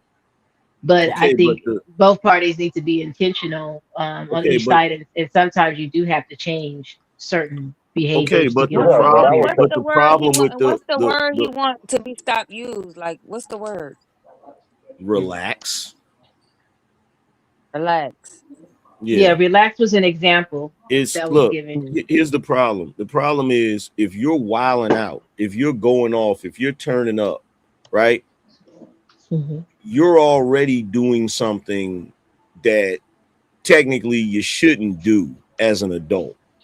So when he says relax in a calm voice, you telling him to use a different word, you're the one in the wrong trying to correct him Right. for doing Right. something that's not even wrong. No, I agree, but also can Can I also add my perspective? Yeah. So, yes, no, absolutely. Whenever you're trying to impose your ideas because of your own trauma onto somebody else, yes, we all can be in the wrong because I can look at the word blue. I can see the color blue and say I got PTSD, because when my mama died, I saw the color blue, and now every time I see blue, everybody who wanna show me the word blue or show me the color blue, I'm about to up it on them. Yeah, okay, I get it. It's my problem. I get that, right? But also, let's talk about it from a different perspective now. Like now that we understand that that's a little crazy, right? We get it. But when we're dealing with people that we are in alignment with, like, okay, for instance, you're responsible for me, I'm responsible for you. How do we acknowledge that? We acknowledge that by friendship, right? So that means that when I'm your friend and I've acknowledged you as my friend, that means that there's going to be certain things you're going to have certain kinks and certain things about you that it might not be, you know, it might not be obvious to other people, right? But because you're my friend, I understand that I'm not going to push this certain button simply because you're my friend. You know what I'm saying? So you might be the biggest, baddest bully on the block, and it might be this one thing that triggers you. I'm not going to do that to you because I know, me being your friend, I know that that's the one thing that triggers you, and I'm not going to say it because I respect you. That's the thing about friendship. That's the thing about community. So it's all about, you have to identify who your friends are, who are your allies. Your allies and your friends, they're not going to trigger you or try to trigger, try to make, try to, have you on high alert all the time. And certain triggers and certain words sometimes will have you on high alert. You never know, because just because, you have certain traumas. I And me dig as your that. friend, hold on, no disrespect to you, brother. I'm not trying to interrupt you, but because I'm your friend, I understand that. You know what I'm saying? Now, when you're dealing with enemies, I'm tell you right now, when I'm dealing with my enemies, I play in their triggers all the time. I don't give a fuck. It is, it is what the fuck it is. But when it comes to me and my people, I try to be compassionate about what they've been through. Just like a little cat. If they have a certain thing, if they see a flashing light and are high, I have to be responsible for that because that's just our duty to each other. So my thing is, it's not that women don't like to be called females or bitches or whatever, this and that and that, or relax. It's the fact that you have to understand that there's certain triggers and for certain reasons, and instead of being on the defense, like for instance, like when I say the word nigga, you know what I'm saying? I used to be so on high alert about nigga 'cause I use the word nigga all the time, but there's certain black people around me that they don't like the word nigga, and I use nigga all the time, and I'm like, bitch, please don't play with me. And I thought that they were attacking me personally, but I have to remember there's certain things, certain trigger words that trigger people. And like in my family, for instance, like how you have people that they have like knee injuries, and certain things like the hot and cold might irritate them. So it's all about environment. Sometimes people are not trying to micromanage you. Sometimes people are trying to let you know, like, yeah, this triggers me, and I'm not trying to attack Trinity, you, but I'm trying to hold on, yeah, hold on, Trinity. hold on. Let me No, finish. no. Let me land. Hold on, Let me Trinity. land, What I brother. what I just want to Hold say to you on. real quick. Let me Hold on, land, sir. Let Trinity, me land, sir. Trinity, Let Trinity, me land, sir. Trinity. I don't want to have to Let mute me you. land, sir. So Trinity, I Yeah, don't you want to have know. to mute you. Okay. What I wanted to say to you is that when you talk for a See, certain what I'm saying is when you talk for a certain amount of time, people who want to rebuttal you, they end up not being able to because they forget what they were going to say. So one. I just want you to be mindful that you've made your point a lot of times, and people want to have a conversation with you. That's all I wanted to say. Okay. Okay, I understand that, but at the same time, people are just gonna have to, at the end of the day, that's my trigger. People in a little long with it, and I get it, but maybe you need to write your notes down. So you see what I'm trying to say? You have to know people. At the end of the day, you have to know your people that you're working with because not everybody's the same. You see what I'm trying to say? No disrespect to nobody, but I'm gonna be mean. So when you Okay, but say that to Trinity, hold on, brother, hold on. So when you say but relax to the wrong woman, you can say relax but to me and I'm okay. But if you say but relax to somebody else, it might be a problem. That's all I'm saying. but Like you but interrupted me. Trinity, Hold here's on. How you see how you keep interrupting me? You have to know Trinity. your You've been talking audience. for a minute now.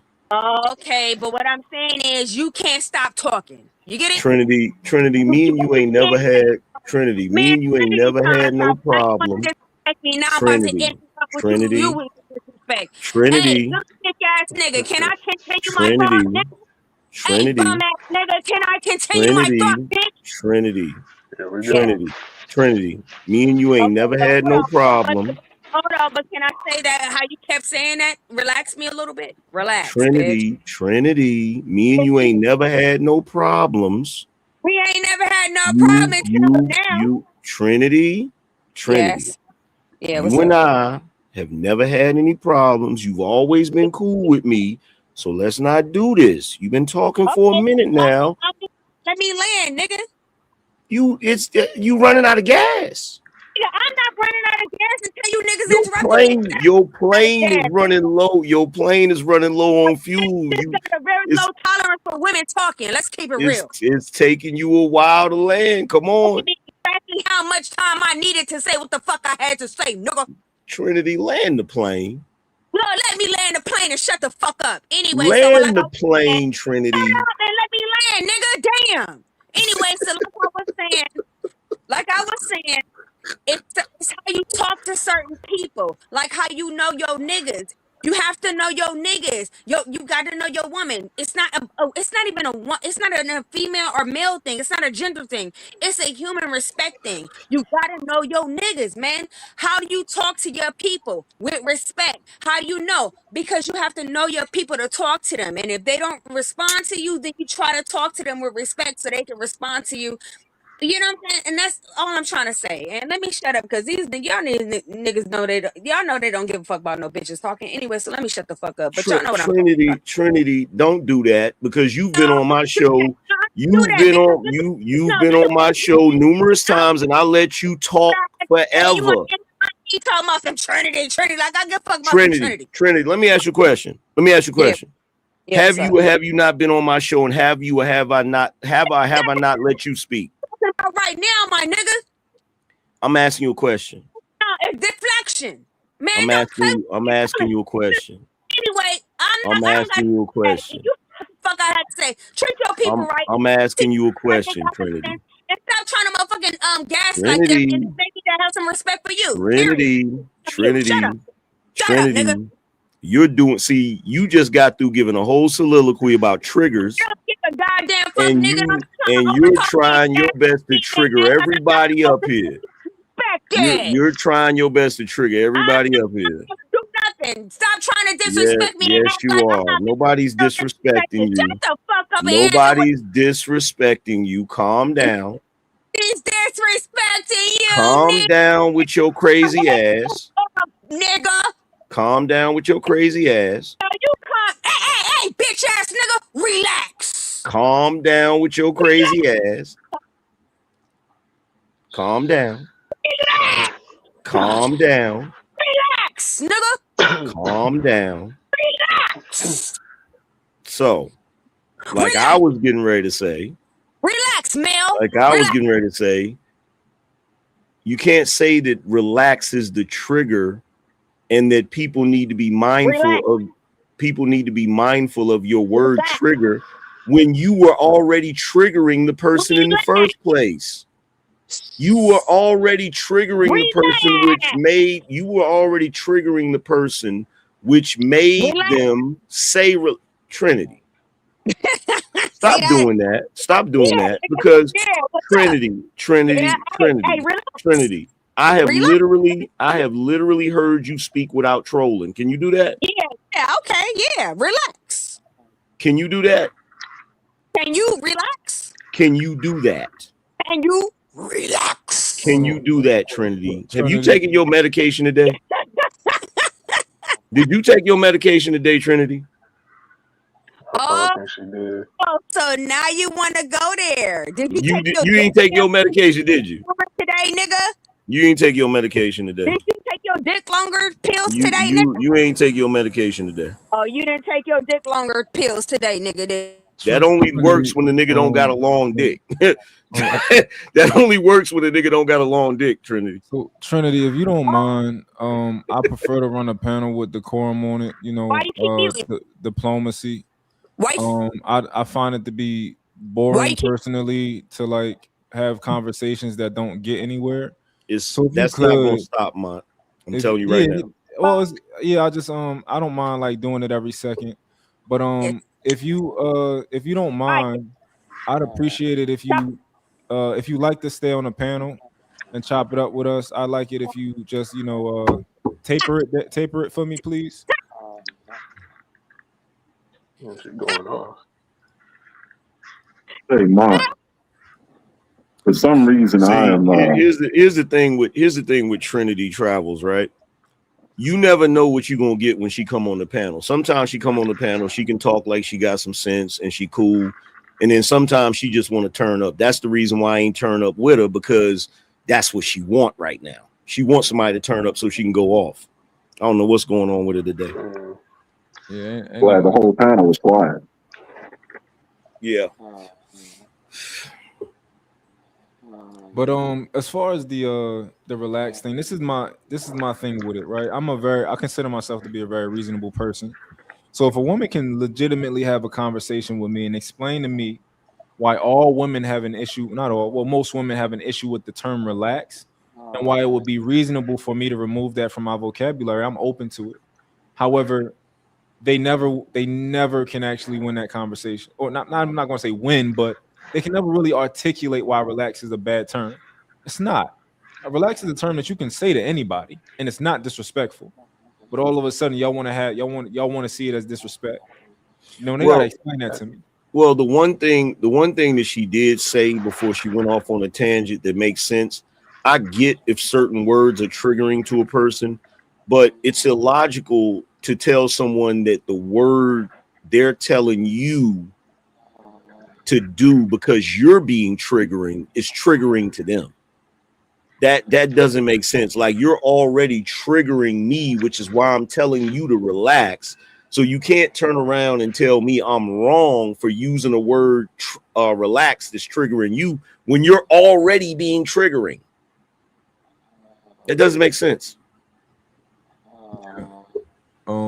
Somebody said it invalidates the feelings of the person. That's not true.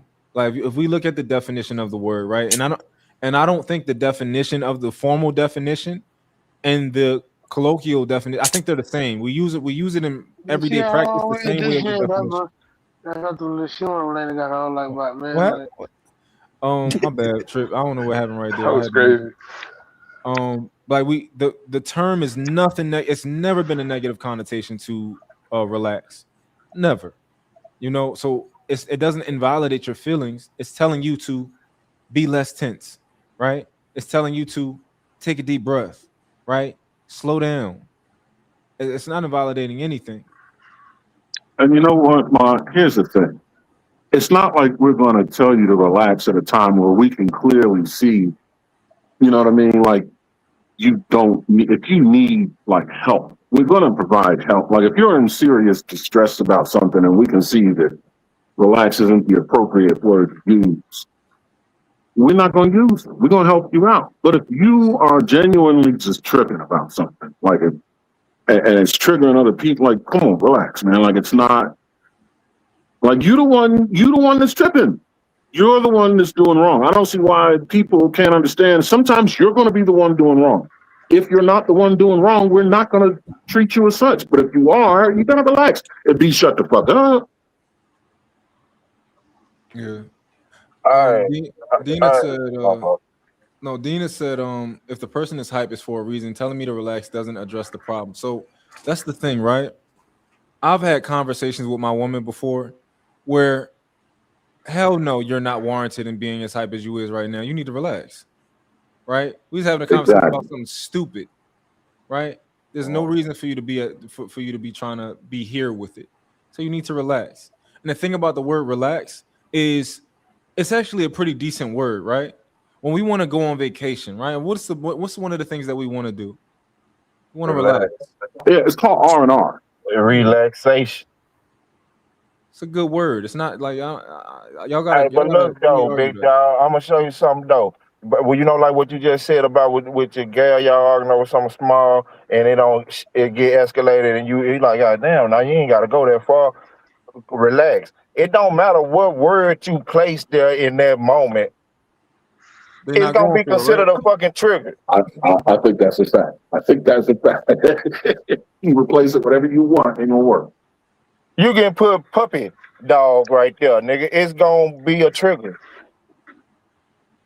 Chocolate. Who you patronizing, nigga? You know what I I'm mean? telling you. So it don't matter what you say in that moment, big dog.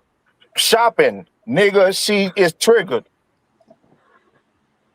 So it don't matter. It's just bullshit. There's no word you can place in that moment to replace relax. Calm down. If you say you need to calm down or calm down, she gonna have a problem with that too, big dog. That's a fact, Dina. It ain't there's nothing you can put there that you'll like and that you'll enjoy better.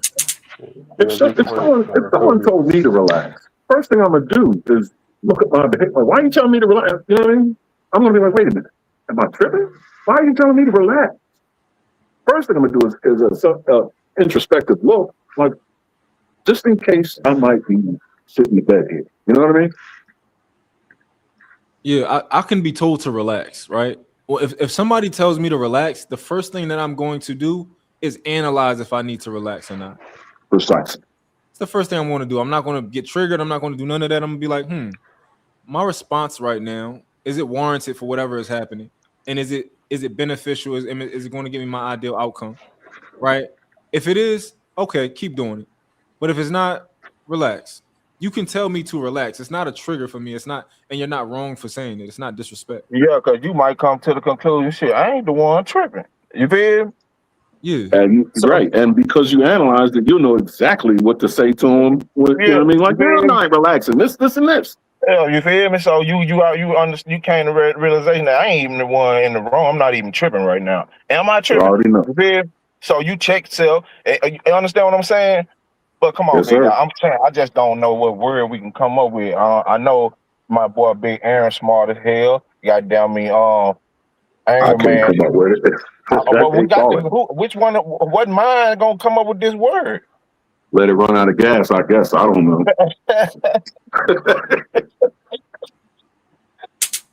Shit.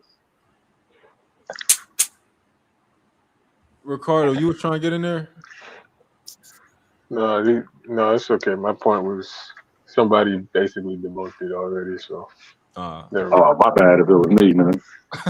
No, you good. You good. But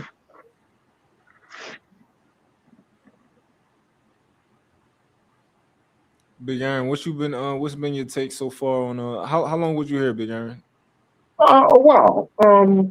I would say maybe an hour before, a half hour before I joined. You know, I've been in and out. I've been checking all day.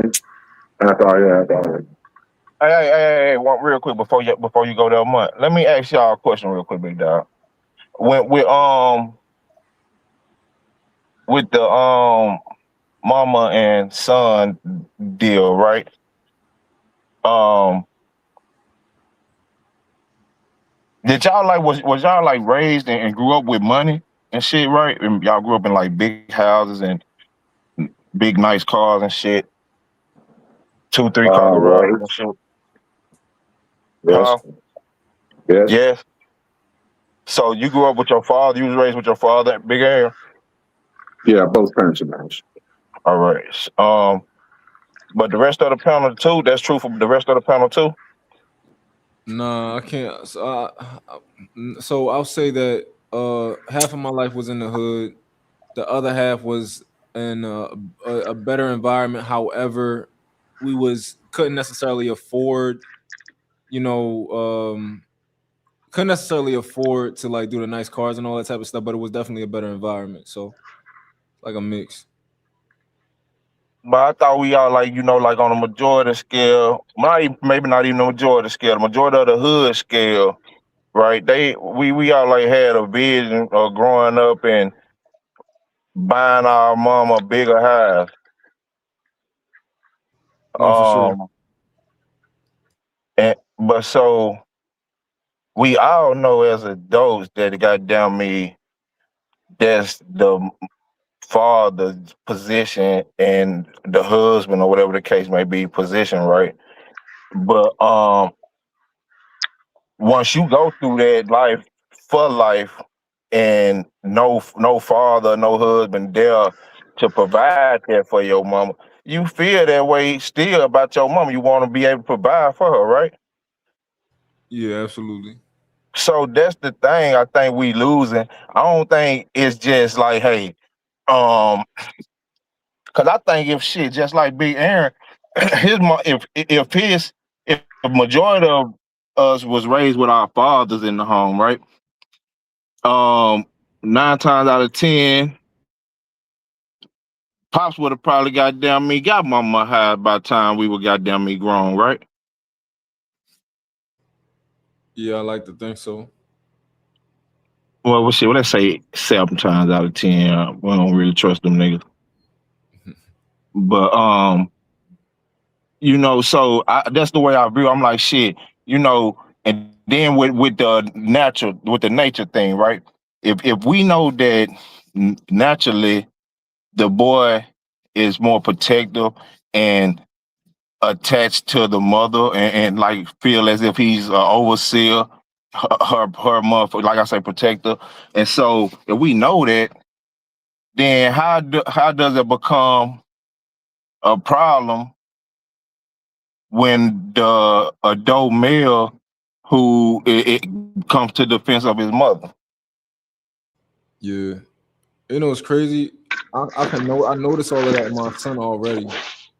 Like my son is 8 now, but like since he been like 5, 6, he's had kind of like a little bit of thing, this like kind of like save my mom thing, you know, like subtly. So I've already noticed that in my son. Yeah, if y'all get to arguing in front of him, he'll get the punching on your ass, but bag up.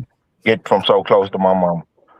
Something I ain't right. don't, I I I don't sense. argue.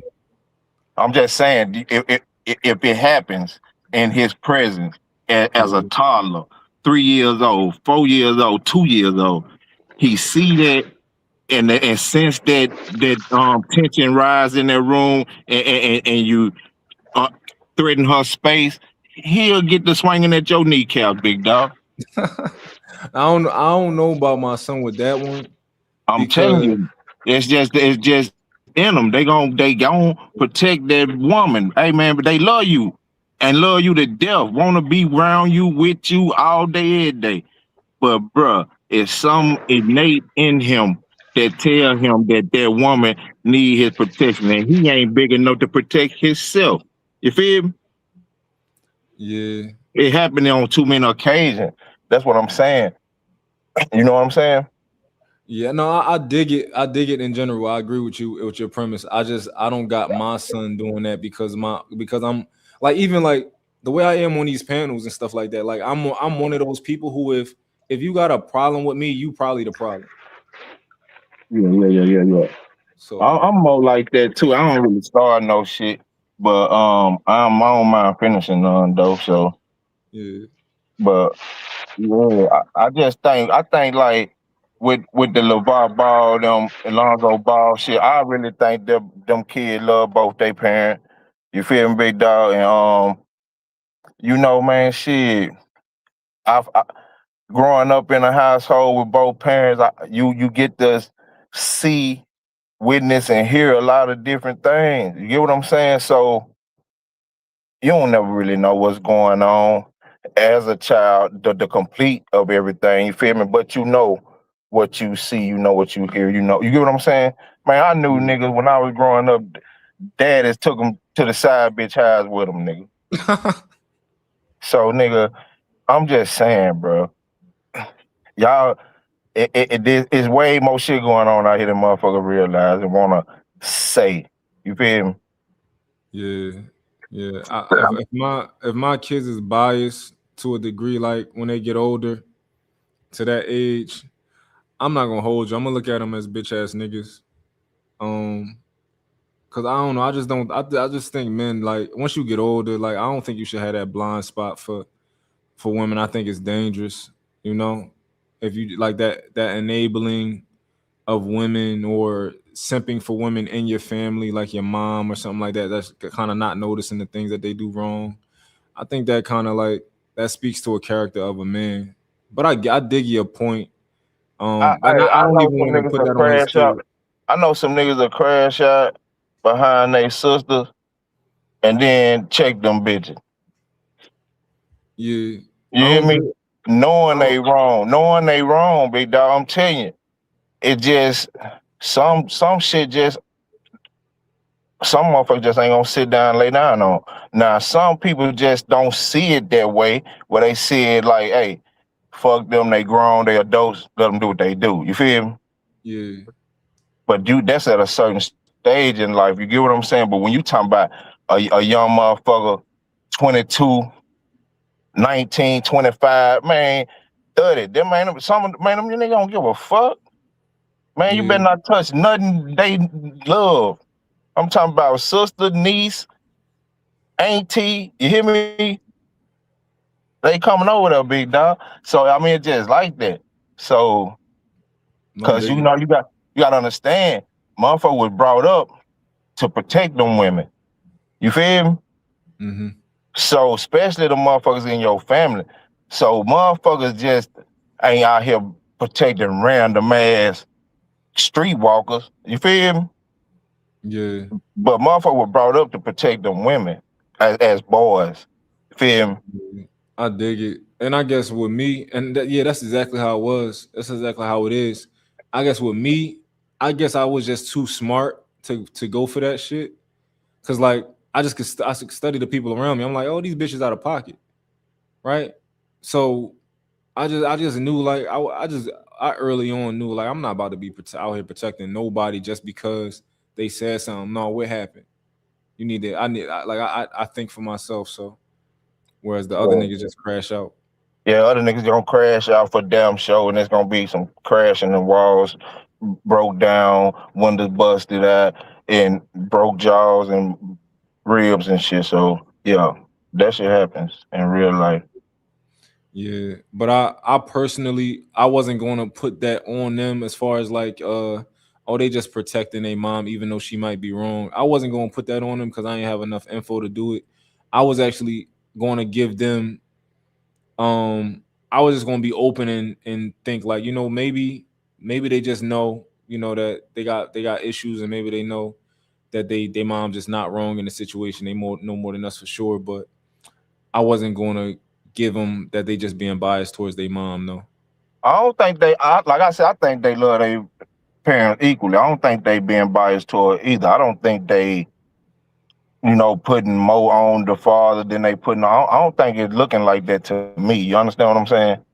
Yeah. But I'm saying we know how other motherfuckers view shit. You get what I'm saying? So it's Mm-hmm. really outside of us. You get what I'm saying? Yeah. I don't think, like I said from day one, I think I had the closest to the story before anybody spoke out other than Ball. You get what I'm saying? So I Yeah. think I was the one who was saying, hey man, y'all really tripping. How you going? I don't even think you can hold a woman who goddamn me ain't with full capacity to the same goddamn me level of goddamn punishment you holding the rest of these motherfuckers. You feel me? So I think Yeah. all that kind of off. So Big Aaron, what would you what's your take been so far? I don't know, man. Like I'm kind of it's too not esoteric or niche, but it's too. But I hear both sides, and I can understand both perspectives. I'm big on decorum, not necessarily, but just decorum. What's said, when it's said, for what reason it's said. And I understand that there are circumstances that can put people outside of themselves. Um, I think it maybe is a little bit, and that's the thing. I don't know. I don't know what this lady can withstand, what her thing is, but like if you're married to him for 30 years, evidently there's something you were able to tolerate. Like I don't see 30 years, like why not take it to the end? That's your vows, right? And I didn't see him breaking any vows or anything. You know what I mean? So I do wonder why. Do I think the man is rude or crass? I'm not a good gauge of that, even though I'm a stickler for decorum because, you know, I come from the Marine Corps and, you know, my mouth can become a 50 caliber weapon. But that's why I'm a stickler for decorum. But I don't think he said anything egregious. I think he could have an annoying personality to people. I can concede to that. But like I said, if you dug into that for 30 years, then what's wrong with another 20 more? I don't know, man. It's one of them guys. Yeah, I think 30 years is great in this society, though. Big, hey, you don't think so, Big Dog? 30 years is what in this society? You don't think 30 years is like a not saying that we ain't shooting for till death, you know what I'm saying? But I'm saying 30 years in this society and was the way this America we live in. You don't think that 30 years is a blessing? Yeah, no, 100%, absolutely. Is it a milestone? Is it impressive? Sure. Yeah, I grant that. I mean, it's certainly more than most would achieve. I mean, I can't say that for a fact, but I believe it's more Well, than. you can damn near say that for a fact, though. Right. You see what I mean? If our average age amongst us, the blacks, is like 35 or 40 years old, right? Shit, and if they start getting married today, they damn near ain't gonna get 30 years out of that shit. Well, that's true, right? And they say half marriages end up in divorce, so I can't automatically assume the other half, the majority of the other half's going to be 30 years up. So yeah, I mean, yeah, I see what you're saying. Yeah, I mean, it's definitely, but that also kind of feeds my point. Like, why not honor that by taking it all the way? You know what I mean? It's like you're here now. If you have to run a marathon, which is 26.3 miles, and you're at 20 miles, walk the rest of the way, you know? Yeah, I get what you're saying. I would love to see them make it through. You know what I'm saying? Because I think, like I say, it's a beautiful thing. I would have loved to see them do it. So I'll but push we don't back know. on that. I'll push back on that, right? I don't think this is like a marathon. Marriage? Yeah, and I'll tell you why. So a marathon, once you get through to the other side, I think it's just a different feeling versus being inside of a marriage. You know, you did it for 30 years, you had your kids and stuff like that. And I think the way that you feel on the daily and the things that you want to achieve, or maybe, you know, the peace that you want and things like that, I think those become priority instead of I just want to get to the finish line, because in reality, what's there, right? Like, let's say you put up with another grueling 20 years. Like, what is at that finish line waiting for you? Right. You saying like what's left to achieve? You saying what's left to achieve after the children? Not what's left to achieve. Like, so if you run a marathon and you get to the end of the marathon, it is worth a lot for people to say, I ran the entire marathon and I proved it to myself that I can do this, right? Is that same thing there at the end of life as far as no, because marriage is like life itself. The reward is not at the end. The reward is the journey itself. The reward is within. Yeah. It is the journey that is the reward. That's what also what makes it worth staying in it. Right? It's when you reach a finish line is when the reward stops. Much like life. I think they're synonymous. That's the end of the race. The end of the race, right? Exactly. The race itself is where the reward. Things that took it to make through the race. You know, that one who was the one who had the almost he had to barf everything up to get to the next goddamn mile. You hear me? Mile, right? You build, yeah. It's the build, exactly. Yeah. Yeah, So let yeah. me ask you a question, Aaron. How long have you been married? Decade. I don't. What year is this? 26. A decade plus. Okay. The the feeling you felt See, the first I don't even count the years. Go ahead, go ahead. okay. The feeling you felt the first year of marriage versus the Uh, feeling that you feel this year of marriage, uh, is there a difference? yes. Could you describe it for me? In the first year I was much more uncertain. Now I'm I'm much gonna more say dominant. accomplished. Now I'm much more committed. I mean, I was very committed in the first year, but when I look back, I had something to be committed for. Like I had something to prove. Like I can't look back and let that go and think. Like you know what I mean? Because my understanding about time, especially having been to combat, is time is the one resource everybody wants, but everybody has within finite quantities, and then no one can get back. Right. So when I look at things in retrospect, I'm like, I can't spend my future wasting what I've achieved in the past. Mm, got you. It would, you completely suck the life and I mean the breath and meaning out of life by doing that. You know what I mean? Yeah. Like I have to honor the past by continuing to strengthen the future, you know, and stick with it. Like because the question I would be left with is, well, what was the point? Like when I walk away, it's like, well, what did you do that for? Yeah. You failed. You know what I mean? So I think going into marriage, a lot of times we focus on everything we love about the partner, right? And then after you're married, you start to learn them even more. And you start to notice all the things you can't stand about that person, right? And then it becomes kind of a scale, because it's not going to be Disney that you just love everything about them. A lot of times, as your marriage grows, you realize, damn, I never noticed that about her. But yeah, that's always gotten on my nerves, right? But you focused on everything you love about her. So over time, the more you learn a person, depending on what you based your marriage on, you could find out mid-marriage day, yeah, this ain't the person for me. Yeah, I think for me, I've been with my woman for 6 years. I feel like it's probably about to be 7 years almost. So I'm not married, right? But I've been with the same woman for a decent amount of time.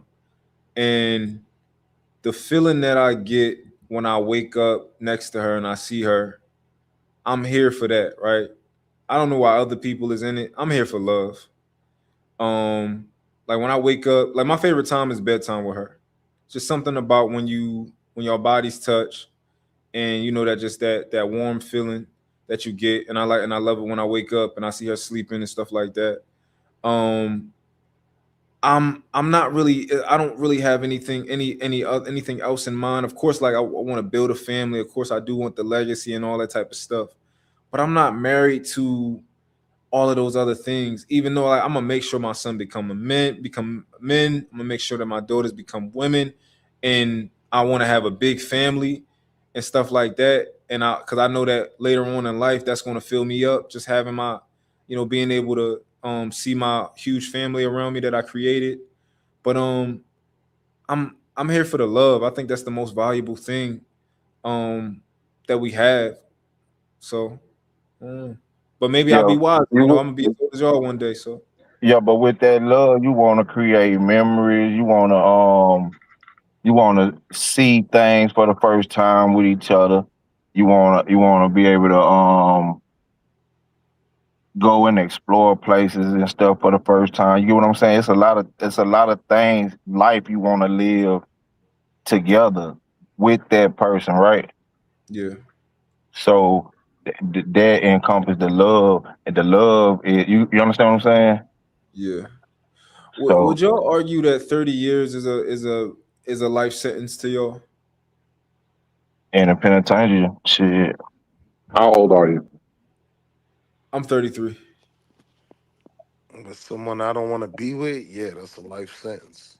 But just in general, I think 30 years being a life it's like It's a being at a lifetime though. job. It is a Yeah. lifetime. Being at a job for 30 years, I think you put your time in, right?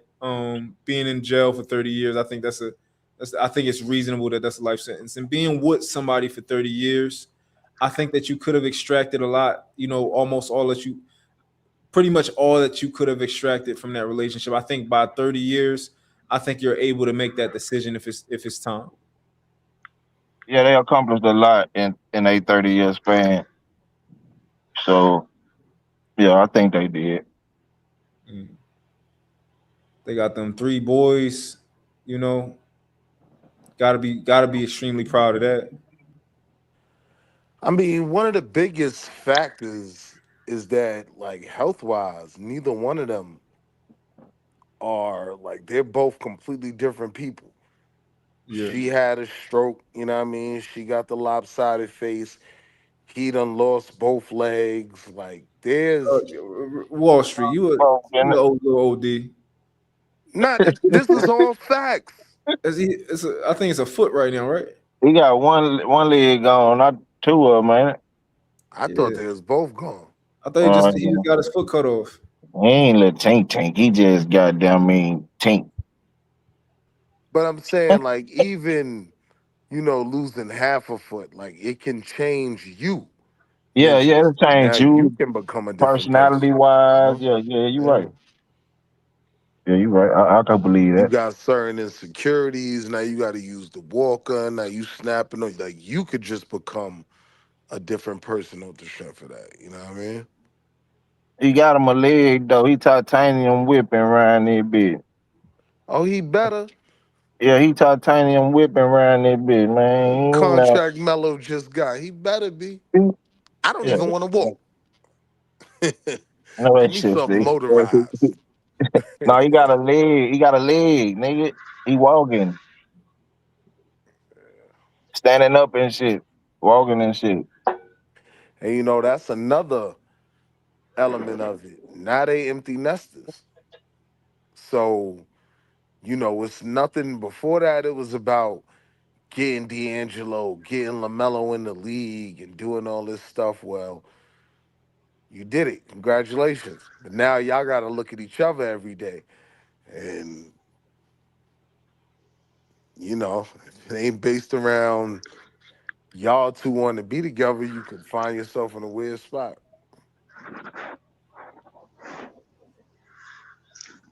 Yeah, 30 years is a long time. I don't know. It just seems counterintuitive to end it, this late in life. So I think that's the part that, like, other people were saying. I think that's what's most baffling about it. I still don't fully get it. Hopefully, one of them say something about it. But at this point, like I said, I think I'm more so concerned with the reaction, that I saw. It was like very like, well, I don't want to say disheartening because at this point it's par for the course, but it was very, not not ideal. It's like you do everything right, at least from what we're being told, and you're still the villain. And we saw that even in certain aspects of the panel earlier. Well, we know Ricardo ain't nobody that ever did everything right, big dog. That's true. That's true. Come on, man. Let's just be a little realistic about shit. It seemed By like everything, she's I don't being mean looked at. literally. It seems like she's being looked at more as the villain. Yeah, I think he was more villainized than he was, big dog. Yeah. And I think the men was on the tip of they goddamn me hard bottom to say some shit about it. And that's why I feel like how the hell y'all mad at this boy for coming to bat for his mama when you strange ass niggas got your mouth all on him.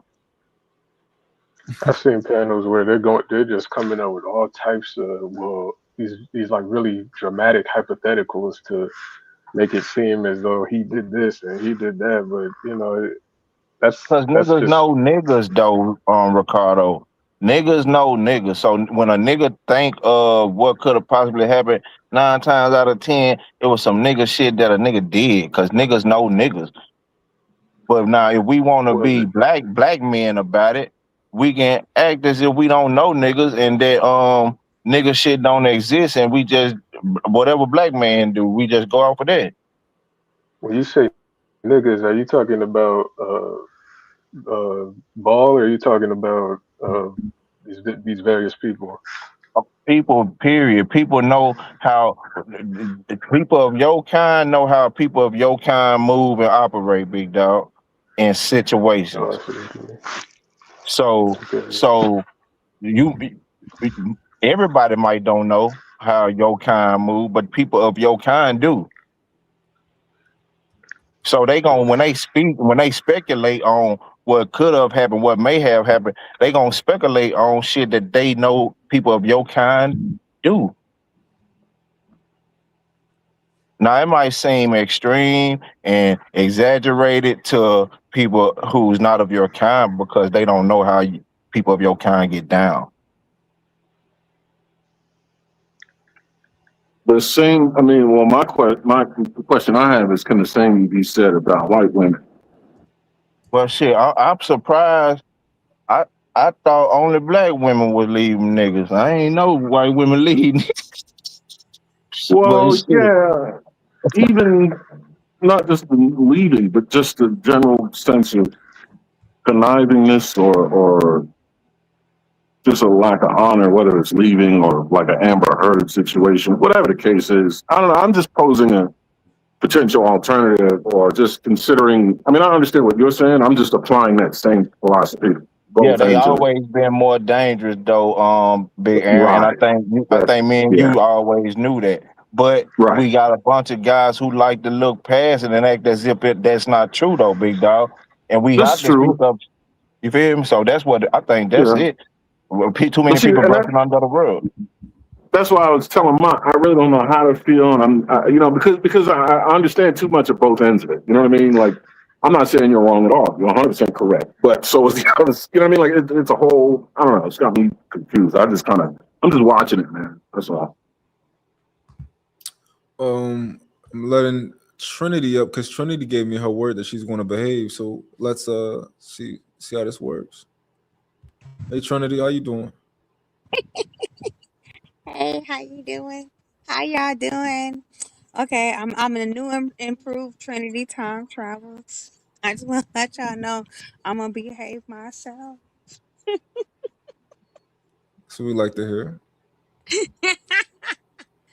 Anyway, I just want to say thank y'all. How y'all doing? Happy 4th of July.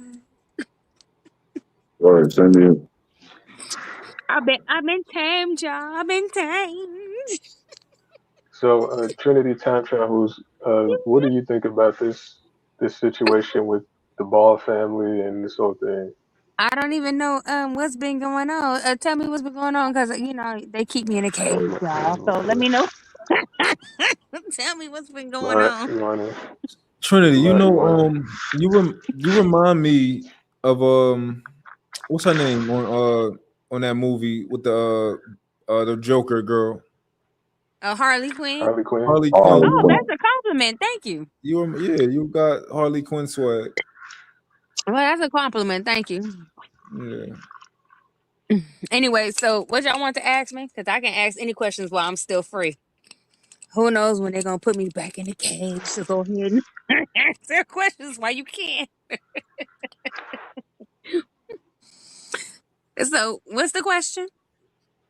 I think Ricardo's question is probably probably too much to explain. But what you came back up, so what are you interested in?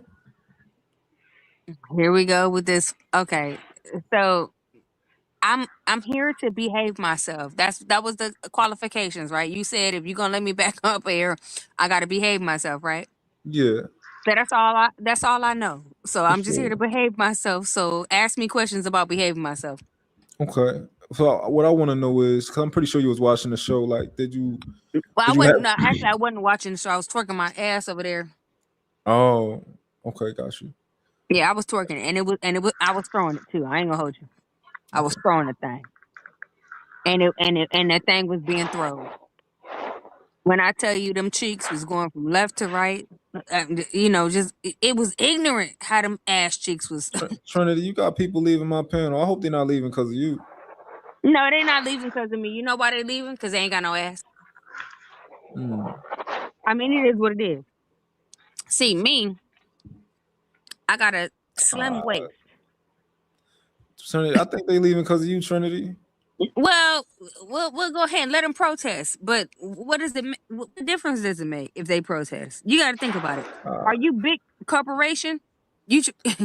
Or are you worried about motherfuckers leaving your panel? At the end of the day, I'm are you worried going about. public soon?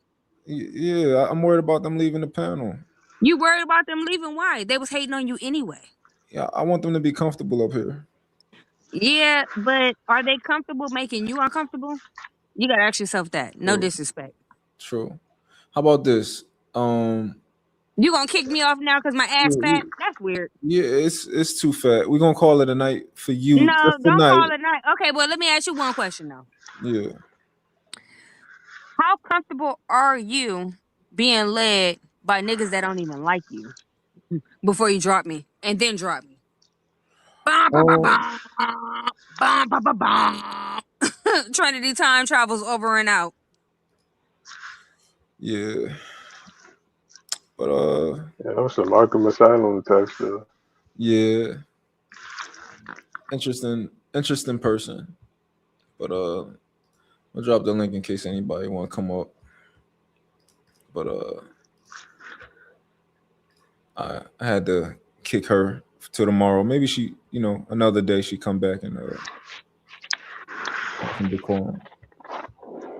I know of her. She's something's not.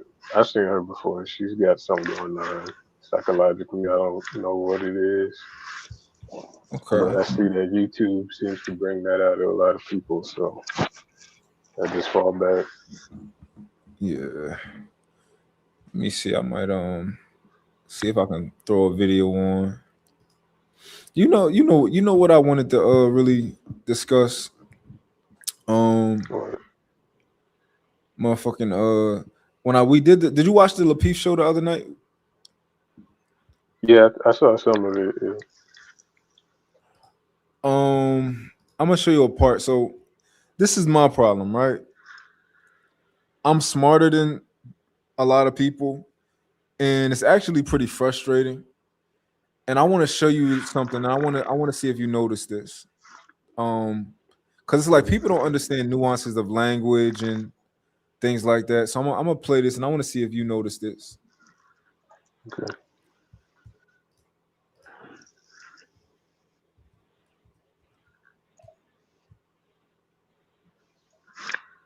Is it going or is it loading up? I'm about to put it up on the screen. Oh, okay.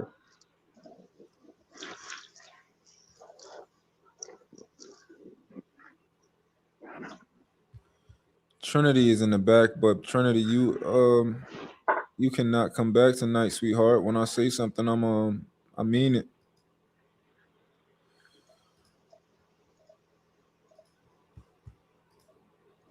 All right, so we're about to play this towards the end for sure.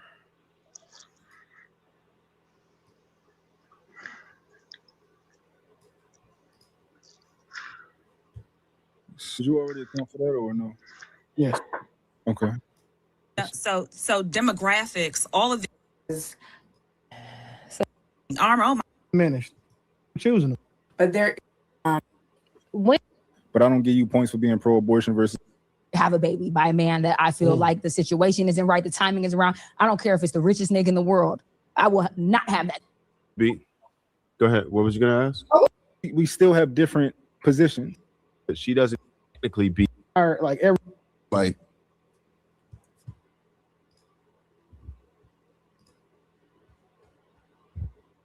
Initial thoughts.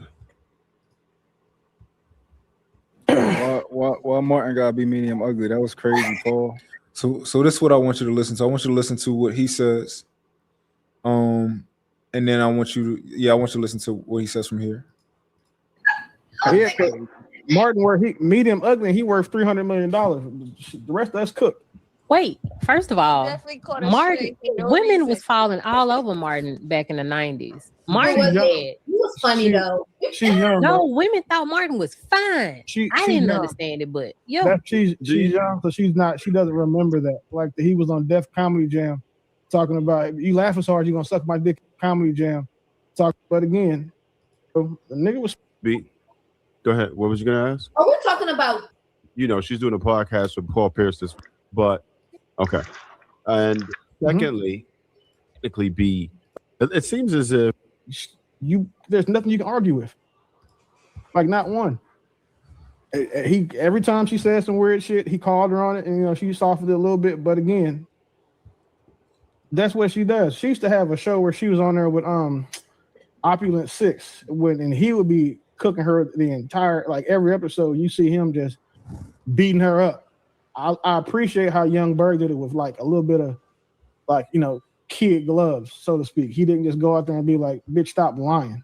He explained to her how she wasn't being rational, how she wasn't being logical or genuine in what she was saying. So the nigga was smart. I don't have any pushback for anybody, anything anybody said. I wanted to bring something to attention.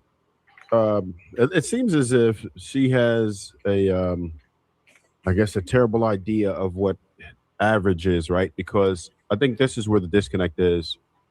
Most people, in this particular case, her, think that they're seeking something that is reasonable, right? And that's where we get the problem, because she thinks it's reasonable. But you can tell that she's not reasonable based on her assessment, right? Pause. But Martin wouldn't technically be a 5, right? And I'm not basing that based on how I look, just based on how people react to him, right? And Wait, hold on. then she said a dude could be. Go ahead. What was you gonna ask? Oh, we're talking about purely looks, right? I was getting to something else, but you stopped me. Okay. And secondly, which is even this part's more important actually, she said that the dude doesn't have to be rich, but she mentioned he has to just be what she makes, right? He has to be equivalent to what she makes. But she also mentioned that she comes from money.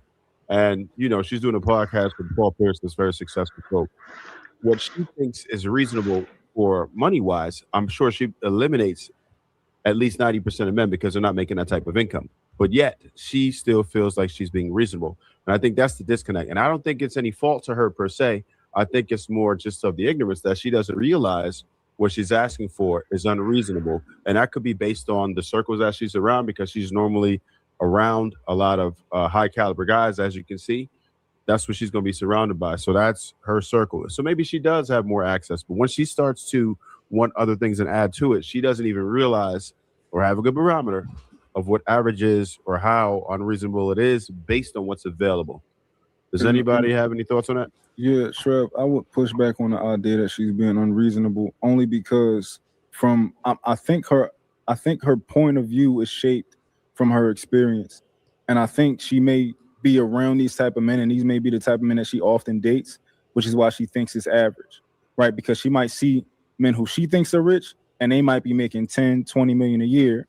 And she like, oh yeah, average guy, he probably making $1 million a year or 500,000, because that's what she's exposed to, versus the average woman who her experience isn't shaped around those type of men, right? So I think that it might be actually reasonable for her. Hey, Mont, did anybody else just hear me say that same shit just now, or was that just because I'm pretty sure I was like, all right, because of her circle and who she's surrounded by, she'll have a different barometer of what she thinks is, and I also didn't fault her for it, because I think that she believes she's reasonable based on what she's exposed to. Yeah, y'all said the exact same thing. But so I was saying that I think she's reasonable. Were you saying that you still think that you switched to she has a reasonable position? I never said that. No, I'm asking because my point of view is that she is being reasonable, and you disagree or you agree? I think that she believes she's being reasonable based on what she's exposed to, but overall, based on what's available, is it rational or reasonable to think that you can easily obtain that type of man? That's why I find flaw in her reasoning. Okay, and I was just saying that I think it's reasonable because she probably, I think I think that she gets her perspective from her experience. So her date, like she's on a podcast with Paul Pierce, right? Young Berg Shit, is talking. bro. Yeah, hold on. How are you saying the hold on, exact shit I hold just said and say you pushing back on it? No, because we still have different positions, Hello, right? motherfucker. Hello, motherfucker. No. Hello, motherfucker. Hello, My position is she's reasonable because this is what she has access to. Like Young Berg said, I saw the rest of the interview. Young Berg is like, yeah, I DM'd you the other day when you posted this or whatever. Like she's getting DMs from her friends, like Hitmaker, and she's on a podcast with her friend Paul Pierce. I'm saying I think she's being reasonable because this is what she has access to. Yeah, that's what he said. He said it's reasonable to her. Okay, so he agrees. So I don't know if you were listening, but I listened closely I listen to what people say. I didn't say that she was being reasonable. I didn't say that it was reasonable to her. I said that I think that it's reasonable. Those two are different things. Do you understand that, Ricardo?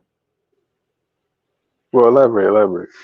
So he said, I think he said that he said that he thinks it's reasonable to her. So he doesn't think that it's reasonable, but he thinks she thinks it's reasonable. Right. I'm saying that I think it's reasonable in general for her to expect to see that, to date that type of man. Right. And when I asked him, okay, so your position is it's actually reasonable, and he says no, then I'm like, okay, we still have different positions then.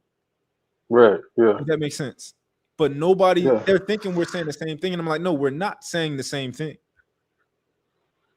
Yeah, it sounded like, well, when I first initially was listening, or when I first heard it, rather, it sounded like he was stating, why he believed that she believed it wasn't. I don't even know. It's so confusing. He was Anyway. saying that he thinks her position is unreasonable, right? Yeah. And he goes on to say why it's not reasonable and she's asking for a bit too much. And towards the end, like for the last 10 seconds, he says, well, maybe I can see why she thinks it's reasonable because of the men that she's around. But you're saying it's reasonable, period. I'm saying it's reasonable, period. These are the men that she has access to. So it's reasonable for her to end up with one of these guys. When we think about how most relationships, how most marriages, like how most people meet their spouses, it's through friends and social circles, right? So if your friends in your social circles are Paul Pierce, Hitmaker, all of these celebrity type of guys, right? Most likely you're going to meet your spouse through these people. Okay. I mean, yeah, that does make sense. It sounded like it was like a miscommunication between the two of you. That's what it seemed like. I heard exactly what he said. But I don't think that they were hearing me. And my problem is people don't pay attention to words enough to me, right? Because what I said was clearly different, and I know exactly what he meant.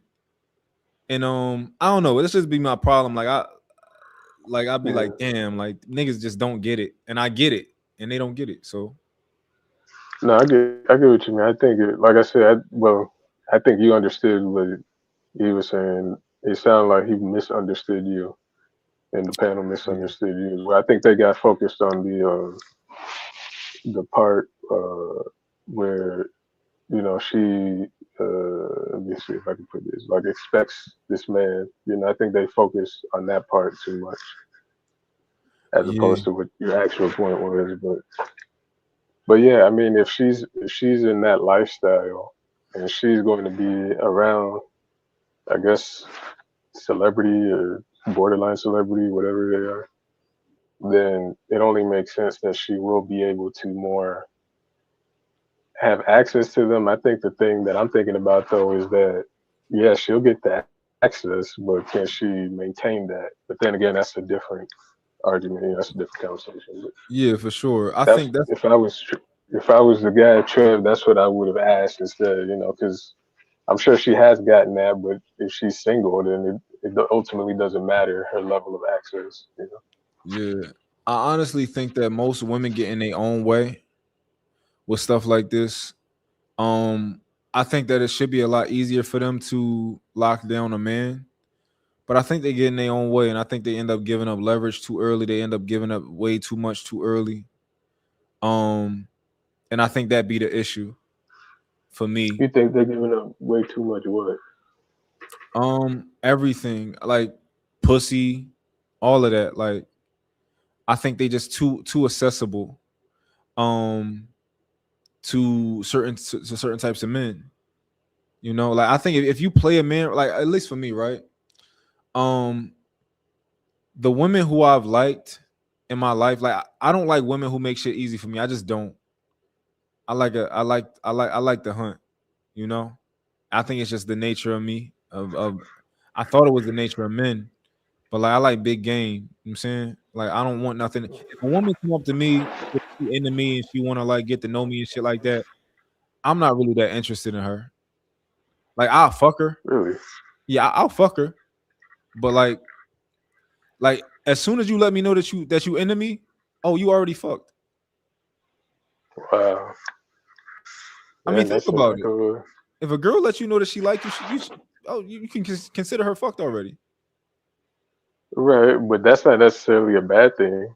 That's a good thing. Like if we do that and we have something good, I don't see that as an issue per se. Me personally, I just think that I mean, again, it depends on the person, but I don't think it's as big as that. Like it's a Not for cat and all mouse type of men. thing.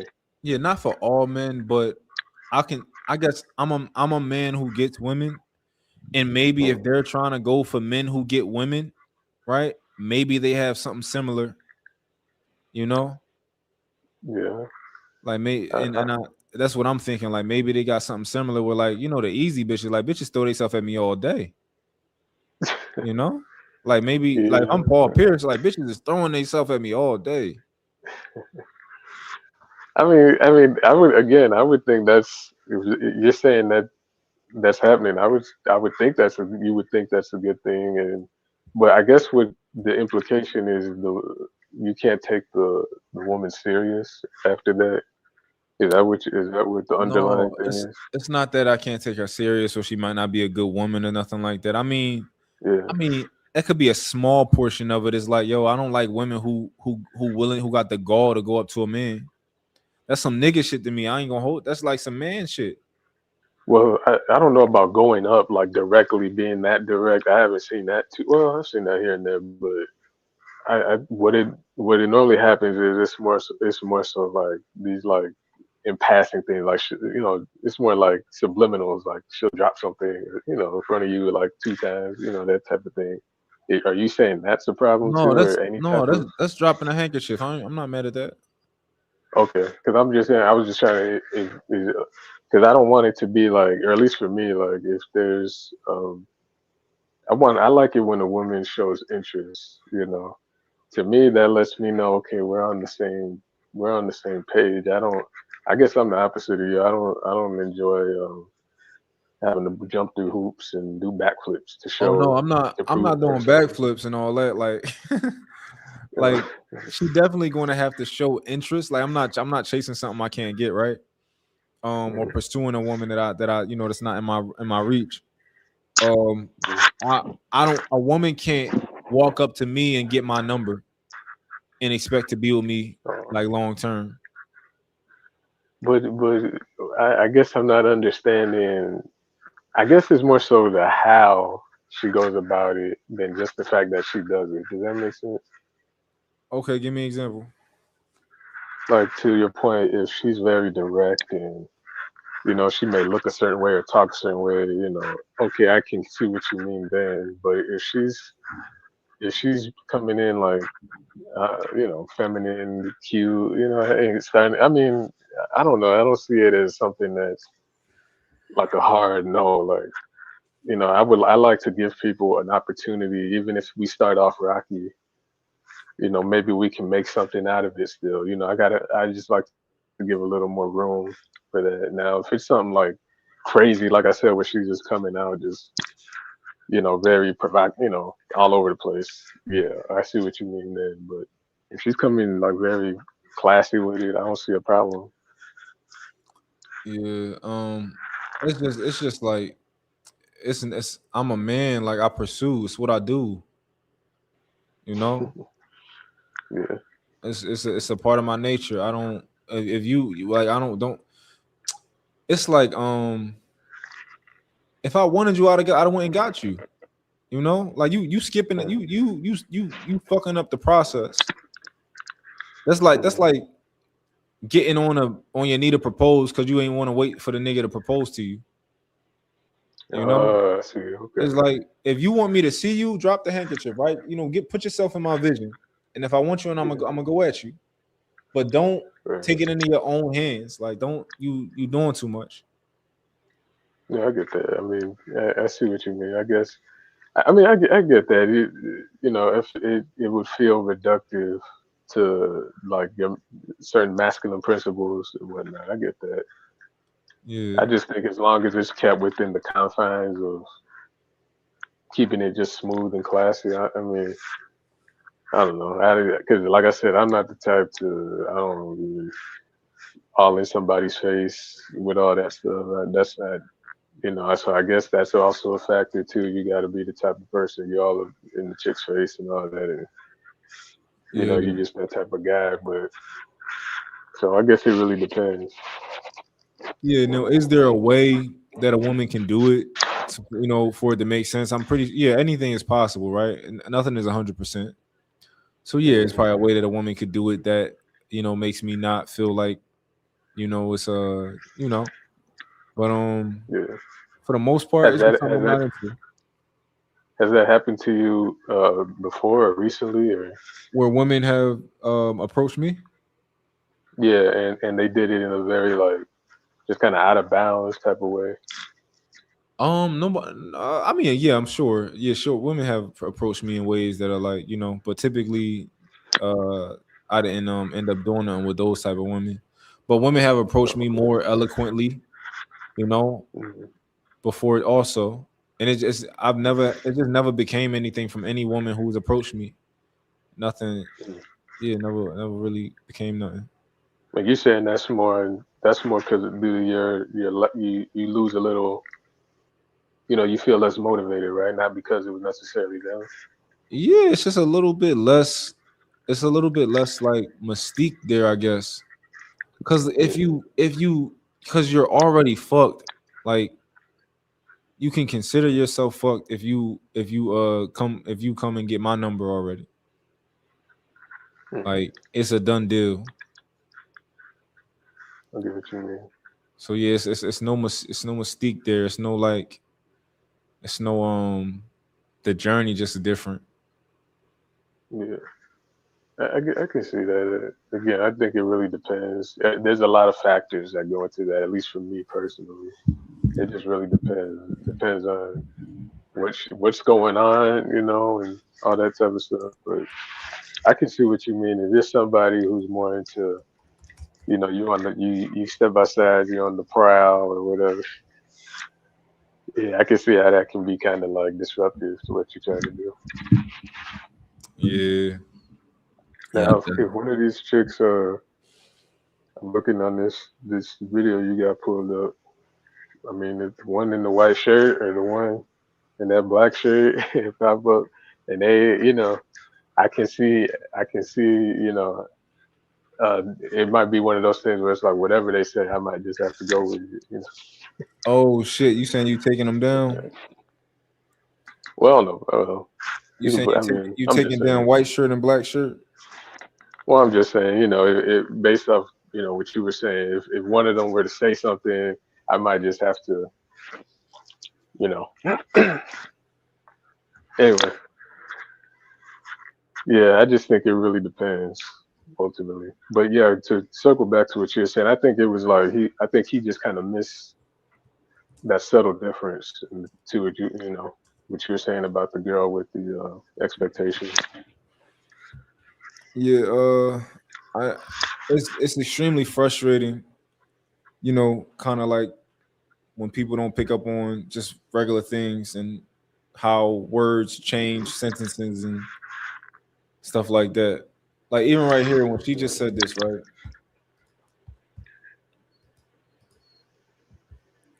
I was just saying that I think it's reasonable because she probably I think that she gets her perspective from her experience. So her date, like she's on a podcast with Paul Pierce, right? Young Berg is talking, bro. Yeah, hold on. How are you same exact shit I just said and say you pushing back on it? No, because we still have different positions. Hello, Right? motherfucker. Hello, motherfucker. No. Hello, motherfucker. Hello, My position is she's reasonable because this is what she has access to. Like Young Berg said, I saw the rest of the Twitch that she has but she doesn't even realize or have a good barometer of what average is or how unreasonable it is based on what's available. Does anybody have any thoughts on that? Yeah, Trev, I would push back on the idea that she's being unreasonable only because I think her point of view is shaped from her experience. And I think she may be around these type of men, and these may be the type of men that she often dates, which is why she thinks it's average, right? Because she might see men who she thinks are rich and they might be making 10, 20 million a year. And she like, oh yeah, average guy, he probably making $1 million a year or 500,000 because that's what she's exposed to versus the average woman who her experience isn't shaped around those type of men, right? So that I think that it might be actually reasonable for her. Hey, Mont, did anybody else just hear me say that same shit just now, or was that just because I'm pretty sure I was like, all right, because of her circle and who she's surrounded by, she'll have a different barometer of what she thinks is, and I also didn't fault her for it because I think that she believes she's reasonable based on what she's exposed to. Y'all said the exact same thing. But so I was saying that I think she's reasonable. Were you saying that you still think that you switched that she has a reasonable position? I never said that. There we go. He never said that. Yeah, I could get That's right what I'm there, saying. Yeah. I think she's reasonable. You don't think she's reasonable. Cool. We don't agree. We have different positions. So let's articulate our different positions. Right. So I don't know what everybody didn't understand. You know? Hold on.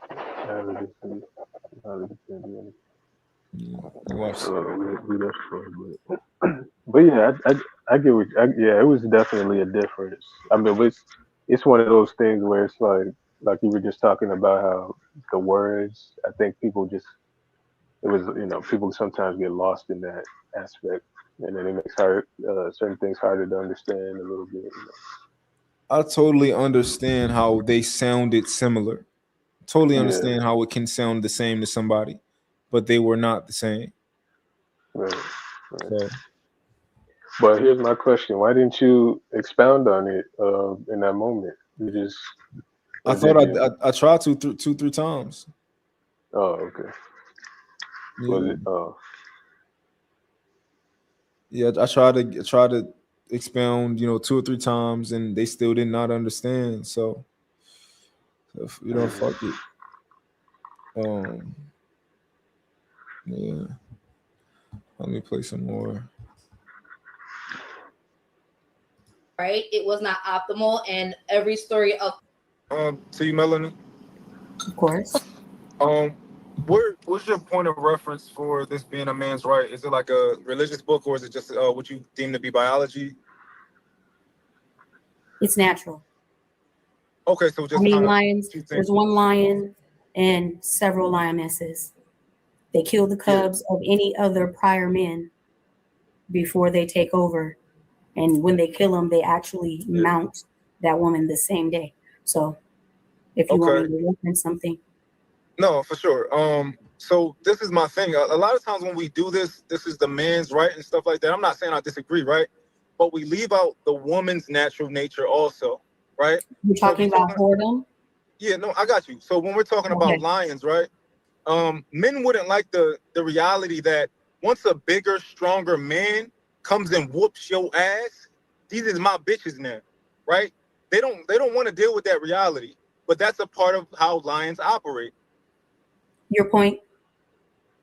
I'm fine with men having multiple women as long as we can acknowledge that women have a hypergamous nature, and they will leave you for the bigger, stronger man. Further proving, I just want you to know you're further proving my point about the baby mama epidemic. Thank you. No, I don't mind proving your point. I just want to be fair. Ma, you In do what it. way? Fair in what way?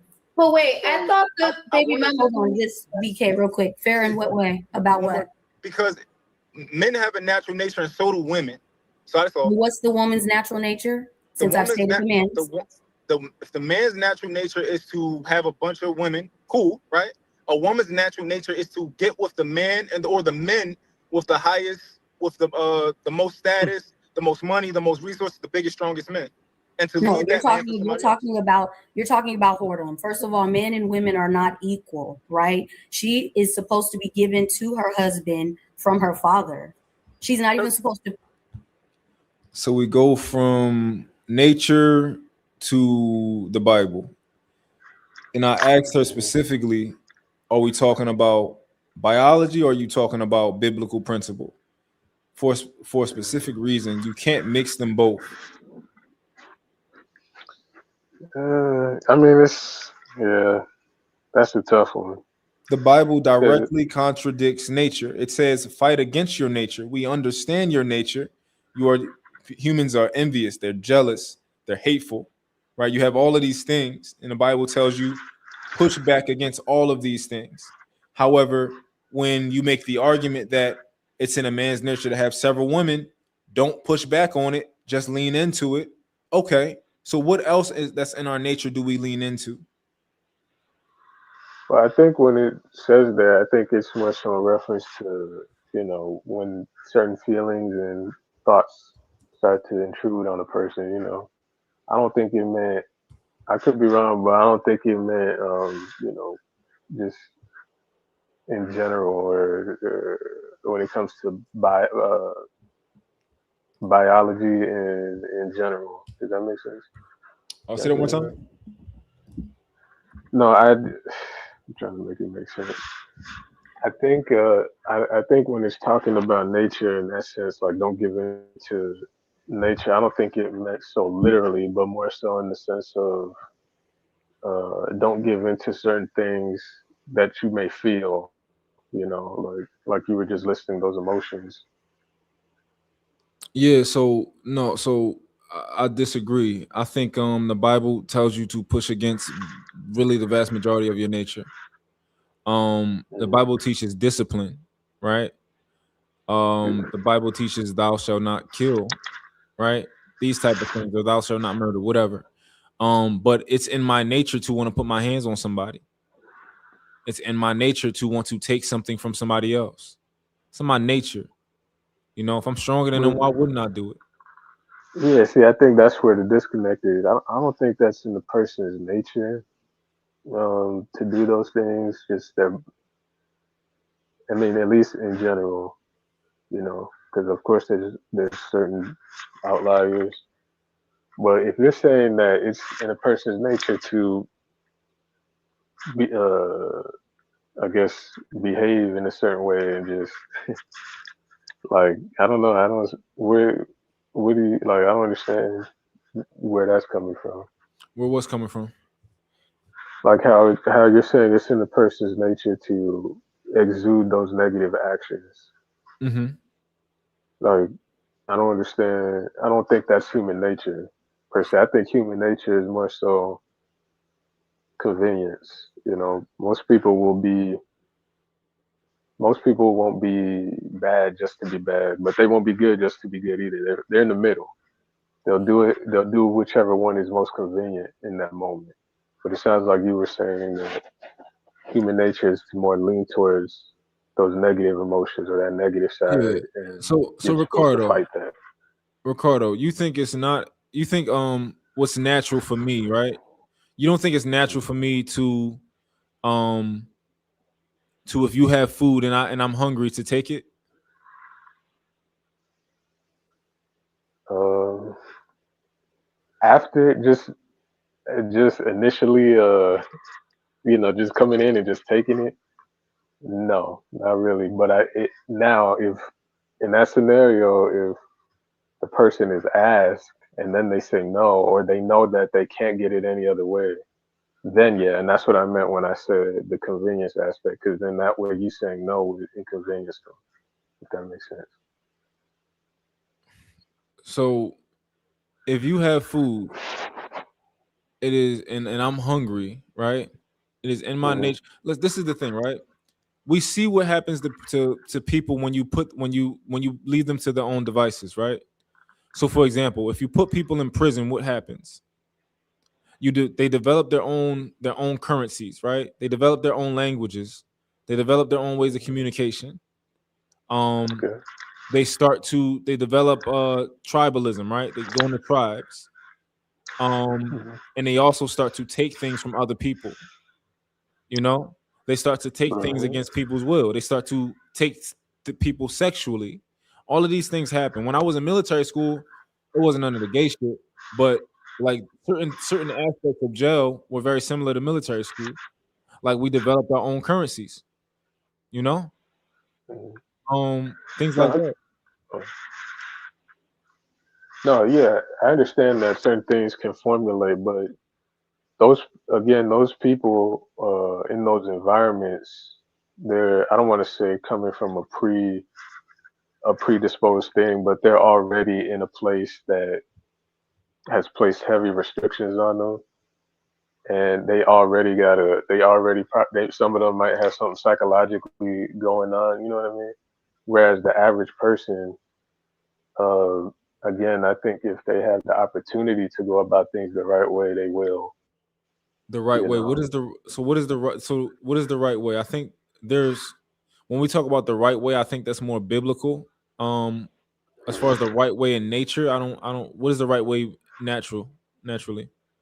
Well, like just going off the example you used, you were saying, somebody taking something when they're hungry. Like the right way in that example would be to do everything you can to get it without having to steal or hurt somebody or something like that. I think that's how most people think first. They go to that first, you know, and not just in that example, but in general.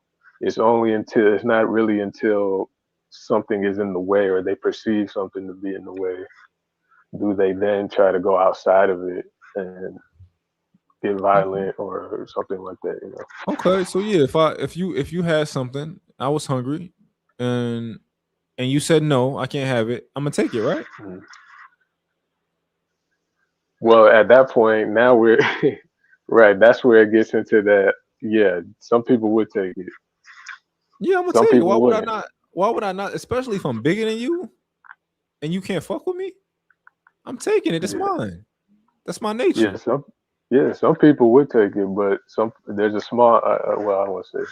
Yeah, there's a small portion of people that wouldn't. You know, but if most people that could, they would. You know, but to say that's in their nature, that would imply that they would just take it off rip without asking or without going about it a different way.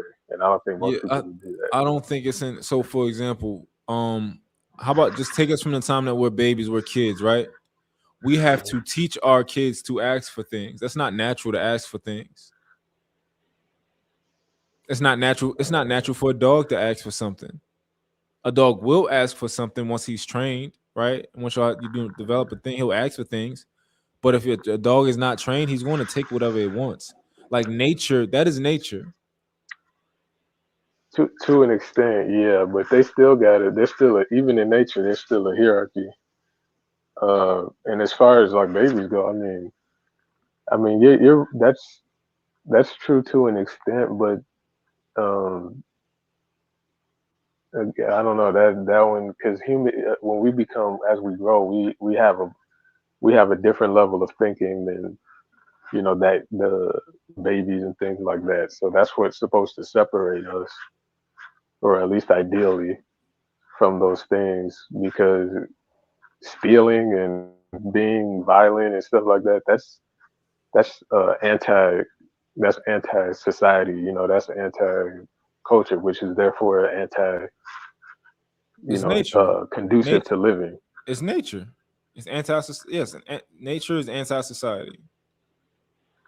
Society is Uh, rules, restrictions, because right, codes but of conduct. even in nature there's rules and restrictions. You still got rules and restrictions in nature. Yeah, what determines rules and restrictions from in nature? Shoot, man, that's where we get into the, I guess, the theological side. But Yeah. I mean, man, I mean, For some example, people would let's go say, to nature, right? yeah, Do animals have the right to live? it depends What what does it they depend did. on? It depends on what they did and what they do. But in general, yes, In general, animals have the right to live. yes. So who gets to who decides on that right? Who gets to take it from them? But see, that's again, that's that's where we get into that theology. Um, that's a very tough question because there's so much that goes into it. But I would say humans at the end of the day. But I know what you're gonna say because humans are more, they have more power, therefore they get to determine how things go, right? Yeah. Let's say in the jungle, right? You got lions, you got all these types of animals, right? Um Gazelles in reality don't have the right to live. Or if they did have the right to live, it would have to be given to them by a lion. See, I Or don't understand that part. What you so mean? rights are fake. Rights are not real, right? If you don't have a right unless you can protect it. Um Mhm. an elephant Well, can give a I gazelle the don't agree right with to that, but live. okay. An elephant can give a gazelle the right to live because an elephant can kill a lion and an elephant can kill anything that tries to kill a gazelle, right? Mhm. Outside of that, there's no such thing as a right, right? So who's bigger and stronger in nature, they make the rules and as they go. If that makes sense. There again, yeah, there's some truth to that, but I don't know because it's such a layered. It's so many different pieces to it. But look, let me just bring it back to humans. When it comes to humans, we're supposed to be able to ideally think outside of instinct. You know, those animals, they operate off of instinct. They don't even know what they're doing half the time. So it makes sense for them to operate because they have to follow a pattern that's been preset already, and they don't even know they're following it. Whereas humans have the ability to think outside of that pattern. So therefore, we're supposed to do better and not be or give into those, how you were saying, stealing and But violence. Like, but and that's not why supposed to be natural to us. why would I not give into it though? Well, like What I is the said, because benefit? number one, like I said, because humans are supposed to be able to think outside of that. We've been given the ability to have self awareness, which animals don't have, and be able to think. So that's supposed to be the different the Yeah. the So distinction. let's say I have But the well, ability well to hold on, think. Oh, go ahead. hold on. Let me just answer that last part. I just want to answer that. Damn, I forgot. Okay. No, no, yeah, I'm just trying to think. The what did you say? Okay, okay, go ahead. I forgot. Go So ahead. let's say I have the ability to think, right? I Hmm. walk up to you, you have food, right? I ask you to give it to me. I'm hungry. You say no, and I take the food from you, right? I thought Okay. about it. Yeah. It's very fast for me to take the food from you. I analyze you can't fuck with me, you know? Hmm. If you try and do something, I'm just gonna whoop your ass. Um, I thought about it. This is what I want to do. Mont, you got to Right. stop this crap. You But got to stop this, Mont. Come on, man. hold You on. Let got me this. just say this real Go quick. ahead. Hold on. Hold on. I just want to say it real quick. Um, see, in the for y- that's I guess you could argue in nature in the moment, but in the long run, that's anti-nature, anti-human, and basically anti-common sense because that'll create a scenario in which other people feel like it's comfortable to do the same, and that'll indirectly hurt you in the long run. Does that make sense? So You're it will go against you. You just won't. You may not necessarily feel it in that moment, and in that way, it is anti your own preservation because by you doing it, if others thought that way or others see you doing it, next thing you know, there's an increase of it, and now the likelihood of somebody doing it to you will increase. What about sex? Why would a woman not have sex with who she wants to? Oh man, you got to get me in trouble. There's a lot of reasons for that, but I would say the main one is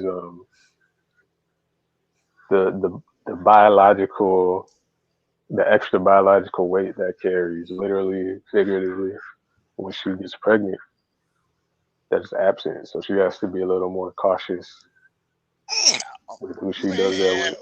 Women ain't cautious or nothing, man. They just lie to us, as if they, bro. A woman will have sex with whoever they desire if they are in close proximity with that person, because it's in them to do that, bro. Just like Mont, you earlier on in the conversation, you said you don't like women that will approach you. I'm the total opposite.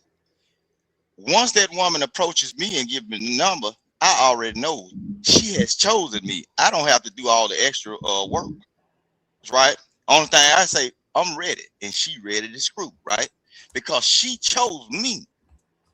I don't want the one I got to wrestle down and give her flowers, and I got to hang around her people. Look, we know the end goal in all of this.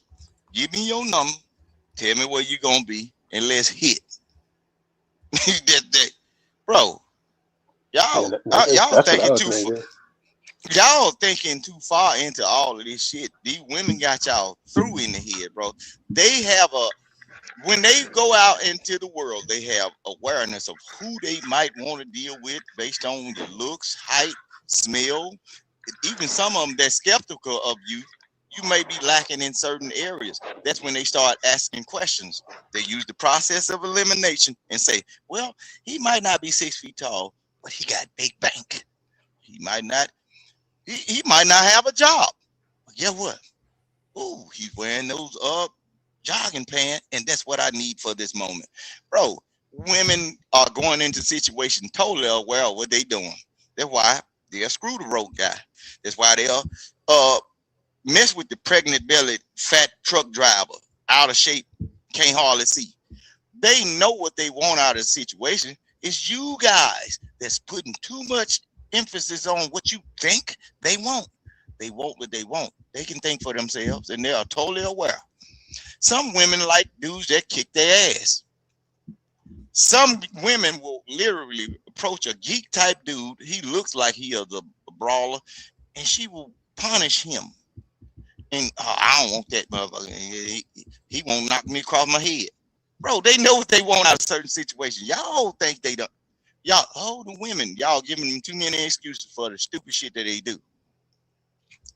And then another thing you said, Mont, about the way men think. Bro, every man don't want 6 or 7 women, because a smart man don't want to be took out by a piece of little cock that's going to eventually kill him softly. I don't want to be rich as Massa Musa, fighting other groups of people to stay on top and be dominant, and then I decide to lay with this woman and she give me AIDS or something, and all my shit get dispersed out through the community because I'm no longer there. No, I find one and just stay there and hope that one ain't the one that's finna open the door for a person to decapitate me because the way she feel. Bro, no, everybody ain't like that. Just like you had the conversation about stealing. It's not in everybody's nature to steal, but it is in the nature of people who have not had certain things and have been raised around sneaky people. Hey, if you can't get it this way, get it that way. That's a trained behavior, bro. It's some people who would dare not steal or touch anything. You'll find them damn near laid out, hungry, thirsty, because they don't have it in them to get up and take somebody's shit in order to keep surviving. Why are you sitting up on the floor, sitting over here starving and everything? That boy over there eating good. Only thing you got to do is knock him over the head and you can have a real plate. Nah, but they can't do it. It's certain people ain't got that in them. They ain't never been taught that. It's a trained behavior on all aspects of life. It ain't just in people to do that. But if you have been raised, certain DNA traits will be, yeah. Some of the guys that like to fight all the time. Some of the guys that are whoremongers. Some of the females that set up queens and everything. Hey, they mammy was setting niggas up back in the 80s. That's why your daddies ain't here. They still out. They was snitching. That's a trained behavior. Female, y'all buying Birkin bags and everything, out here getting good money and everything. She know one thing. Hey, shit, I can snitch on him. My baby's gonna be straight. They gonna remove him out of the house. They learn the game, bro. All this stuff is trained behavior, bro. There's some women willing to go to jail for you. Take the charge. They used to do it, but they ain't finna do it now. I dig But it. go ahead, Mont. I'm just a little bit outside, so I ain't trying to Uh, debunk none of your stuff, but I'm just saying to each his own, bro. Everybody ain't got it. I'll put you in the headlock. But you can't look, everybody ain't willing to choke somebody out though, because we know the consequences and the charges that go behind it. Some people will not choke you out. They say just fight straight hands. They ain't gonna find out. Oh, we in 2026, man. There cameras everywhere. Look, they're gonna find out. Some people might not say it, but the right money coming around, they're gonna say, Mont put that boy in the headlock. Ooh, wee. Pat my thigh. In the example you were giving, you were speaking more. Were you speaking more in the sense of like, you know, we're in the wilderness and anything goes type of thing? Yeah, when I think about nature, I think about if nothing bothered or tampered with humans, right? No type of scripture and things like that. What would happen if you just left us to our own devices? That's where I try to go when I think about nature. But Big Aaron, what do you have on it? Well, if you leave theology out of it, humans' nature is still to be a communal bunch. You got to remember something. We have opposable thumbs, and we have a sophisticated brain that is capable of creating and using very sophisticated language, more so than any animal found in the wild. We also are very feeble creatures physically. We don't have the ability to manipulate our environment enough to survive. Animals that have claws, that have teeth, they are incredibly strong, they can jump, run fast, like we're slow, our bones break easily, we can't handle temperatures very well, we'll burn up in the heat, we'll freeze in the cold. Animals have fur, right? They have all these things that allow them to be a bit more rudimentary with what they're doing. We have no choice but to be communal. If we ran around like animals and used force doctrine for everything and only force doctrine and ran around stealing food from one another, we would die, right? Because we need to work together to even get food to begin with. I'm not just going to come steal from you just because I'm bigger than you, because I have to get food. I don't know how you got that food, right? You got it somehow, which means you and someone else work together to get food. No human is going out and catching no deer by his hands, no fish by his hands. We're not bears. We're not chasing down nobody's gazelle. You can't catch a squirrel. We got to work together. Somebody has to set a trap. Somebody has to flush this joker out. We got to chase this buffalo off the cliff, drag his ass home. He's 1,200 pounds, right? So I kind of need you to survive. You need me to survive, which is why we have society. It's in our nature to be societal. And to add to that, I think thank you, Aaron. I was alluding to that, or at least I was trying to. You know, when somebody uses force exclusively and then they take something, it creates a cycle, you know, of taking instead of building. And I think that in the grand scheme of things, that will ultimately backfire on the person that, you know, has been taking things, you know, if that makes sense. So how do you feel about her lying point, Aaron? I mean, yeah, so with that, it makes sense in a vacuum. And then when you introduce theology, I agree that those two things can fall into conflict if you're not careful. Which is why I wouldn't subscribe or conscribe man to being prone to the laws of nature the way animals are. I would say we are, but I would say in addition to that, right, we have greater, more sophisticated laws that we have to adhere to naturally, right? So look in the animal kingdom alone. There are very unsophisticated creatures, starting with single-celled organisms and working your way up to cold-blooded creatures like snakes, reptiles, things like that, fish, and then you get up to warm-blooded animals, some that lay eggs, birds, and things. They're warm-blooded still, and then more sophisticated mammalian animals. Sharks and fish run on a different rule set naturally than whales and dolphins. Whales and dolphins are far more sophisticated, more communal. They communicate with one another, right? Which is why an orca tears sharks' ass apart. Even dolphins, they play with sharks.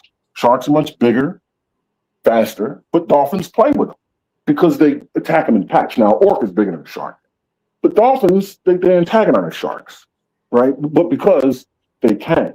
Like, we can antagonize any animal we want. But if we went one-on-one with any animal on the planet, we're short, or that animal's going to get away. You ain't chasing no bunny, you ain't killing no lion. So we do have to adhere to the laws of nature. It's just the laws of nature get more numerous and sophisticated but that happens as the animal gets sophisticated. Okay. So let's isolate it to sexuality right now. Same story. What is that? Same story. We adhere to the laws of nature and then some. There are greater laws that nature doesn't adhere to that we do. We adhere to all their laws. They don't adhere to all of ours. We have more. But a woman's hypergamy, you said it right. You were correct, and she was correct. The difference is more need to be added. Like the hypergamous nature of women is correct. A man's desire to, or a man's propensity to impregnate more than one woman is correct. But there are laws in nature that say that we have to adhere to that say those things, if you enact them as they are, it's not going to bode well for you. Disease, for example. Same thing, society. You can't have the family structure so rudimentary organized like animals do, right? Because we have to teach people more sophisticated lessons because we need each other to survive. That's fair. So I mean, when it's all said and done, what is human nature sexually? What is a woman's nature sexually, and what is a man's? Hypergamous and polygamous, but that has to be checked by our societal nature and is checked. Because, like I say, if you adhere to those things alone, so all right, look at it this way: a man has a nature to screw many women, but that's checked by our nature to find the best example, right? That helps evolution. We want to hit the childbearing hips because it gives us the not illusion, but the image that she's going to be more capable of bearing children. Bigger breasts, she can feed this joker. If she's prettier, then chances are, if I have a daughter, she'll be pretty too, which makes her more viable to the stronger man in the future. The woman wants a bigger guy, faster guy. Because if I have a son, he has to be able to do the same. So that puts a man's polygamous nature in check. It requires him to pare down his choices. No, Mr. Aaron, I think it's checked internally in the mind. Regardless of pretty, we know there is some things out here that where you poke that sausage in that bun, it might melt that motherfucker off. You are checked by your fears. Regardless of pretty, you're checked by your fears. So that is an internal checking. But we have some people that has no holdback, and they are willing to screw anybody. Some would be in the minority, which doesn't proves the rule. And the fears that you speak of, that's why I mentioned disease, how that impacts us differently than it does animals. That also, I would agree, you're correct. In addition to, right, these are all numerous reasons that kind of temper our propensity to screw many different women. Does that, so when we take a look at the most primal human beings on earth right now at this moment, right? Mm-hmm. Do they operate this way? More so than animals, less so than sophisticated human beings. Okay. Like when it comes to sex, like the STDs, like and also like if we look at like tribes, and like literally inside the Amazon or whatever, are they? I'm pretty sure it's tons of ailments that they get, and diseases and stuff like that. Don't they just pretty much live with them? Yeah, so right, they do, but they also have a different medicinal practice that they understand, and their antibodies develop differently, right? According to their environment. If we went down there and got in the mix, we died. If we took them out of there and brought us to what we got going on and didn't treat them, they died, right? But you got look, but Mont, right quick. When you think about the way like real like tribes, the primal people, you notice a lot of them don't really die from like sexual transmitted diseases, because in the hierarchy of their groups, bro, once a woman is taken, they have the respect not to mess with that woman because they know death comes behind it. Yeah. In our society, there's no death coming behind you running up on somebody's wife. If society of America was looked at, if we start looking at it like that, okay, if you caught in the face of somebody's wife, it's death by hanging or whatever, people would stop doing it, and then diseases will also dissolve too, because you have no free reign to put someone in a position or have multiple people that you have no business being with. If you was to put that in effect right now, the population of sick people will drop drastically, because you know it's punishment behind your behaviors. So when you speak about tribes, no, once chief decided to take these 3 women, everybody in the community say, hey, we're going to watch over them women too, because they're promiscuous with behavior. We are going to report it to the chief, and we'll get rid of her because she's moving foul. Or if that man decides to sneak behind the chief's back and mess with one of those women out in the forest, they would bring both of them to the chopping block and say, this is what happened. In order for this not to happen, or, you know, bacteria vaginosis or whatever that could kill off the whole tribe or make some of your children offspring blind. Hey, we got to get rid of these people because they are operating in sexual misconduct. That's how I got to go. My question, Big Aaron, is when it comes to, so when she was pretty much, giving these examples of a man's nature or whatever, right? I asked her, where do you get your, like, what's your point of reference? Are you talking about a religious book or just what our biology for what we should be doing? Right. And she started off with biology. Do you think that she can go from biology to religious doctrine, or do you think that's inconsistent? You can't do it directly. You can do it following a sequence of truths or facts, if you will.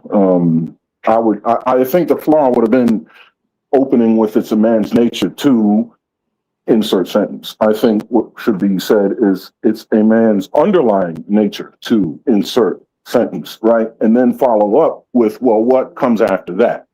That's where you introduce theology. Mm-hmm. I find that in these conversations, we want to so badly prove the man's nature while ignoring the woman's full nature also. What do you think about that? It's that again is partially true. I can see what you're saying. Like I said, I think both arguments are simply being made in incomplete fashion. We can prove the man's nature But how is it manifested? It isn't manifesting in a way that satisfies his underlying nature, but that doesn't mean it doesn't exist. It's just something else above it that puts us where we are now. And that's what's used to check the women's underlying nature, right? They're just not acknowledging how man's underlying nature is being held in check. They just want to prove it. And they're right. They're just not asking the question, what keeps it in check? Yeah. How do you feel about this, right? It's not in the woman's underlying nature to be with a man long term.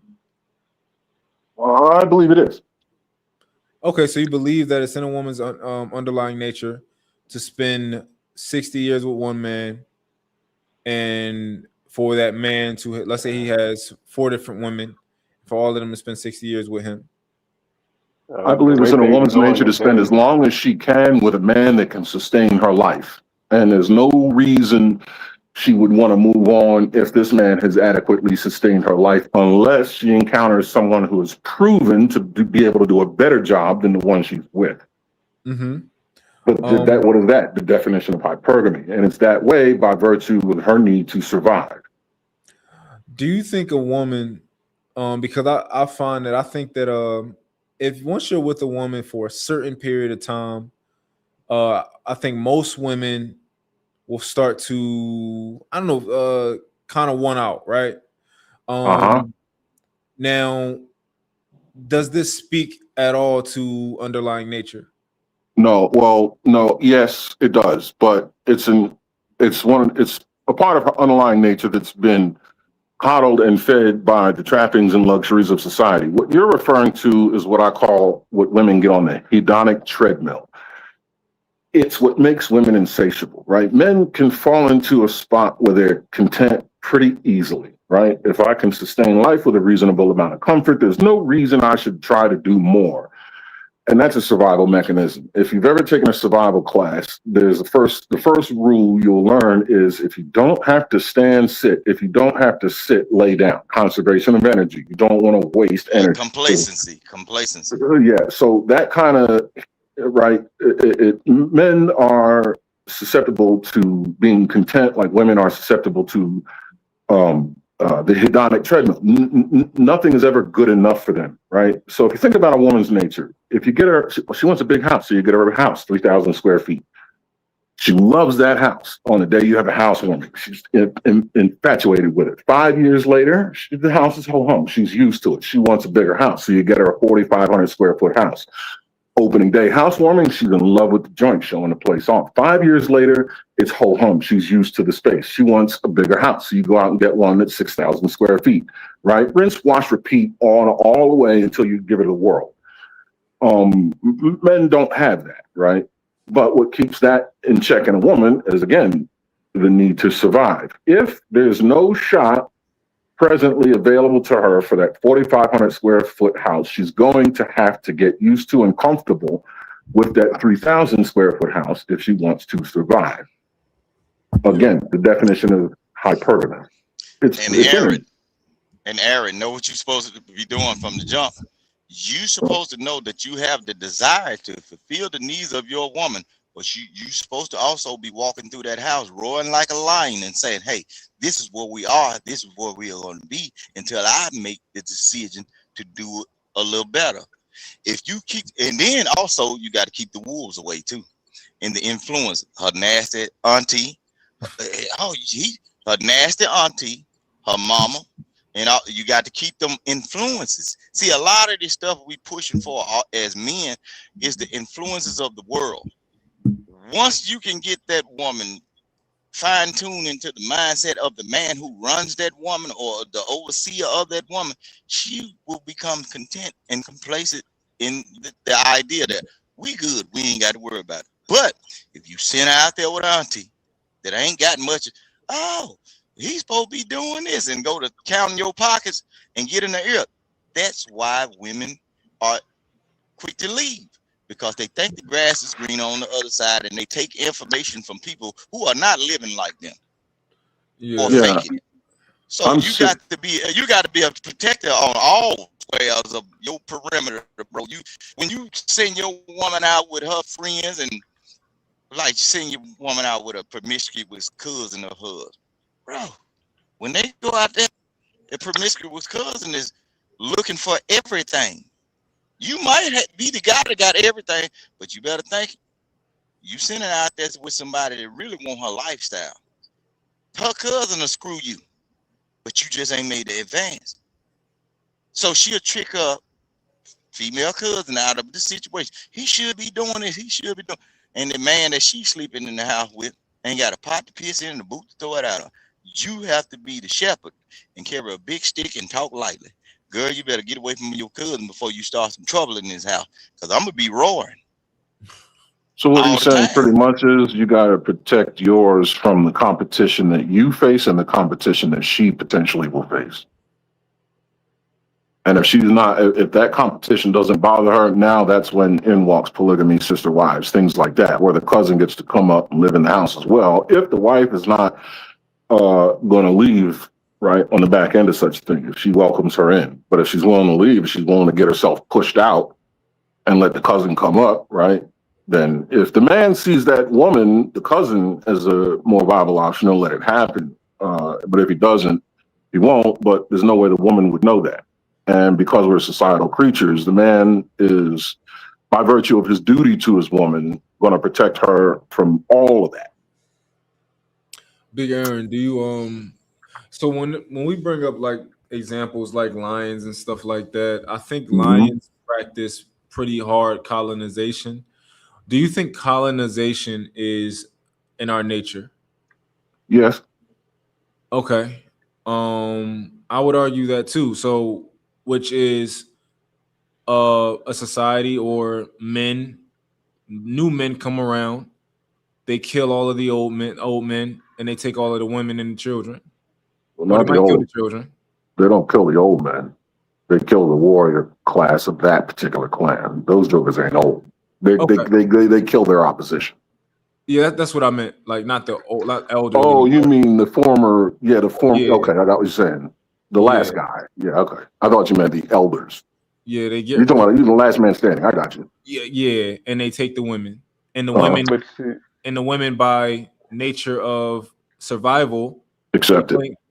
Yeah, spoils the war. I got you. With lions, biologically, the only reason that happens, not biologically, but I think in terms of the ecosystem, is because there can only be so many apex predators. So there's a reason for that. Whereas with humans, there's all types of nefarious purposes that go into that go outside of human nature. What do you mean by there can only be but so many apex predators, so that's why lions colonize each other? Prides?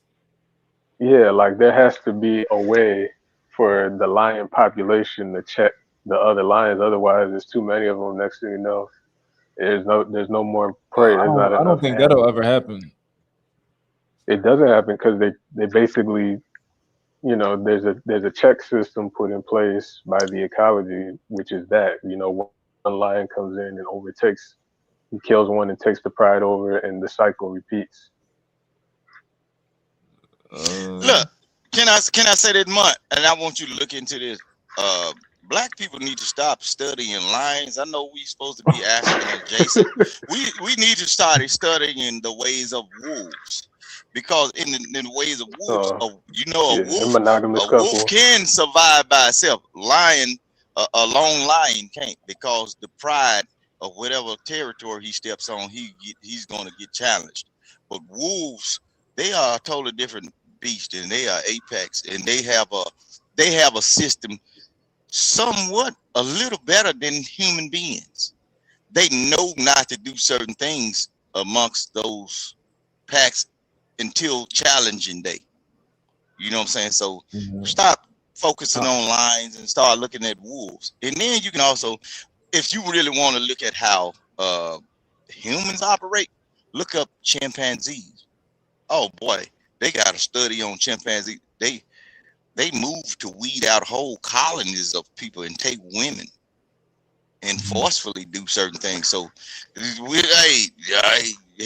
you want to get into like human behavior, calculated. There was a calculated study of chimpanzees that was in a certain forest, probably in Africa or something. They moved.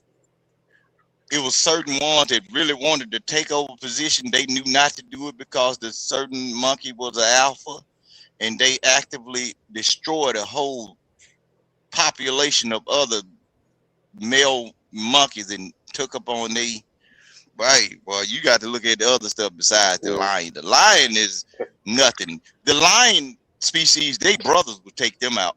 They own brothers will take them out once you weak or wounded, and you just y'all looking at the wrong part of National Geographic, bro. Look, study the wolf, bro. Study the wolf. Leave the lion alone. It's good that you mentioned wolves, because wolves are actually one of the few, like, monogamous couple animals. They don't do all the mating out. So it's just ironic, when she brought that example up. That's why I don't like always relying on the animals examples, because there's always an animal you can find for every mating style. Yeah, I found wolves to be canines in general. I find them to be we have a lot in common with them from our perspective. Well, that's because what do we call wolves as far as their style of living, and engaging with one. There you go, right? Pack animal, right? Which is to say, societal human beings, right? Yeah. They work on depending on one another, and they communicate that way. That's why dogs and humans, they say it's our best friend. Yeah. Because our social structure are very close. And it's also wolves and dogs also they primarily operate on they listen to their parents. Yes. Right?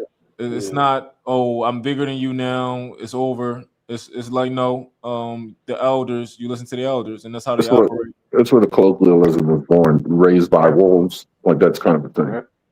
Yeah, grandparents too. Some wolf packs have their grandparents in them.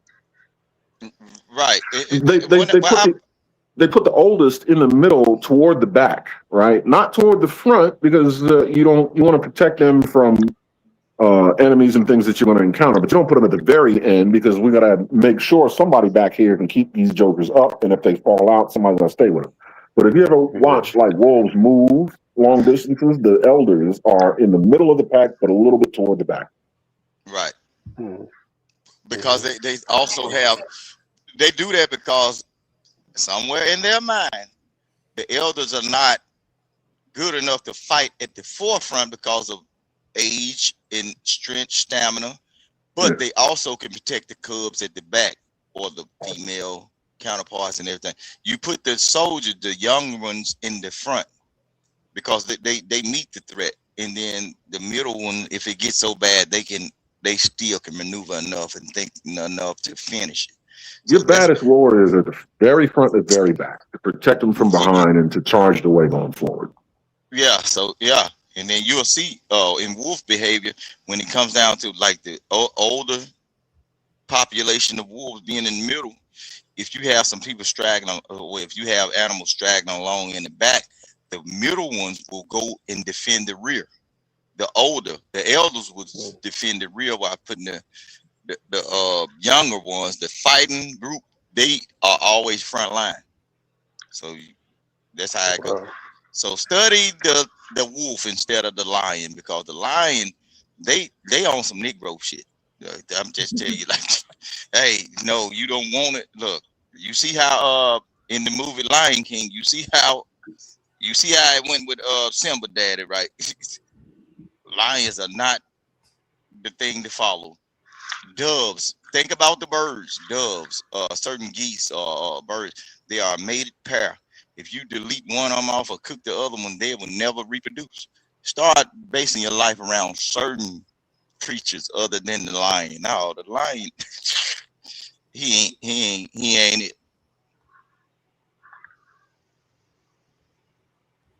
To my, No, to my colonization point, right?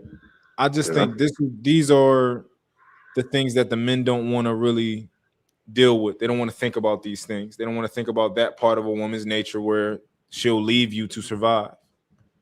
You know, we want like a lot of times in these spaces, it's all like, nah, man, I want a woman to love me for me. Well, why you care about money? Why this, that, and the third? And it's like y'all don't want to really know That's not about real. women's nature. That's not realistic. Yeah. That's what I hear a lot. Well, Yeah. because Okay. with the trappings of society and with the sophistication of man, what happens is the word survival has been replaced by comfort or convenience or luxury. Where a woman, her survival isn't necessarily put to jeopardy, but now her level of comfort is what's at stake. Do you think a woman who women in general, if they don't need men, is that essentially the demise of society? In some Potentially, aspects, in my opinion. we would potentially go out of here, but I think force doctrine would step in and take over. I think men would not be having that. Right. I don't want to go down that path. It's dark, but I think the psychology of man would start to wither, and we'd revert back to force doctrine before society, or before humanity just checks out. I don't. Evolution is one thing, but um, the need for the species to go on, I think, is strong enough to where if women just decided they didn't need men, that wouldn't be enough to keep us, to make us go out of here. Okay. Aaron, I ain't gonna say it, but I will say this to female. If y'all look, if you all are trying to play that 4B crap all across the world, globally, yeah, that ain't gonna work. Look, man, it's gonna be forced in order. The world will unfold and people are going to be populating by force, and they will put you in a situation to where you have no choice but to recreate. You don't see, men understand that right there, but women don't. I can just go follow la la la, and I ain't got to have. Look, if the population starts to fall, there will be judgment and there will be laws put in place to where if you don't make a baby, in order for life to sustain on this world, if you ain't walking around with your belly full, bro, your ass might be in jail, and they'll put your ass on a Michael Vick kit. That would be the first move. They'll inject it in you with a turkey baster. Yeah, I think that would be the first move. There'll be legal conscription to motherhood, but let's say women, by and large, fought against that, rejected even that. The next step would be forced doctrine. And now I do believe that the global population would diminish down to a fourth of what it is, and I think it would take a couple of generations, right, before forced doctrine is completely imposed. You know what I mean? You would have to filter out the people that wouldn't have the propensity to go that route until what's left is the people that would, which a fourth of the population, and everybody's just taking it. It would be a slow fall, but it would be a fall, and that's where it would land. Big Aaron, the only thing it would take is to start seeing the lack of workers, the lack of people capable of doing certain jobs in order to keep these folks rich. Look, infrastructure that's would the crumble. very That'd be one of the first look. things. Yeah. Once infrastructure starts to fall, well, that would drive the law. The falling infrastructure would drive the law that would conscribe women to reproduction. But see, the issue with that is that if women were coerced or forced into that, it wouldn't last long because fertility drops under stress. For most female organisms, whether they're human or not. Well, that's why I say the population would go down to a fourth of what it is. Yeah. But okay, you said fertility will drop under stress. So you know what's going to happen is there are some people that operate and function and thrive under stress. Those women that are able to create 11 babies, they will be held high. And they will be the ones that's selected, making the other ones feel inferior. So if you, so what you gonna say to a person that is able to push out 11 babies, and you one of the ones that barely can hold one? She's gonna be the president. She gonna be the president.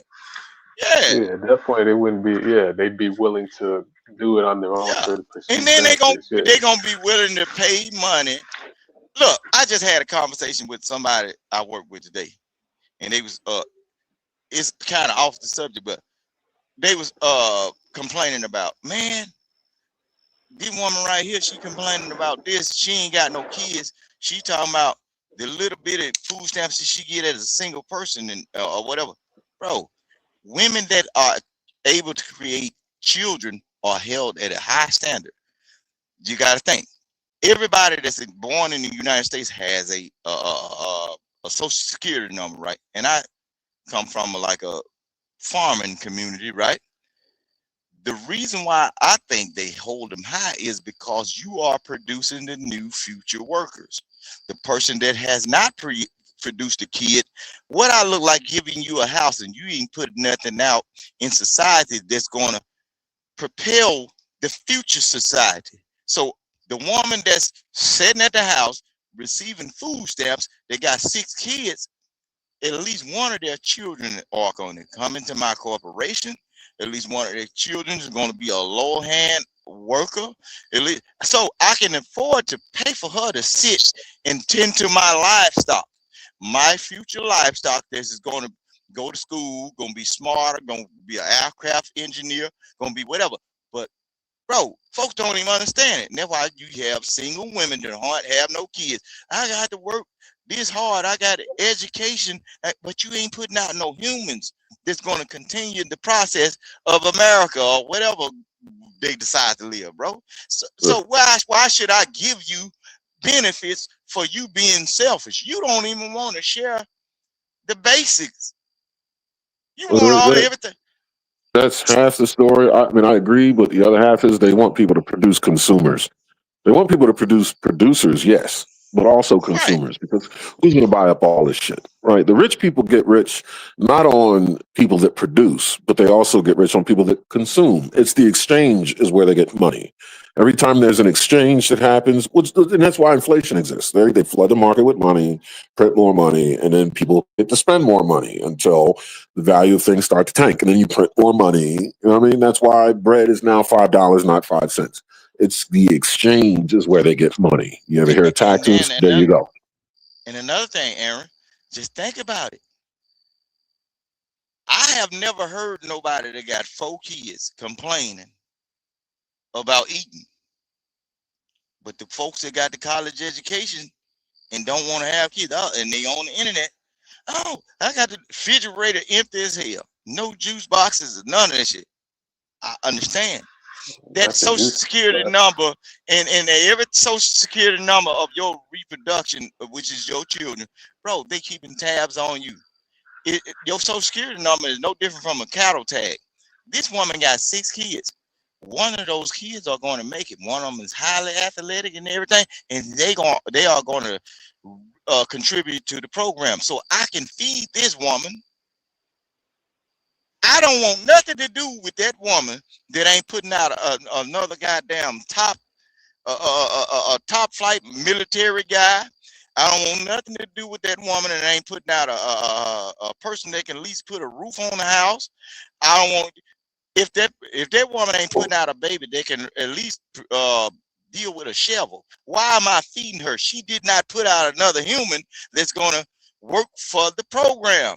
Well, no, they'll do something with her. They do something with her. It's just different. What they'll do is they'll educate the shit out of her and then put her in high-powered positions to make a lot of money. Now she's a consumer, right? It's not that they give her food for free like they do welfare. Is they'll make the education process very easy and virtually free. And then, she takes advantage of student loans and everything like that, which builds into her credit profile. But now she's now a high-powered consumer. It's a different trajectory, yeah. And then you notice a lot of them don't pay Sally Mae or Fannie Mae, whoever. They don't never pay them back. So she's in debt. Bro, y'all got to pay attention, bro. A lot of them women that highly educated and everything, man, they in debt. They don't even pay them student loans back. They don't pay none of that shit back. Even if they do, it pays back into the pot with interest, which is something that welfare doesn't do, right? So it's a win-win situation. They either stay in debt and they become massive consumers, or they chip away at the debt and pay the pay the points on the dollar. It still goes back into the pockets of the rich. Right. Yeah, you're right. But continue on. I'm liking this conversation. Go ahead. Did Mont drop off? Are you here? Mont had to take a sandwich break. Boy, you ain't eating that bologna, ain't it? That thick cut is. Well, gentlemen, I'm going to dip. I just had to come up because I was listening to the conversation, and I just figured I'd make my 2-cent contribution. Good talking to you guys. Take care, and happy 4th. You too. Thanks. Thanks for coming up. Yes, sir.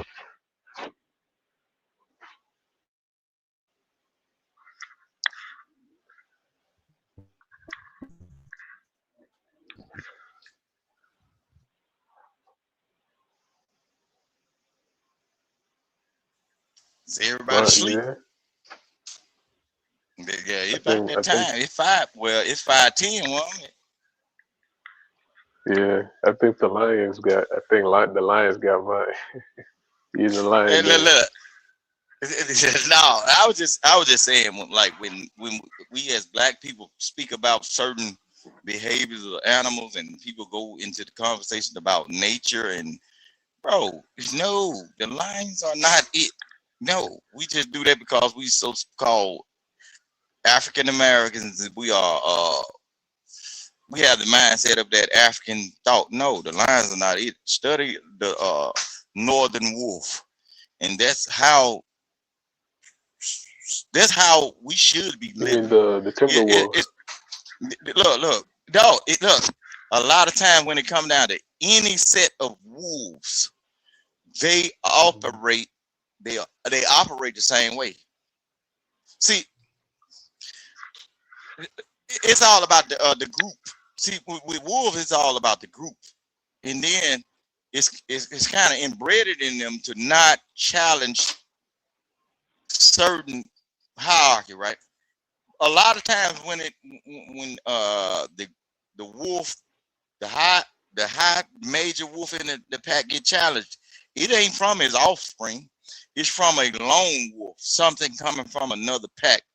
You know what I'm saying? Coming in, seeing a woman or catching one outside of the group, and then some kind of way it is accepted or mate. You got to think about how animals operate. The smell, touching up somebody else, and when she come back in that pack, that wolf is way out there looking up on the what's name, looking up on the group, seeing how he can take over or dominate. But you know one thing, I'm gonna tell you like this. And like when a wolf fight for dominance, if you ever seen wolves fight, when the alpha of a group and a newcomer come in, everybody stand around and look, and they agree to watch the fight. They don't really just jump in and mangle the newcomer. They sit up there and say, hey, is this going to be the new successor of this group? It's like politics. They did, you know what I'm saying? Hey, man, we got this person been running this whole clan for a minute. When he come in and he challenged, they don't just tear him up. Now, if he lose the fight, if you coming from the wilderness and you lose the fight, they might eat you. But if you drop down the dominant one, shit, they run him off. And the women accept everything, and then they usually I think they usually get rid of the lion. I know lions usually get rid of all offspring. They savage. Lions look, lions ain't doing no stepdaddy duties. I can tell you that. They are not doing no stepdaddy duties. Your baby's gonna be ate up and or in the end, lion will also delete your baby and leave them with the hyenas so they can eat them up. You know, hey, now look at the wolf. It's levels to wolf behavior. It's different tiers and everything. No, it ain't just no Negroes to crap. Oh yeah, I'm here today. I'm gonna take over, and then you got to be over all these new people that you can beat up their dad and everything, and then you got to watch your back. No, they fully accept what's going on. And then they operate and work and help you hunt and everything. Say, well, no, a lion, you might be in the pride leader for 2 days. Yeah, to your point, I know there's been cases of the females banding together against the male to Yeah, say, they'll run him yeah, out because they feel like, no, we made the wrong decision. But the pride leader dead now because he came in there with Mzuku and his other brother trying to take Coochie. right. So look, man, it is what it is. I ain't trying to ramble with it, but y'all, when y'all go from biblical thoughts to nature and everything, study some of that stuff. And I ain't trying to look. I ain't got much sense at all, but I ain't got no business letting y'all know I got that much sense. I messed up tonight. Shit, I ain't supposed to let folk know. But you look, just if y'all want to figure out how you should be in a relationship, look at the ways of doves and certain species of ducks. Like I said about the mated pair, man, some species of creatures have more sense than human beings because they live in it, or they mated pair. They don't mate. Yeah. I think swans is a mated pair. Most birds are. Most birds are. Yeah. Yeah. So you don't get the thought in your mind to, well, hey, shit, she ain't laying eggs right. When she stopped laying eggs, you still stuck there. You know what I'm saying? You there. You to grow old together and hope don't nobody shoot you off the line with a pellet gun. So you be alone. Go ahead, y'all. Yeah. Yeah, most birds are a monogamous pair, like most dogs. Those are the two types of animals that are like normally it's one female, one male, and then they just stay together. The rest of the animal kingdom, they got their own thing going on. It's all over the place. But I know with birds and dogs, they generally stay together in the wild, just one pair. They just pair up. Most animals don't do that. They either get pregnant and then the male leaves, or it's like a matriarchy, or it's all types of stuff. Or like you got like spiders, they eat the male after he gets her pregnant. They eat him. They eat the male. Oh yeah, praying mantis and all that. Look, I used to be crazy about the signs of. I was like, dang, I would want to live like a praying mantis and everything. I don't want to impregnate the woman and she stab me in the head and suck the juices out of me. But that's how humans are operating right now. It's not just praying mantis. It's a lot. Most spiders do that. Actually, they either try to eat the male or they'll fight him, or the male will force the female to eat him. Like I think they call it the red widow. The male forces the female to eat him after they mate. Scorpions do that. So yeah, I don't think it's forced. I think that woman got some devil in her. She did it to devour. You remember that song? She's a man eater. Oh, yeah, Hall and Oates. Man, that's a real deal. Look, bro. All right, don't get yourself together and get yourself right, boy. That woman to eat, she'll eat you up now. And if you're not understanding the nature of a woman, if like people be talking about nature, bro, it's certain just like we were talking about the lions, like certain women will of the lion community, the lioness, they'll get a new successor and they will run him out. They become rogue until they accept, bro. Humans operate like lions. Mm-hmm. You at the basketball, just imagine, you at the basketball court, you ain't trying to cut up or nothing, but you nice riding. Bro, you get beat up at the park and everything, and then your woman want to leave you. She hanging around him for 2 to 3 weeks or a month, but then when she find out that he ain't really hitting on shit, now she act like everything in the house she helped you bought it, cause she won't come back. She basically finna try to run him out for her survival, cause she made a bad decision, and that's what the female lionesses usually do. Oh, he lost the fight. Well, we ain't gonna feed him no more. Now the lion that was 500 pounds, he got down to 130. You let him die off, and that now, bro, no, live like the wolf. Leave that lion shit alone. Lions are treacherous. They Yeah, think like mm-hmm. Go ahead. Yeah, I can hear you. No, I was gonna say wolves and most wild dogs, they got more of a family. There's a lot more family oriented. You know, you got the wolves, the African hunting dog. You got like coyotes. A lot of them are very family oriented, and it's not as volatile as like you were just saying. Yeah. Man, I was watching National Geographic, and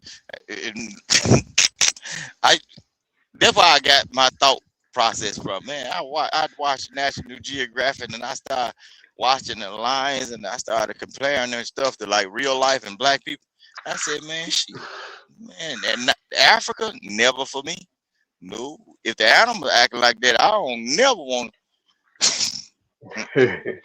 I don't never want to get around them humans. You know, in America, we got our own stuff. We got bears and mountain lions and stuff like that.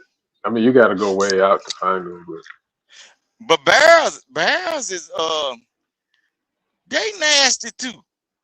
Cause look, oh yeah, a female bear will have a person that make cubs, an animal that make the cubs with it, right? But then she'll sneak her ass around the corner eating berries and honey, and another man will walk up and mate with it too. And now they fighting, and she get to live until a hunter come through and she catch her karma. No,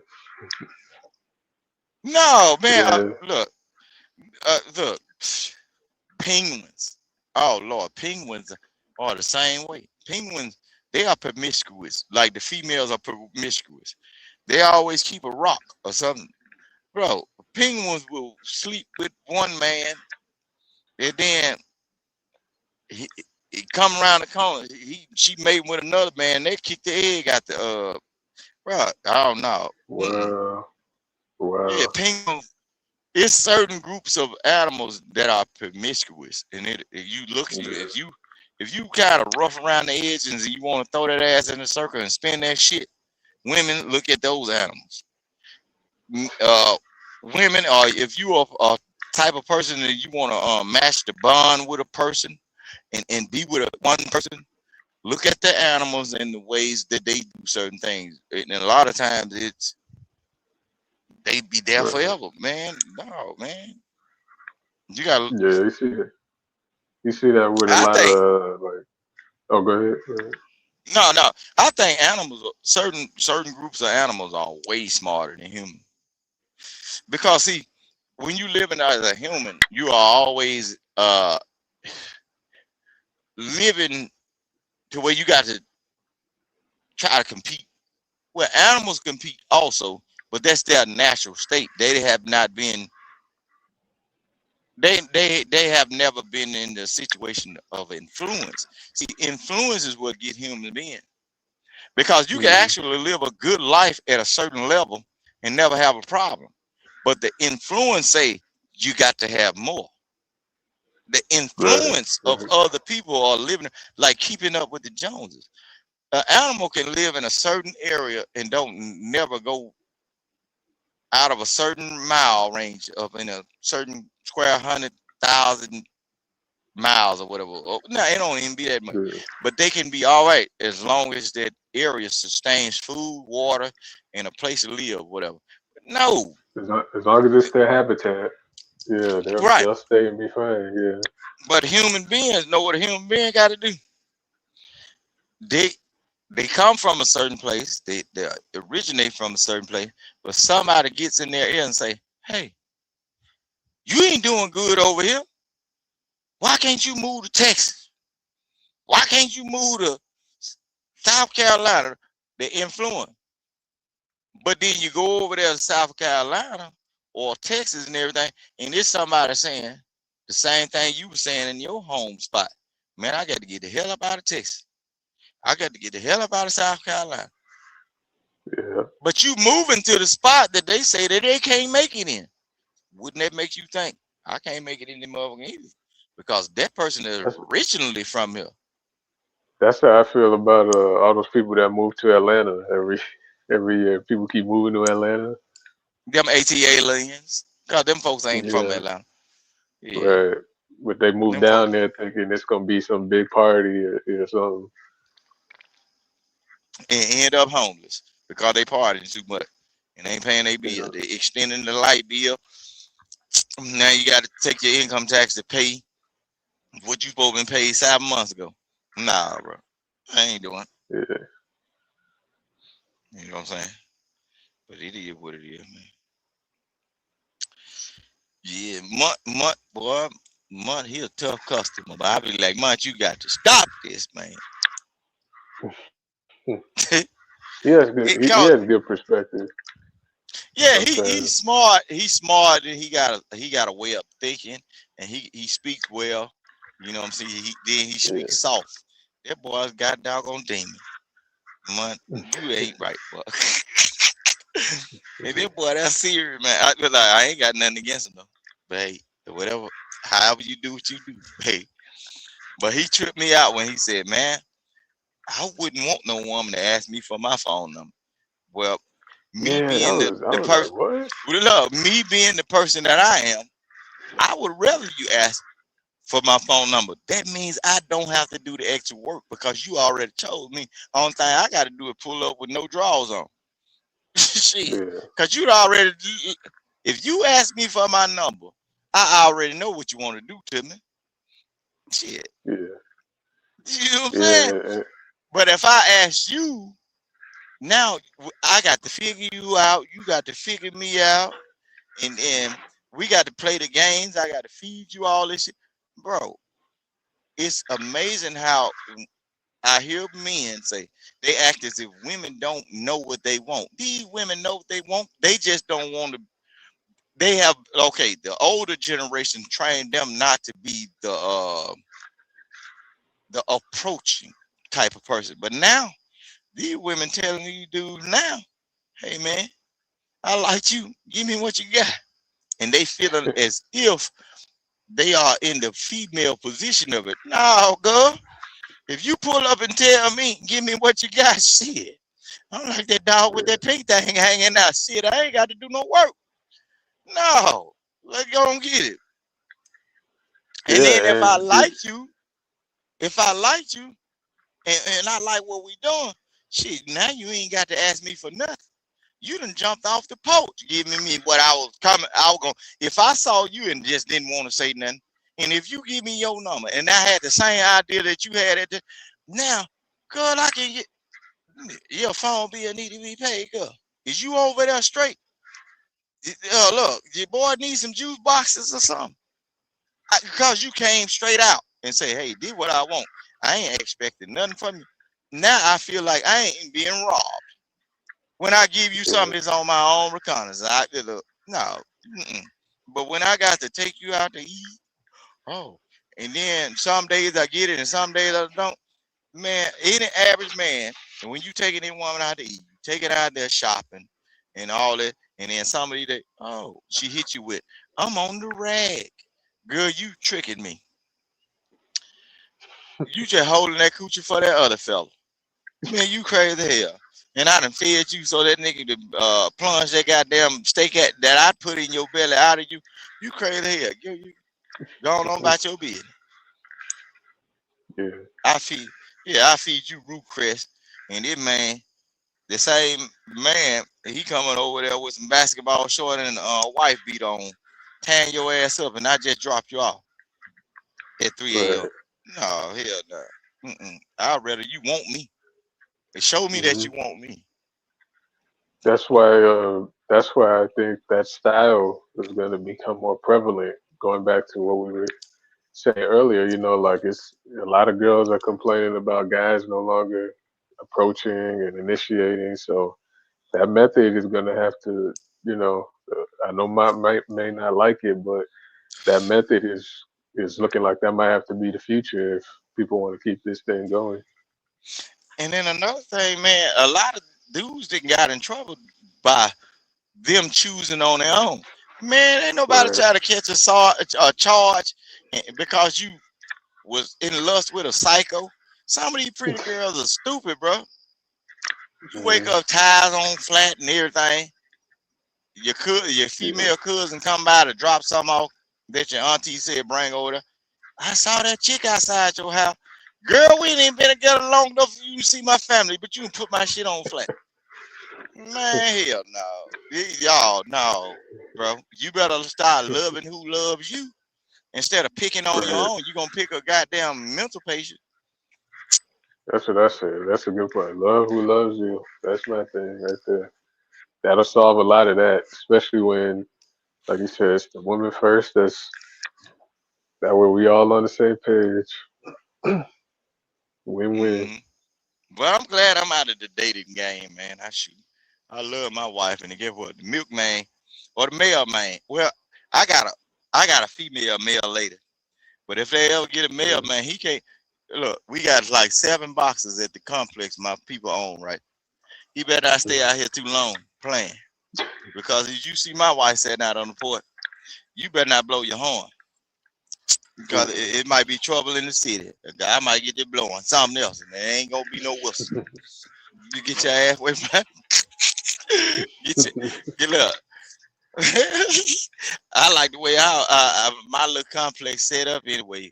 The only way you can enter in my complex is if you come off the road. Everything behind us gated off. You can't come over here trying to be the new successor or nothing. You'll meet trouble at the mailbox. So get your ass. Don't even open the door for the Amazon worker. We got ring now for that. Yeah, I hear that. You don't wanna... Yeah. Well, either with it. A lot of these conversations, I like to laugh at the conversation. I was like, dang, people really think like this. Not saying that in the month though, but I was like, dang. Like I hear some of the women say certain things, and I be like, man, they running game. Women know, man. It's certain dudes that don't know, but women know. Women know the power that they have, man. A woman walk through the room and she know. Look, ugly women ain't even know they power. Ugly women outbeating the women. The so-called pretty women don't get men. Women know they power, bro. And there be dudes on here that be acting as if they know what women know. No, the most ugliest female in the goddamn. Look. Have you ever seen an ugly woman pushing a baby? Yeah. All right, then. Yeah, if that ugly woman, if that ugly woman got somebody to mount her in the middle of the night, in the middle of the darkness, what you think these other ones that call themselves pretty is capable of? If the ugly woman was able to achieve a baby, why would you guys be trying to look at a pretty one that can't find no man? That's something dangerous. Something wrong with that health. If this ugly woman got babies and she's fine and happy and ain't got no complaints, a pretty woman that's talking about, I don't want no kids. No, the kids don't want you and the niggas don't either. Something wrong with you. Do you think it's better to go for the woman that's not pretty or the one that is pretty? I can't answer that. To each his own, because shit, I know some men that won't deal with a skinny woman. They like a big one, plus size. I know some men that won't deal with a pretty woman because they think it's too much work. Or she gonna be too much competition. She gonna be this, that, yada, yada, yada. I know because I hang around dudes and female, and I be outside. Look, it's to each his own, man. Love who love you. Shoot, man. Look, I got a Jamaican friend. He been over here for years. Man, you couldn't put he call him hungry girl. He said, who is this? You introducing to me, brother? No, she hungry, man. I'm gonna have to, you know what I'm saying? Everything gonna come out of my pocket, man. I gotta take it to church's chicken. I gotta take it to no, he said no. He said I want a big one. You know what I'm saying? Cooking in the kitchen because he can cook too. He came from when he came over here on a work visa, he was working hotels, and he said, man, I don't want no skinny woman. You can't. You put a skin. He said he be joking though. He ratchet. He said, man, you introduced me to this woman, and she malnourished, hungry. Man, I was like, oh shit. But he got a healthy size wife. He be married. You can't get him. And so it's to each his own, man. No, man. Some people don't like that competition. One of them ones, the women that get glamorous all the time. It's certain dudes I know they can't stand when they woman put perfume on. They call it yeah, you trying to attract. I know how you smell. Why you putting that shit on? You trying to attract the dogs or something? I know. I get know. that. Yeah. Why did you put man? Look, you gotta see. I'm from Mississippi, man. The stuff that come out of people's mouth is comedy daily, like wigs and hair and folks putting on this extra stuff. Man, these dudes be roasting their old lady. Oh! You got eyelashes on. You trying to flap your wings and shit and call another one in? Man, they be roasting. I be like, man, I'm finna go. Cause y'all be yeah. So it be eyelashes. Yeah. So it's to each his own, man. Love who love you. No, man. But some people don't like all that competition. Like dudes, just like we speak about complacency and everything. A dude can get with one woman. If that woman is doing every goddamn thing in the world that he needs to be done, he'll sit there. And I have seen dudes get complacent with a woman that knows the game.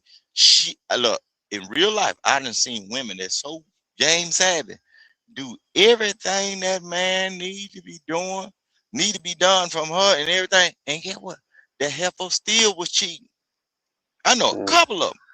She'll do, look, all that old school shit, run bath water, put money on this and everything. But that's a worldly minded woman.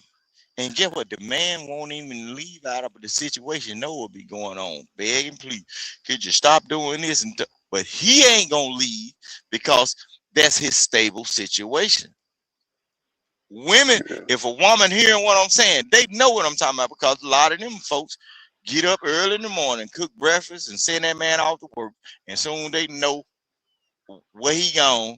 It's some nigga in their house screwing the shit out of. These women know. That's why a lot of places on the internet. He's in there wearing his shirt and playing the game, playing the Xbox, with his feet kicked up. I'm telling you, driving the main truck. Look, drive the main truck, cars, and everything. I done seen all kind of shit like that. Because I'm gonna show you something. I knew how bad women were when I was young, right? I had got into a situation with a woman that was way older than me, and I was driving this nigga shit. So, and I was like, damn, y'all got all this shit. Cause I was looking like, damn. But I ain't really trust her either.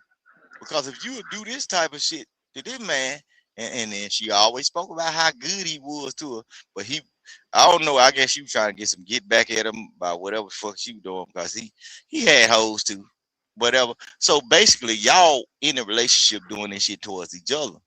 But I wasn't gonna be. I wanted what I wanted, and I was getting what I wanted. But I ain't gonna let it flip on me to where if we would ever run across each other and I hurt him and then you changed because you got more history with him. So I'm watching both of y'all, but I'm still gonna tear your pussy up though. Was Yeah, it I like had that got scene?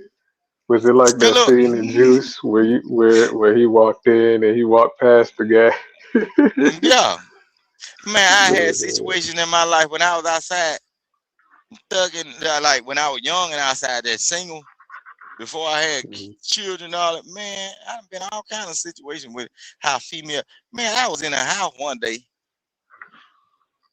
and the girl that I was messing with had a baby daddy. I knew everything about the baby daddy and everything. oh damn. But what happened is I guess he was stalking her. And then, mind you, the baby dad had a whole wife. They had been separated. So whatever going on in their household, I guess he wanted to get back with the one that he had the 3 kids by. So I'm gonna tell you how a woman puts you in a dangerous situation.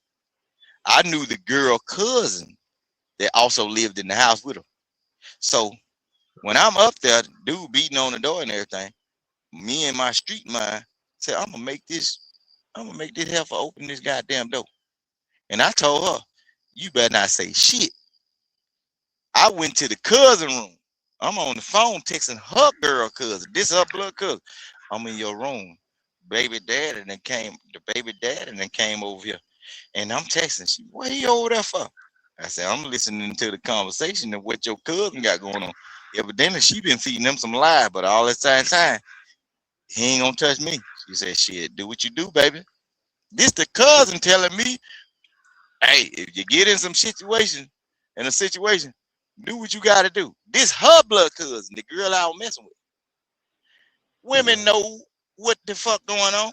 And then dude, he actually see me. We was upstairs. I told him, boy, hey, big old black old nigga. And man, and look, and I'm finna say, he had all that shit going on. And this boy go to church every goddamn day. He was like assistant pastor or something. You got people He had all what going on? What you mean? Look, he's supposed to be a religious man. You got a wife, but you coming back over to your baby house talking about we supposed to be baby mama house. We supposed to be doing. So I said, boy, this is a dangerous nigga here. Yeah. This part is in the pulpit, bullshitting. He got a wife and everything, and he don't want me to dip my hands in the sugar bowl. So when he did find out I was in there, I'm in the what's name drinking beer with that goddamn that thorn on. I told him, hey, big boy, hey, shit, easy way or hard way. They ain't jumping out no woman. He said, no, I ain't got no problem with you. I said, you ain't gonna have no problem. Shit, you gonna have a problem with what's in my hand. I said, you said now, and I look, this real life story on my kid. And that girl said, boy, you foolish. I ain't never stopped getting that goddamn thing because he knew. I said, but you put me in a situation. I said, now we just ain't gonna do it at this venue. We're gonna switch venues. I'm still knock the socks off your motherfucking ass. You gonna just come where I tell you to come. See, I ain't. Wouldn't it be better to leave her alone after that? Hell no, because I wanted what I wanted. Oh, okay. No, see, You're willing to you risk got to it. understand. You got to understand there are certain people in life that is not going to operate upon your rules based on your feelings. I ain't give a damn about his feelings or her feelings. I was in there to get what I want, and she invited me, right? But through the mishaps, hey, you lying to me about. But I was always paying attention because I saw them big ass, them now later gators, and I said, damn. Regular niggas don't buy them shoes. Big ass size 13 or 11 in the cone. I'm gonna get what I'm gonna get and come up out this motherfucker. So, and guess what? I ain't never go nowhere without that protection because you invited me. Your bills and your name is connected to this house. I ain't kicked the door in. I ain't taking it. I ain't forcefully taking it. You gave it to me. So, your body, your choice, right? Right? Your body, your choice. So if I'm up in there playing plumber and I'm plumbing you out, and it's just so happening he kicked that door in, hey, I'm like Pastor Troy back in the day. lying by the crib, living with a nigga. Shit, I ain't only fucking your bitch, nigga. I'm robbing y'all. It ain't nobody call. I'm the only nigga here. Turn that beer up. You know what I'm saying? I was that type of person a long time ago. Man, I ain't give a damn about being around. Look, if you say come tear that pussy up, I'm coming. Wherever it is. Yeah. You better I make hear sure you that, got it but right with God. Look, you better make sure you got it right with God and your decision you made. Because all that shit, if me and this nigga get to fighting and you put your hands on me with that nigga, I'm dropping both of y'all. oh, you gonna get snap. No, there ain't no.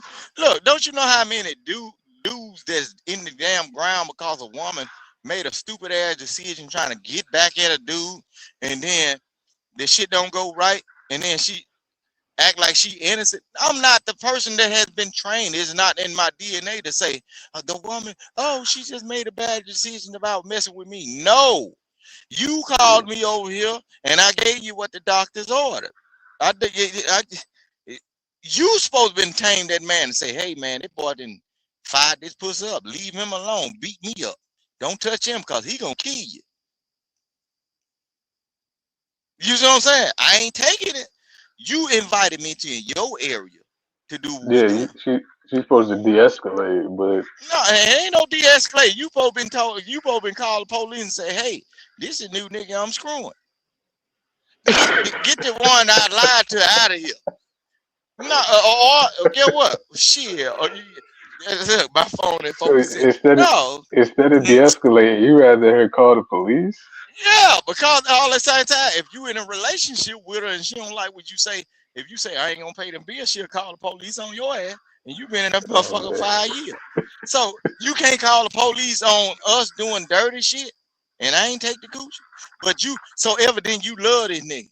So now I gotta drop him for attacking me, and I don't. Look, at that point, man, I don't even think both of them can make it because you called me into this death trap. You done called me in that mother. I could have paid $40 to another female or whatever the hell. How we decided to do this? I ain't even had to be here.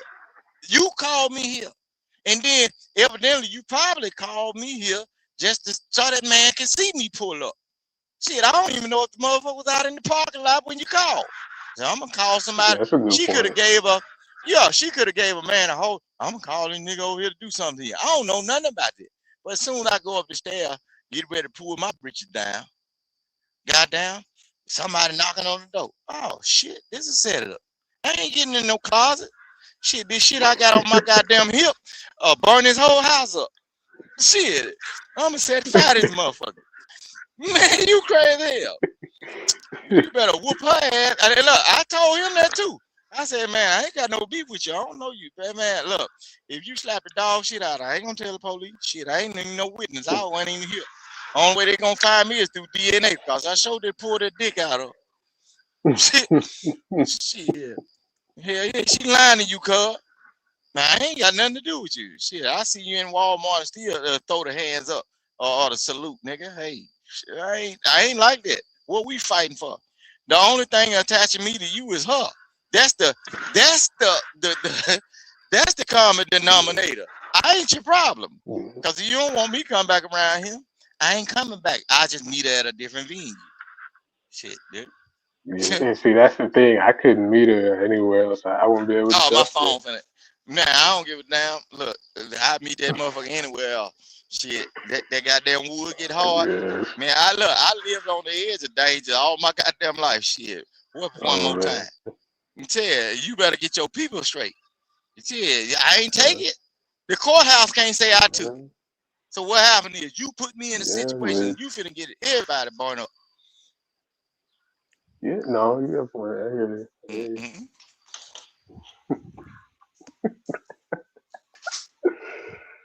All right, man. I'm gonna call it. I'm gonna call it a day.